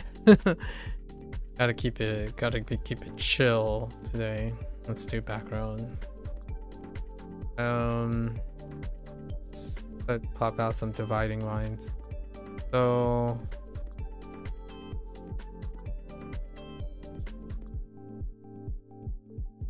here. Okay.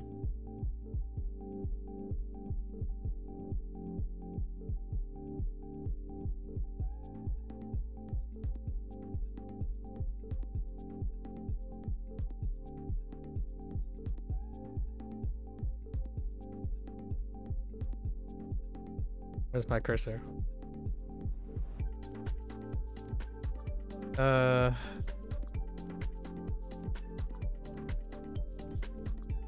Something like this.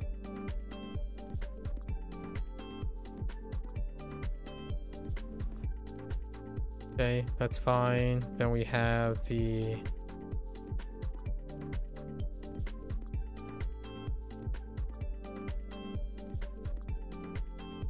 fine. Maybe like separation here. Separation here. Like one separation here. It reminds you of Bimbo? Who the heck's Bimbo? How dare you call him a bimbo? No. Who's Bimbo? Wait, let me look.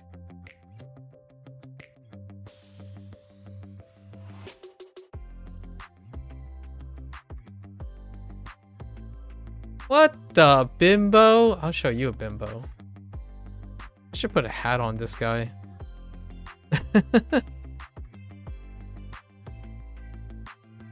We're not drawing hats today.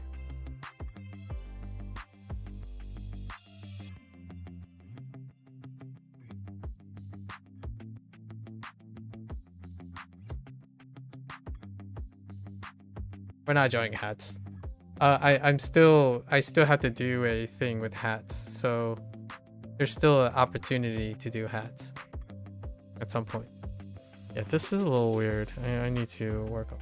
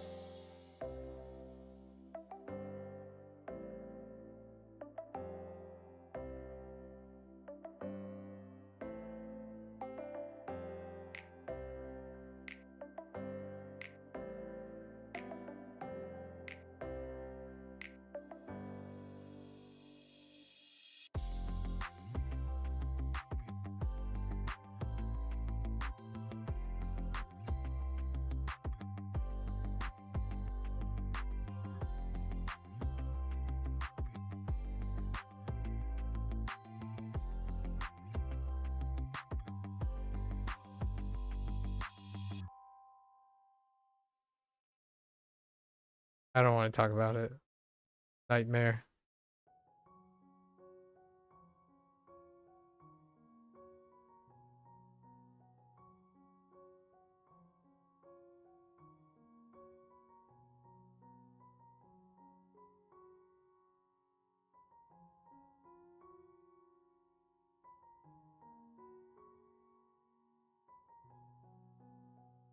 Makes sense. And I...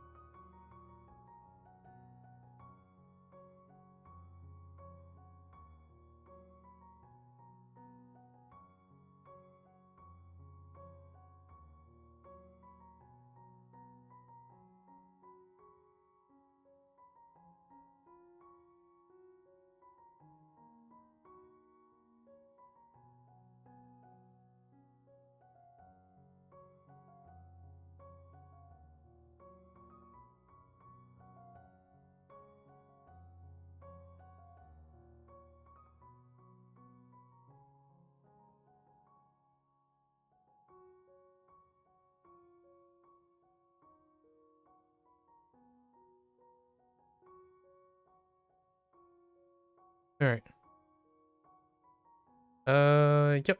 And then... let's just go to town, right? Alright, so...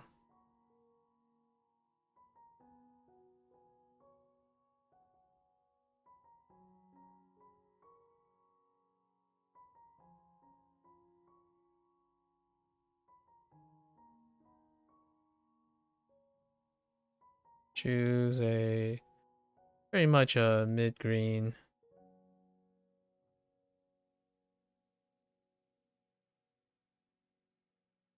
Oops.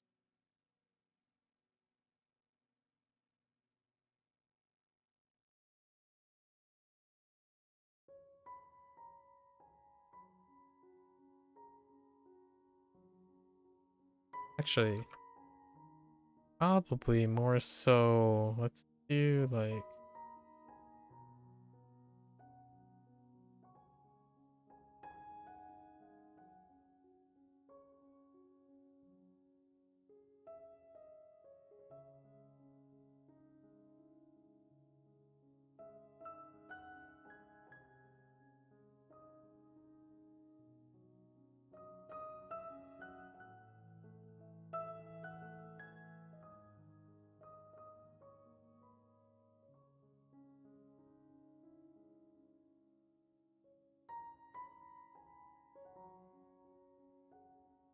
you were also thinking maybe your panda could be chewing a toy for a chew toy for Luna. Oh, that's really cute. Sounds a great idea.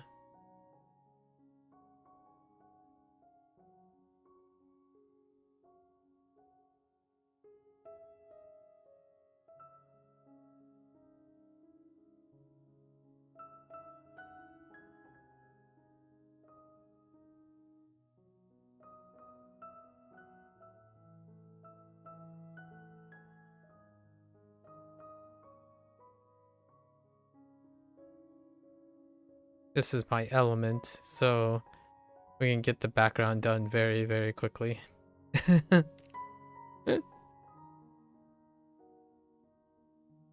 do the things in my element. How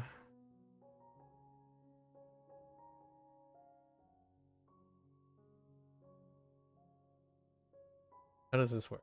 You want to go... yeah.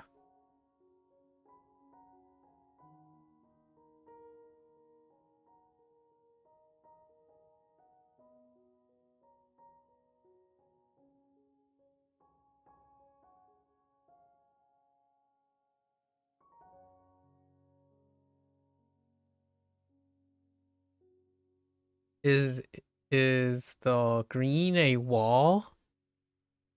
No. Silly goose. Why would it be a wall? Oh, those are...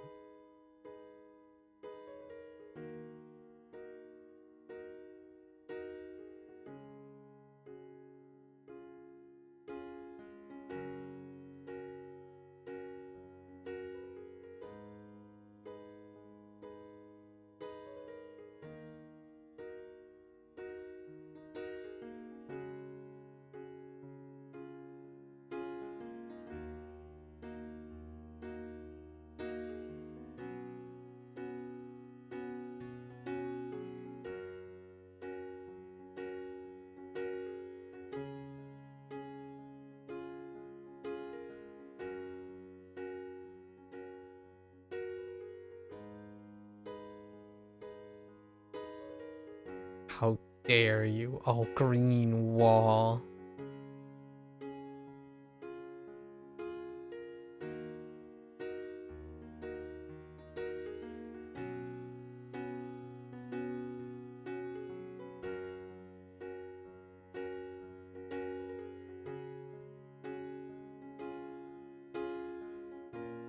I'm kidding, I'm kidding.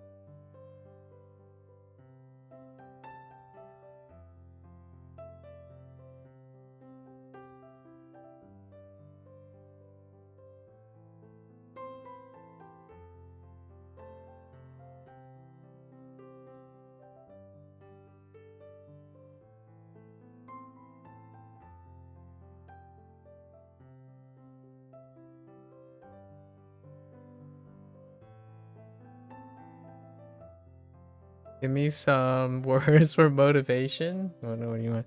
Did you do something super silly? Want to see it? Absolutely.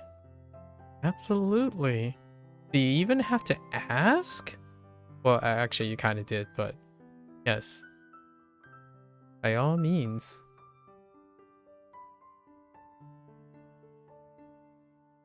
That should provide some motivation for little goober Danny over there.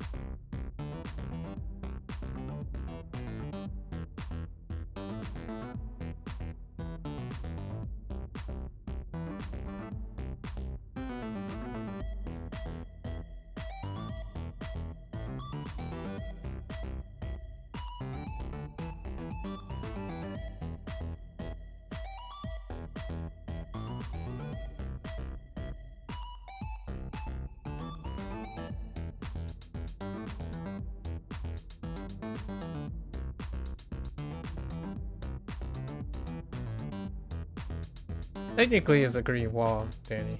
Okay, you put it in Discord. Let me see. Aww. Oh, wow. Aww. I absolutely love it. Oh, it's so cute. Oh, it's so soft too.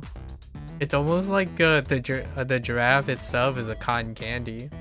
No, that's kind of cute. The cotton candy head. Technically, Danny, it is a green wall though. Like, pretty much is a green wall.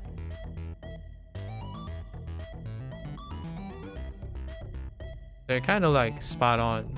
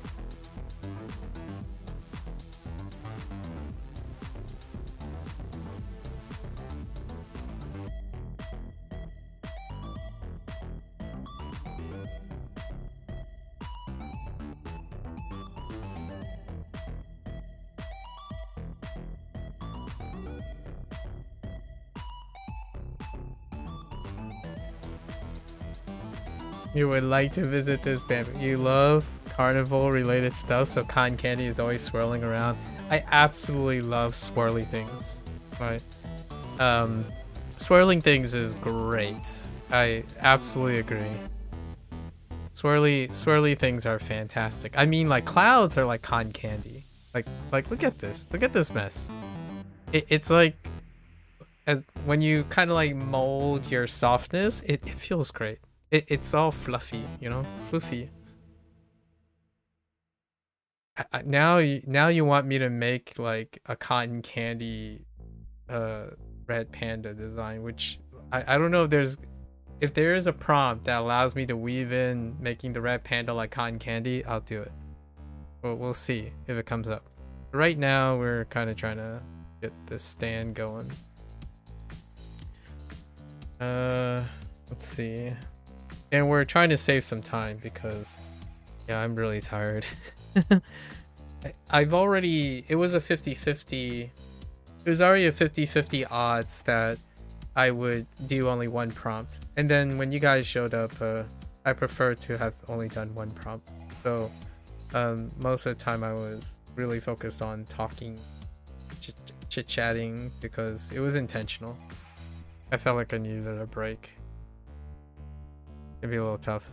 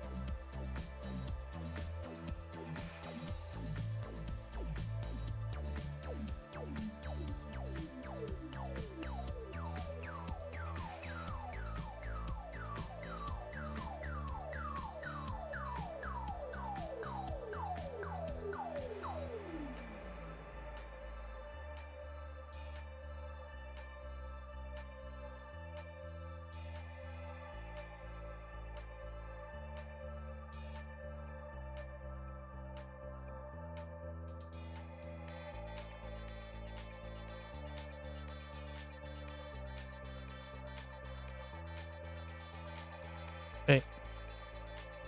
All right. Now we get the stand done, and then we'll touch up everything as we go. Right. I think we're gonna add a little bit of embellishment here.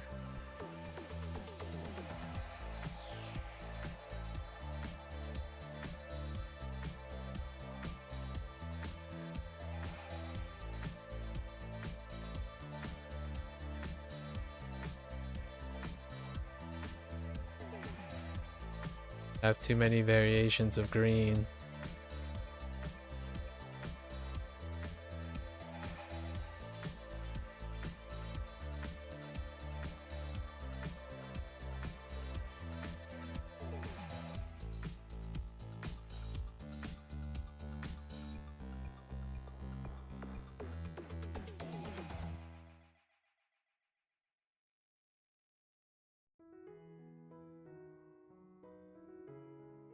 Those in at some point.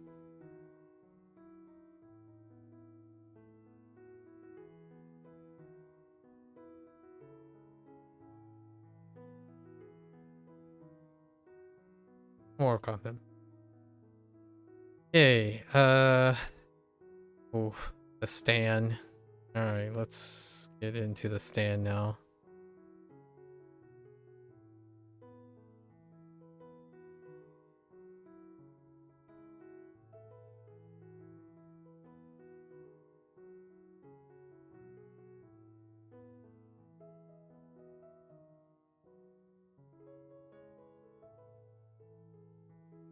Lots of little tiny objects. Why? Why did I think it was a great idea to use tiny objects? Okay, hold up.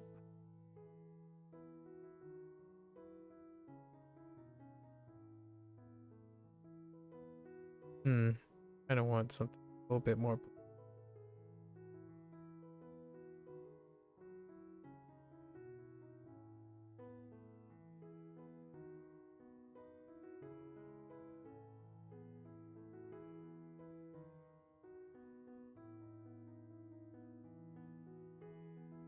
Oh. No, it's it. I'll do it myself.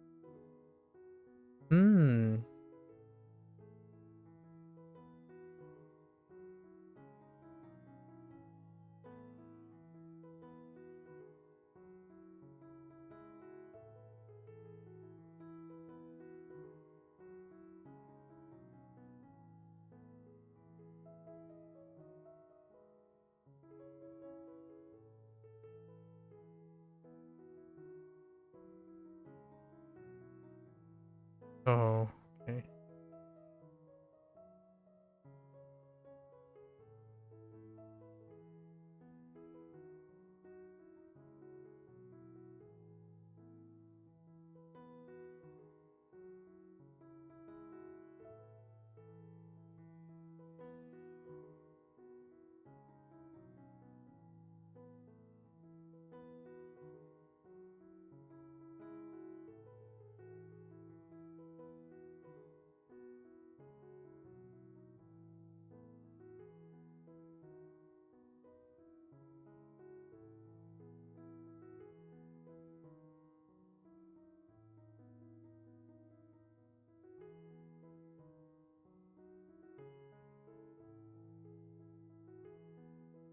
Sorry from yesterday.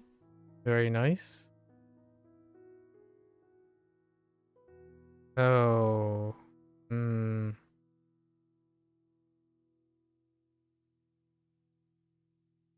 Dang it. I'll do it later. We'll do it later.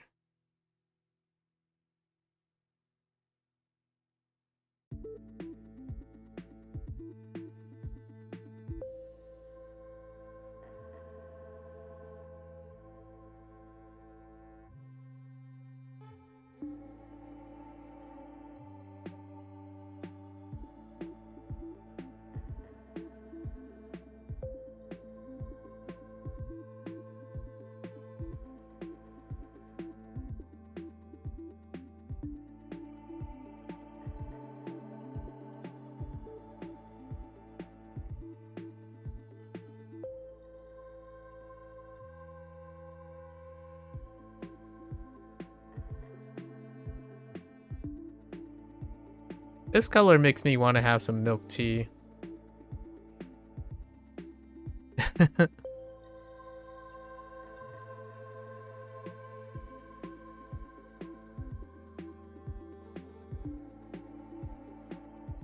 Did you know that milk tea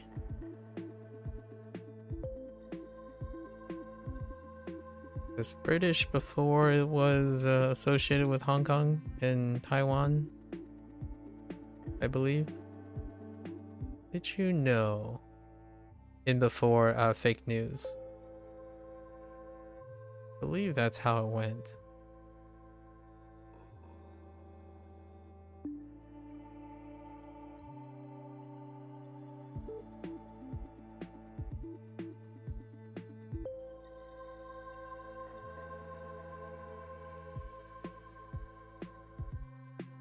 Okay. Why did I make your stand so heckin' complicated? Why do you guys like drawing furniture things, man? I think Danny is the crazy person. Drawing rooms.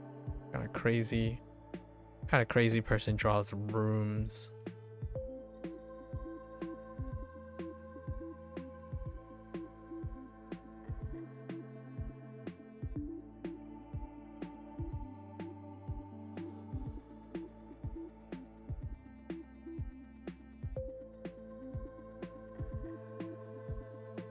Nuts, I tell you, nuts.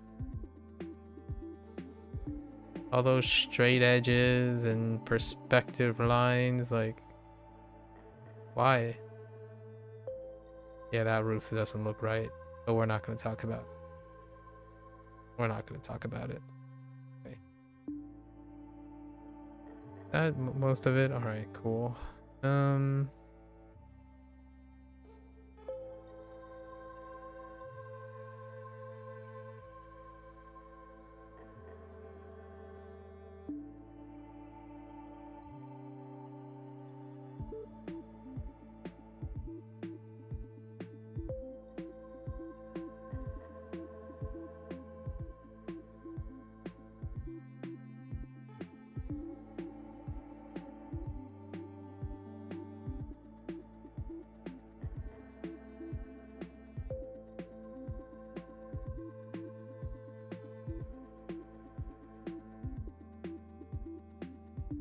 Today is one of those days that I have to keep reminding myself, less is more, less is more.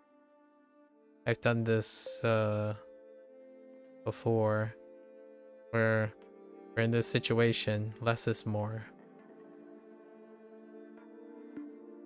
How to capture just enough and that's not what I meant. Less is more.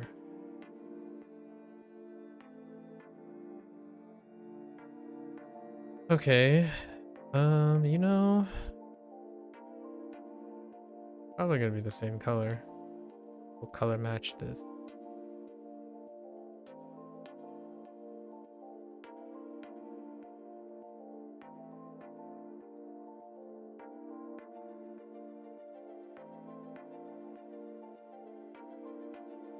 I think this is the first time the panda is wearing something.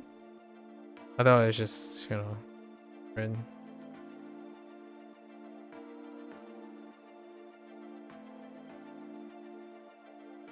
Ooh, haha. Okay. All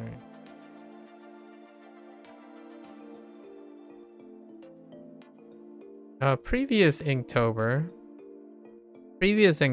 I legitimately enforced a time limit. Basically, when the time limit is up, I worked on specific protocols where if I get to a point, there's a point of stopping. So anything extra was just gonna close up the moment I run out of time. That was kind of how I did it before in order to keep myself on task. But this year, I haven't really done that.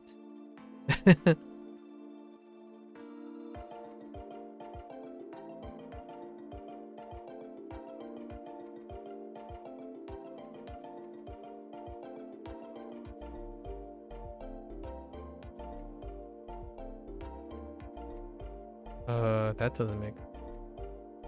What is this? Where is this thing? That's not a thing.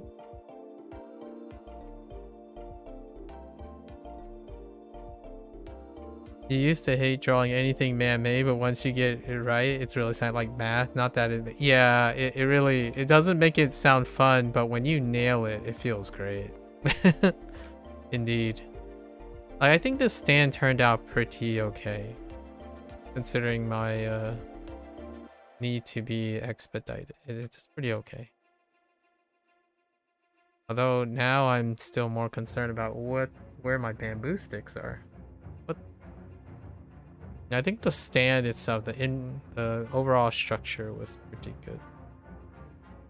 Heck, there is a gap. Oh man.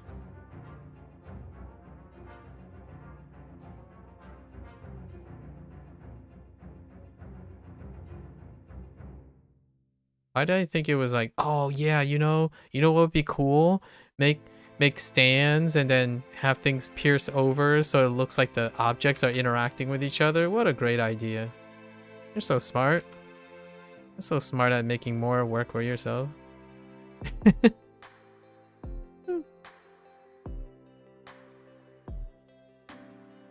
Oh, wouldn't it be cool? No. Just no. Please. Stop.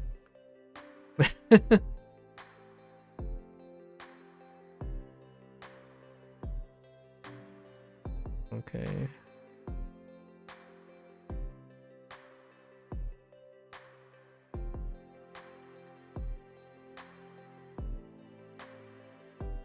That's not the right color. Is it this one? That's not the right color either. Is it this one? That's not the right color. Why am I not using the eyedropper?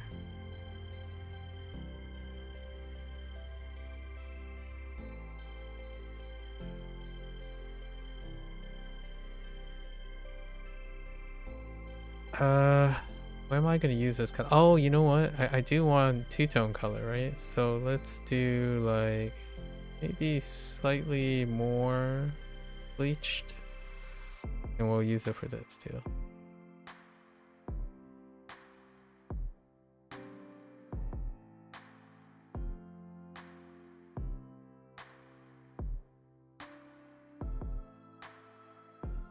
Maybe we'll do this one a bit more bleached.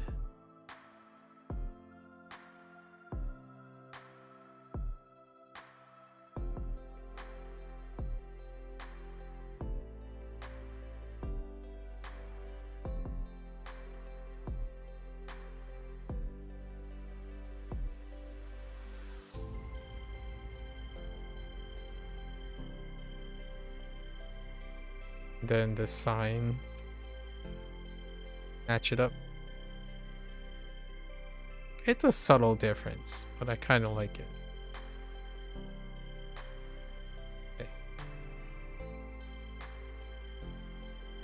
Okay. Boxes are okay. I need to get the rest of the bamboo.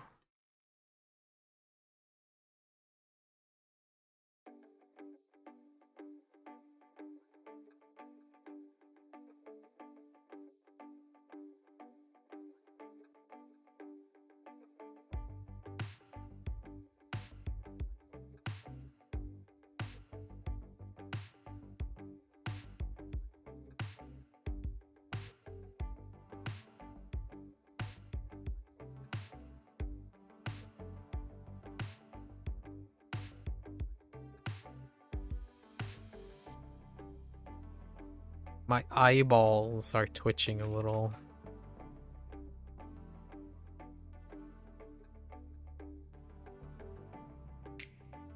I'm probably gonna take a bye day tomorrow though, because of WaniKani lesson. Those lesson days are rough. Although I did technically the lesson days take 4 hours, and you know we kind of chatted and yapped that 4 hours today. I'm not sure how long my stamina is gonna hold up.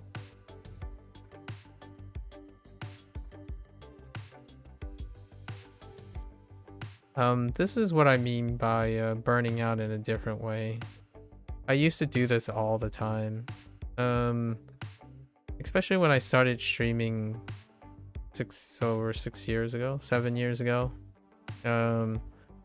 I would do crazy amount of time. Like I was averaging 14 hours a day.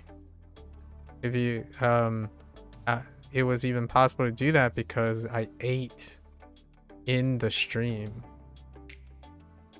So like I had my meal in the stream. I actually ate twice while doing stuff. And what did I do? I played a daily driver, you know. It's all those like all the rage still where you do like subathons and stuff.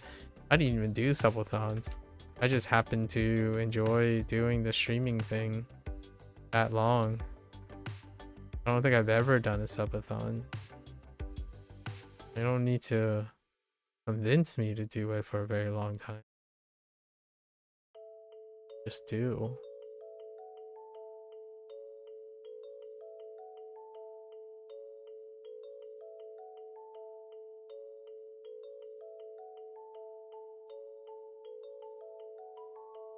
All right. So now we got that. Oh no. Almost.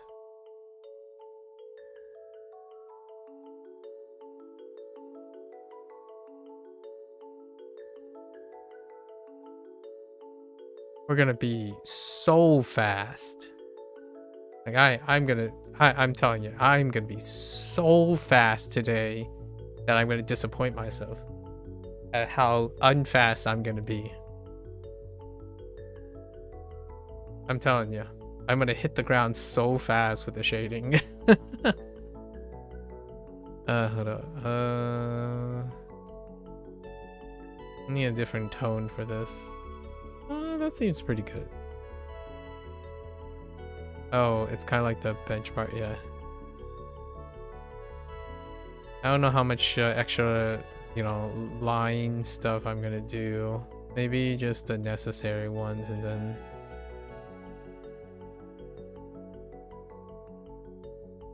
hit the sheets. Oh, eat, then hit the sheets. You guys are brimming. I don't know how you guys do it. My stamina is depleting, vastly depleting.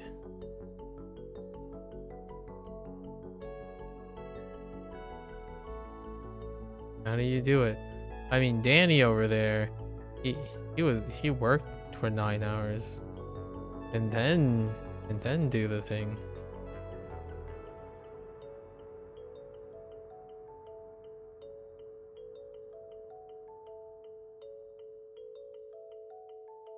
What is this?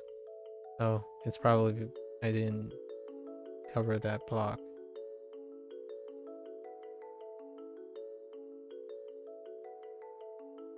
Get out. All right.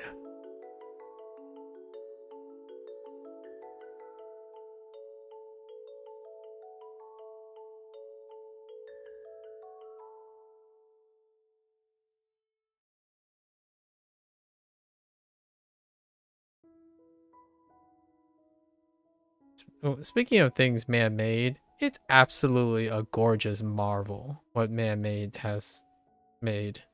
Like architecture, it's doing artwork in, you know, indirectly, like really start appreciating architecture from a different perspective. Like man-made stuff is absolutely gorgeous. Like crazy.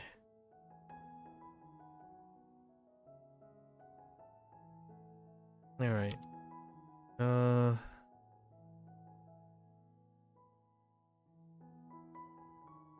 Color. What kind of color? How orange are you gonna be today? Are you feeling orange, my friend? How orange are you gonna be? That's a little too orange. We need to dial you back a little. Okay. I'll let you be this orange today. Nah, we need to soften you up just a wee bit, please. Okay, maybe not. Okay, you can be this orange today. What happened here? I wobbled. We'll give you a proper haircut, don't worry.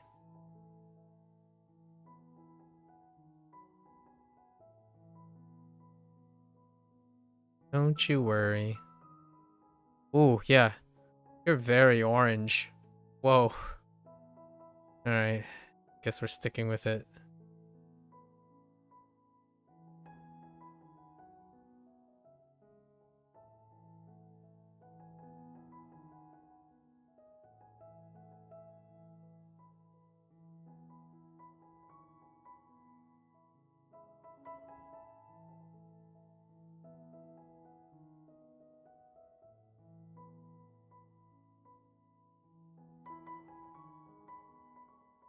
I don't like this color. I don't like you.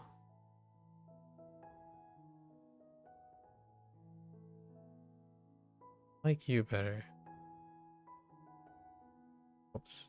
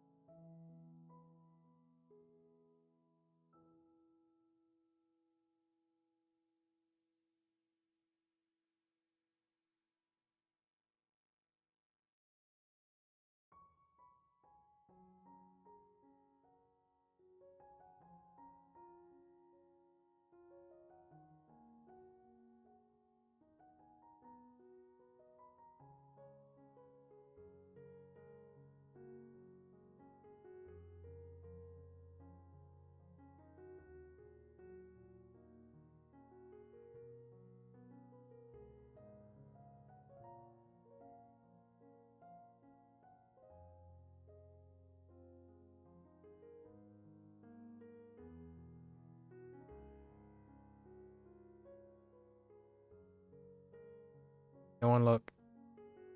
Its hands are mutated. It's all good.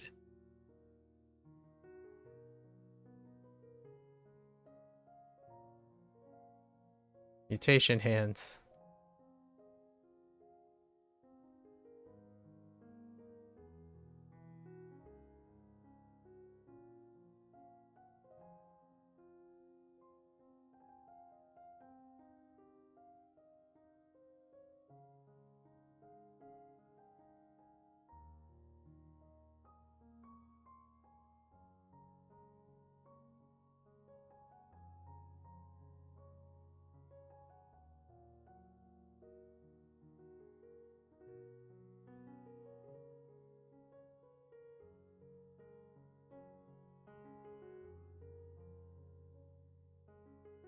Yeah, maybe by the end of the year, I can slowly work on updating all the emotes and stuff. Maybe we can do a banner. It would be kind of fun to make a banner. Ooh, I could make a banner out of every single card stacked on each other. That would be kind of fun. Clean up every card and then stack them up on each other like a deck of cards. It'd be kind of fun.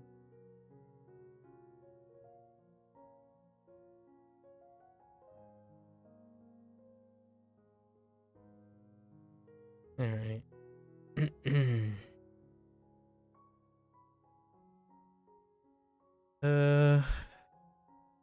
Okay.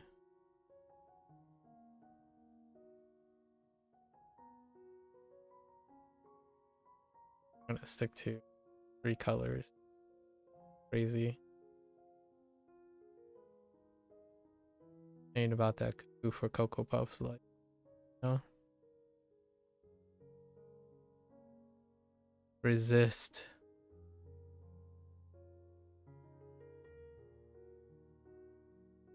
Fill these in for now. Soulless. The soulless eyes.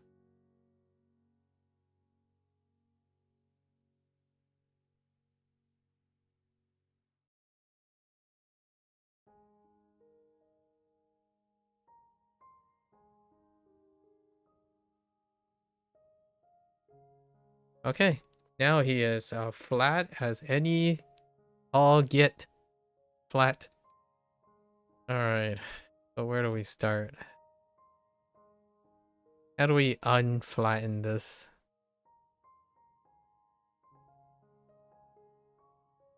Start with doing whatever's in front. Let's start with whatever's in front.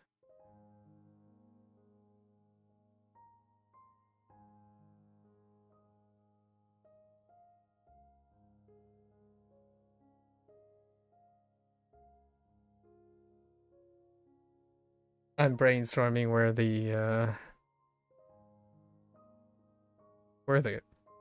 my light source is. Okay. All right.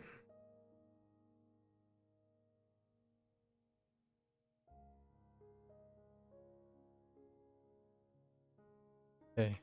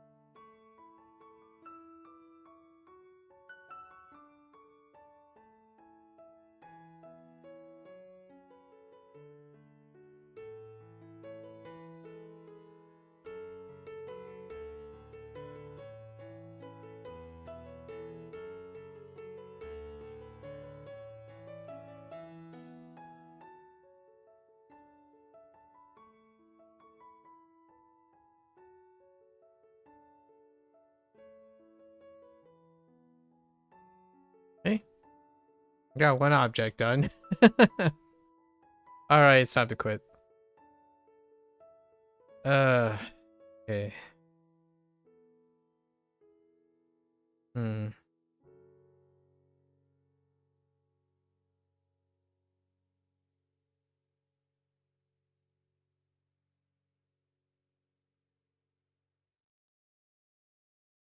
All right.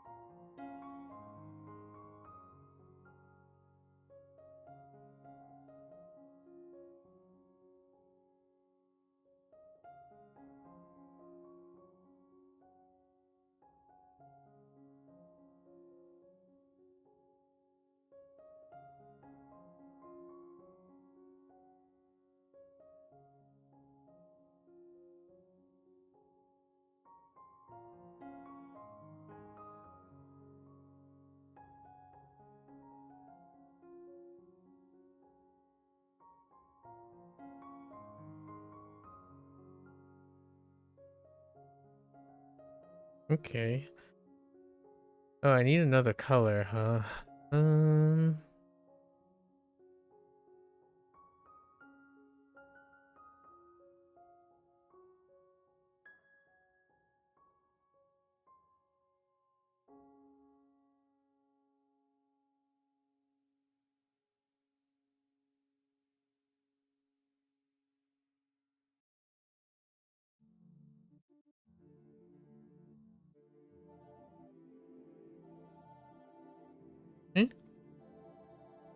All right.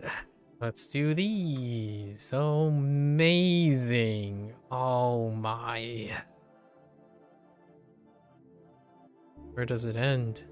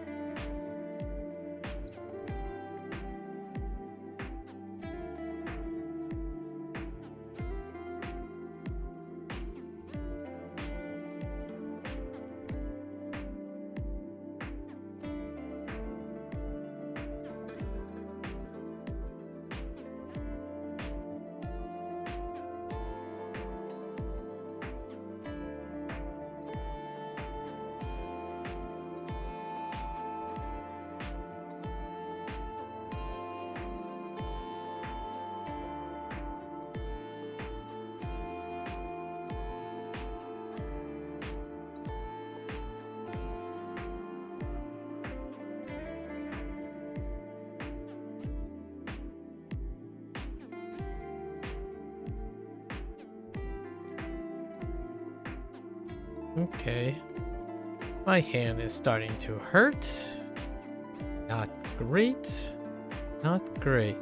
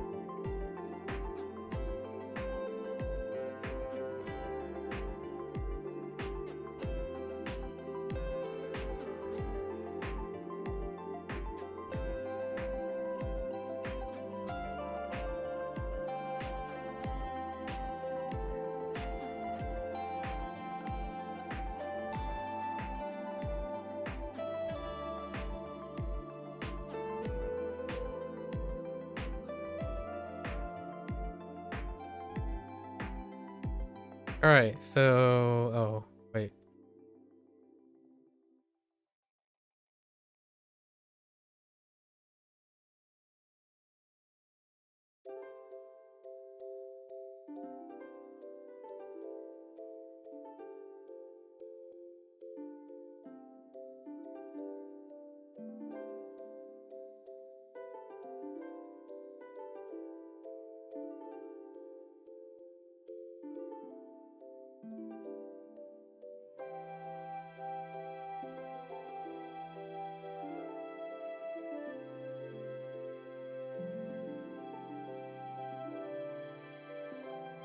All right.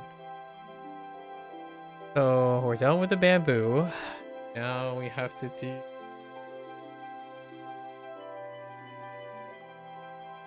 the stand. All right.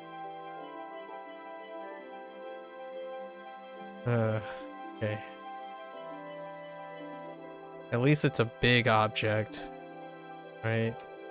How hard could it be? All right.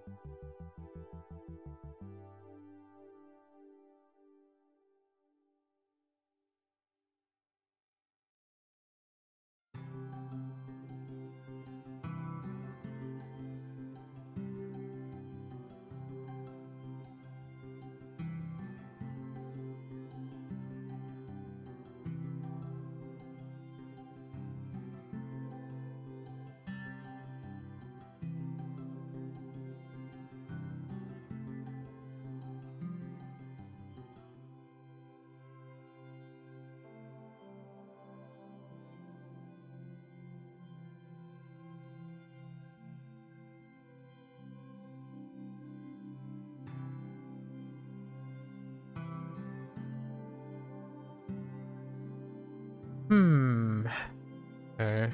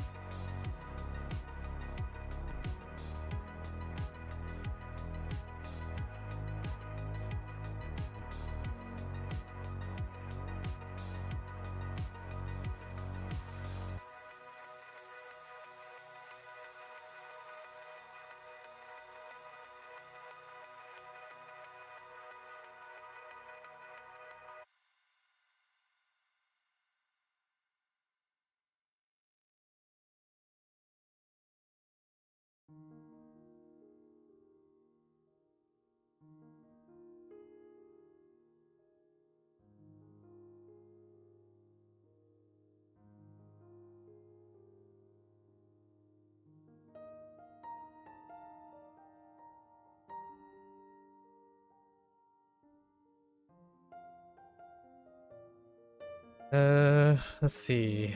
Yes.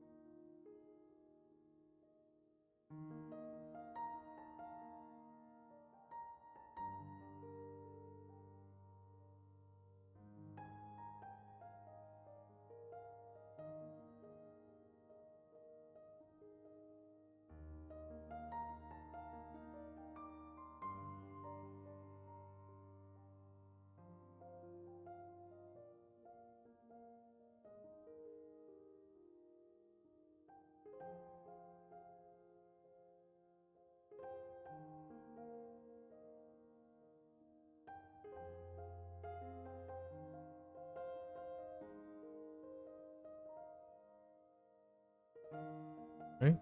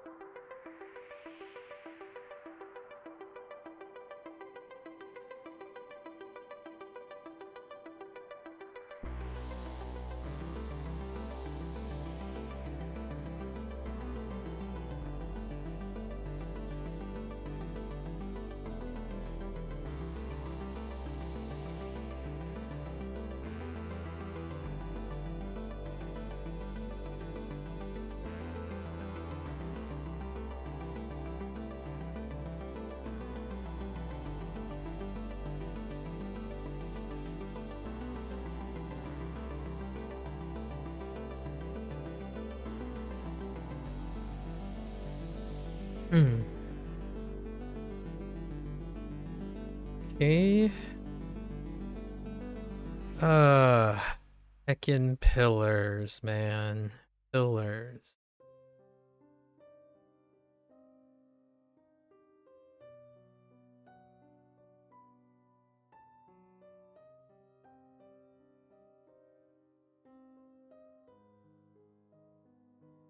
Assure you. My next composition will not feature pillars.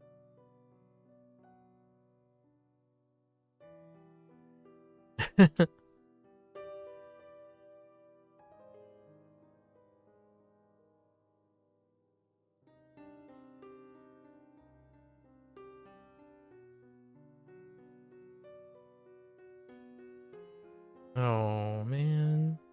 Still kind of come through, so better be careful.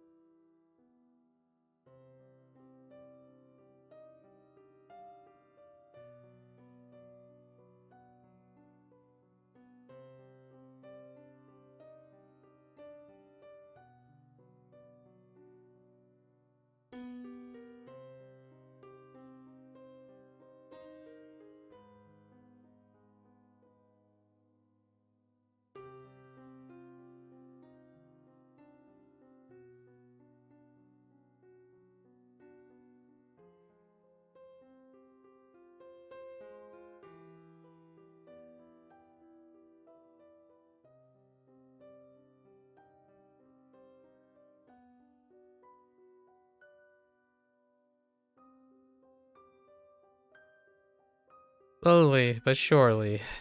All right. It's 5:20 a.m. We're getting there. We're getting there.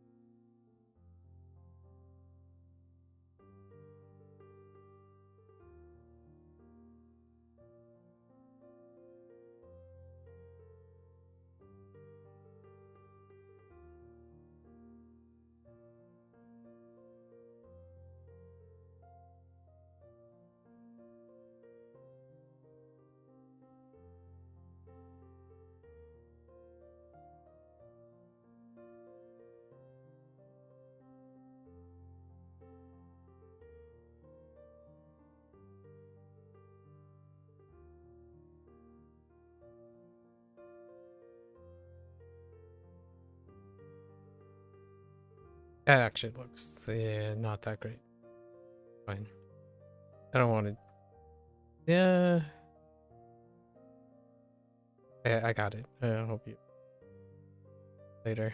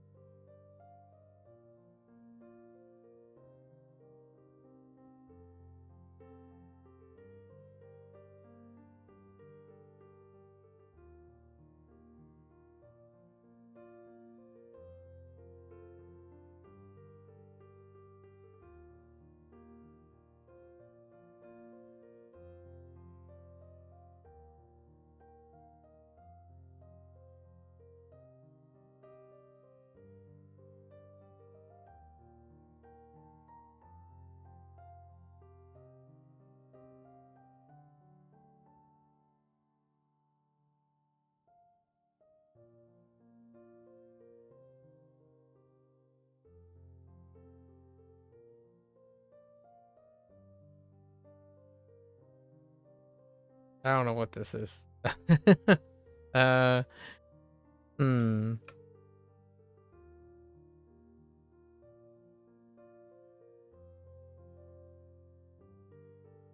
Okay. Up. Or and then.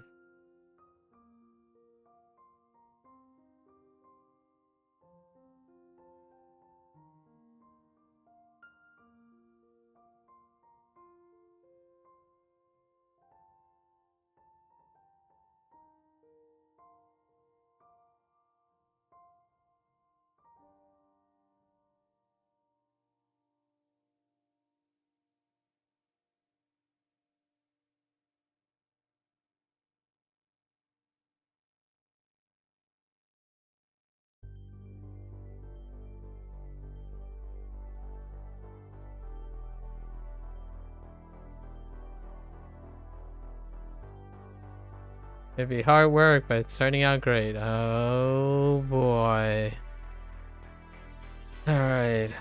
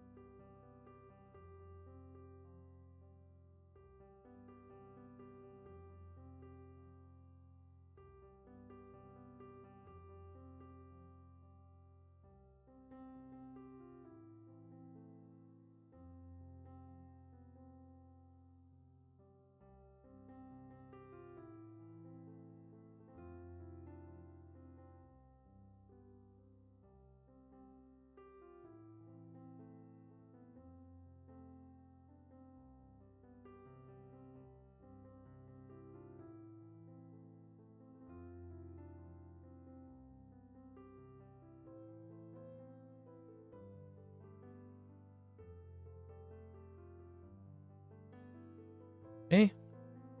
Alright. Oh no, there's still the awning. Oh, okay. Yep.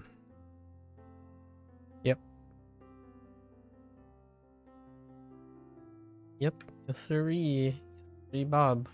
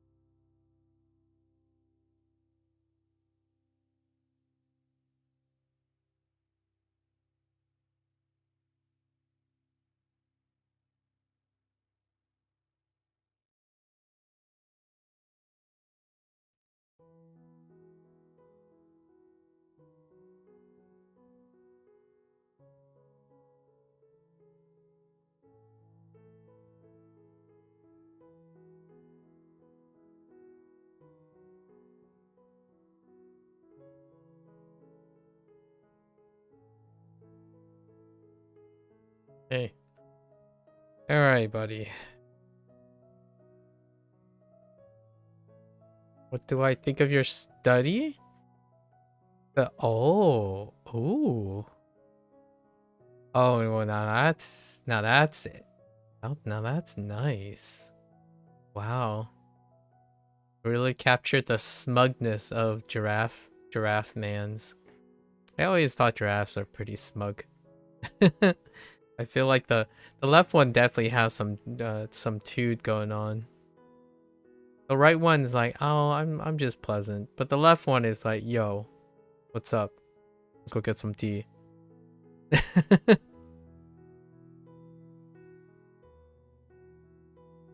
Oops. You know?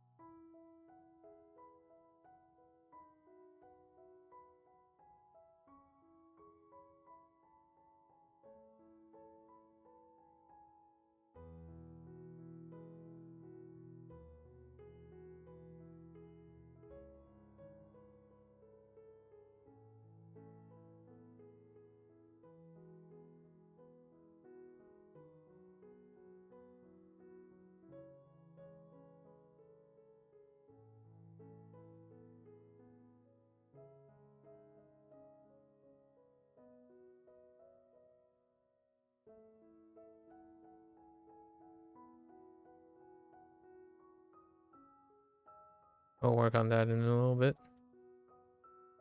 Uh, do some quick noise. Um.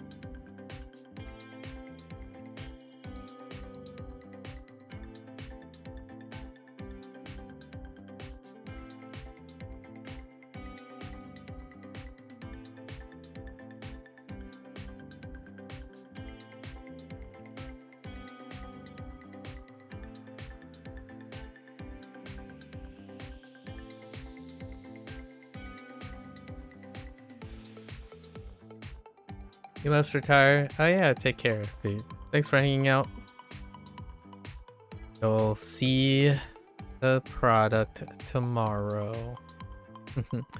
Thanks for hanging out. I'll catch you later.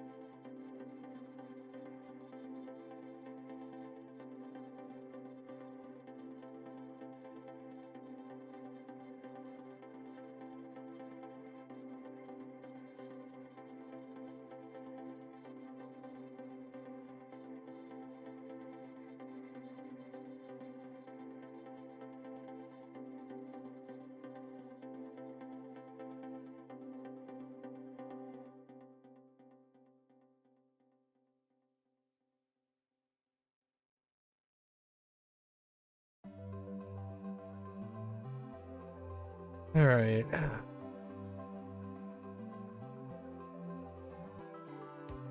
Almost done. 17 minutes.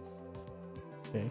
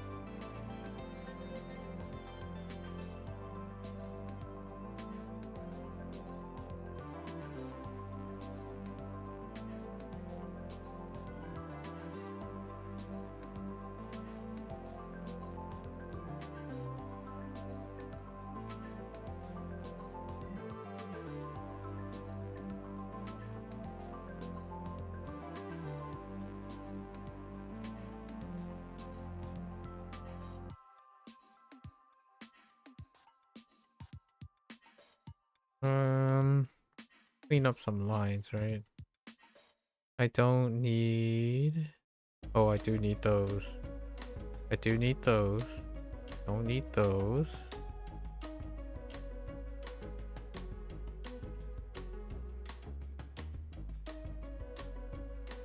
Okay.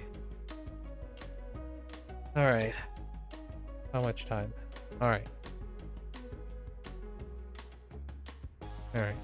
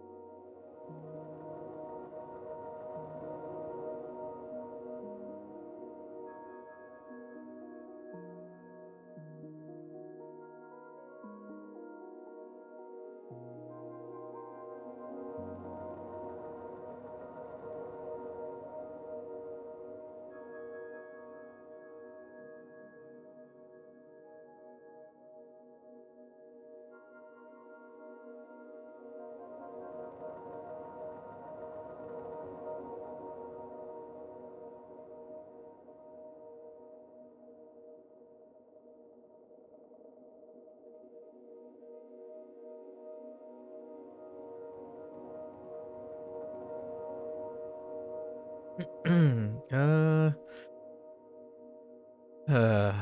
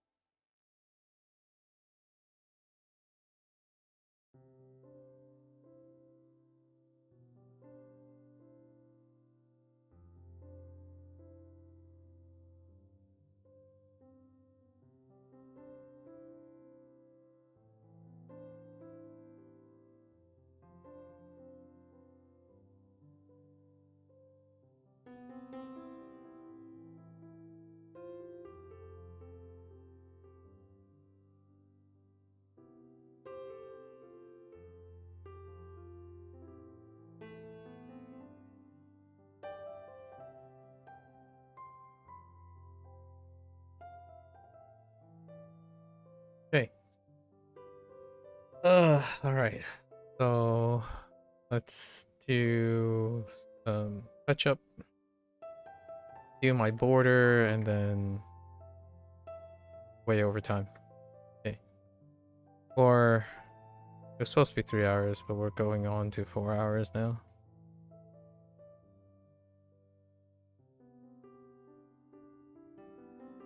So we'll run the risk of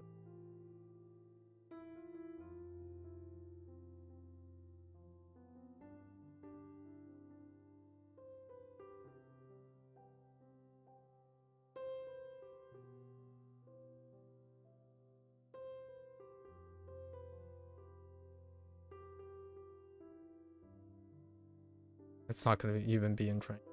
Fine.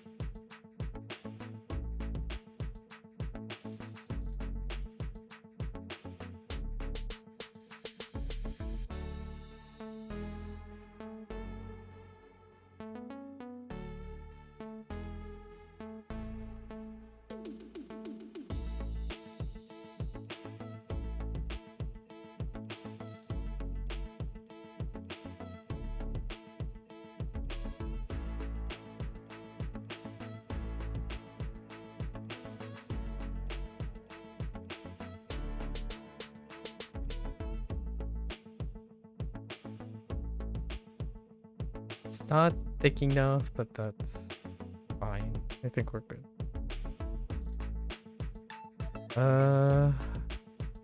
Yeah, let's just frame this and call it a day. Actually, maybe I will add a little bit.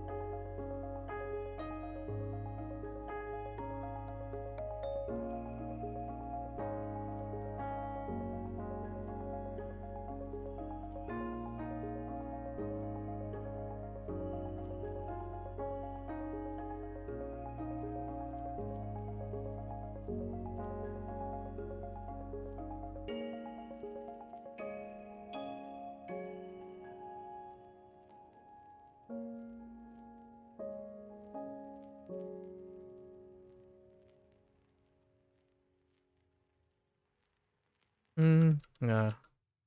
That's good enough. Alright. Oh, you know, maybe...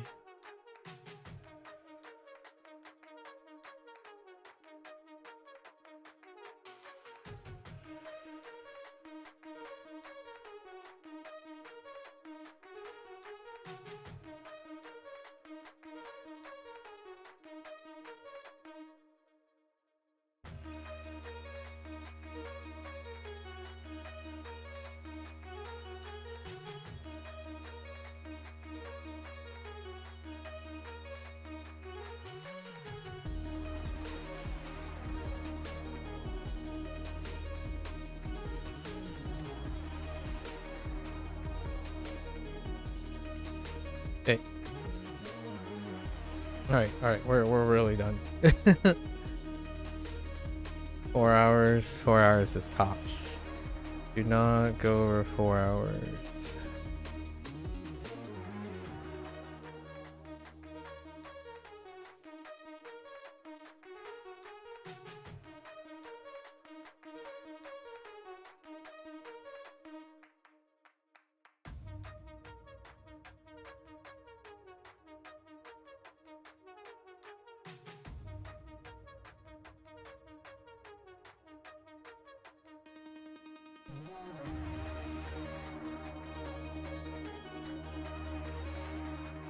Oops, dang it.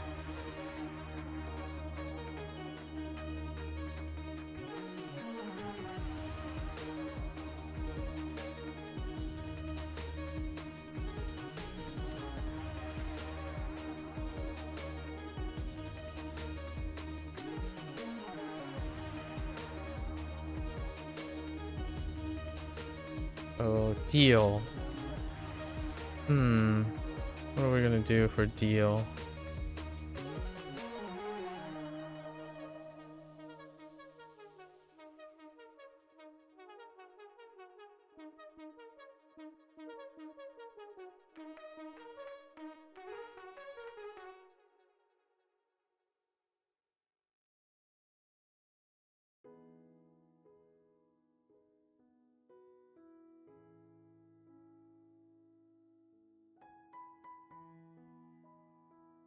What are we gonna do with deal?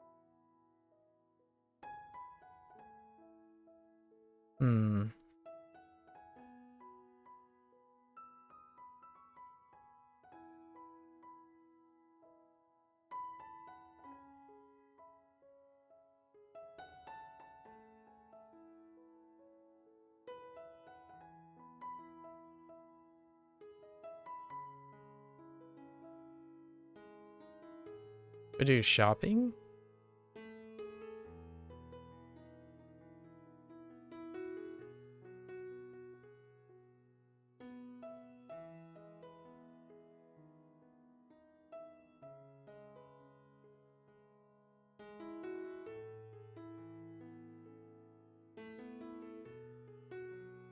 What color? I feel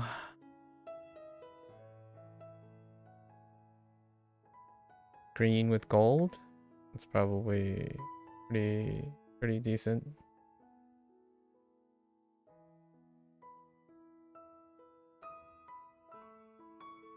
Yep.